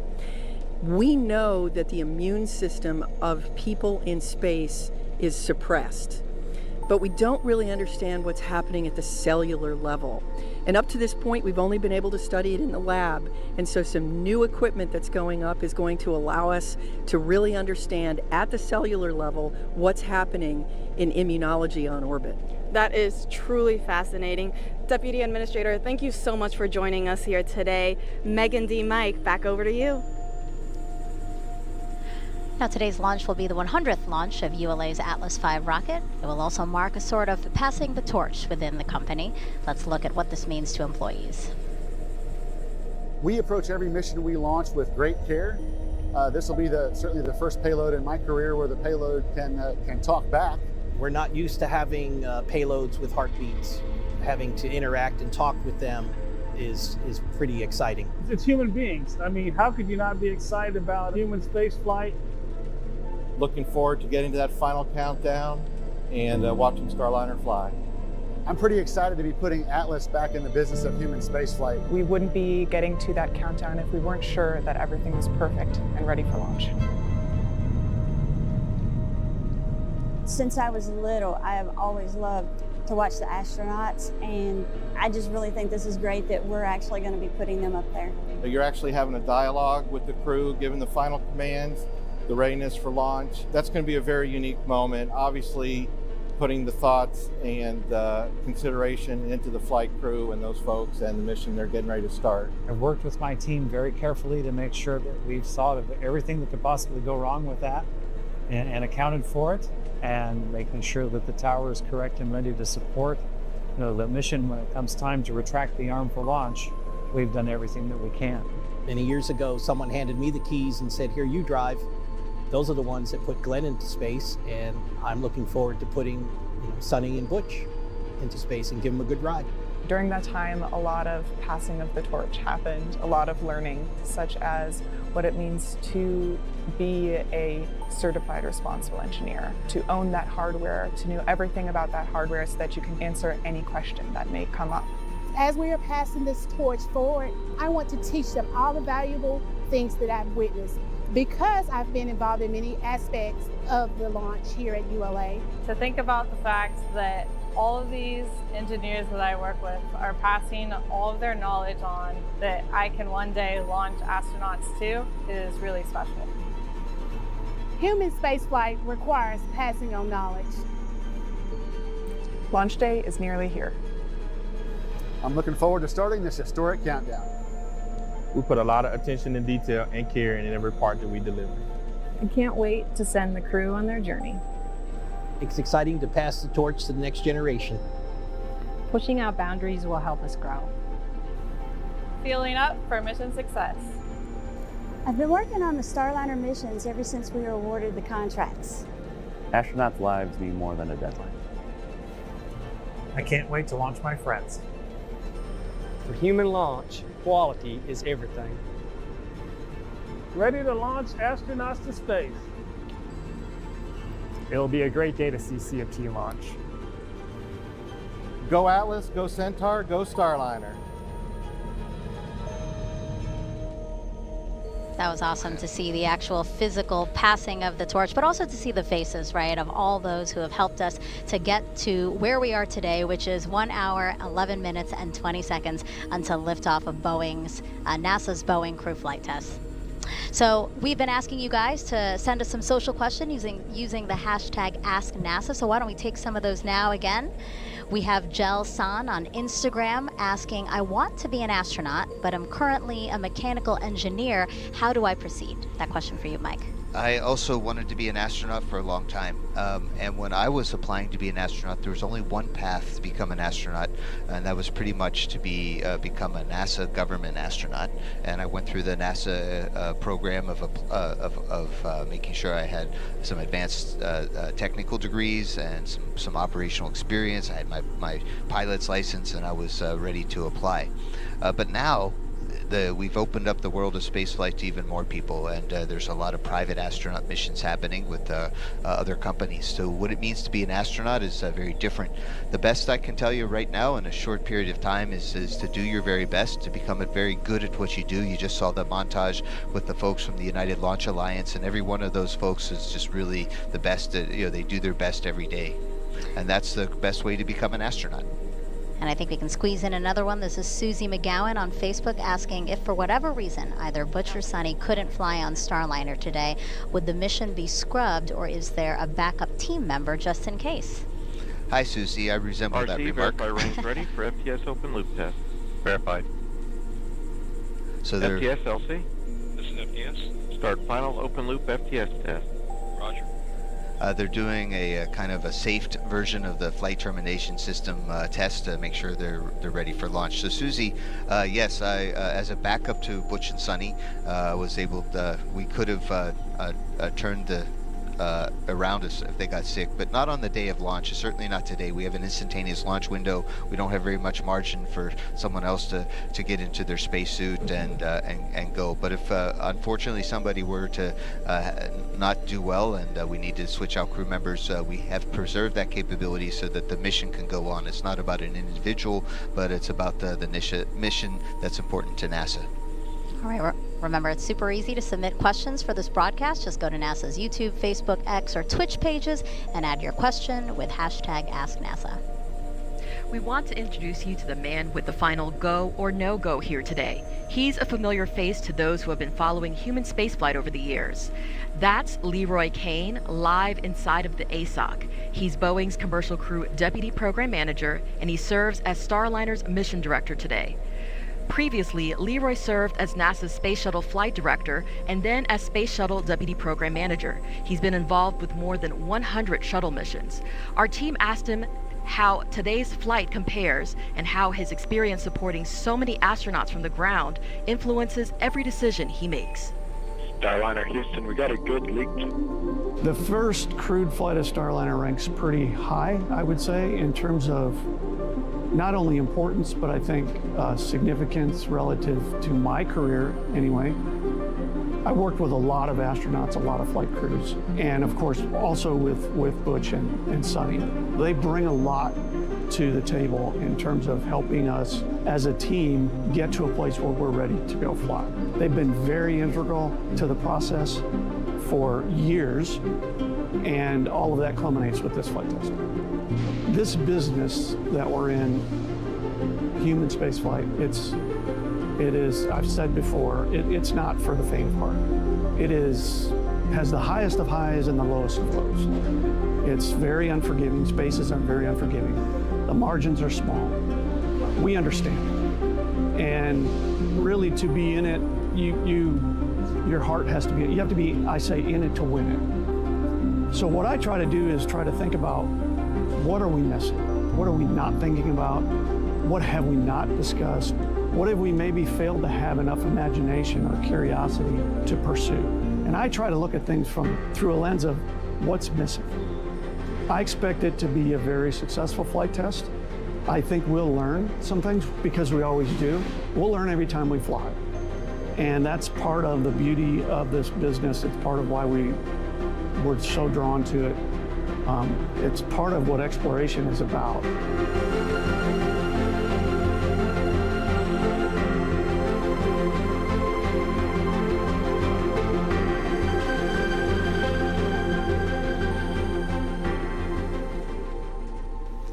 If you're just joining us, welcome to the official broadcast of NASA's Boeing Crew Flight Test. We have a beautiful aerial view of the rocket and spacecraft on Launch Pad 41 at Cape Canaveral Space Force Station.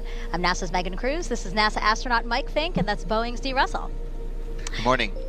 Now we are here to watch NASA astronauts Butch Wilmore and Sunny Williams make history as the first people to fly aboard Boeing's Starliner capsule. And Mike, liftoff of the United Launch Alliance Atlas V rocket is slated for 10:52 and 15 seconds a.m. Eastern Time. Where are we in the countdown? We're looking really great in this countdown.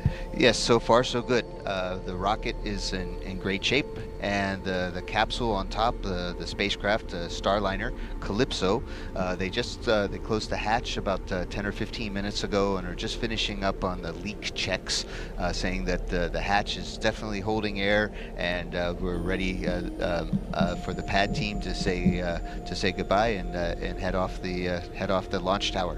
1 hour and 5 minutes to go.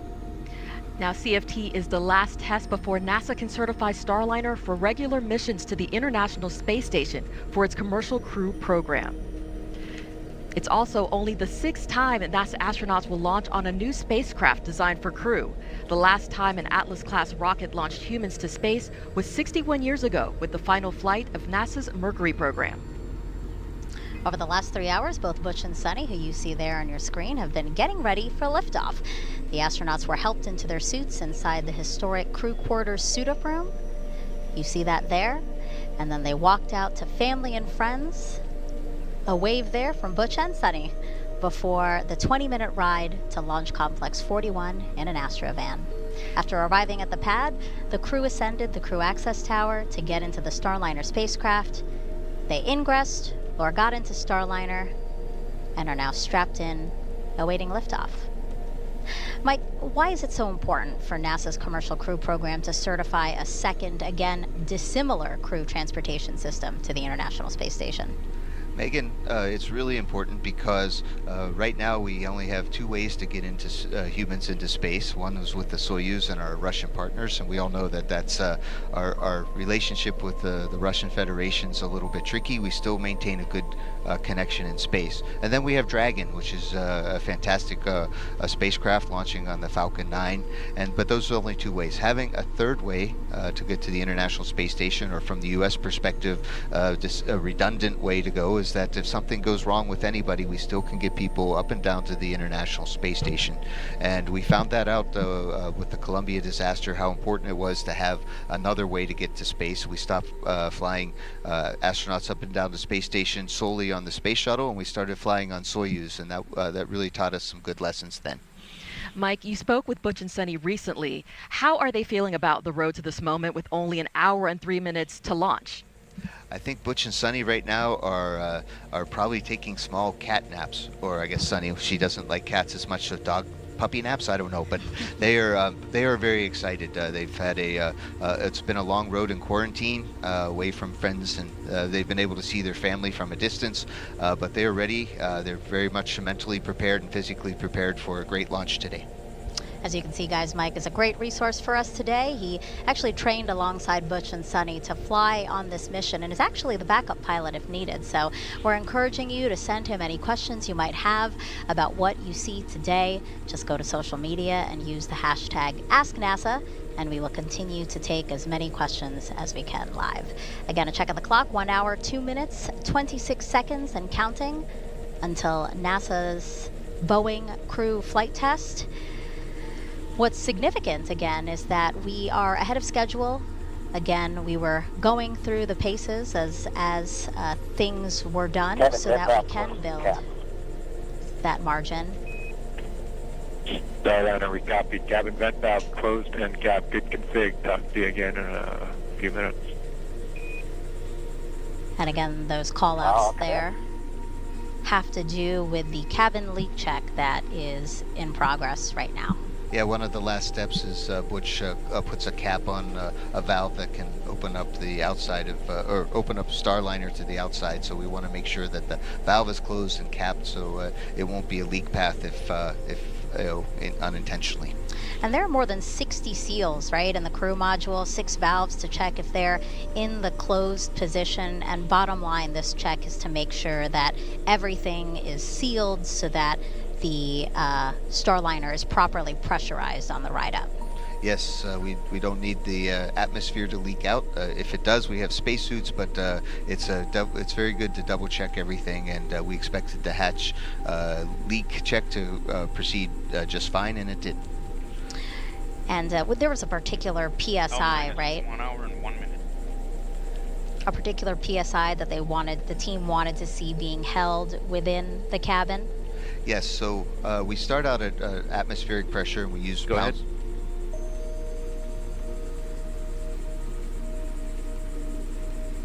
pounds per square inch as our measurement, so that's PSI.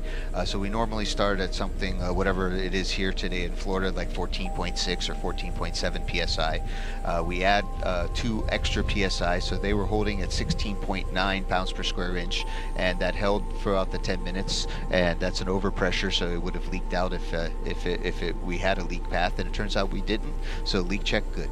All right. And we have teams in both Florida and Houston watching every aspect of this mission. Let's head over to ULA's Dylan Rice and Boeing's Lauren Brennicke, who are monitoring the spacecraft and rocket from United Launch Alliance's Advanced Spaceflight Operations Center, or ASOC. Go ahead. Yeah, for anyone just joining us, as Megan just said, we are here at the ASOC. It is ULA's rocket headquarters over here on the Cape side. Dylan and I are in a great location to be monitoring all of the operations that are going on around us. We have the whole launch control team down here behind us, and you might be able to see us there in the middle in glass. Alarm at a bad time, we're going to recommend that line item 390 be safe. Roger, copy line item 390. LC concurs. LD? LD concurs. Roger. RLM? LC? RLM on 1. Roger, please disable line item 390. Active. All right, another part of our job is to wear headsets and listen to the loops that you're hearing there on the broadcast, as well as some of the other side channels, just to keep track of everything going on today. We did just get an update that the helium leak on Starliner remains good. We have confirmation it is still acceptable for flight, looking about like it did on Saturday, so that's great news. And Dylan, Atlas has been really all over the solar system, but preps for today's launch are just a little bit different. Go ahead. Line item 390 has been disabled. Roger. Well, that's right, Lauren. So we're using our standard processes and procedures that we use for every Atlas Centaur mission, but today's mission is different because we have a Starliner atop Atlas and Centaur, and 2 astronauts inside Starliner. So there are some added steps. LC, this is FTS. Go ahead. Yes, Operation 55, Step 270, FTS open loop test is complete. Roger. So we do have added steps to support those additional activities to ingress the crew and then close out the Starliner and then prepare the crew access tower for launch. But right now, today, we're remaining in our final built-in hold as we continue to prepare for liftoff. There are a few activities left for us today. The blue team will be clearing the area soon, at which point the final preparations for launch will get underway, and we'll be configuring the vehicle's propulsion and hydraulic systems for flight. The avionics team will be loading upper level wind data into our flight computer that allows us steering through the atmosphere. And you'll also start to hear final comm checks between the LCC, Mission Control in Houston, the BMCC at Kennedy Space Center, and the Starliner crew. Once all that is done, we'll be retracting that big crew access arm. That'll be one of the big visual cues on the launch pad that lets us know that we're getting closer to launch. And then you'll start to hear us get into our final polling for launch.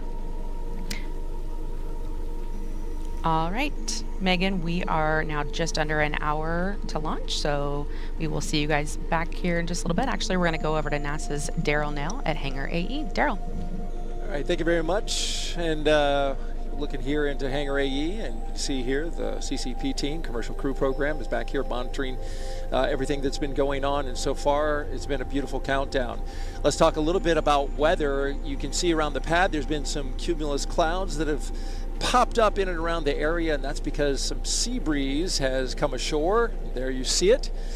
Sea breeze, of course, activating with some of the warm air over the land. Launch Weather Officer Melody Lovin says, though, no problem and no issue. Oh, there's a big cumulus cloud right next to the pad.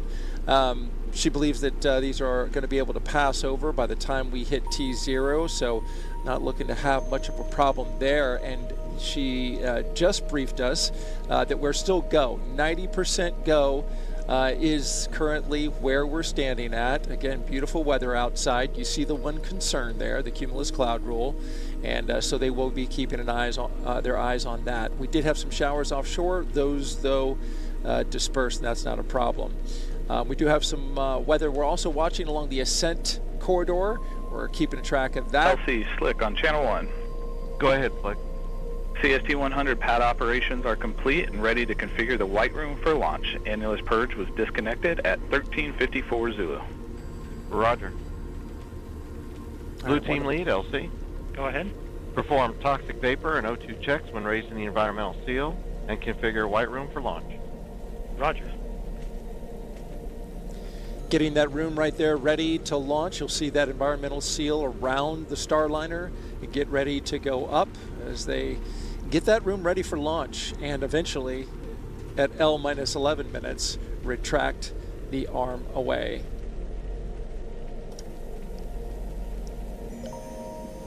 All right, again, the ascent corridor weather, though, it is low for any issues, so all across the board we still look good for weather. There's a look at the satellite loop, and you can see all across the eastern seaboard, all the way up into the maritime provinces of Canada. Fortunately, we got a high pressure system off North Carolina that's keeping everything pretty stable and clear out there. Just a couple of issues along the way, but nothing that would put the Starliner at risk of splashing down all along that track if they needed to, should something happen to the rocket. We're looking good so far from out here at Slick 41 and Hangar AE, and we'll send it back to the host desk. Now let's take another look at the crew for this flight test. We see Commander Butch Wilmore. He was at the bottom left corner of your screen, NASA astronaut and retired U.S. Navy captain. Raised in Mount Juliet, Tennessee, married to Deanna Wilmore, and they have 2 daughters. As a naval pilot, Butch racked up more than 8,000 flight hours and 663 carrier landings, all in tactical jet aircraft. He completed 4 operational deployments, supporting missions like Operation Desert Storm. Before his selection to NASA, Wilmore was on exchange to the Air Force as a flight test instructor at the Air Force Test Pilot School at Edwards Air Force Base in California. Butch is a veteran of 2 space flights as pilot on Space Shuttle Atlantis in 2009, and then 5 years later he served as flight engineer for Expedition 41. So far, Wilmore has spent 178 days in space and performed 4 spacewalks, so this flight will be his 3rd mission to the ISS. And Sunny Williams, CFT's pilot and a retired U.S. Navy captain. NASA selected her as an astronaut in 1998, just 2 years before Butch. This will also be Sunny's 3rd mission to space, making her the first woman on a test flight of an orbital spacecraft. Her first trip to the ISS launched in 2006. She served as flight engineer for Expeditions 14-15. She then returned to the orbiting lab in 2012 and was commander of Expedition 33. Sunny has more than 50 hours of spacewalk time, the 2nd most cumulative time by a female astronaut. So far, she has spent 322 days in space. Before NASA, Sunny was a former naval test pilot and instructor, logging more than 3,000 flight hours in more than 30 different aircraft. Williams grew up in Needham, Massachusetts, and is married to Michael Williams. She enjoys hanging out with their dogs, working out, hiking, and camping, as well as working on cars and houses.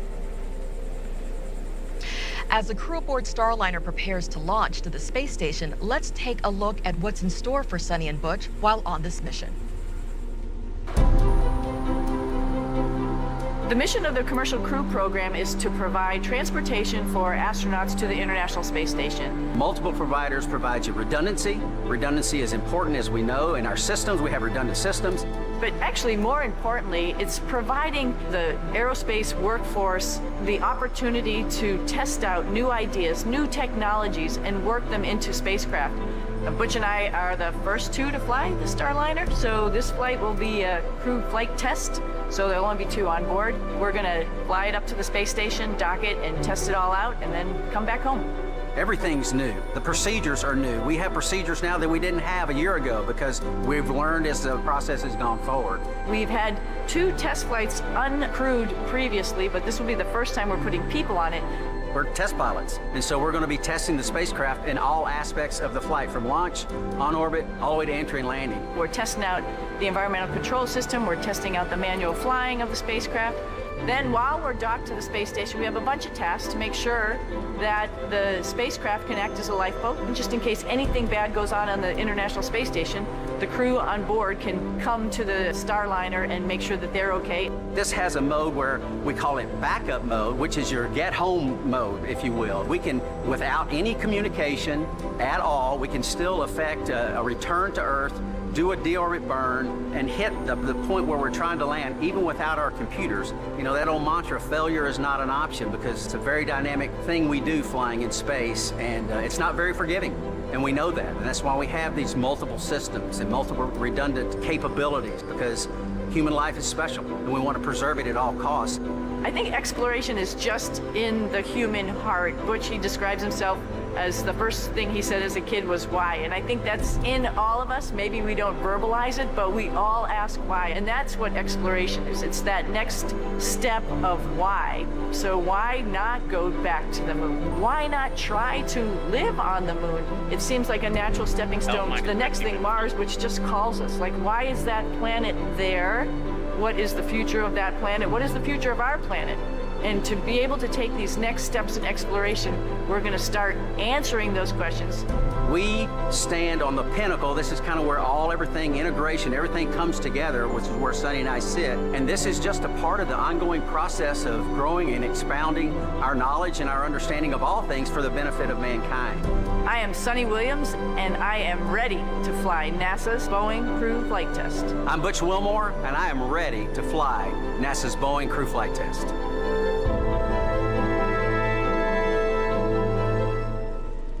And we are ready here at 49 minutes, 17 seconds until liftoff. Now, this historic flight test will be a major milestone for United Launch Alliance. NASA's Antonio Jaramillo joins us now with ULA's CEO and president, who has more about this company's road to this moment. Thank you, Megan. Joining me is Tori Bruno, CEO and President of United Launch Alliance. Tori, it's so great to have you back on here. Can you give us a quick recap, first on the issue that occurred during the last launch attempt and how teams resolved it and got us to where we are today? Absolutely. So we have a ground system at the pad that controls the things that occur in the last few moments before we go to ignition. This particular system is the one that releases the rocket from the pad and controls what happens to getting the umbilicals loose. And we have a triple redundant system that is also able to vote, and we lost one card within one of those 3 chassis that do this. The crew was never in any kind of danger or anything like that, but in our timeline, had that failed much later, we would have relied on the double redundancy and voting that remained, but that early on, our criteria says stop and understand what's happening. We did resolve it the next day on a Sunday. It is a card within a chassis that has power supplies.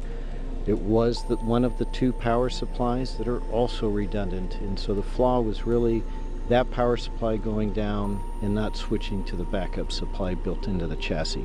So we removed it, we replaced it, we put the modules right back in it.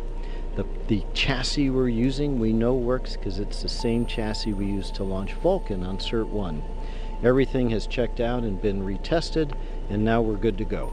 That's great to hear, and it is a beautiful day right now. It looks like it's going to be a beautiful launch. What's the trajectory like for this launch? I mean, who along the U.S. will be able to see it? Yeah, this is a very unique trajectory because it's flat and long for crew safety. And so it'll head out from here, it'll go north and a little bit to the east, and so all along the southern coast of the United States you have a pretty good chance of seeing it. And what that trajectory allows us to do is to have no blackout areas where the crew would be unable to abort the flight, God forbid, in the event of an anomaly. And it delivers them just short of being orbital, so if there were any issues with the capsule's propulsion system, they get a free return safely to the surface of the Earth. So very unique for us. We've never flown apart from the test flights of this capsule a trajectory that is suborbital before. Wow, and talking about uniqueness, is there anything new or different on this Atlas V rocket for this crewed launch compared to other uncrewed Atlas V launches? Yes, there are. There's a handful of things, and they are all safety related. So the most obvious thing is there's no payload fairing, because if there were to be an abort where we want the capsule to fly the crew safely away, the fairing would be in the way, so we fly without it. We also have an emergency detection system, which is like a very high-speed computer that is plugged into all the systems on Atlas and monitoring its health, so that if an anomaly started happening faster than any human could possibly do it, this computer would detect it and command the separation of the capsule. And of course, on Centaur, we have 2 RL-10s instead of 1 rocket engine for more thrust because of that long, flat trajectory. The last thing we do is actually kind of subtle and maybe a little bit trivial for most people, but we anodize the first stage of the booster to protect it from a thing called stress corrosion cracking. And just to be extra careful for the crew, we actually double the thickness of that anodization. Wow, that is fascinating. Tori, thank you so much for joining us here today. Megan, Dee, Mike, back over to you. And as we check out some pad team members there getting ready to leave the crew access tower, teams inside Mission Control at Johnson Space Center in Houston are also keeping a close eye on launch. Here's NASA's Brandy Dean and Boeing's Jim May. Thanks so much, Megan. Welcome back to Mission Control Houston at NASA's Johnson Space Center. We are now 44 minutes away from launch and everything continuing to go pretty smoothly. Team here is under leadership again of Flight Director Mike Lammers today. Once Starliner gets off the pad, Jim and I will be with you through the ascent, giving you the play-by-play as Starliner makes its way into orbit and expanding on the calls that you'll hear from Capcom Joshua Kutrick, making to Butch Wilmore and Sonny Williams. There are a number of major milestones you'll want to keep an eye out for during Starliner's climb to orbit. The first you'll hear from Starliner's crew is roll program coming from Commander Wilmore, indicating that Starliner is rolling into the planned orientation for ascent and orbit ops. Then about 45 seconds into flight, the crew and Starliner will reach what's called max Q, which is the maximum dynamic pressure that they will experience during ascent, and that happens just before they reach Mach 1. A minute and 35 seconds into flight, the solid rocket boosters that give Starliner its first major push into orbit will have been used up. Starliner will then hold on to them for just a little more than a minute after that, and then jettison the boosters before second stage takes over and gets Starliner the rest of the way to orbit. Starliner will actually reach orbit about 11 minutes and 58 seconds into flight, at which point the Centaur's main engines will cut off. Starliner and its crew hold on to that stage for a couple of minutes, and then separate from it at around 14 minutes 58 seconds into flight. From there, Butch and Sonny will be free-flying Starliner on their own. During ascent, you'll hear Kutrick mentioning a number of abort-related milestones as Starliner moves past them. Starliner can safely abort all the way up to orbit, as you just heard in that interview we saw from Florida. That includes the East Coast, off the coast of Newfoundland, and off the coast of Ireland. Beyond that, it would just be able to safely abort to orbit, and of course we're hoping not to need any of those options. And the last major milestone before crew begins what we call orbit ops is the orbital insertion, or OI burn, which will move Starliner into slightly elliptical orbit as opposed to the more slightly suborbital trajectory that it starts off in after separating from the Centaur. From there, Starliner will be on its way to the International Space Station. And speaking of the space station, let's check in with Rob Navius and the International Space Station Flight Control Team. Rob? Go ahead. Thanks, Brandy. Back here in the International Space Station Flight Control Room, flight controllers are keeping tabs on the countdown and monitoring the work on board by the Expedition 71 crew in advance of Starliner's scheduled arrival tomorrow. After docking, NASA astronauts Matt Dominic, Mike Barrett, Jeanette Epps, and Tracy Dyson, along with Station Commander Oleg Kononenko of Roscosmos and fellow cosmonauts Nikolai Chub and Alexander Grabenkin, will be ready to roll out the red carpet as Wilmore and Williams float through the hatch into the Harmony module. Now, the dock timeline is designed to be variable. That means that the number of days Starliner could stay at the station could be adjusted Depending on any further launch delays or undocking delays Clear the flight caused hazard by area. weather You're in conditions of area the western warning U.S. system landing light, sites conflict for 45 Starliner. flashing red. And sound One of the most area. important dock days for the Starliner crew will come 2 days prior to their scheduled undocking, when they load the last of the cargo items to be returned to Earth in the vehicle and conduct onboard manual piloting proficiency. That will enable them to stay sharp for their departure from the station and the deorbit and entry events that will follow. We're now 41 minutes, 9 seconds away from liftoff. Today, the operational loops are so far, thankfully, quiet. And with that, we'll go back to our folks at the Cape. As we prepare in less than an hour to launch 2 astronauts to space, during this test flight, let's check back in with NASA's Antonia Jaramillo, who's with NASA's Associate Administrator, about the mission. Thank you, Dee. Joining me is Jim Free, NASA's Associate Administrator. Jim, thank you so much for joining us. Can you discuss a little bit why it's important for the space agency that we have another American spacecraft launching to space from American soil? Well, I mean, it is truly historic day that we have today. It is the 6th time we've launched a new vehicle to space, and this time the first female on one of those missions in Sunny, and from the Cape Canaveral Space Force Station, not the Air Force Station any longer. And we're also, now it gives us that chance to get back to ISS with another crew. And the learning that we're doing there about the human body, about technology, about science, of course science is key to all we do, and then to prepare ourselves for those missions to the moon and then on to Mars. Absolutely. A lot of firsts, a lot of important things for sure happening on this mission. You talked briefly on this. Can you discuss again why it's important just in general that we have multiple spacecraft available to send humans to space? We need that access. So right now we have one provider giving us that access to space station. This will give us a second provider, which means if we have a problem with either, we have ways to get our crews to and from station, which helps keep the tempo that we've had for 23 years of having humans in low Earth orbit, but also that opportunity to get the crews back if there's an issue at all, and keep that presence going. Absolutely. This has already been a very exciting year for the agency, with many, many fascinating missions already taking place. Now with this historic launch about to take off, what else can the public look forward to? It has been a great year, and certainly a lot of learning already for me about the incredible mission that we have at NASA. And the missions that we have remaining this year, I'll just highlight a couple of them. Europa Clipper, which will be an incredible mission for us to watch in its journey and understanding even more about the solar system. NISAR, which will help continue our learning of Earth. And then we have X-59, that first A in NASA, right, the aeronautics, which will go through its first flight this year. We're about to do an engine run-up on that aircraft. And of course, heading towards Artemis 2 next year. The crews in Washington this week planted a moon tree just yesterday with our deputy administrator, and that gets us on our path back to the moon. Absolutely, and we cannot wait for all of those missions. Jim, thank you so much for joining us here today. Megan, D, Mike, back over to you. Thank you both.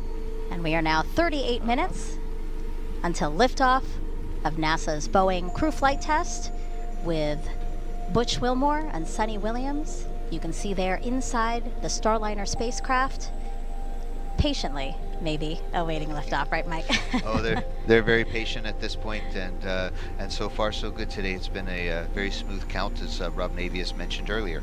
And so the plan is for Butch and Sunny to be docked. That Roger. was a call out saying that the pad team has cleared the pad. Now the plan is for Butch and Sunny to be docked to the ISS for at least 8 days, and then after, they will return to Earth with a soft touchdown in the American Southwest.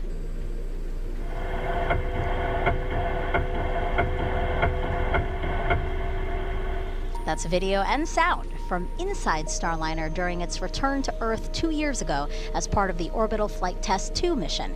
Its heat shield will reach 3,000 degrees Fahrenheit during re-entry. Parachutes then deploy, and the heat shield is discarded to expose Starliner's airbags. The original test pilot you see on the bottom center of your screen, Rosie the Rocketeer, collecting data of what astronauts might experience during landing. Starliner is the first and only American orbital crew capsule to land on land. This allows for quicker access to crew and cargo. It also makes turning the spacecraft around for future missions quicker. But Mike, Starliner can also land in water in the case of an emergency. Absolutely. Starliner has a lot of heritage and commonality with the Orion spacecraft, which lands on water. Starliner is a little bit smaller and a little bit lighter, so it can actually land on land and has those airbags, as we saw. I can't wait to try them out. That's the first thing I'm going to ask Butch and Sunny about. How are the airbags? Because Soyuz is a little bit hard landing, but everybody's fine. But it's really those airbags, I think, are going to make a difference. But landing on water, we have a different airbag configuration, and so we have a fifth airbag that opens up in the middle, and so it's definitely planned that we could land on water, but we save that only for emergencies, because refurbishing the capsule afterwards is going to be kind of tough with all the saltwater contamination. So we'd really like to land on land. We have 5 spots in the southwest of the United States that we can land on.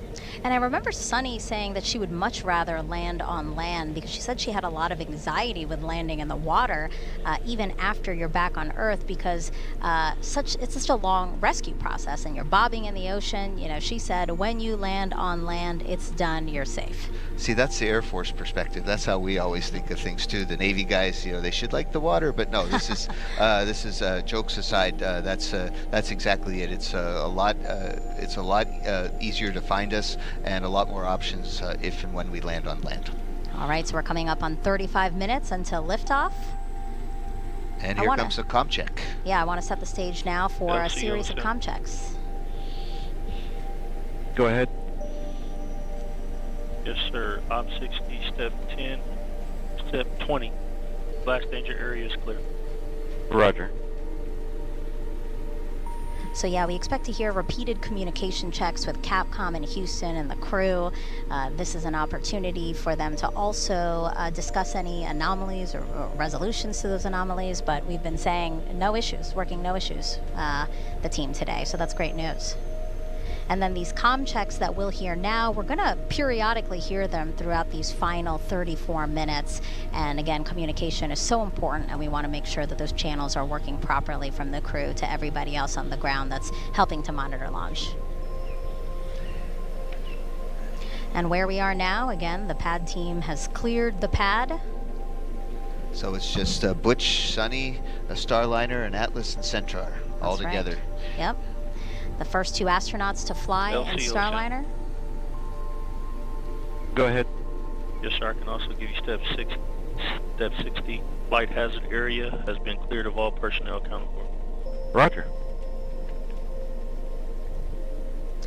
Butch and Sunny, the first 2 astronauts to fly in Starliner. Sunny will be the first woman to test an orbital spacecraft. And the last time people flew to space in an Atlas-class rocket was nearly 61 years ago.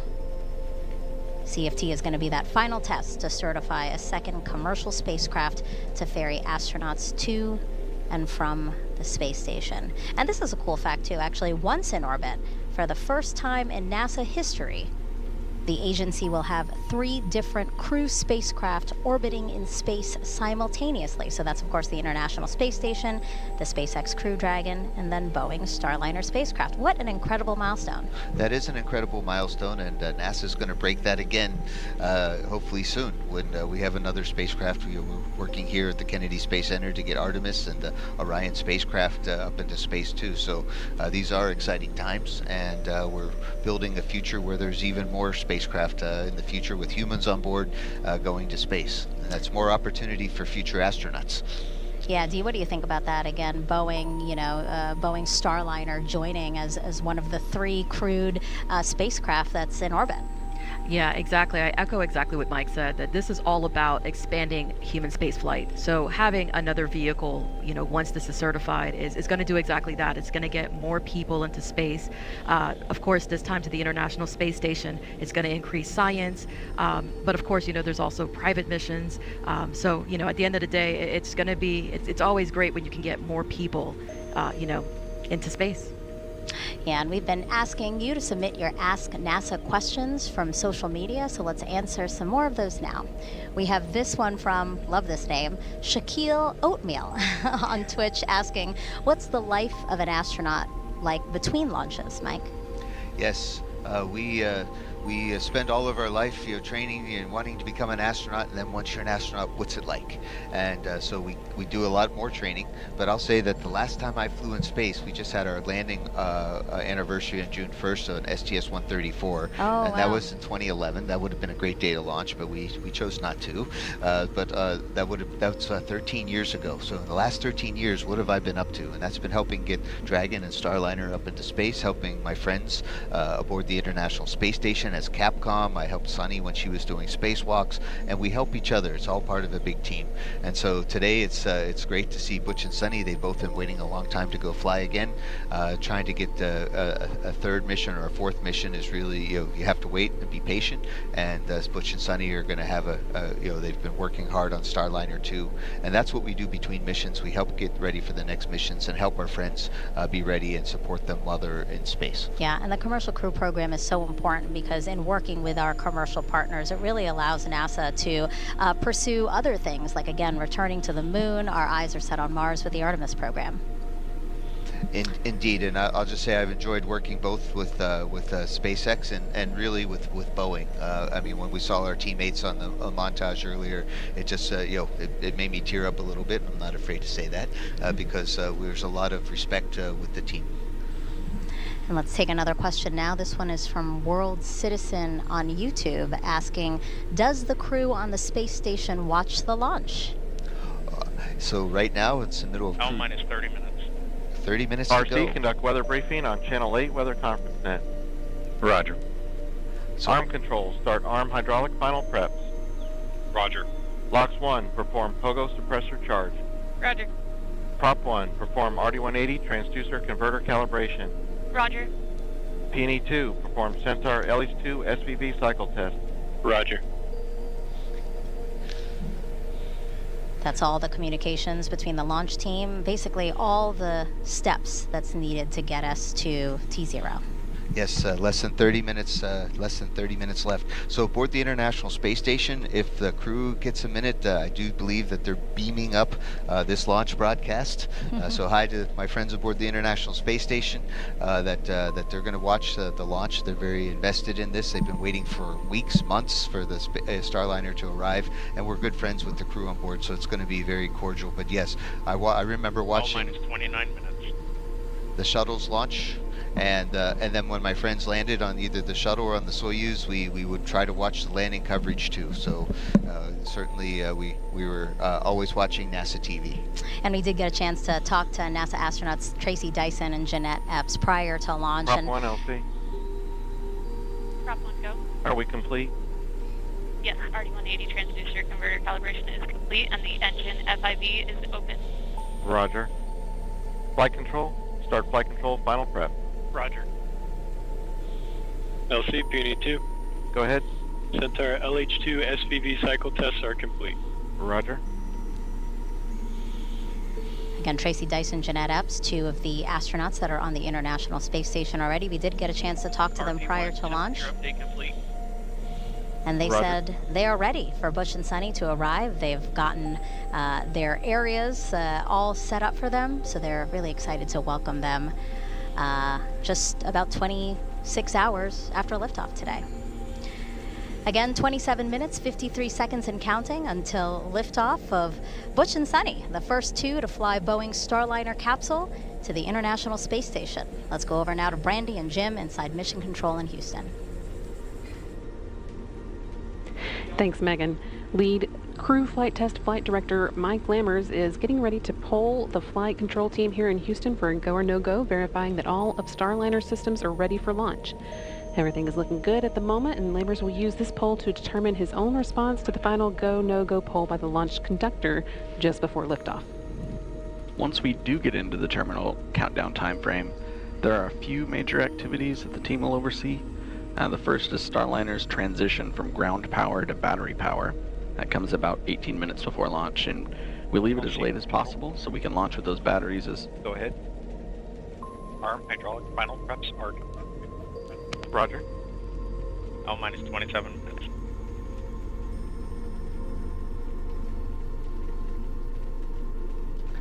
We leave that power transition as late as possible so we can launch the batteries as close to full charge as possible. A few minutes later, with less than 10 minutes to go before liftoff, Starlighter's ordnance will be armed. That activates the critical systems that are needed to detach all the things that Starliner would ultimately deploy or jettison as it climbs to orbit, or back for a landing if it became necessary. And then finally, just 1 minute and 15 seconds before launch, they'll work with the crew to activate the launch abort system, which would rocket the crew to safety in the case of an abort or on the pad early in the ascent. This will likely be the last you hear from us until liftoff. So we are going to send you back to the team in Florida to let Megan, Dee, and Mike see us through the rest of the countdown. Go Starliner. Now let's take a closer look at Starliner, the next generation crew capsule that you see atop the Atlas V rocket there on Launch Pad 41 on Cape Canaveral Space Force Station.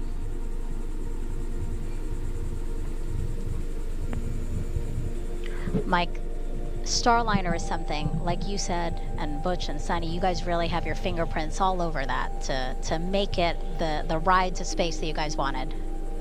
Indeed, Starliner is definitely Ferguson even called it a astronauts or pilot spacecraft. And so that next generation crew capsule, it measures 16.5 feet tall with a diameter of 15 feet. That's about the size of a mid-size SUV. It was designed to carry up to 7 astronauts or a mix of crew and cargo for missions to the International Space Station. After today's test flight, NASA will fly crews of 4 or 5 with cargo. Starliner is also reusable up to 10 times. I'm sure you're excited for your opportunity to fly in Starliner, Mike. Oh, indeed. We're hopefully Butch and Sunny, along with Calypso, are going to pave the way. We'll be in the other spacecraft that Boeing has. We have 2 capsules, and so again, it's always good to have an extra one and a backup one, and we're looking forward to flying next year.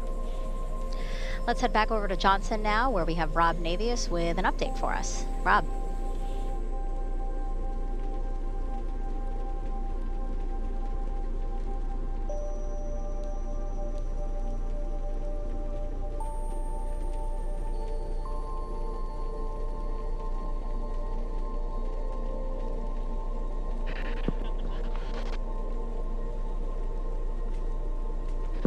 As we mentioned earlier, in the midst of Starliner arrival preparations on the station, NASA astronauts Matt Dominic, Tracy Dyson, Jeanette Epps, and Mike Barrett are preparing spacesuits to be used for a trio of spacewalks scheduled to begin on June 13th. Other maintenance work is also planned for today by the expedition crew as they gear up for the docking of Starliner tomorrow to the forward port of the Harmony module.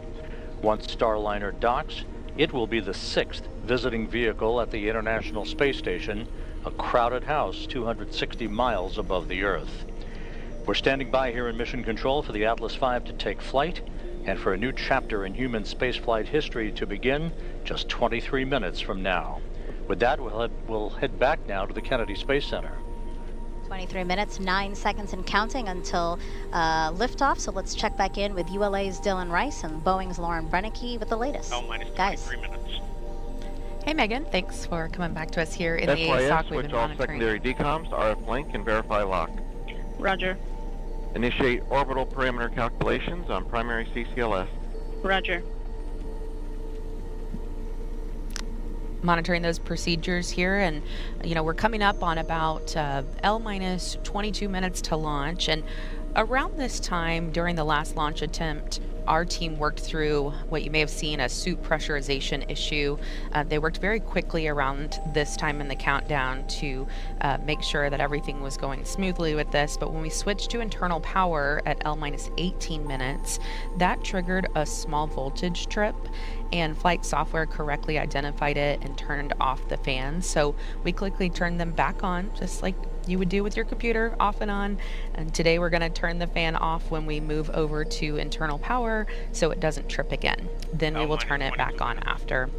The real difference is that crew will lower their visors about 5 minutes later this time. That action would usually be taken around now, or a minute or so from now, and we will listen for that in just a few minutes. The Capcom will tell the crew to put their visors down at that time, and that is a configuration that is needed for proper airflow through their suit. In an emergency, they could pressurize their suits. Go ahead. Pogo suppressor charge is complete. Roger. LCSYS. Go ahead. All secondary.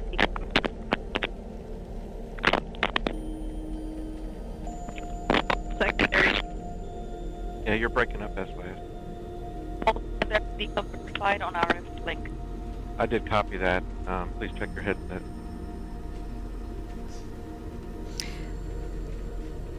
All right, as I was saying, that in an emergency, they would be able to pressurize their suits quickly if needed.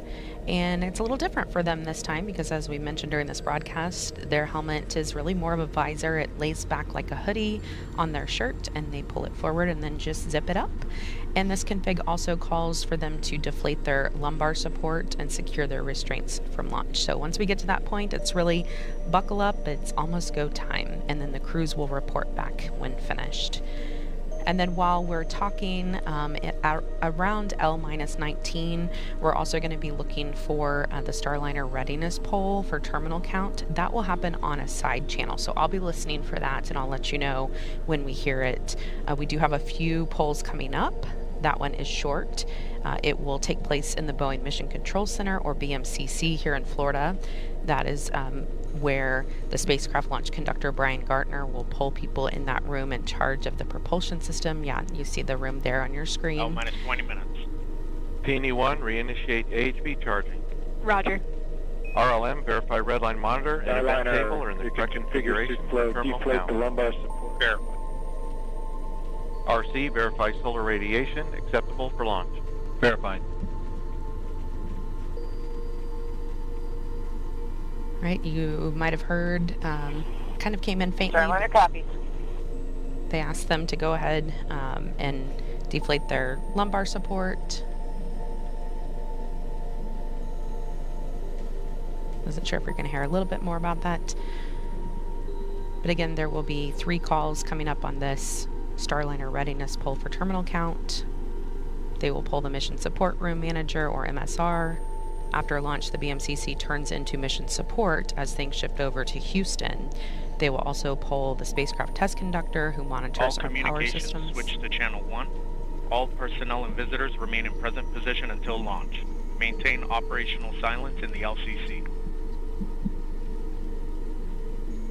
This is the LC with a terminal count briefing. If a condition exceeds a launch constraint anytime after the terminal count status check, the observer shall announce hold, hold, hold on channel 1, identify their station, and briefly state the reason for the hold.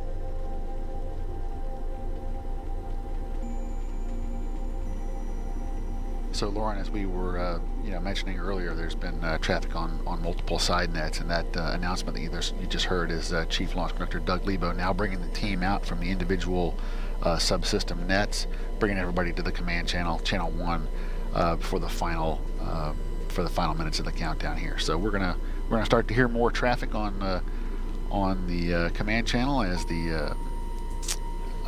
we start to do our final configuration steps for launch. So we're going to hear a couple of things. We're going to hear... minus 18 minutes.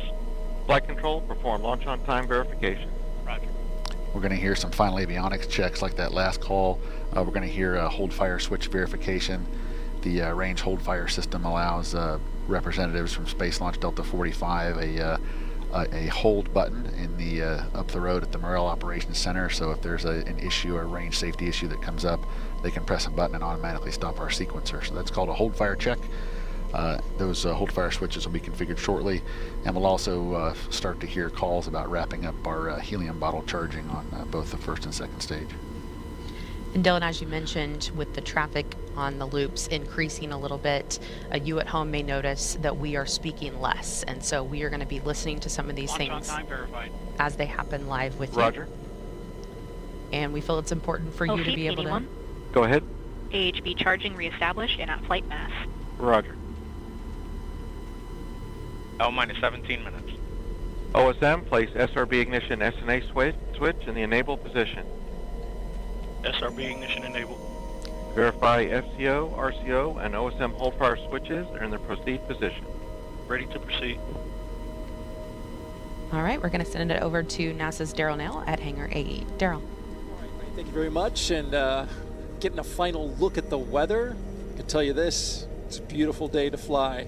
Outside, our launch weather officer told us that there's no change in the forecast. We are 90% go, and what a beautiful shot of our beaches here from the courtesy of our chopper team here at the Kennedy Space Center. Folks coming out to enjoy the launch and an amazing day. Weather, no changes again. Low-topped cumulus clouds on land, which you see some of it there, but because they're low-topped, that's not a concern. When a rocket flies through a big, thick cumulus cloud, it can trigger a lightning strike, but those clouds are not the kind that can do that, according to Launch Weather Officer Melody Lovin. And so we're good to go there. We also have a launch visibility is always a factor here in the southeast. Can you see the rocket and from where? And our friends at United Launch Alliance provided us with this graphic so you can see about which point in the launch you would see the rocket. If you're within the first two inner circles, you should be able to see the solid rocket boosters jettison a minute after launch. Folks in the Orlando and Central Florida area will be able to see it about 90 seconds of flight, and then it will come into view for much of the rest of the state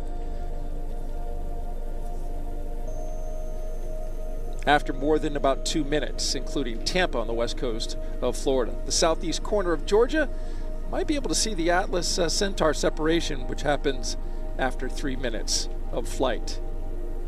Again, we're looking good here at the ASOC. Richard Jones polled his team, the NASA operations manager, and all of them are go. LC flight, channel 1 and air to ground 1 are now merged, going to air to ground 1. Roger. We'll send it back to the host desk. LC flight, air to ground 1, ready for contact with Starliner on channel 1. Roger. Starliner, LC, ComTech on channel 1. Those are comm checks again. LC, Starliner, loud and clear. I have you loud and clear also. And our astronauts, who you see there. Again, this is the test flight. Houston, ComTech, air to ground 1. Houston, Starliner, loud and clear. Houston has you loud and clear on air to ground 1.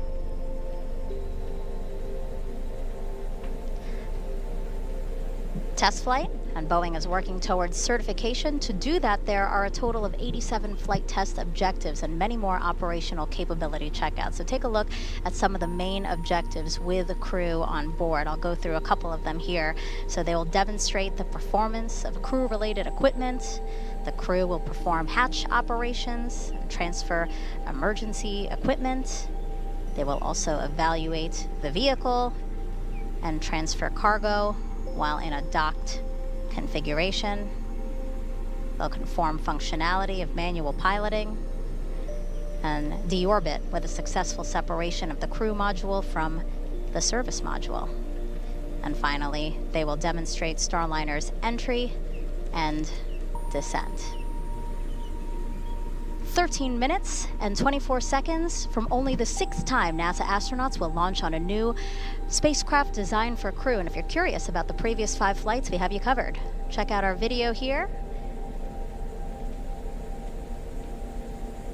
Mercury Redstone 3 was the first test flight. Alan Shepard, May 5th, 1961. Gemini 3 with astronauts Gus Grissom and John Young launched March 23rd, 1965. Apollo 7, October 11th, 1968 with Wally Schirra, Don Isley, and Walt Cunningham. STS-1 launched with astronauts John Young and Robert Crippen, and it launched April 12th, 1981. Starliner Houston, your suit fan Bravo is repowered. It looks good. Please close your visors. Column closed.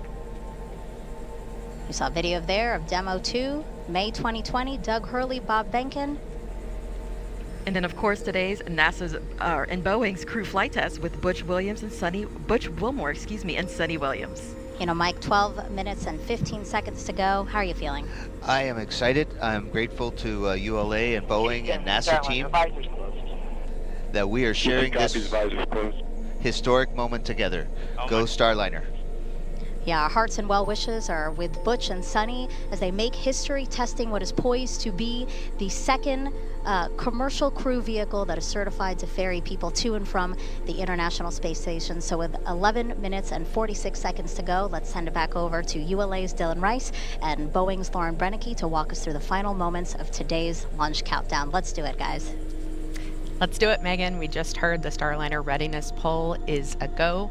We know the crew's visors are down now, so we are moving along smoothly into the final 11 minutes and 30 seconds of this countdown. This is an instantaneous launch window today, which means that we will launch when the orbital path for the ISS aligns with the Space Coast. Once we get into orbit, Starliner will be working to catch up with the space station, eventually reaching speeds of more than 17,500 miles per hour. It'll take about 25 hours or so to get there. And we are going to be watching here any minute minus 11 minutes. For the crew access arm. Arm control, so the crew access arm for launch. Roger. Right on cue. Crew access arm about to start moving away from the spacecraft. And Dylan, we will watch it move very slowly today, but it could move much faster if needed. That's right, Lauren. It takes about 2 minutes to rotate the 120 degrees back away from Starliner to its stowed position and latched position on the crew access tower. Here we go. But we could, in the event of an emergency, redeploy it in less than 15 seconds. It's amazing that it can do that. We hope to not have to ever see that happen. After liftoff today, Brandy and Jim will continue commentary from Houston through ascent, spacecraft separation, and the orbital insertion burn. We will have the shot of Butch and Sunny inside Starliner until the moment of launch, and then we will get it again when we get to the ISS. minus 10 minutes. Flight verify CST 100 on internal power. Verified. Starliner, configure ordnance for launch. Touch and work. All right, the spacecraft is running completely on its own now. And they are configuring ordnance for launch. That means the devices that initiate our separation events are ready to support both nominal and contingency operations that happen or could happen during ascent.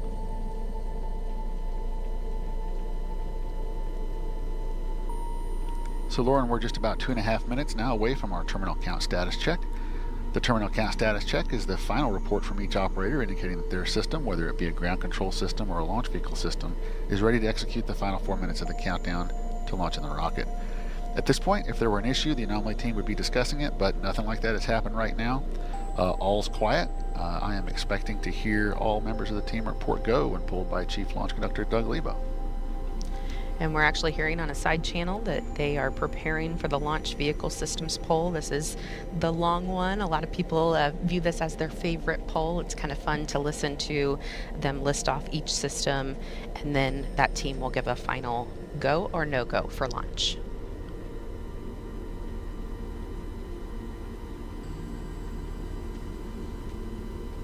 And we will be able to watch cameras on the rocket today, and live telemetry feeding back will provide a real-time look at the spacecraft model when video isn't possible during the ascent as it moves through the dynamic phases.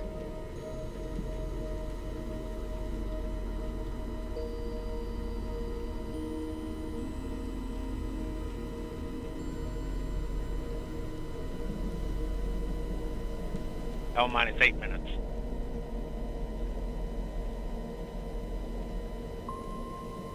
Under 8 minutes before Butch and Sunny head back to a place they consider home. Both of them have spent 2 different stints of about 6 months on the International Space Station, and they are thrilled to be going back for a 3rd time.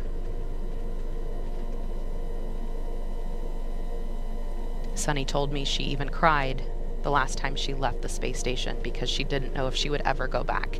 So this flight is a dream for her. LC arm control. Go ahead. Crew access arms stowed for launch. Roger.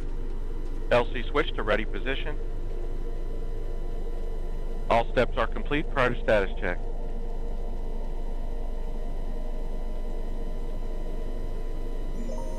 Let's listen in to Chief Launch Conductor Doug Lebo conduct that final terminal count status check as we prepare for launch.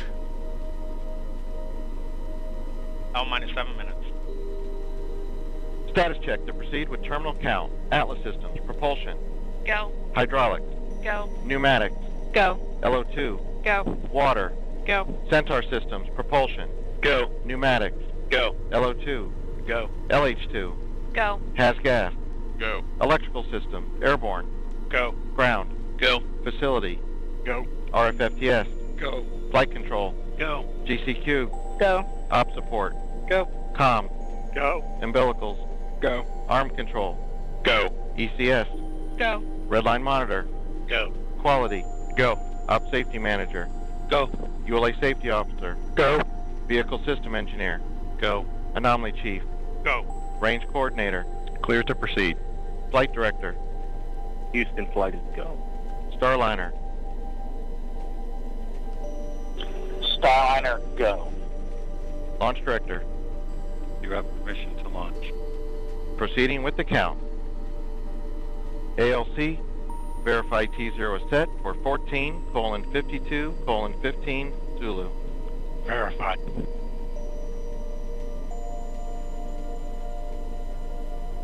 Starliner, net is clear.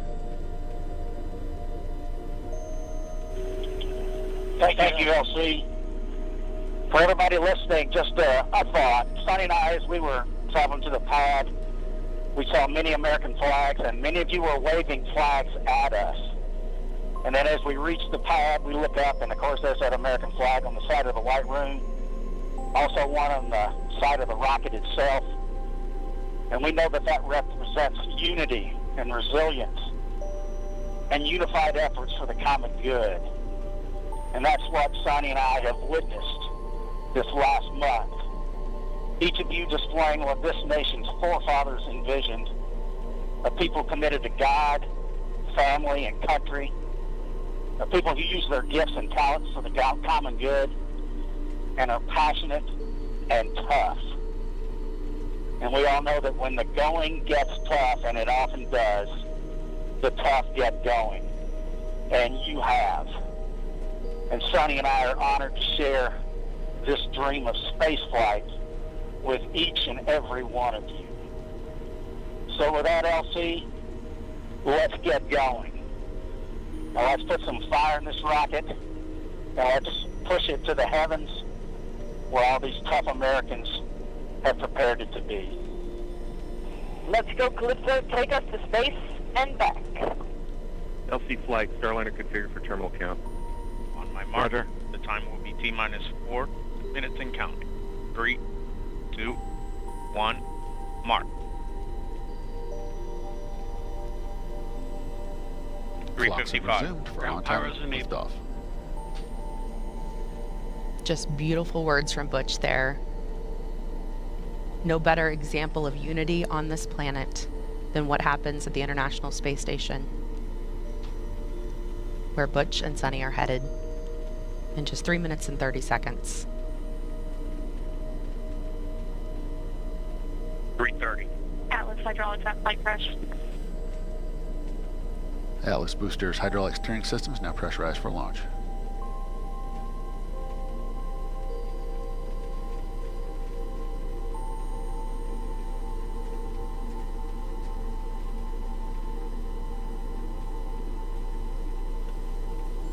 Starliner's LAS prop valves are configured for launch, the propulsion valves that need to be open in the case of an abort from the pad.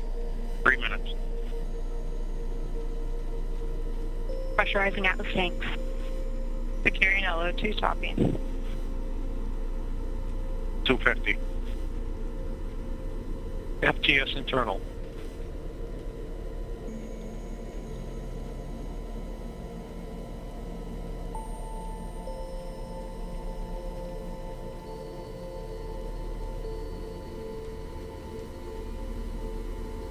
Flight software is in ascent mode. It is now set for the uphill climb.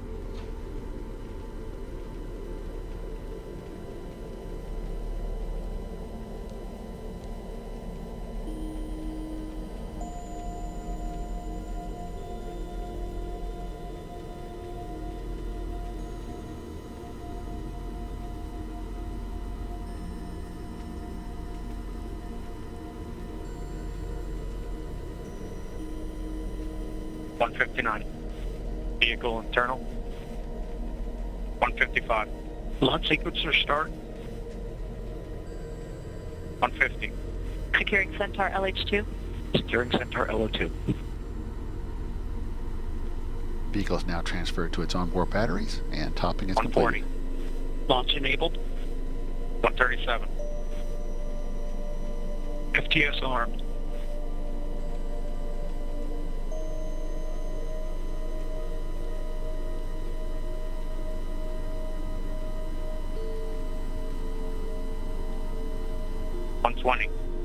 OCU's armed. SCS count started. EDS ascent. Starliner, last arm to auto.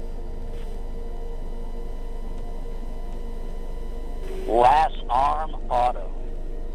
Roger. That call meaning if the emergency detection system on Atlas detects something. Rock report range status. Range green. 54. POP started. It will trigger the launch abort system on Starliner and fire automatically. If that happened, the spacecraft would push itself away from the rocket a mile up and a mile out. Atlas at flight press.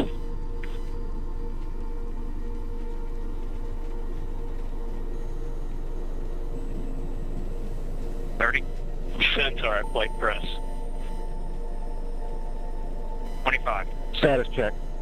Go Atlas. Go Centaur. Go Starliner. Godspeed, Butch and Sonny.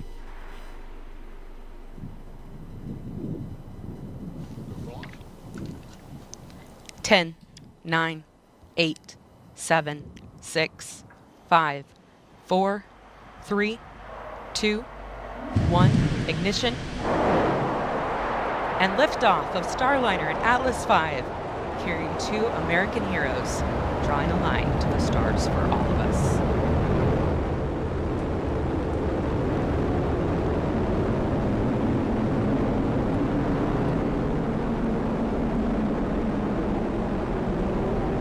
Commander Butch Wilmer there, calling down to Mission Control here in Houston that the spacecraft has begun rolling into the right attitude for its ascent, and the Guidance, Navigation, and Control Officer here in the room seeing good data on that.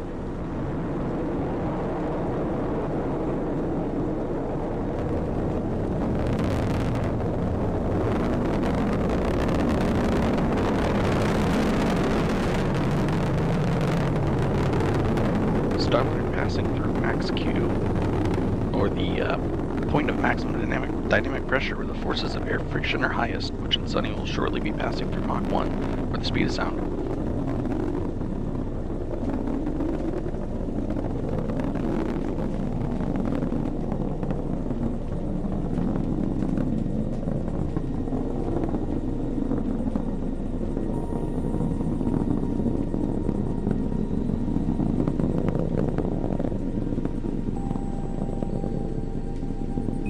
Got a good throttle up.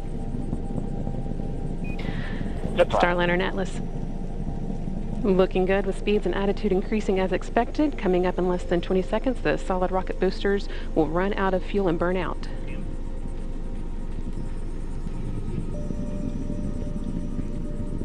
Good SRB burnout.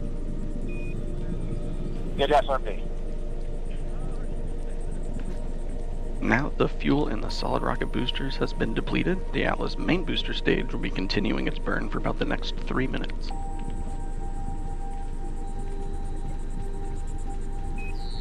Good handle.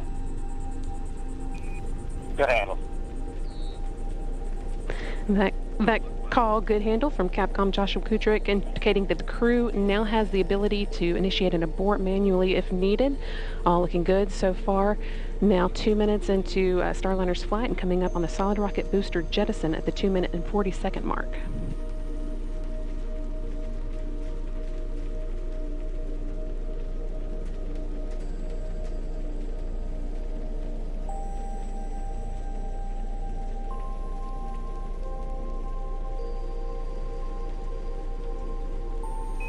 CLT in that good trajectory. CLT. The solid rocket boosters have now been jettisoned after seeing Starliner through its first 90 seconds of flight. Team on the ground here confirming that it was a good jettison and that the vehicle's trajectory continues to look good. Now 3 minutes into today's flight.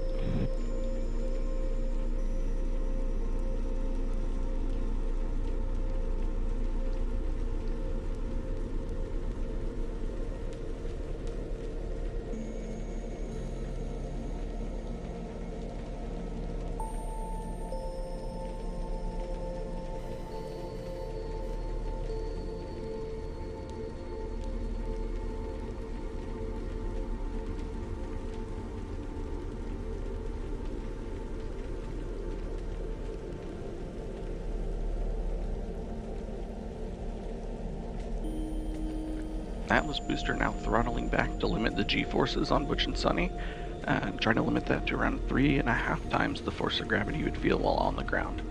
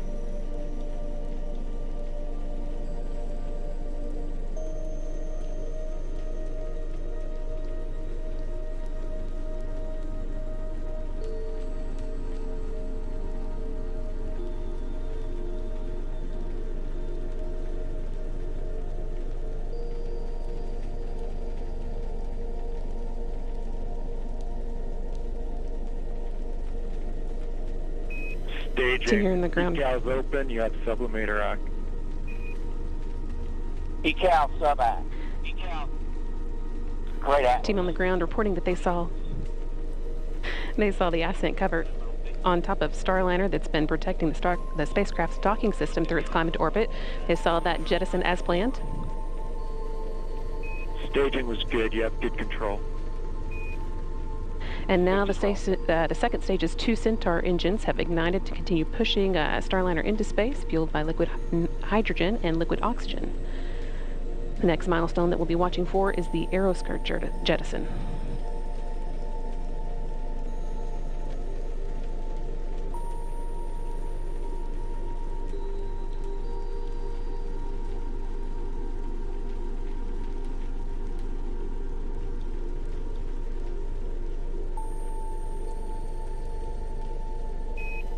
Starliner, you had good booster performance. You're up to plus 31. Plus 31.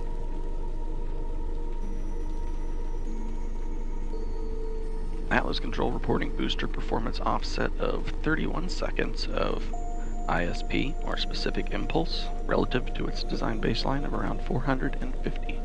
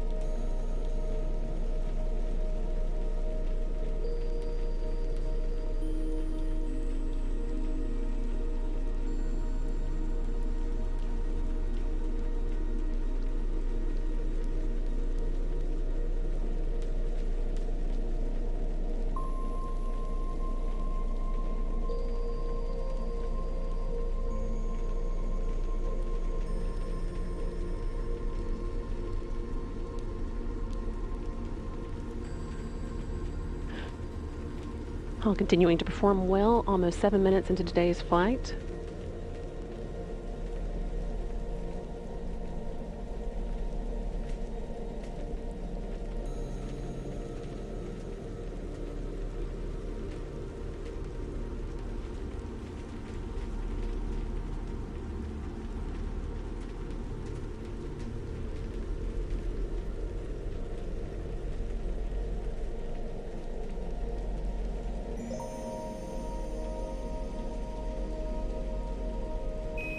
Good Centaur.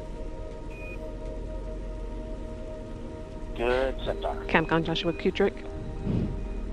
Continuing to pass good news up to Starliner's crew.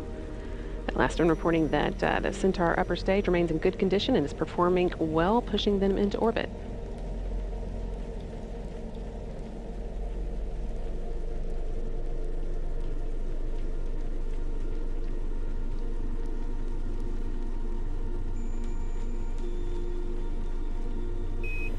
St. John's open. St. John's. Starliner is now entering its first guided abort range, where Starliner would direct itself towards a specific location in the event of abort. In this case, just off the coast of St. John's, the capital of the Canadian province of Newfoundland Labrador.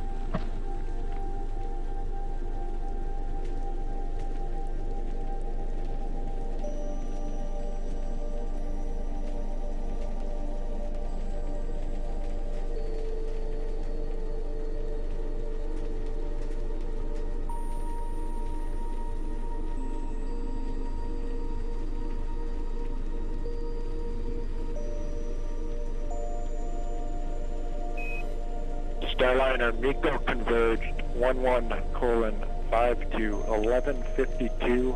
Good perp, you're at 34 to 36 seconds.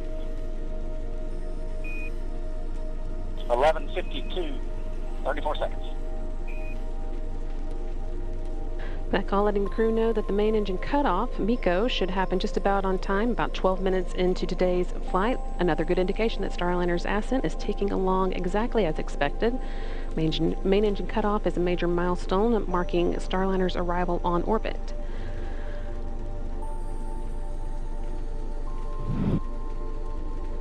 Still got about 2.5 minutes until we get to that, with the spacecraft continuing to perform well, make its way towards orbit. No action, Starliner on the LCL. That's just the system coming up into controlling mode. Outstanding. No action.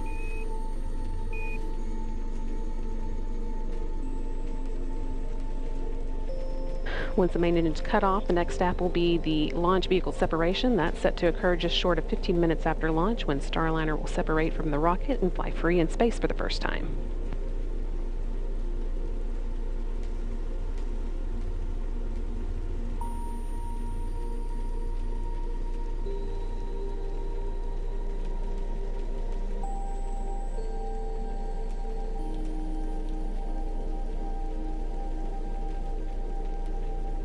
Flight Dynamics officer reporting that at this point, Starliner could potentially make an abort landing off the coast of Ireland.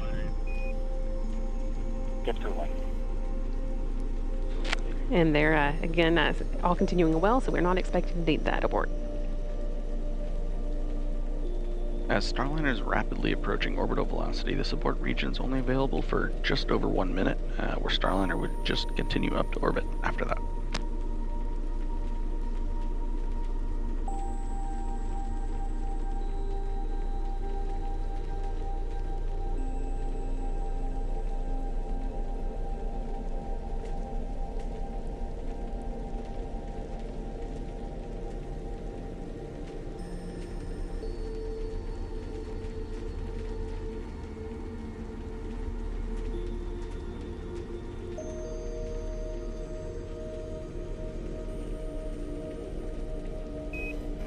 Seconds to MECO. Just 30 seconds to go. Now until main engine cutoff, marking Starliner's arrival on orbit.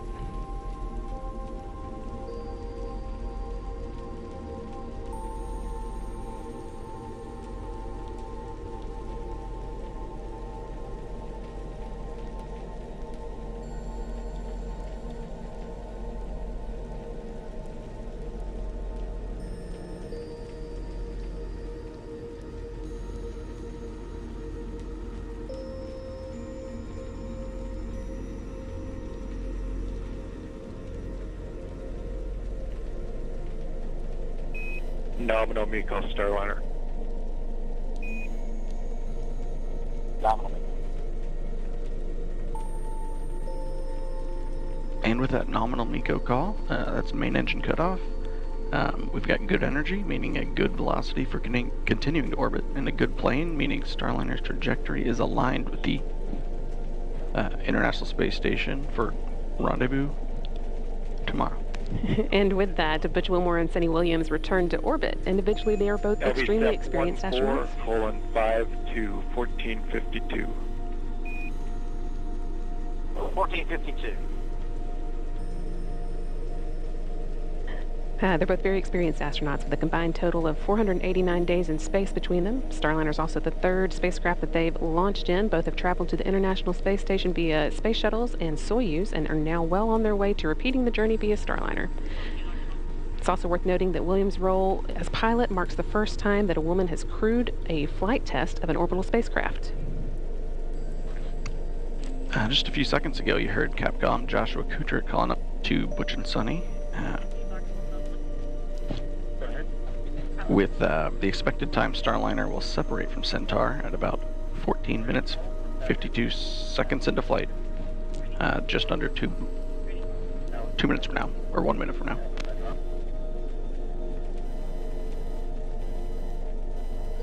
That is actually the last major milestone for Starliner's ascent. All the hard work is done, but we need for Starliner to be flying on its own before it can begin heading towards the International Space Station. There's a slight pause in the action here while Centaur repressurizes and does some attitude control. We'll get into the right orientation to send Centaur on its way and then jettison it and move into the right orientation for the orbital insertion burn, which will come about 31 minutes into flight.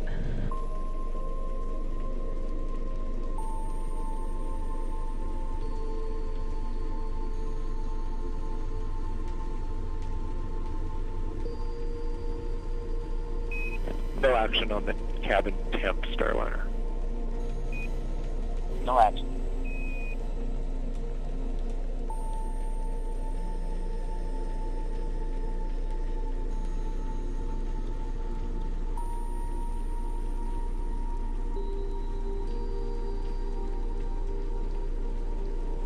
And about 10 seconds until an expected launch vehicle separation.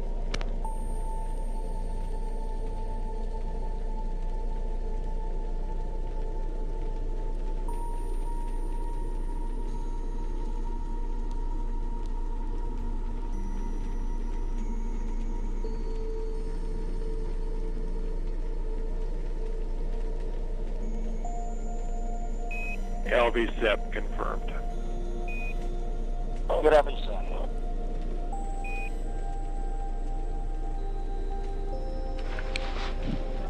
And now that Starliner has separated from this Centaur upper stage, we have a big thank you to our partners at ULA, providing Butch and Sunny a smooth ride to space. That is not the end of today's orbit activity, though. The team will now be getting ready for the orbital insertion burn, which comes 31 minutes after flight. So that's still about 15 minutes away now. Sunny Williams and Butch Wilmore will be getting their tablets out and doing a few other activities to get Starliner ready for that. And that will be one of the, that will be the first in a series of burns that will set Starliner on its way to the International Space Station.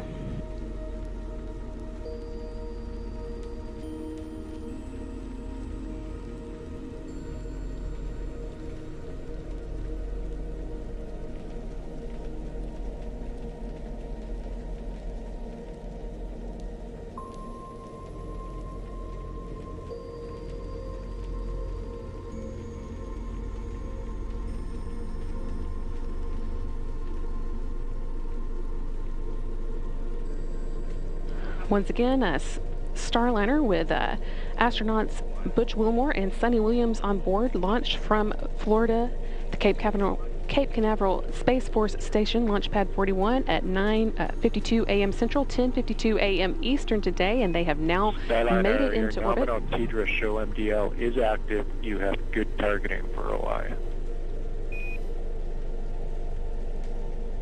Good target.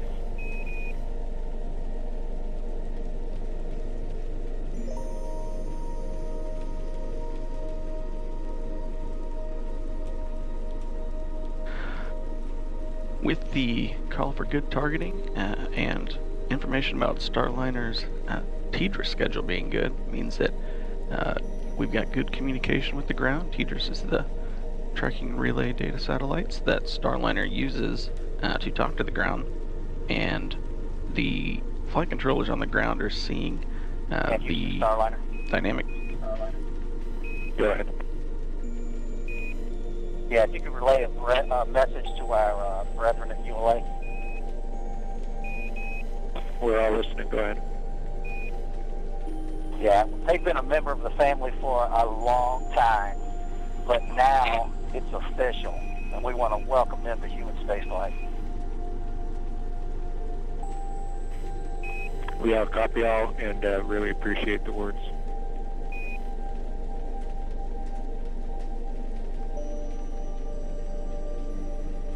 And Houston Starliner, we are on the tablets and in insertion monitor. Copy tablets, we're with you, insertion monitor.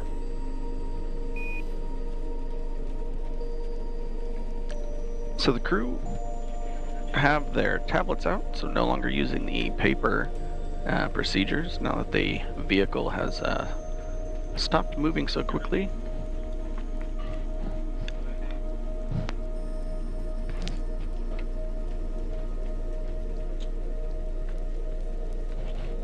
So there's a handful of things that the crew's going to do now, mostly just prepare the inside of the cockpit, so they are looking at the right data to prepare for the upcoming orbital insertion burn. The vehicle itself has done a few things recently.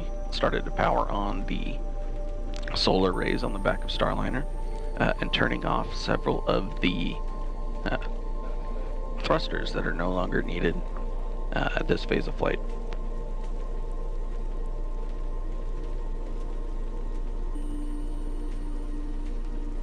Upcoming in about 4 minutes, Starliner is going to start to orient itself in the direction it needs to do the orbital insertion burn. And the crew inside the vehicle will be turning the wireless access point on and allow them to stream some of the data from the spacecraft onto their procedure tablets.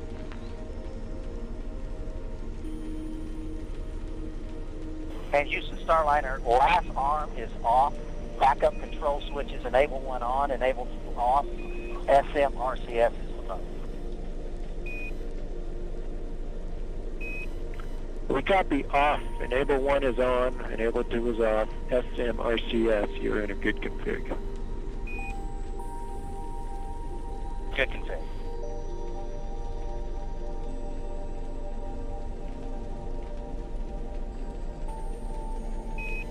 Your EXDV targets are on board and good. Good EXDV.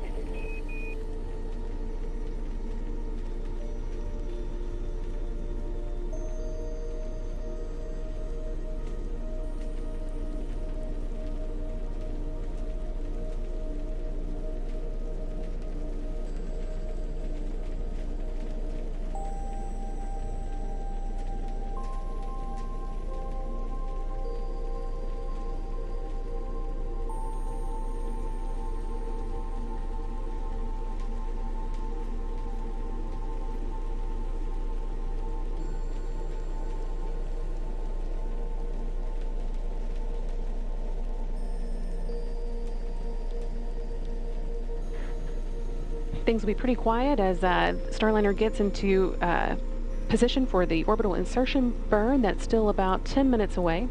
Starliner is actually designed to be pretty autonomous, and in fact docked with the space station on its last trip around without the help of any crew on board. But we do still want to know that if needed, Butch Wilmore and Sonny Williams could take control and manually abort the spacecraft's approach to the station if they needed to.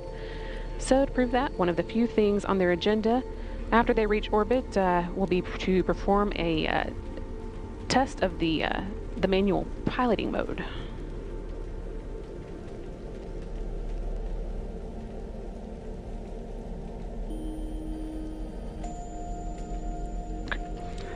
This test will involve first pointing Starliner's nose towards the Earth so that its communication antenna on the back of the service module is pointed at the satellites, the TDRS satellites that allow it to communicate with the team on the ground. They'll then move Starliner so that its solar arrays are pointed at the sun, showing they could charge Starliner's internal batteries as needed.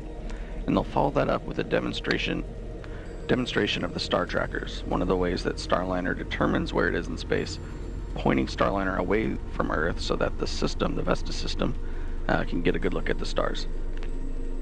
The next step will be for the crew to manually speed Starliner up and then slow back down, which will slightly raise and then lower their orbit and prove that they could manually break away from the orbit that the space station is in if they needed to.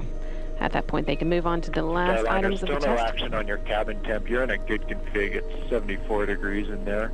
Yeah, that's just due to the T2 sensor sitting beside the light. So we're actually going to inhibit that particular sensor. We'll let you know when we bring it back online. Okay, great. Looks like we're on our way to thrust alignment. Denver. Josh Kutrick calling up that the crew can ignore some alarms they're seeing on the temperatures inside Starliner. That's just a result of one of the sensors being next to a light that's causing it to show higher than it actually is, but it sounds like the crew are pretty comfortable and are getting into place for that orbital insertion. As I was saying, after they have manually broken away from the orbit of, proven that they can manually break away from the orbit of the space station, they are going to move on to the last items of their test for tonight. That's manually moving Starliner into the right orientation for re-entering the atmosphere, and then moving back into the attitude that will let them soak up some sun with the solar arrays and try a different method of manually charging the spacecraft's batteries. But again, once that all has to wait until after the orbital insertion burn. This is again the first of several burns that will put Starliner on its way to the International Space Station. We've still got about 6.5 minutes until we fire up the engines for that burn.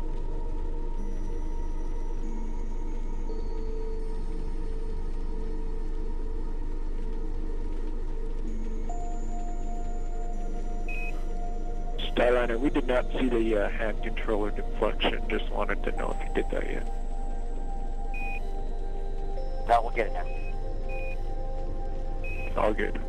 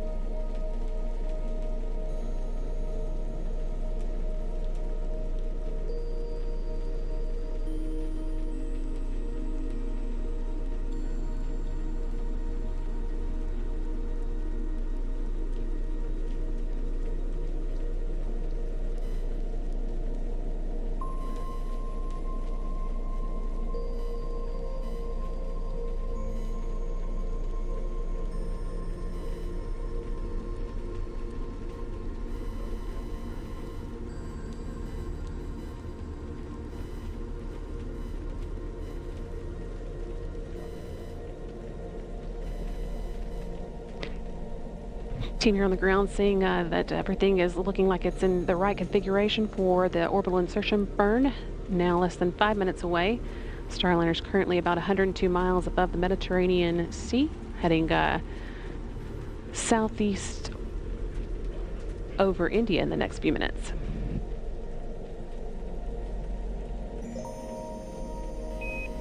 Starliner, good config for the OI burn. Good config for OI. And good config from the OI burn. Crew and ground controllers noting that Starliner is pointed in the direction it needs to for the OI burn. This should also be about the time that the crew are using their tablets for their procedures, also charging them, keeping them topped up for the rest of the rendezvous. We unfortunately won't have a view of Williams and Wilmore as they work through this procedure. although we had a view of them from inside the cabin on the ground, Starliner isn't able to send that view to us again until it gets to the International Space Station. So you'll be seeing this screen quite a bit as Starliner was getting into the right position for the burn. And actually just now you can see some of the engines firing that help it steer and move around in space. And you can also see what attitude it's in at any given time. Lots of good information on the screen. It is. A lot of this information actually directly mimics the views that the crew is seeing, especially the one in the upper left-hand panel. That is an exact copy of the display the crew is using for their attitude directional indicator. It also covers what mode their translational hand controller and the translational pointing is in. On the left side, on the right side, the pointing guidance, which tells the Starliner in automated mode which direction to point, or when in manual mode which direction the crew needs to move the vehicle, like we're going to do in some of the manual piloting maneuvers. And following back up a little bit on the camera conversation, there is a planned upgrade of the Mustang system that we should see on our PCM-1 mission that will include live feeds from inside the cockpit. And the Mustang system is the cameras that we were seeing views from earlier. That's correct. There's a handful of cameras around the inside of Starliner. We often see the one from kind of beneath Butch and Sunny. That's given one of the better views without being directly right in their face while they're inside the cockpit during pre-launch. But once they're in orbit and they've gotten out of their seats a little bit, we should be able to see a little bit more around the cabin.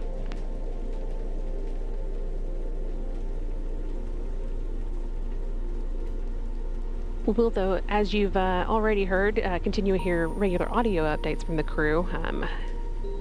Everything going well now that Starliner is just under 30 minutes into today's flight. We've got about a minute and a half left to go into that orbital insertion burn that will be kind of the final end cap, really, to today's ascent, which again took place at 10:52 a.m. Eastern when Butch Wilmore and Sunny Williams launched inside the first Starliner to carry crew members on board from the Cape Canaveral Space Force Station, Launch Pad 41. They made it to orbit about 14 minutes later, and now we are just again waiting for this first of a series of burns that will set Starliner on its way to a rendezvous with the International Space Station that is scheduled to take place at 12:15 p.m. Eastern, 11:15 a.m. Central tomorrow.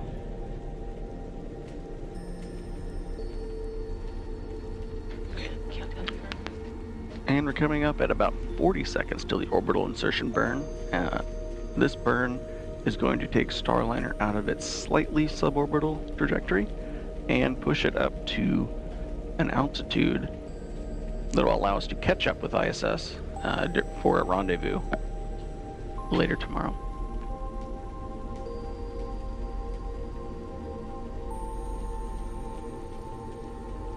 "15 seconds left to go, and once again you'll be able to see those engines firing on this digital screen here that show when the burn has started.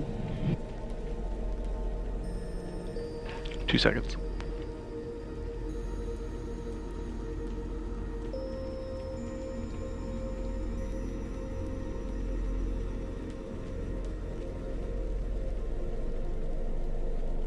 And flight controllers here in Houston, seeing 4 good OMAX, good burn.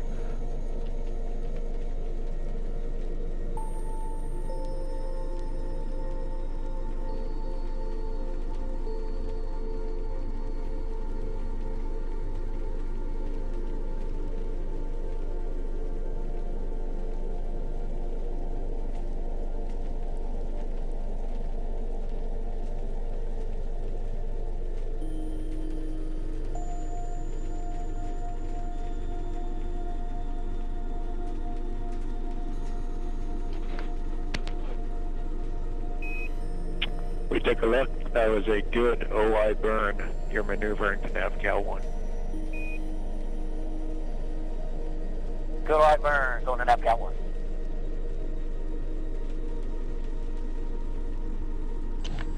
And with that call up, both crew and flight controllers agreeing that that was a good OI burn. I'm looking at the trajectory plot here in Mission Control. I see our trajectory pointing us directly up to the altitude we need to go to for the next burn.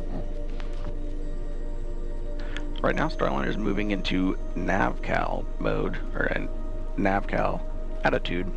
That's going to be the first of several positions that Starliner, directions that Starliner points itself to track some of the stars from the Starliner and update the position inside of the position orientation of Starliner inside of its guidance, navigation, and control algorithms. And of course, you're seeing lots of happy faces and cheers here in Florida.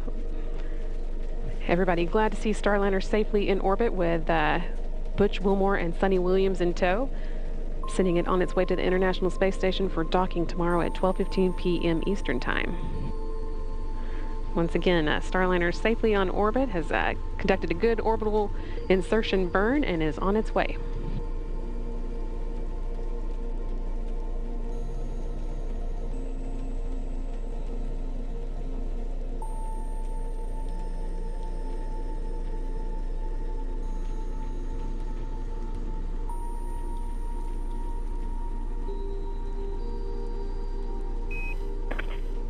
Starliner Houston.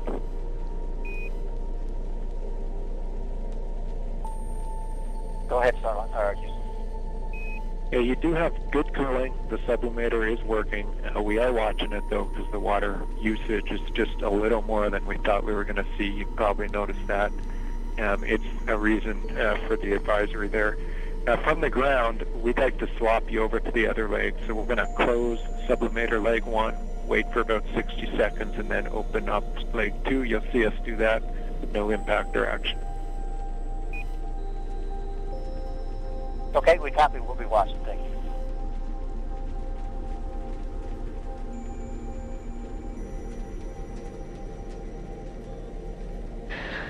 Joshua Kutrick there again, giving the crew some words about information they're seeing on orbit. This one related to sublimators, which are used to cool the spacecraft down. But just letting them know that there's nothing that they need to be concerned about. The team will keep watching that.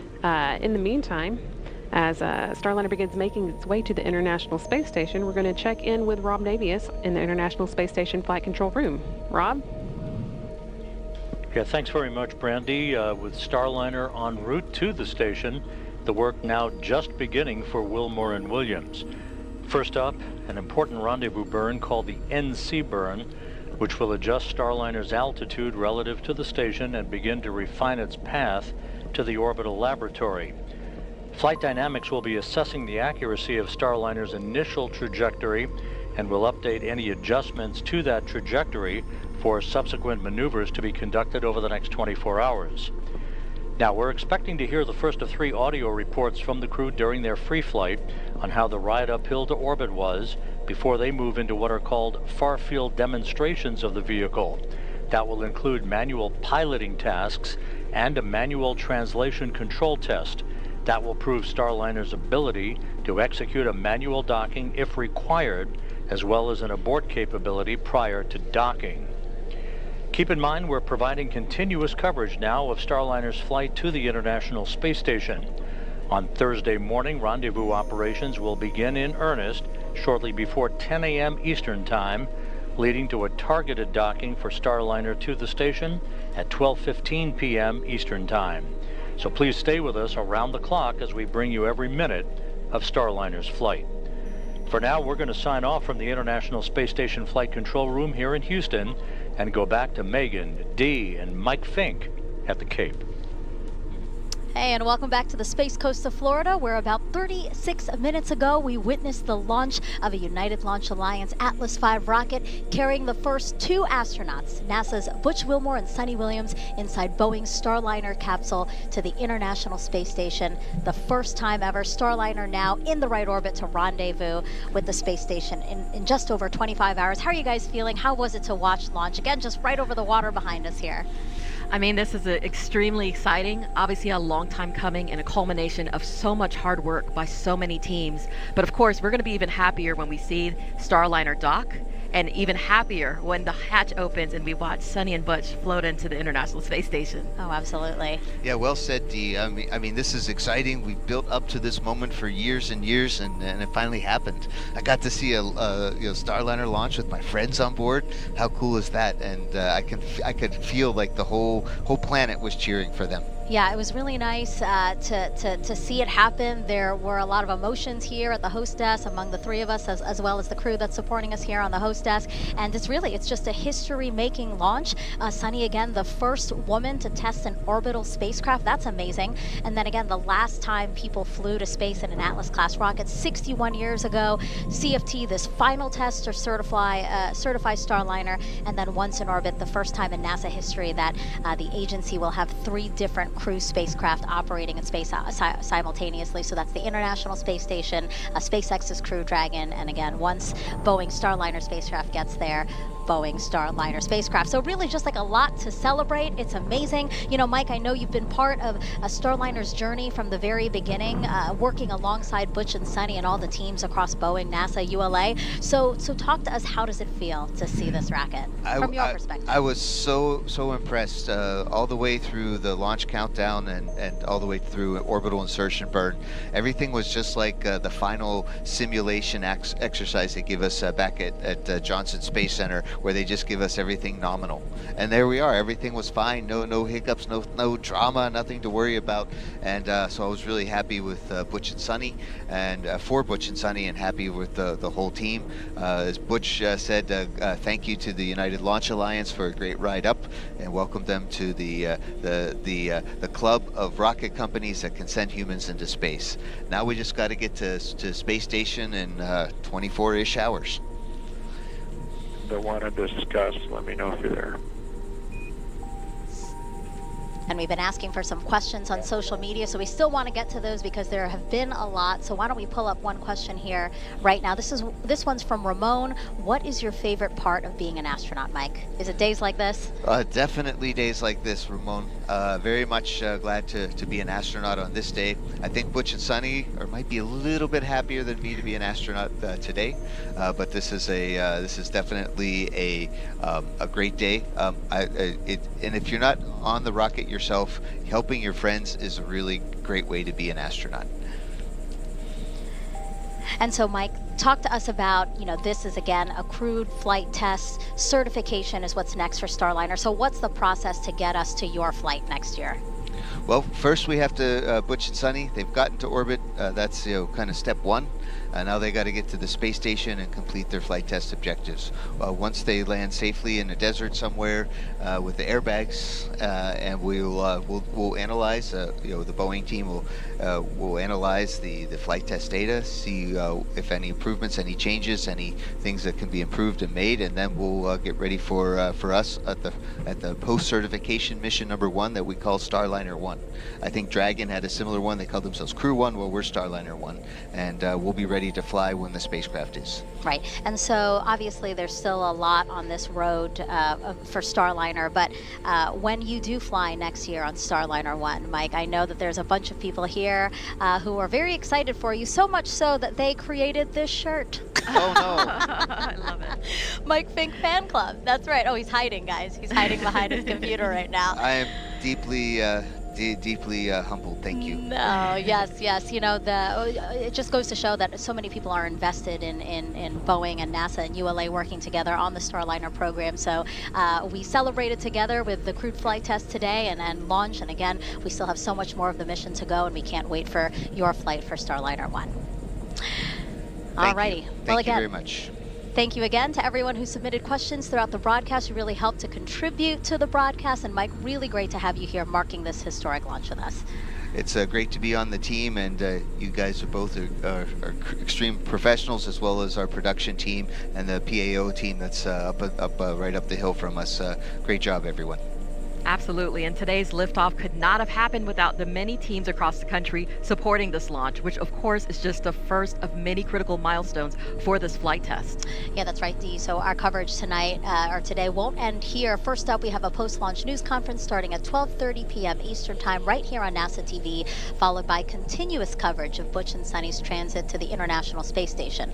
Starliner is on course to dock at the station in just over 25 hours from now, and then the ISS crew will welcome them on board. Again, we will take all of that live on NASA TV, NASA Plus, and our social media channels. You know, and their journey will provide the data needed to bring Boeing closer to having the continuous privilege of carrying astronauts to and from the space station. Hey, and that's the perfect opportunity, right, to pull up this QR code we have ready for you. If you scan it, it'll take you to go.nasa.gov/CFT, where you will find everything you'd want to know about this crew flight test and also NASA's Commercial Crew Program, which is why we're flying today. Mike, it's been great to have you with us. Your insight today was important and invaluable. Thank you very much, and the Boeing company should get a big pat on the back today for a job well done so far. Yes, again, congratulations to all the team. Thank you, Dee. Thank you, Mike. We really appreciate your time here on the official launch broadcast of NASA's Boeing crew flight tests.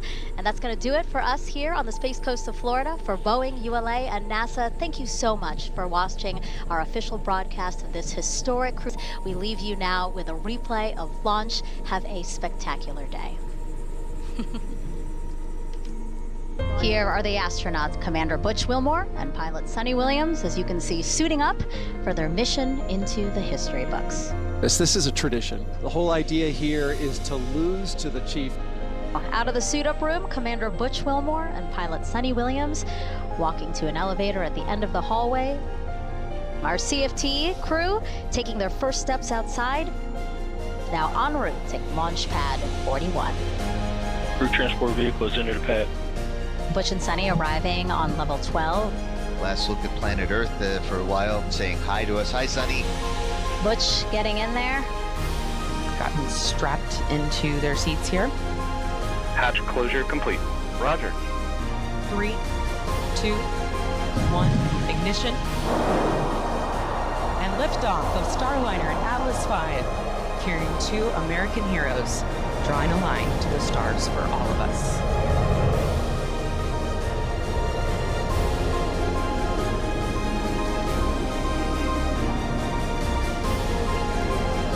Commander Butch Wilmore, they're calling down to Mission Control here in Houston that the spacecraft has begun rolling into the right attitude for its ascent, and Guidance Navigation and Control Officer here in the room seeing good data on that.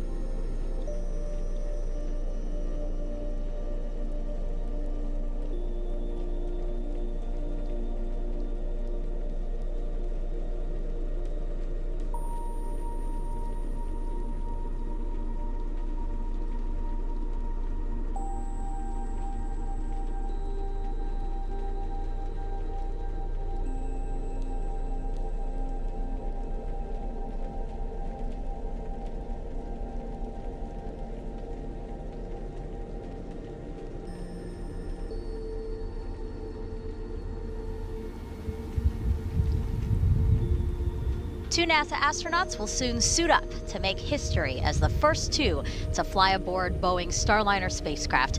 We are tracking liftoff of this flight test at 12:25 and 40 seconds p.m. Eastern Time from Florida's Space Coast to the International Space Station. I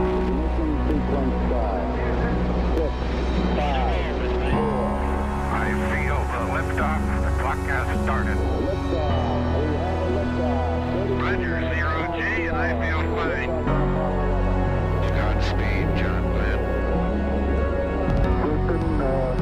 Tranquility Base here. The Eagle has landed. Rocket Tranquility, we copy you on the ground. New possibilities are opening up for scientific cooperation between countries. 2, 1, 0. Liftoff. Americans return to space as Discovery clears the tower. Discovery, go and throttle up. Discovery rocket, go for deploy. Thanks to you and to everybody in the shuttle program. The crew is go for launch. Roger, nice to be in orbit. We have followed in their footsteps to get us where we are today.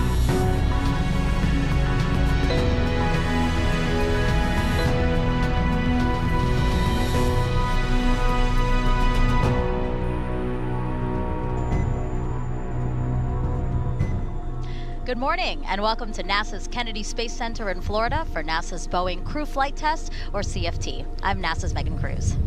And I'm Dee Russell with Boeing Communications. Joining us also is NASA astronaut Mike Vyomx. Nice to have you here. Thank you. I'm really thrilled to be here. Go Starliner. Yeah, absolutely. For those who don't know, this will be our second attempt to launch NASA astronauts Butch Wilmore and Sunny Williams on a United Launch Alliance Atlas V rocket and Boeing Starliner spacecraft. We initially tried to launch on May 6th, but teams decided to stand down 2 hours before liftoff because of a faulty oxygen relief valve on the Atlas's upper stage. Since then, ULA has replaced the valve, and Boeing has addressed a small helium leak in Starliner's propulsion system and developed another deorbit burn option for its return to Earth in about a week. We'll talk about more of that in just a minute. Right, because now we want to focus on what's happening right now. We are once again poised to make history. 4 days ago, our cameras were there as we welcomed back Butch and Sunny, who returned home from Houston after the first launch attempt. Boeing employees, you see them there, greeted Butch and Sunny with cheers and signs, and then Sunny snapped a selfie with all of them.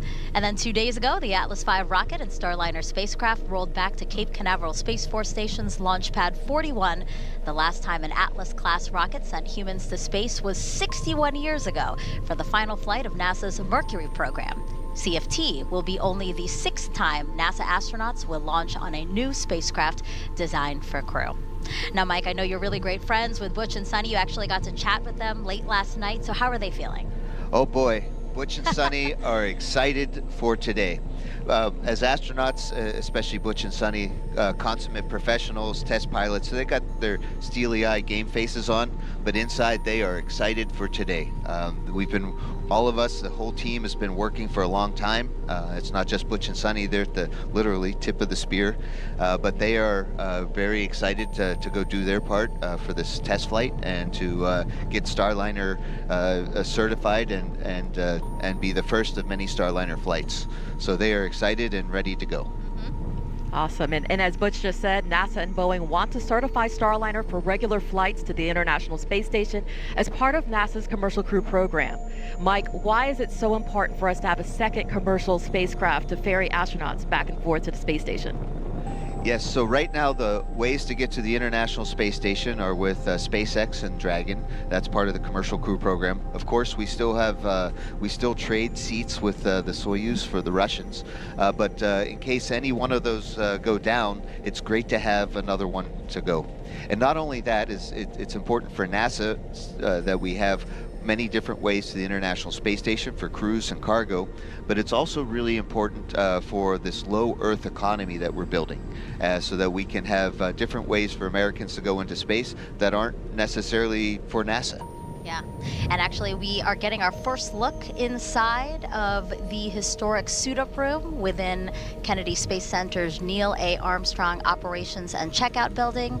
Our first views of NASA astronauts Butch Wilmore and Sunny Williams. We have a close-up now of Butch there, getting seated and situated before what we expect to be a suit leak check for him, right, Mike? Yes, so these suits, not only are they good looking, but they have a purpose in case there's a cabin leak. The little mask can't come down like you see on an airplane. We have to have our whole bodies pressurized, so these spacesuits serve that purpose in case there's a major leak in the cabin. So we need to know before we put them into the spacecraft that they work. Yeah. And you can see Butch putting getting his boots put on, and Sunny's already standing up and checking things out. She looks like she can run in the suit. She looks very comfortable. Yeah, those boots are really fantastic. The whole suit is manufactured by David Clark in Worcester, Massachusetts, and Reebok is also another Massachusetts company, so they work together for some cool space boots. But you can see Sunny is enthusiastic and very excited today. Right. And the suit leak check is going to be very visually evident, right? I mean, their suits are literally going to puff up, inflate. Yes, if you're familiar with the Stay Puft Marshmallow Man or person, yeah, they get really. But that's good. That shows that we get up to about 3.6 pounds per square inch of pressure, which will help the crew stay alive if there's a major cabin leak, and that's a good thing. Boeing and NASA really care about crew safety for sure. There is a lot to learn about this crew flight test, so we have people here at the Cape and in Texas to help explain every part of this mission. Let's start first with ULA's Dylan Rice and Boeing's Lauren Brennicke, who are monitoring the spacecraft and rocket from United Launch Alliance's Advanced Spaceflight Operations Center, or ASOC. Yeah, Dee, Dylan and I are in a really unique location here over at the ASOC. We have a great vantage point on all of the operations that are going on here today. We're able to actually see all of the launch control team down here behind us. We also have mission directors to one side and engineering support to the other side. So we are really right in the middle of what you might consider the game. It feels sort of like we're in a press box at a football game. And so we're tracking everything that's going on with the countdown from here.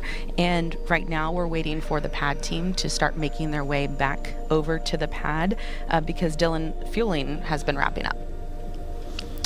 Well, Lauren, Atlas 5 and Centaur are fueled and ready to go. We rolled the rocket out to the pad this past Thursday, where we connected it up to all the pad utilities. Countdown started at 1:05 this morning. We powered up the rocket, began all the final checks of our avionics systems, and all the final preparations out at Launch Pad 41. All that work wrapped up around 5:30 a.m. And with the launch vehicle ready, we started cryogenic tanking at 6:25 a.m. after completion of our pre-cryo built-in hold. Cryogenic tanking takes just under 2 hours to complete. That just wrapped up here in the past few minutes, and the teams are now polling downstairs to initiate re-entry of Pad 41 so that we can bring the team out and start loading crew into Starliner. As you know, last time we got together, we had an issue with a liquid oxygen self-regulating valve on our Centaur upper stage. Once we get the launch vehicle fueled, one of our critical ground operation rules is that we do not change the status of the launch vehicle with any of the folks out on the pad or crew on board the spacecraft. So with the fueled rocket and a stable replenish configuration for the safety of the crew, we did not or would not change the state of the rocket. So significant troubleshooting of that valve really wasn't possible with people with the pad, so that's what led us to that scrub decision of our first launch attempt. Not working any issues today, and that valve was removed and replaced and retested during our downtime here. So that is the status of the rocket, Lauren. Yeah, and Dylan, Starliner really had a very clean countdown during the last launch attempt, but it wasn't until after that scrub that we started safing the propulsion system and closing the valves and observed a small helium leak in the port side manifold. So we decided to take a pause and investigate further, as we do in this business. And after testing all 8 of Starliner's helium manifolds, our team found the leak was isolated to one flange in one of the spacecraft's 28 reaction control system, or RCS thrusters as we call them, which makes small adjustments on orbit. And even more specifically, to a tiny seal about the size of a button on a men's dress shirt. So that gives you a real perspective on how small we're talking. It's important to note that helium is not combustible or toxic. Thorough data analysis showed us this condition is acceptable for flight, and that Starliner could handle actually 4 more leaks, or this leak growing by 100 times its current size before actually needing to be managed in space. In fact, other spacecraft like the shuttle have launched with similar leaks in the past, and our teams will be checking the leak here soon, and we'll keep you posted on that. While investigating the cause of the leak, engineers also discovered that in an unlikely scenario of an adjacent helium manifolds failing, our deorbit burn during the spacecraft's return to Earth could be impacted. And because having layers of redundancy is imperative, our teams developed yet another way to perform that burn. If that option were needed, Starliner could do 2 burns about 10 minutes each and 80 minutes apart with only 4 RCS thrusters. In the last few weeks, the crew ran these scenarios in the simulator, and they feel confident with the plan.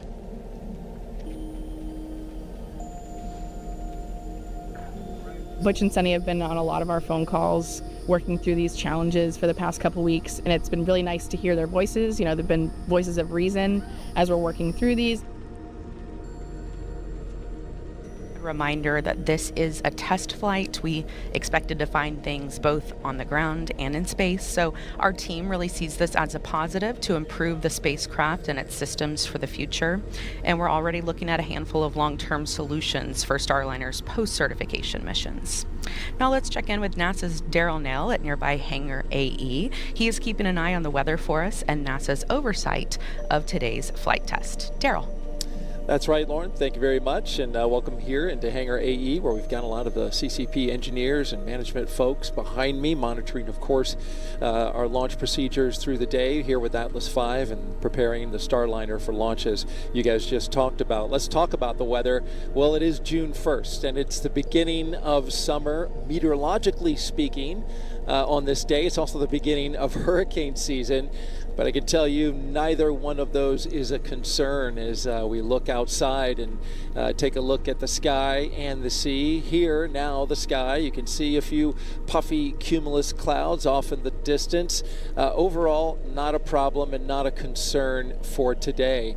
We are 90% go, according to the launch weather officer, for today, which is great. Conditions are fantastic. One thing they are watching though, and we know our host desk knows this well, they're watching the ground winds, which are really they're stronger than normally we would have expected, but we've got strong onshore flow from a high pressure system that's just off the coast of North Carolina, and so that's creating a lot of that strong flow, which is coming in directly from the east.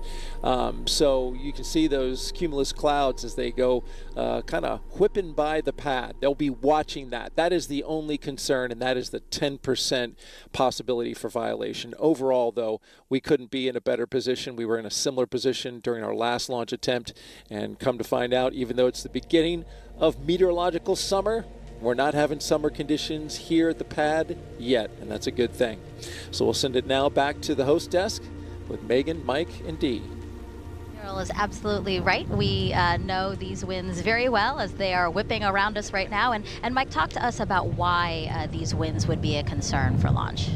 Well, here at NASA, it's safety first. And so if there were a problem with the rocket, the capsule can pull off and abort and fly over the shore and land in the water.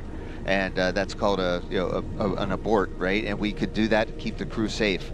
However, the capsules will be coming down under parachutes, and if the winds are too strong, it'll make it land on the beach, and it sounds like it would be safe, but actually we're not sure that structurally it would work, and we're set up to land on the water, so the winds can't be too strong or they'll push us in for an abort. So if we start to get into where the winds pushing would push the capsule too much, then we'll wait till another day.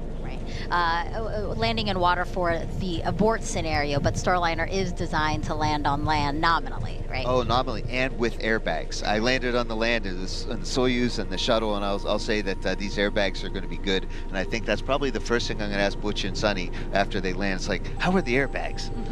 Well, speaking of Butch and Sunny, let's head back inside to the suit-up room to check out how things are going there. Again, they began suiting up a few minutes ago, and right now we see Butch.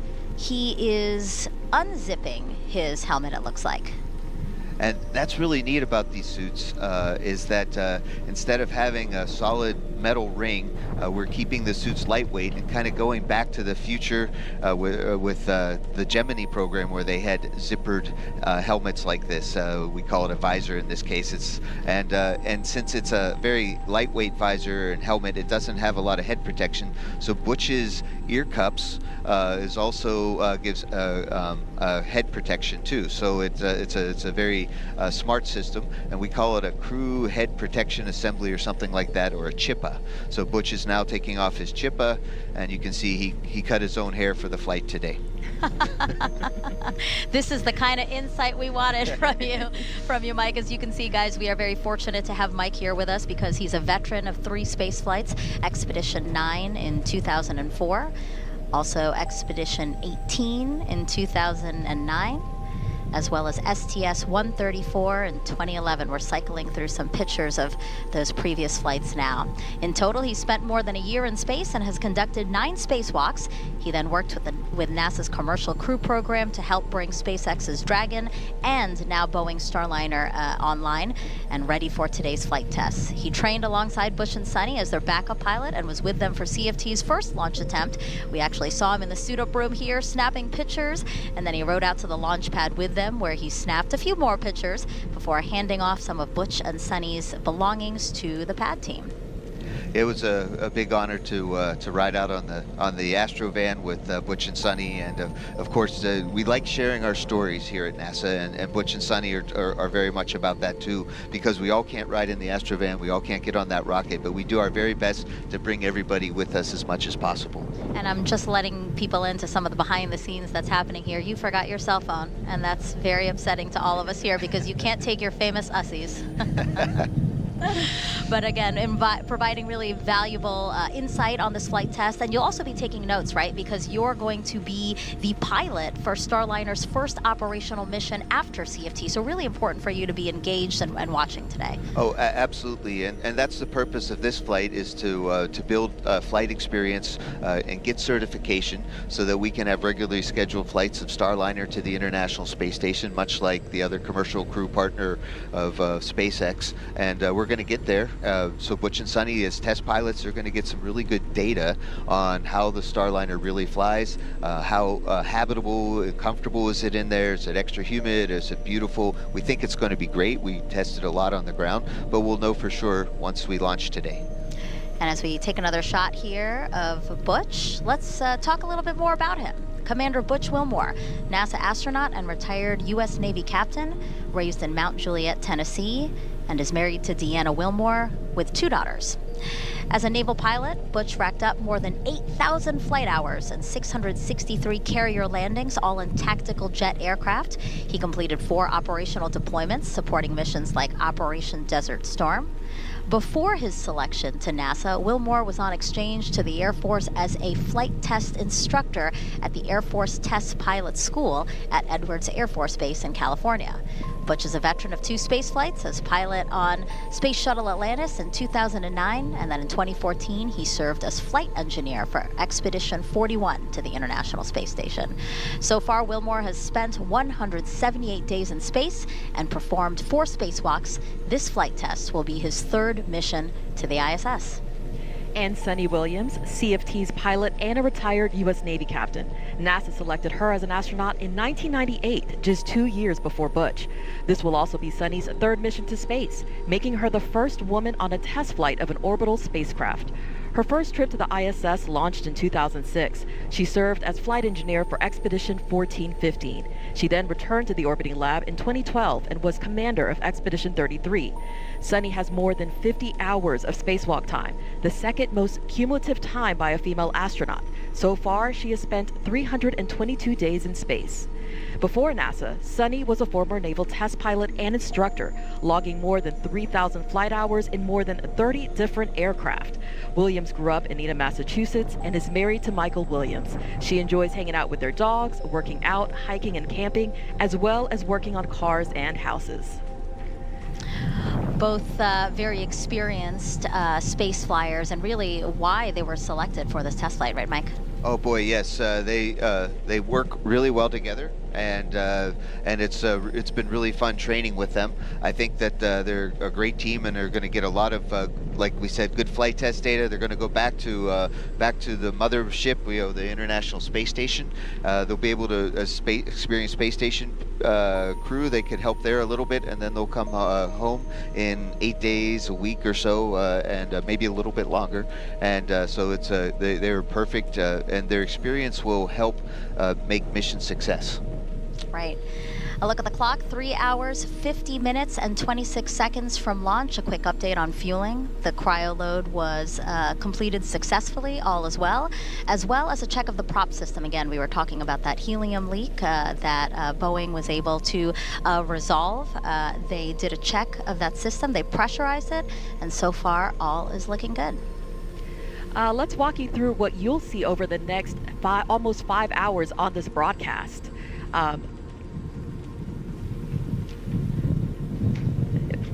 After suiting up, Butch and Sunny will walk out of the ONC building to say their goodbyes to family and friends before their ride out to the launch pad in an Astrovan.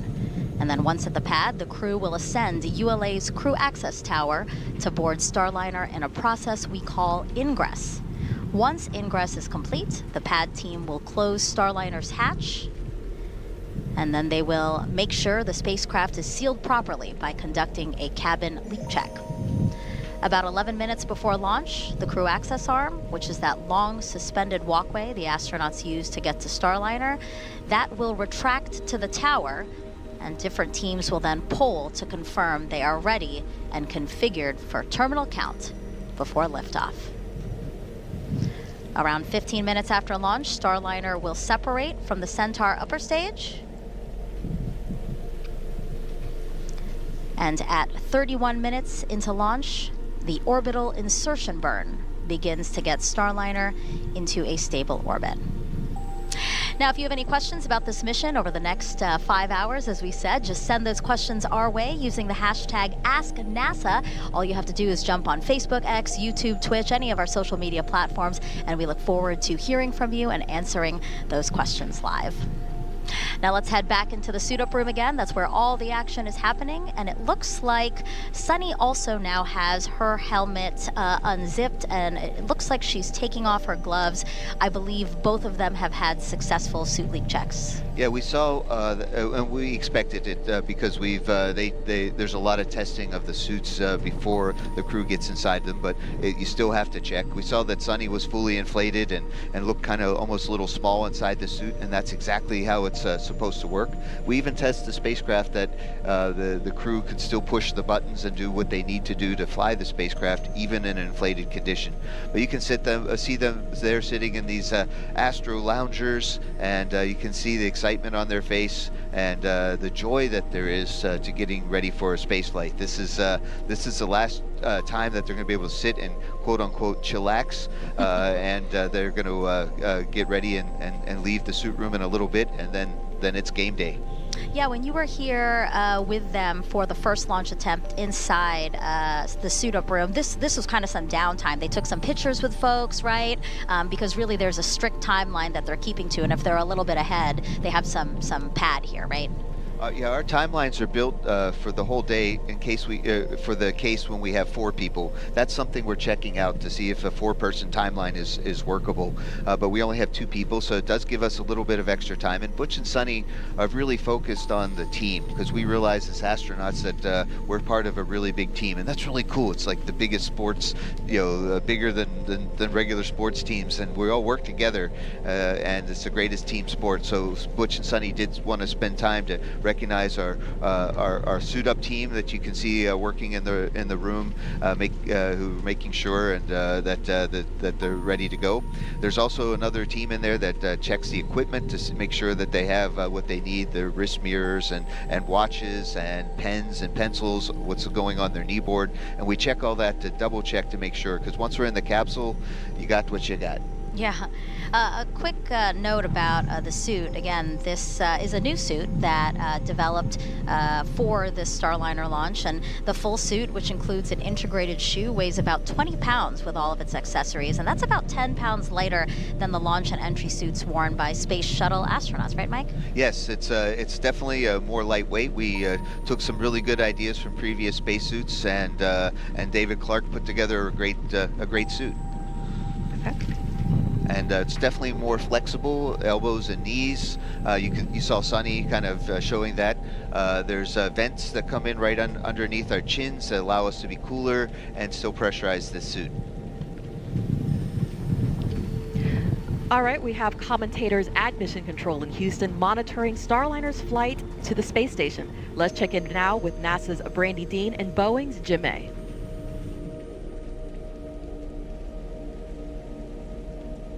Thanks so much, Dee, and welcome back to Johnson Space Center and Mission Control Houston. I'm NASA's Brandy Dean. And I'm Jim May with Boeing. We're incredibly excited to be here today with the flight control team that will be seeing Starliner safely through its first ascent with crew members on board. This team has been training hard for this, working through literally hundreds of simulations, and they're ready to get Starliner to space. Yeah, the team that was here on May 6th is back again today to see Starliner into space and on its way. And they are led again by Flight Director Mike Lammers, with Flight Director Rick Kempling working alongside him to assist with keeping an eye on the weather. And on Lammers' other side, we have Canadian Space Agency astronaut Joshua Kutrick, who's acting as today's Capcom. He'll be speaking with Butch Wilmore and Sunny Williams on the team's behalf. And he has even more than the usual level of Capcom interest in the flight, since he plans to be on board Starliner next time it launches as mission specialist on the Starliner 1 crew. This team has been on console since around 5:30 a.m. Central this morning, working closely with the teams in Florida. Just under 4 hours before launch, once everything was activated and ready for them, the Boeing Mission Control Center ground control team handed over control to these folks here. And they'll be the ones sending any commands to Starliner from now on. And that said, although they'll be busy, you won't actually hear too much from them as they move through the countdown with their colleagues in Florida. Some of the key calls they'll make include switching Starliner from ground power to battery power, and with the crew's help, activating the launch abort system. And of course, Lammers will speak on behalf of his team when he gives his go or no-go to the launch conductor during the final poll 7 minutes before launch. And at liftoff, they'll work hand in hand with the ULA team, who will be controlling the Atlas rocket, which is lifting Starliner into orbit.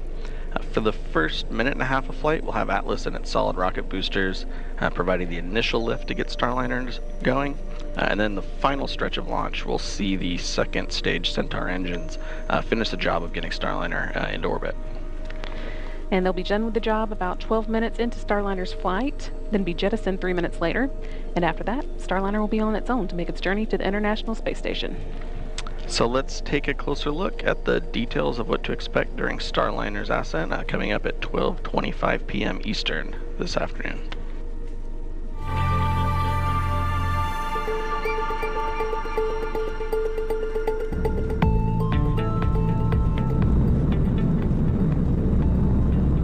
Ascent begins at T-0, liftoff, the end of the countdown, and the beginning of the mission. Shortly afterwards, at T+12 seconds, the rocket rolls, lining up Starliner with its target orbit and putting the astronauts in a heads-up position. Then, around T+40 seconds, max Q starts. That's also known as max aerodynamic pressure. This is a critical time when the atmospheric forces reach their highest. Next, at about plus 1 minute 35 seconds, the 2 solid rocket boosters run out of fuel and burn out, and about a minute later they separate from the booster. The Atlas booster engine continues to burn for almost 2 more minutes. Then at approximately plus 4:30, booster engine cutoff, or BECO. About 5 seconds later, the booster separates, and so does the ascent cover on top of Starliner. At around 4 minutes 45 seconds, the Centaur upper stage ignites, continuing the push to orbital speeds. Then a little after 5 minutes, Starliner is free of the atmosphere and doesn't need additional aerodynamic support, and the aeroskirt is jettisoned. After a long 6+ minute push from Centaur, main engine cutoff, or MECO, happens around 12 minutes after liftoff. Then, when Centaur successfully separates almost 15 minutes after launch, ULA's job is done. But Starliner is not quite in orbit yet. After a 16-minute coast, Starliner ignites 4 of its orbital maneuvering and attitude control, or OMAC engines, for the orbital insertion burn, and then 31 minutes after liftoff, the ascent profile is complete.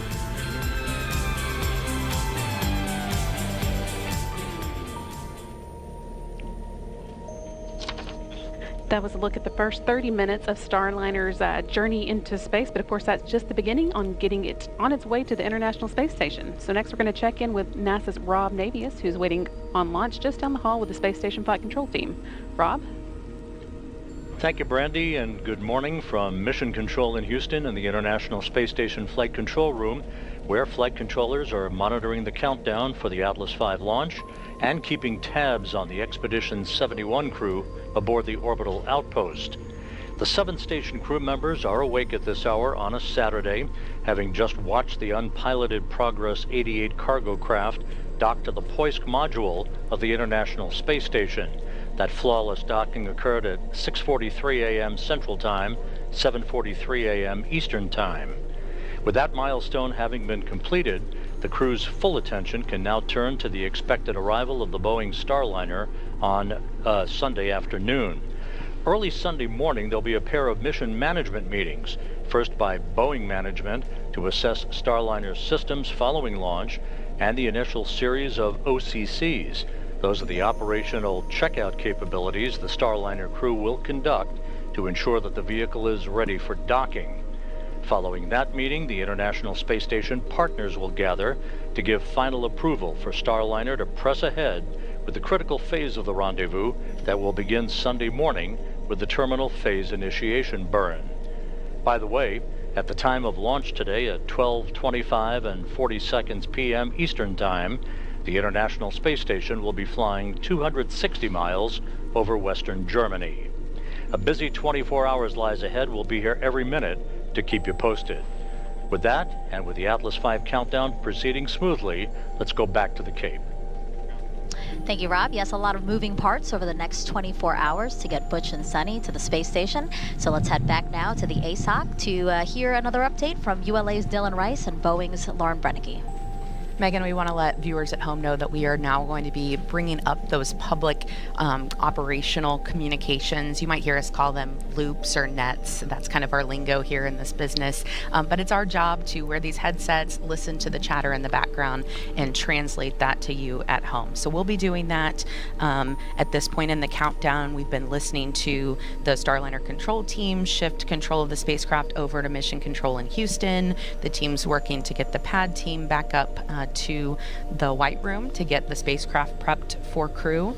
And our teams have also been cycling the thruster valves, and they are now in the open position. This is the third time for Starliner to launch, but of course the first time with crew on board. So if you've watched our launches in the past, the prep for this one will be a little bit different. That's why we're coming to you a lot earlier before launch today. It is important to remember this is a test flight, so we are going to learn a lot to be more efficient in the future. Dylan, how are things progressing with the rocket? Well, Lauren, things are continuing to go very, very well. The ULA team is up on the crew access tower now, configuring the White Room for what happens next with the crew's arrival.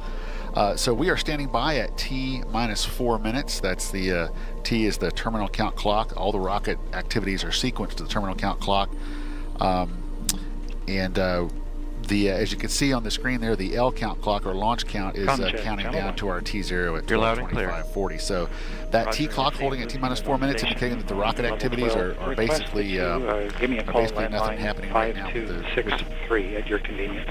Roger. Nothing happening right now with the launch vehicle, but we are configuring the pad for loading. Go ahead, Flight.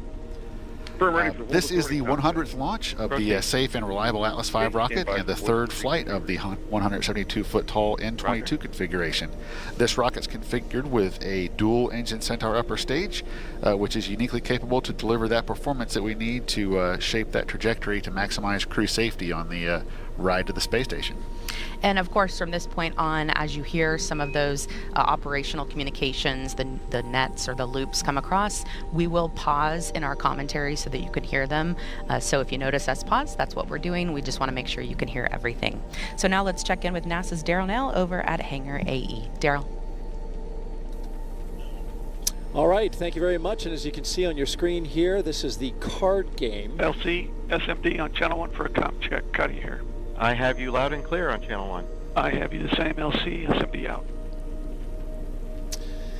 You just heard the launch conductor there. Nothing too big to report. Comm check on air to ground 1.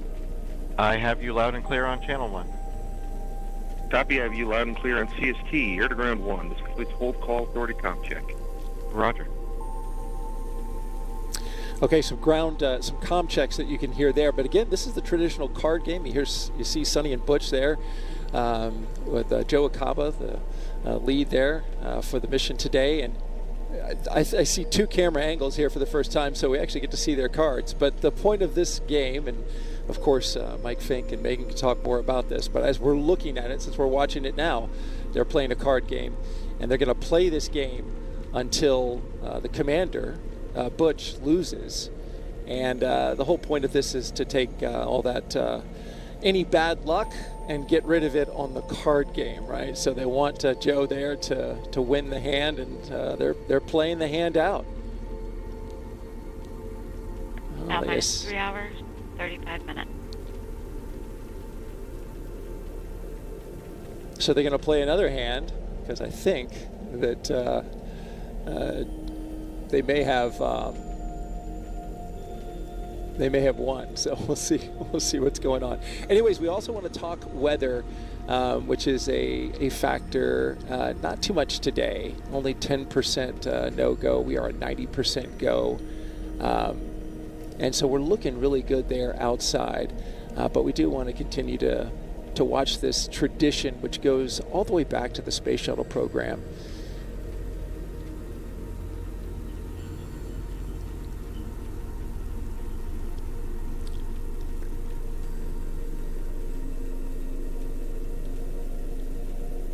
Not sure what the card game is, but they're taking additional cards. You can see there Sunny with a smile on her face as she takes another card, and Butch observes. There's plenty of time in the timeline for this. They're suited up. They've done their pressure checks, and so along the timeline, they've built in a period of time, of course, some margin just in case they have to do some extra checks. But there you go. Card game is complete. The bad luck, they've gotten rid of it, and Sonny gives 2 thumbs up to say, hey, we've got the good luck on this one. We're going to have hopefully a good flight today. All right, as we look outside at the Atlas V rocket with the Starliner atop the rocket, you can see there in the sky just a few clouds, not a concern. Offshore winds are driving some of them onshore, but the radar, there is no convective activity, no storm activity is basically the term there in any of these clouds. So that's not an issue at all. We are 90% go and looking good there. Also tracking NASA's oversight of the mission today, NASA Operations Manager Richard Jones just recently polled his team within the hour. They were all go. So we're looking good there as well. If you're wondering whether or not you can see this launch from an area of the southeastern United States, we actually have a graphic that we can show that gives you an indication of where you can see this rocket at what point in time in the launch. So as you're looking at this here, if you're in the the southern area, if you're in Florida, along the coast, or southeastern Georgia, you can see that at certain stages, the plus 30 seconds, you can obviously see that all along the Space Coast. But as you get to level 2 and level 3 and level 4, this then expands your area to be able to see this rocket. We have clear skies in the area thanks to the high pressure system, so most of the folks along the eastern seaboard should have a view. But again, as we start to go along the timeline, you see the separation events that will expand out to southeastern Georgia, and then we even have sometimes pictures coming from coastal Carolina. If you have those, of course, send those to us, #AskNASA. We'd love to see them. That's our report from here at Hangar AE. Now we'll send it back to Megan, Mike, and Dee. You had a lot of interesting commentary here at the hostess while we were watching the card game. What is that game? Yeah, so this game is called 31, or SCAT. Although I think Sonny's niece and nephew, they call it CAT because Sonny likes dogs. So it's just a little jab. But the point of it is kind of a little bit like blackjack, except you're supposed to get 31 of the same suit. And you saw there that Butch and Sonny successfully got rid of the bad luck, and they're getting ready right now to walk downstairs and say hello to their families and get into the Astrovan. So I think that's coming up pretty soon. Yeah, we are watching the clock here in about 2 minutes, because 3:28 is when we expect them to depart the suit-up room. So in those few minutes, let's actually head outside and take a look at the Astrovan that Mike just mentioned. The Astrovan will be their ride to the launch pad, and right now it is parked right outside there of the operations and checkout building. A great view there of, again, their ride to launch pad 41 on Cape Canaveral Space Force Station.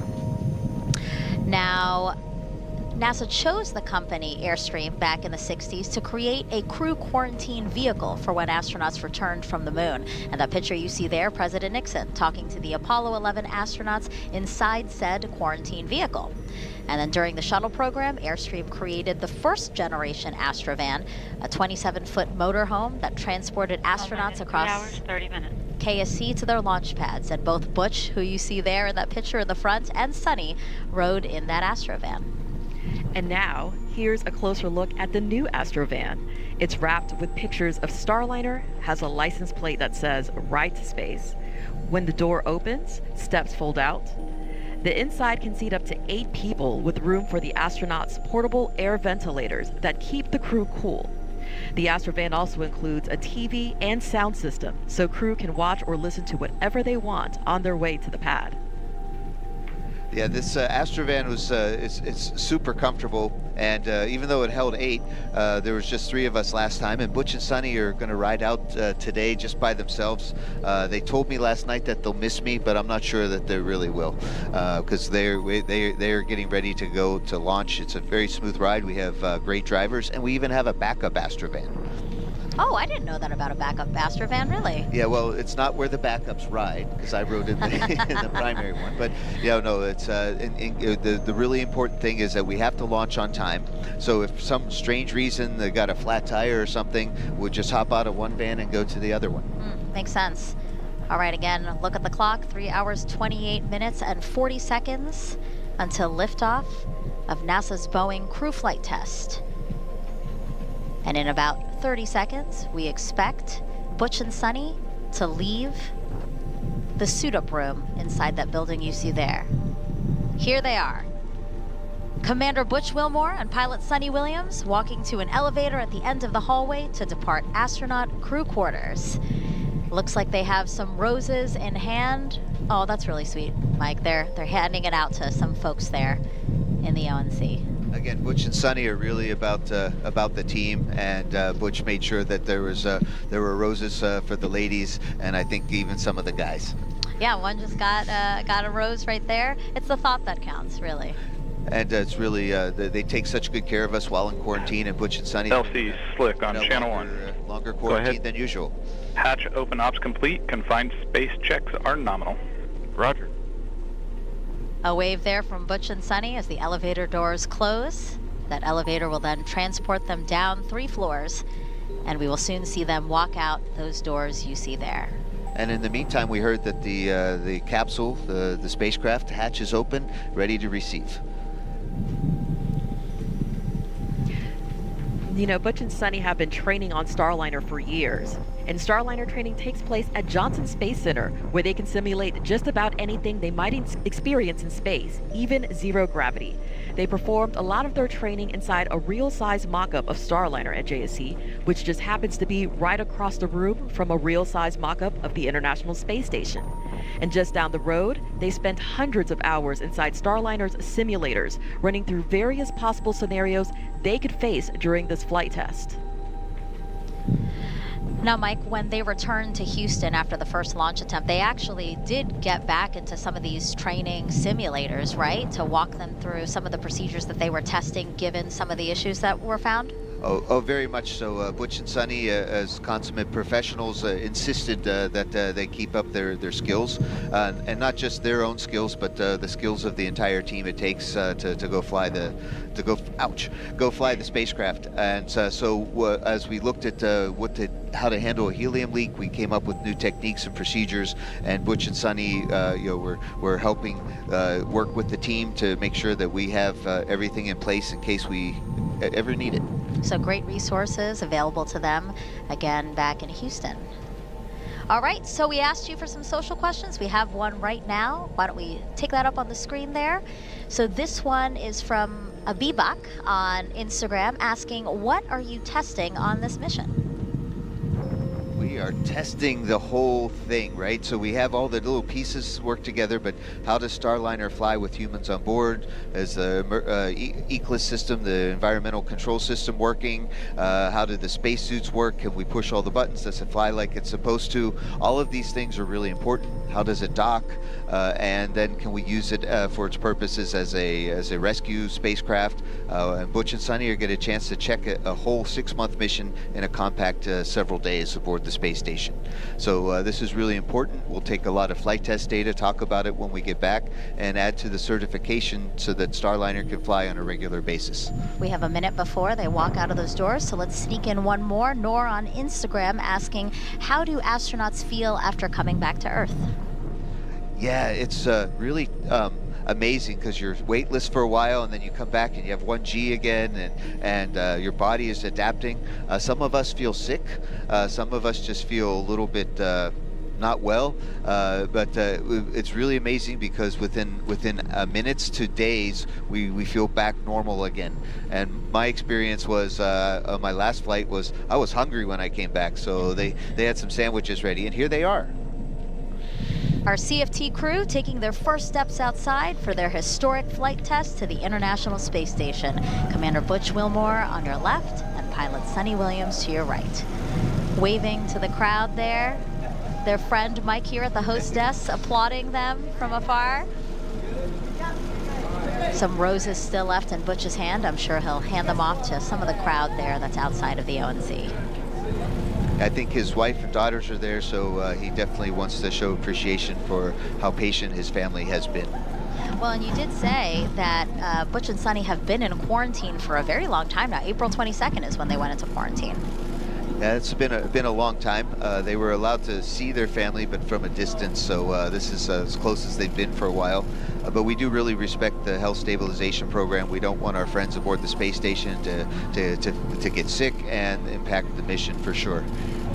Talk to us about the people who are here, right? And there's different tiers that talk about or that have to do with how close they can get to the astronauts, right? Yes, so if other people have been in quarantine along with Butch and Sunny like before, then they could get really close. At this point, the crew has to maintain at least a 6'2" distance, and they can see and talk to their friends. Especially we're outside, so and with this wind, the chances of anything happening are very low. And then there's a lot of our team that are there, and we also have some very important people like the administrator and other folks too. And I think I might even see Chris Ferguson, the original commander of the CFT mission. I think he's there in the crowd also. So yeah, this is a lot of well-wishers and sending blessings to Butch and Sunny for a successful flight.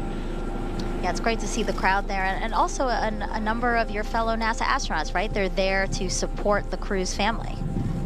Yes, we have Jack Hathaway and Doug Wheelock. Now, Doug's a veteran astronaut. Jack is one of our new former ASCANs and now getting ready to go fly on a mission himself.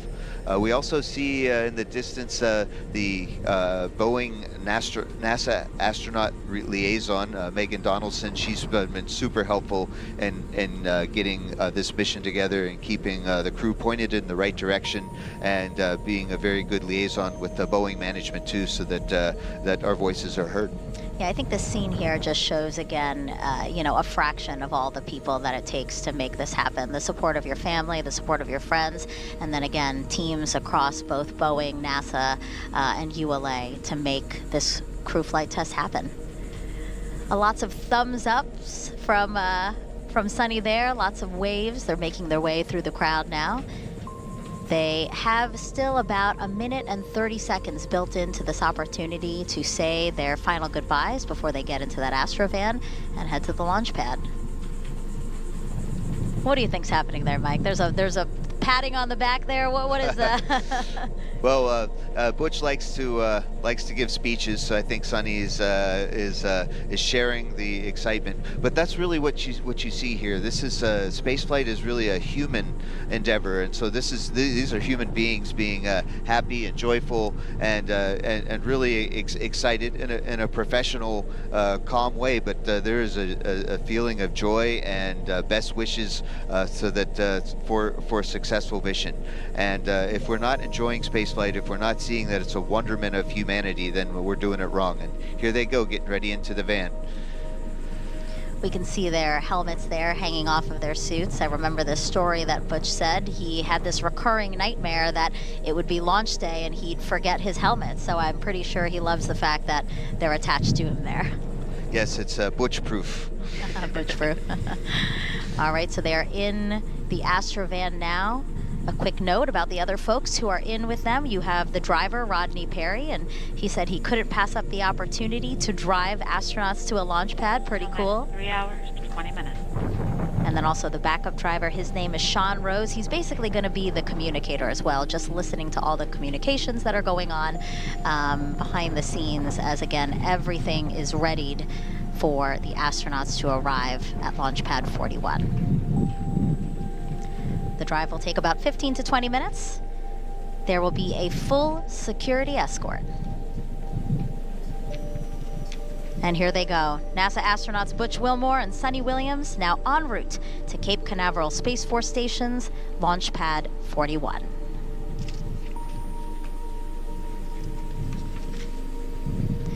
And as both Butch and Sunny make their way out to the pad, there's only one way for those two to get amped up for launch. And I know that Mike knows because he was inside the Astrovan with them on their first ride out to the pad on the first launch attempt.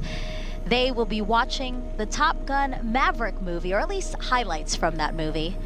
And they should be doing that right now inside the Astrovan, right, Mike? Oh boy, yeah, that's one way to certainly get excited for the mission, and to remind Butch and Sunny that yeah, hey, they're on an important mission and they're test pilots, and that there's a wonderment to flying both aircraft and spacecraft. And of course, I think the Maverick movie brought that excitement of flying to everyone. And so Butch and Sunny are going to have a few clips there, the funny parts of the movie. LC Slick on Channel 1. Go ahead. Crew transport convoy is en route to LC-41. Estimated arrival to roadblock at L-306. Roger. And a fun fact was on the last ride... OSM, LC. OSM, go ahead, sir. Crew transport convoy is en route to pad. Permit entry into FHA. Roger. Yeah, that was important call there, because yeah, the crew needs to get to the rocket, and if they weren't allowed to, if they didn't have permission to get inside the hazard area, then that would slow things down. But Butch and Sunny handed me the remote control and said, "You play it," and I had to figure out how to play an old VCR really fast. Oh gosh, well I'm sure they appreciate it. You probably figured it out because they were able to watch it. So again, as mentioned before, they probably really relate to the movie. They're both experienced naval aviators. aviators. And here's actually a picture of Sunny back in the day. She initially wanted to be a diver in the Navy, but said she watched the first Top Gun movie and decided to go to flight school. And here's a picture of Butch. Fun fact, he was actually a real Top Gun pilot. So you see him there on the far left of the photo. To the far right, actually, is Chris Ferguson. We were talking a little bit about him, right, Mike and Dee? Absolutely.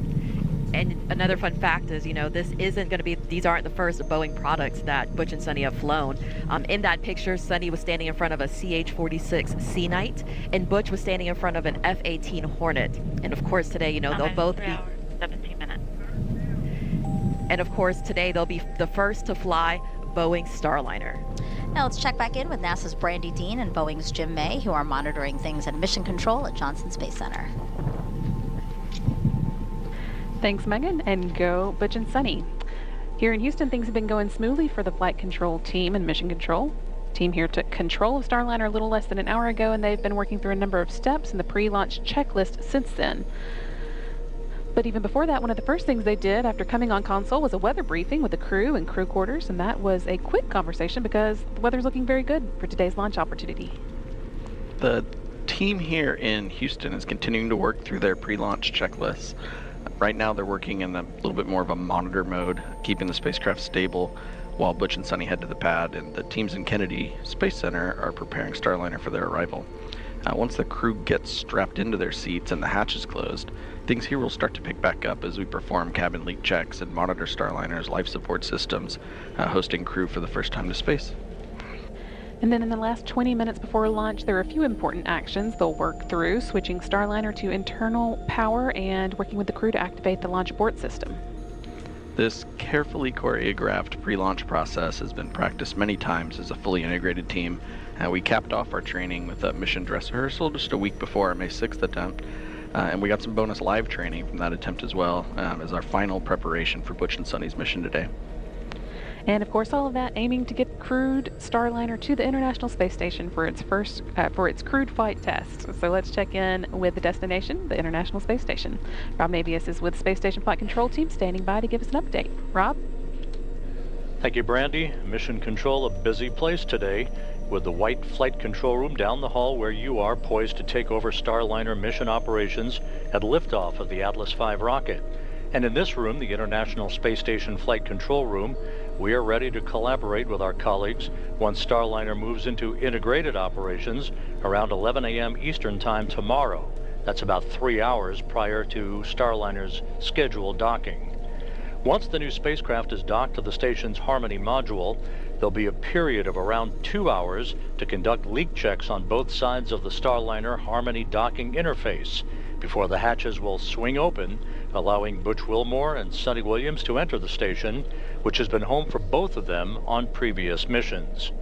Wilmore and Williams will configure Starliner systems for docked operations, then will join the 7 Expedition's 71 crew members for a typical safety briefing. That will be conducted by Station Commander Oleg Kononenko of Roscosmos. The Starliner crew will then begin to transfer equipment to the station from their spacecraft and begin to settle in for this historic visit. Among the cargo items being transported on Starliner to the station is a spare pump module for the station's urine processing assembly. That's the unit that converts urine into potable drinking water. So this is a timely delivery by Wilmore and Williams. Countdown clocks are ticking backward as we close in on the launch of this test flight, and we're ready here in Houston. So let's turn it back to the Cape for our continuing coverage. Thank you, Rob. 3 hours, 13 minutes, and 30 seconds from only the 6th time NASA astronauts will launch on a new spacecraft designed for crew. And if you're curious about the first 5 crewed test flights, here they are.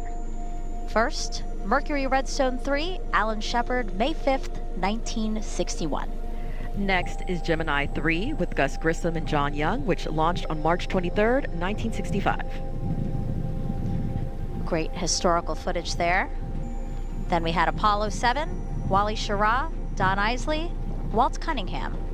Launched October 11th, 1968.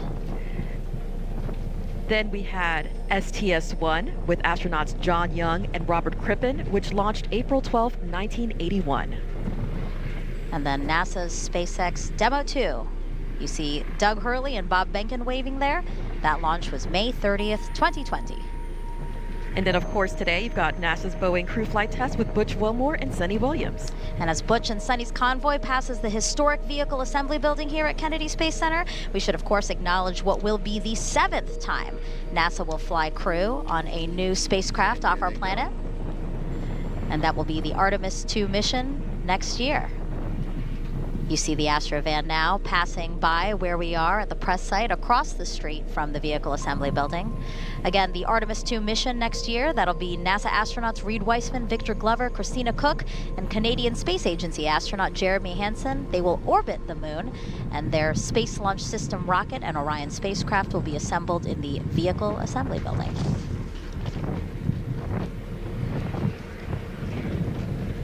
Check out what's already in work for NASA's return to the moon.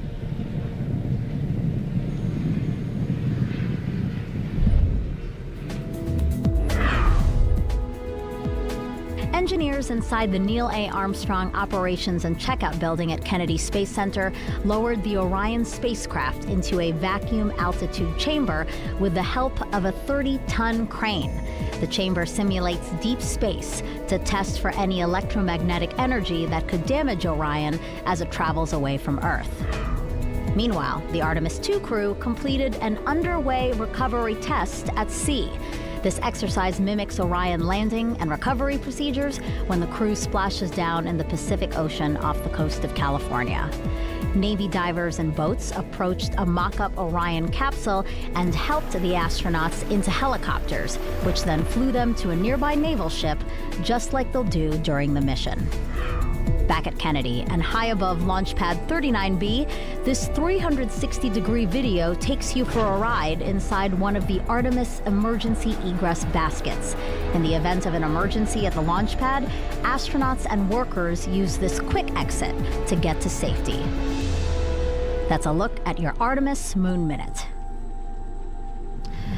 It's really cool to see the progress that's being made with NASA's Artemis campaign, because really it's all interconnected, right? Like, so working with commercial partners like Boeing through the Commercial Crew Program allows NASA to focus on other goals like returning to the moon, Mike.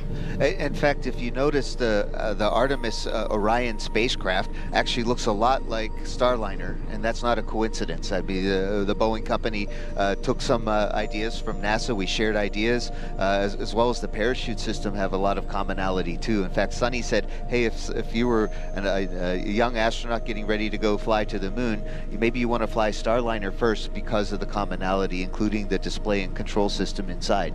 So what this allows us to do by having the Commercial Crew Program, it really allows, because Boeing is working hard, SpaceX is working hard to allow us to fly back and forth to the International Space Station, then NASA can focus, along with the Lockheed Martin company and the other partners, to fly Artemis and go to the moon and allow us to explore, and commercial American companies can establish some great business in low Earth orbit. This is great for new jobs, great for the country. We're now 3 hours and 9 minutes until launch. Let's check back in with Daryl Nail over at Hangar AE. All right, thank you very much, and welcome back to Hangar AE as we look at this beautiful day here at the Kennedy Space Center, watching the crew travel out to the pad. There you see the Starliner crew, Butch and Sunny, driving along, no doubt taking in some beautiful skies as they head out. We're still 90% go, and that's a good thing. The team is continuing to watch the winds. They are a watch item. They are the only reason we're not 100%. I'm currently watching the 1 minute peak winds at the Slick 41 tower, where they're headed right now, and the winds have come down a little bit. They were gusting between 20 and 25 knots, and they're down below 20 now. That was expected. Launch weather officer said that could be the case. The other item that the launch team is making sure they keep their eyes on, and the mission team particularly, are the winds along the ascent corridor. So if we take a graphic here, we've got basically the path that the Atlas V and the Starliner will take across the eastern seaboard. That's the direction to the northeast. And you can see all along that eastern seaboard, it's important for the mission team to keep their eyes on the weather all along there, because there are areas in which, if there was something to go wrong with the rocket or the spacecraft, they could abort off the top of the rocket and come back down into a splashdown into the Atlantic Ocean. And you can see it travels all the way along the eastern coast of Canada, where they do have some cool water temperatures. That's a factor when the rescue teams, should they abort, have to go into the water. But as we understand it, the det teams, military... Go ahead. Yes, sir. For step 150, crew transport convoys clearing roadblock. 18 personnel are entering FHA at this time. Roger. A good call out there. We know the roadblock's clear because we can see the crew traveling unencumbered on their way to the launch pad. And so just to wrap up the graphic there, things are looking good. We're in a low condition. Basically, the status is low chance of probability that the ascent corridor could be a factor today. So the big picture is weather's great on the ground at the launch pad. It's looking good along the ascent corridor. LC Slick on channel 1. Go ahead. We're ready for pad support personnel to perform OSE radio comm checks and to proceed to ground level. Roger. Proceed. And the team is on the way to the pad.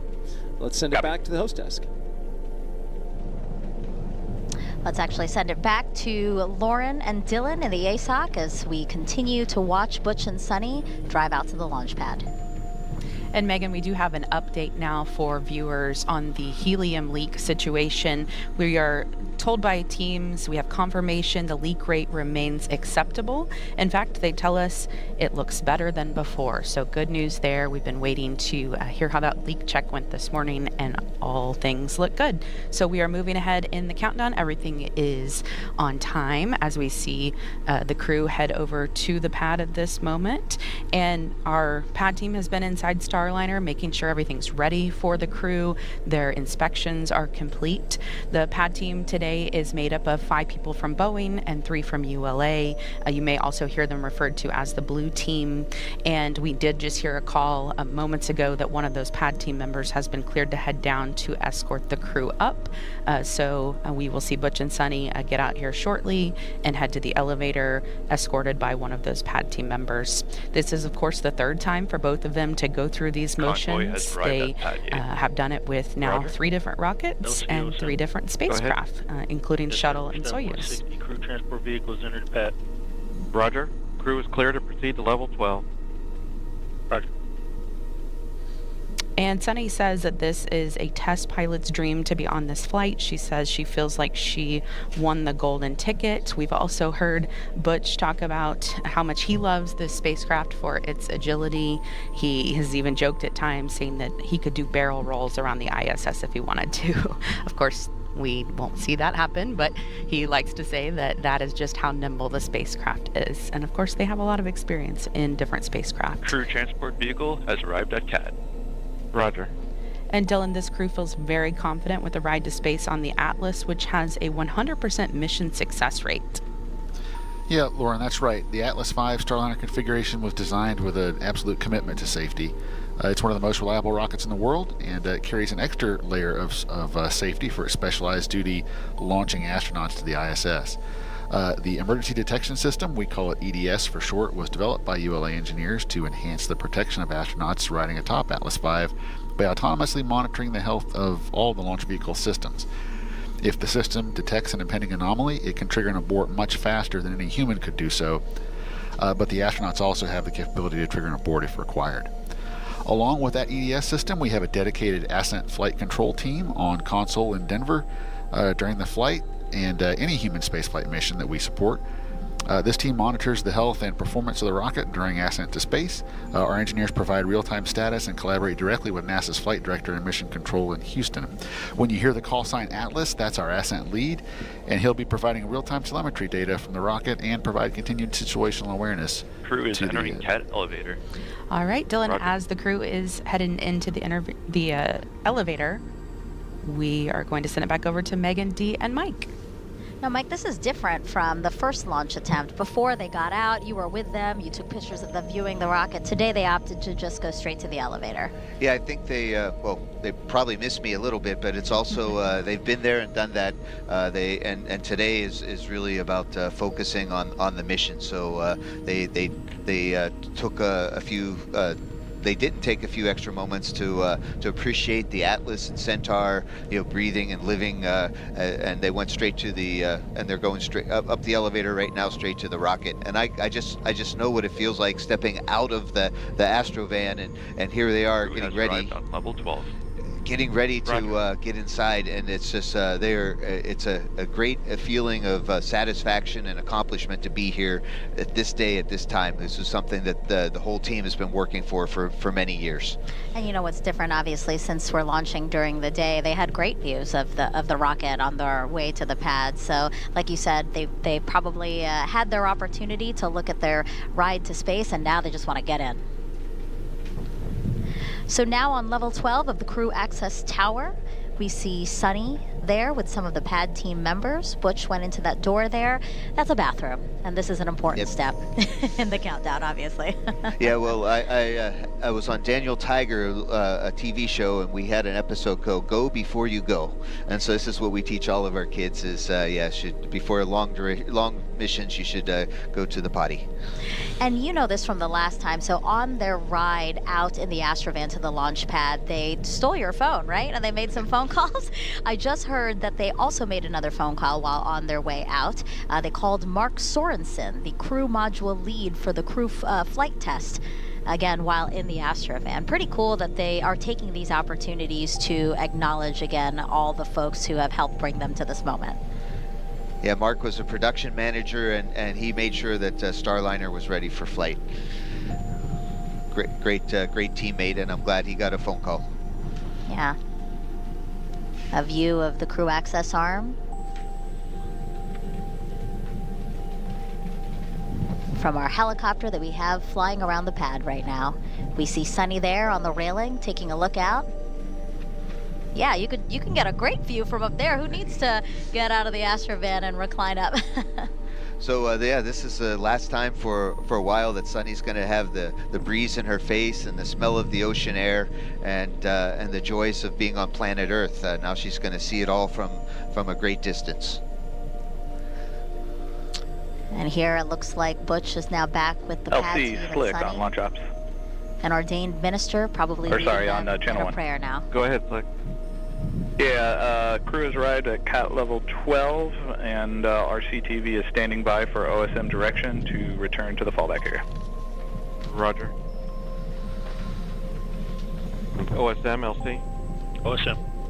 Roger, we can give go ahead for the CTV to clear the pad. Roger that.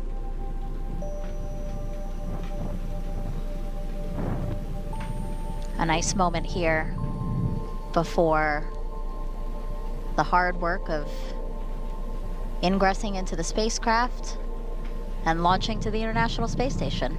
Well, they just cleared the crew transport vehicle to go away, so Butch and Sunny are stuck there now, so they might as well go launch.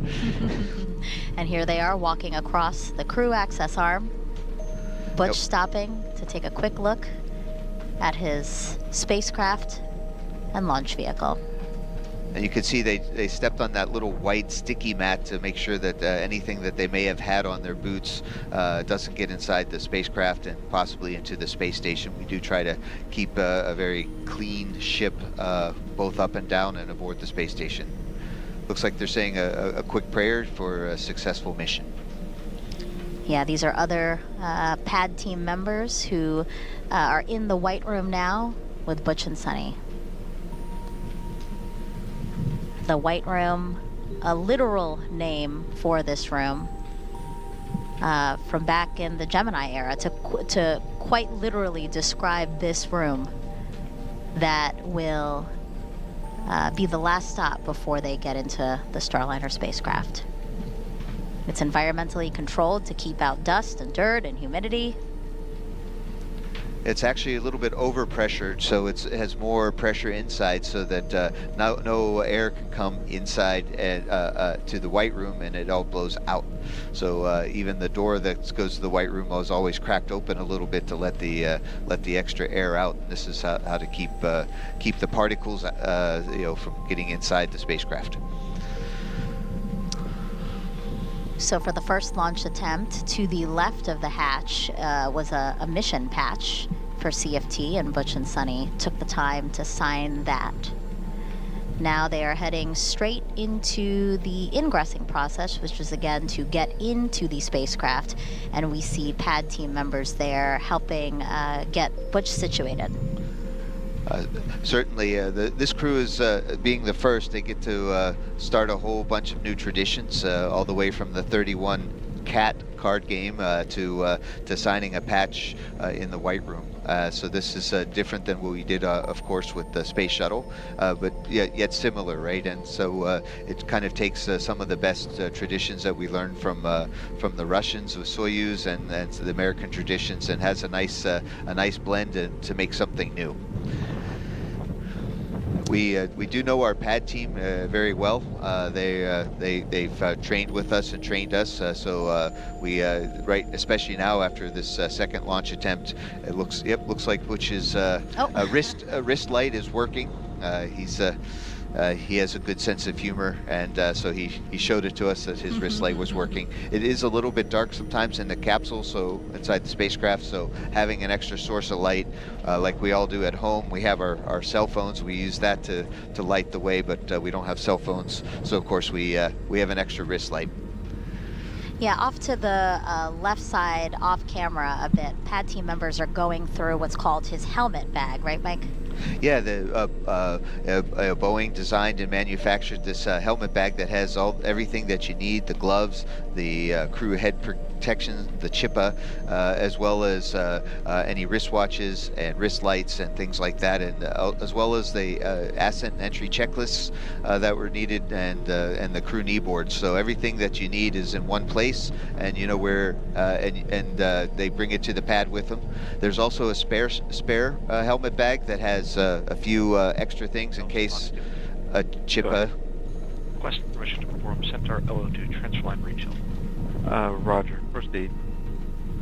Yeah, in case a chippa gets broken or glove is missing, we have a few spares available. Team lead, LC.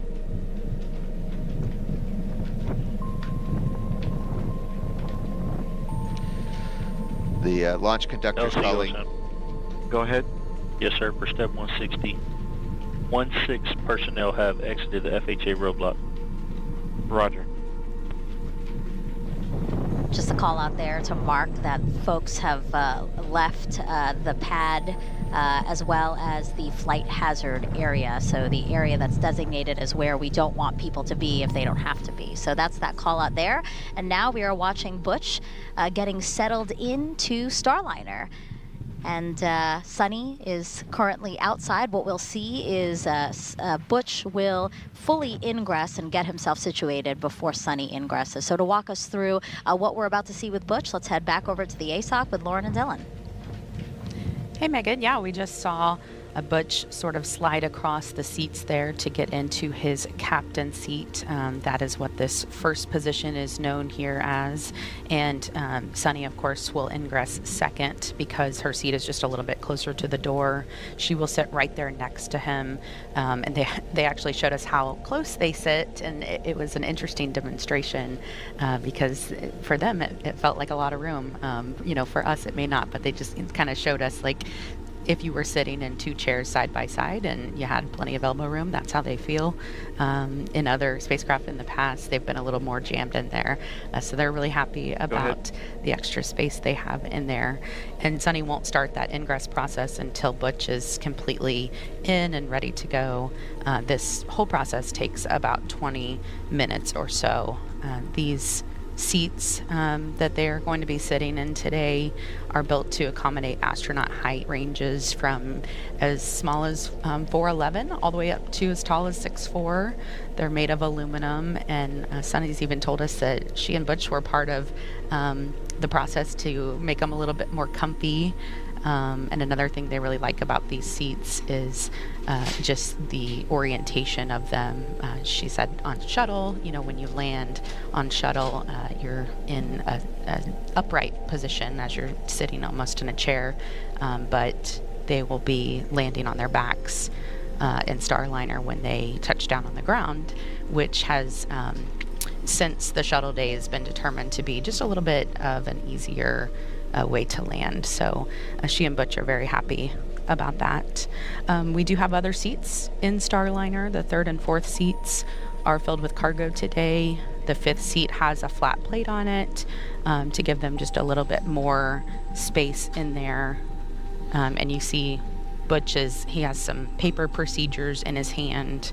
They will both be using those paper procedures as they make that ride up during the ascent process, and then once they get into orbit, they'll be able to pull out their tablets and use those. The console there in front of Butch, you could probably see him reaching around and doing some things in front of him. That is a display that is a mix of screens and switches and knobs. It has 2 hand controllers, which make this spacecraft a very unique spacecraft. They have the ability to take the control of the spacecraft literally into their own hands if they want to. We have heard him talk in Blue Team weeks Lead LC. coming up to this point about how they are able just be to advised, do. we're going to perform a LOX refill at this time. Roger that. I'll alert the crew. Roger. How they're able to do what they call a backup mode, or also a manual mode. So we'll hear a little bit more about those things later. And LOX 2, you have a go to proceed. Roger. And the console's been simplified for maximum efficiency. Anyone who followed along with the shuttle days, the shuttle had thousands of switches and indicators, but Starliner only has 85. And the crew has told us they really like to be able to get their hands on those switches and of course on the hand controllers as well.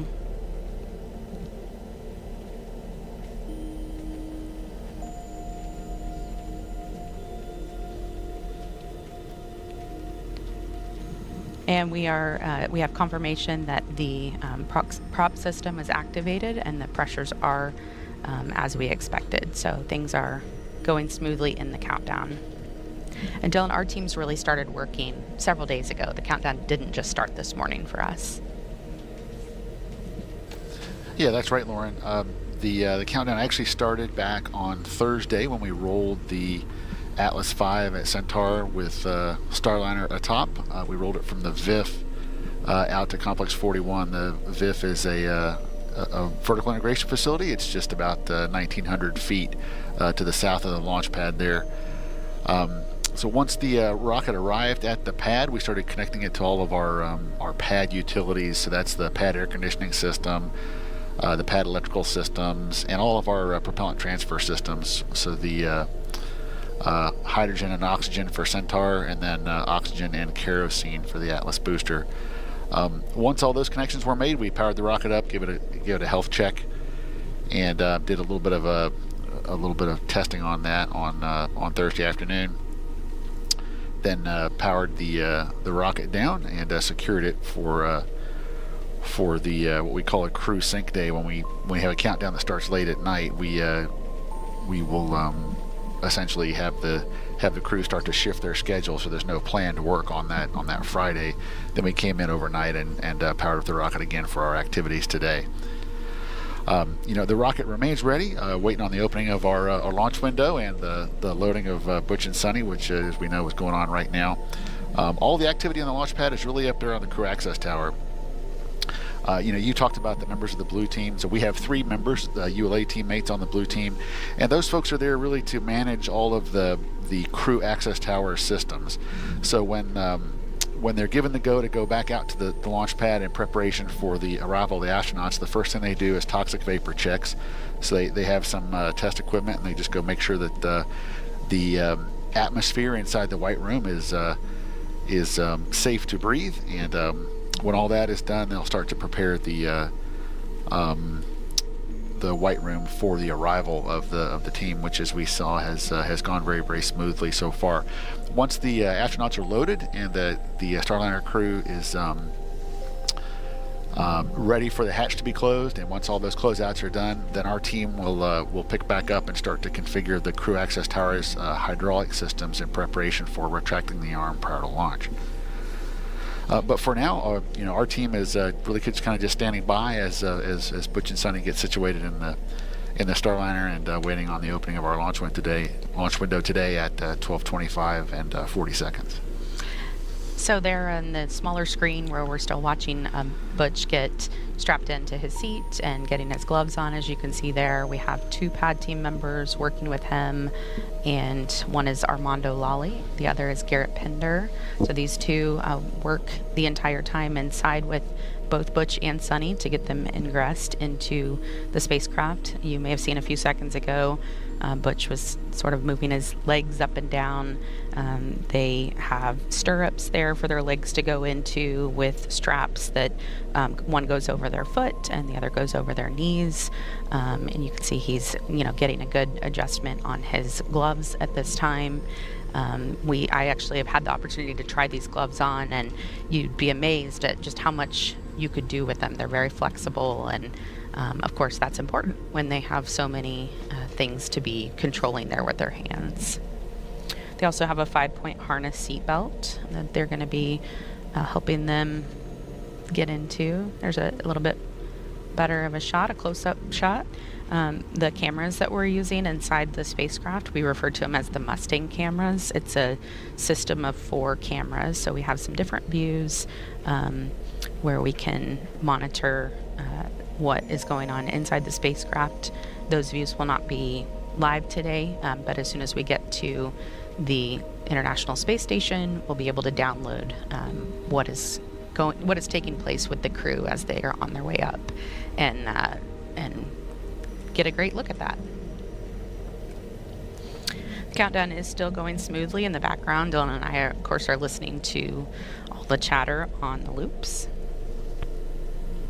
Yeah, and thankfully not much to talk about right now. Actually, everything is cooperating, and the team is really just watching the vehicle, make sure it remains stable as we get our astronauts loaded. We like when it's quiet. You can see there at the bottom, sort of right side of your screen, the umbilical hookup on Butch's chest. So they'll be doing some comm checks and suit fan checks here shortly. That umbilical area is where they're able to put a comms cable through, and then also that'll be like a small black cord that we'll see, and then we'll hook up an air supply to that as well. It'll be a blue hose, so that's when we see that, that's how we'll know. Butch, of course, a former flight test instructor at Edwards Air Force Base with a Master of Science in Aviation Systems.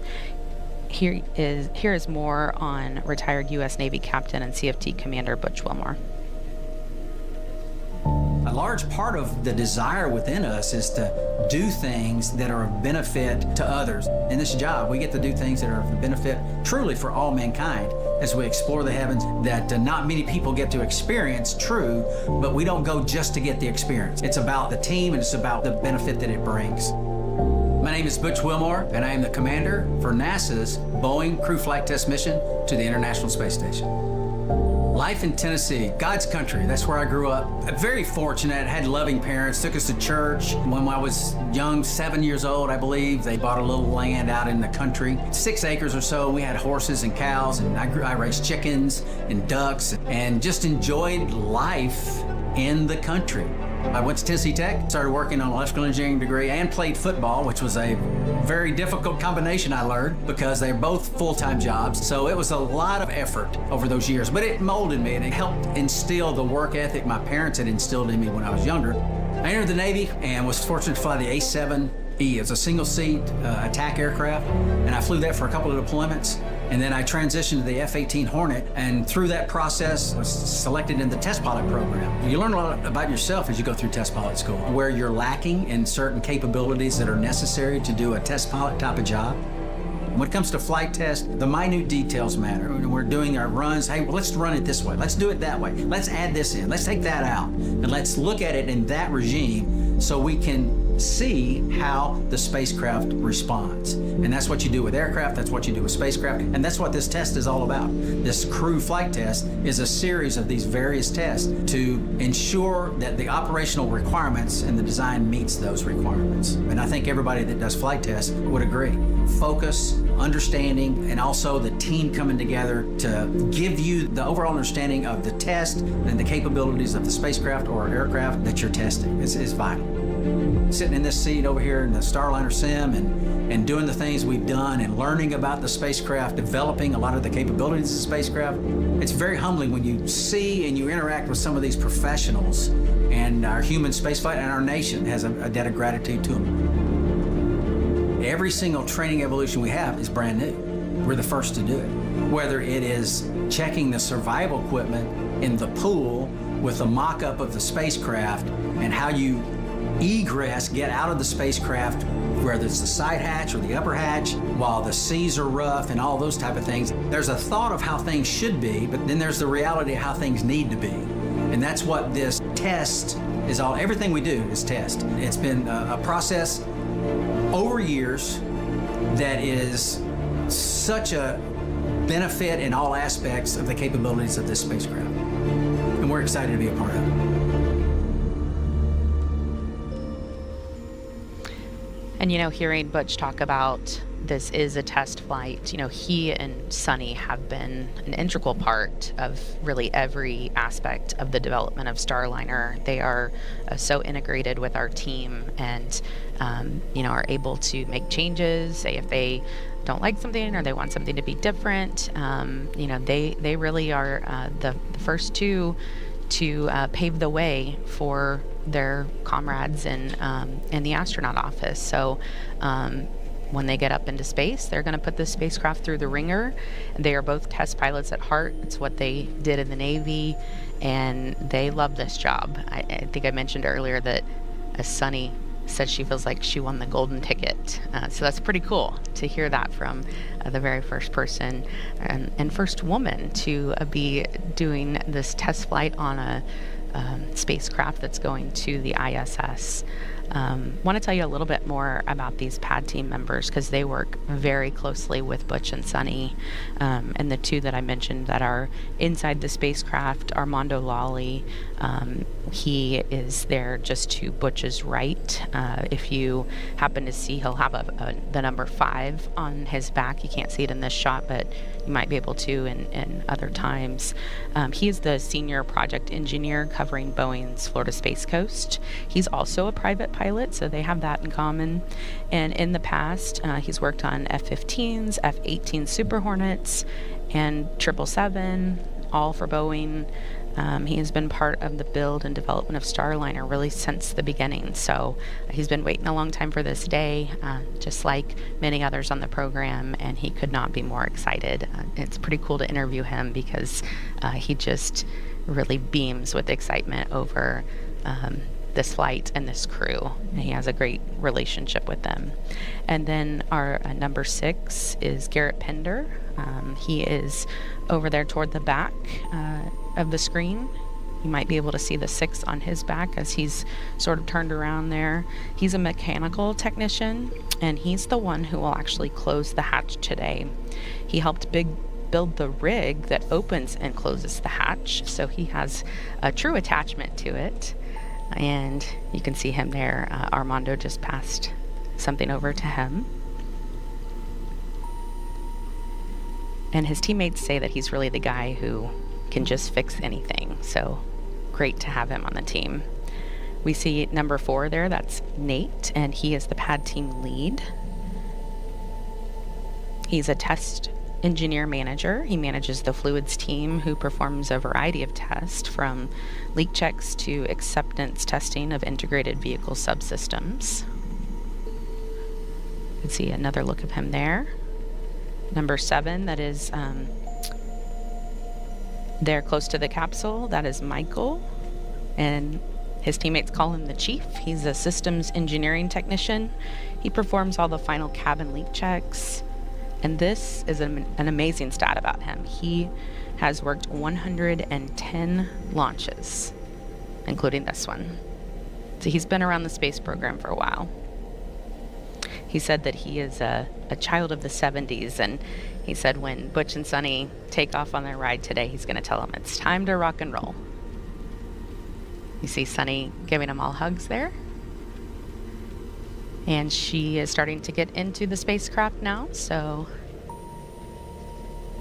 as they check her feet to make sure there are no foreign object debris, or FOD as we call it, we are going to send it back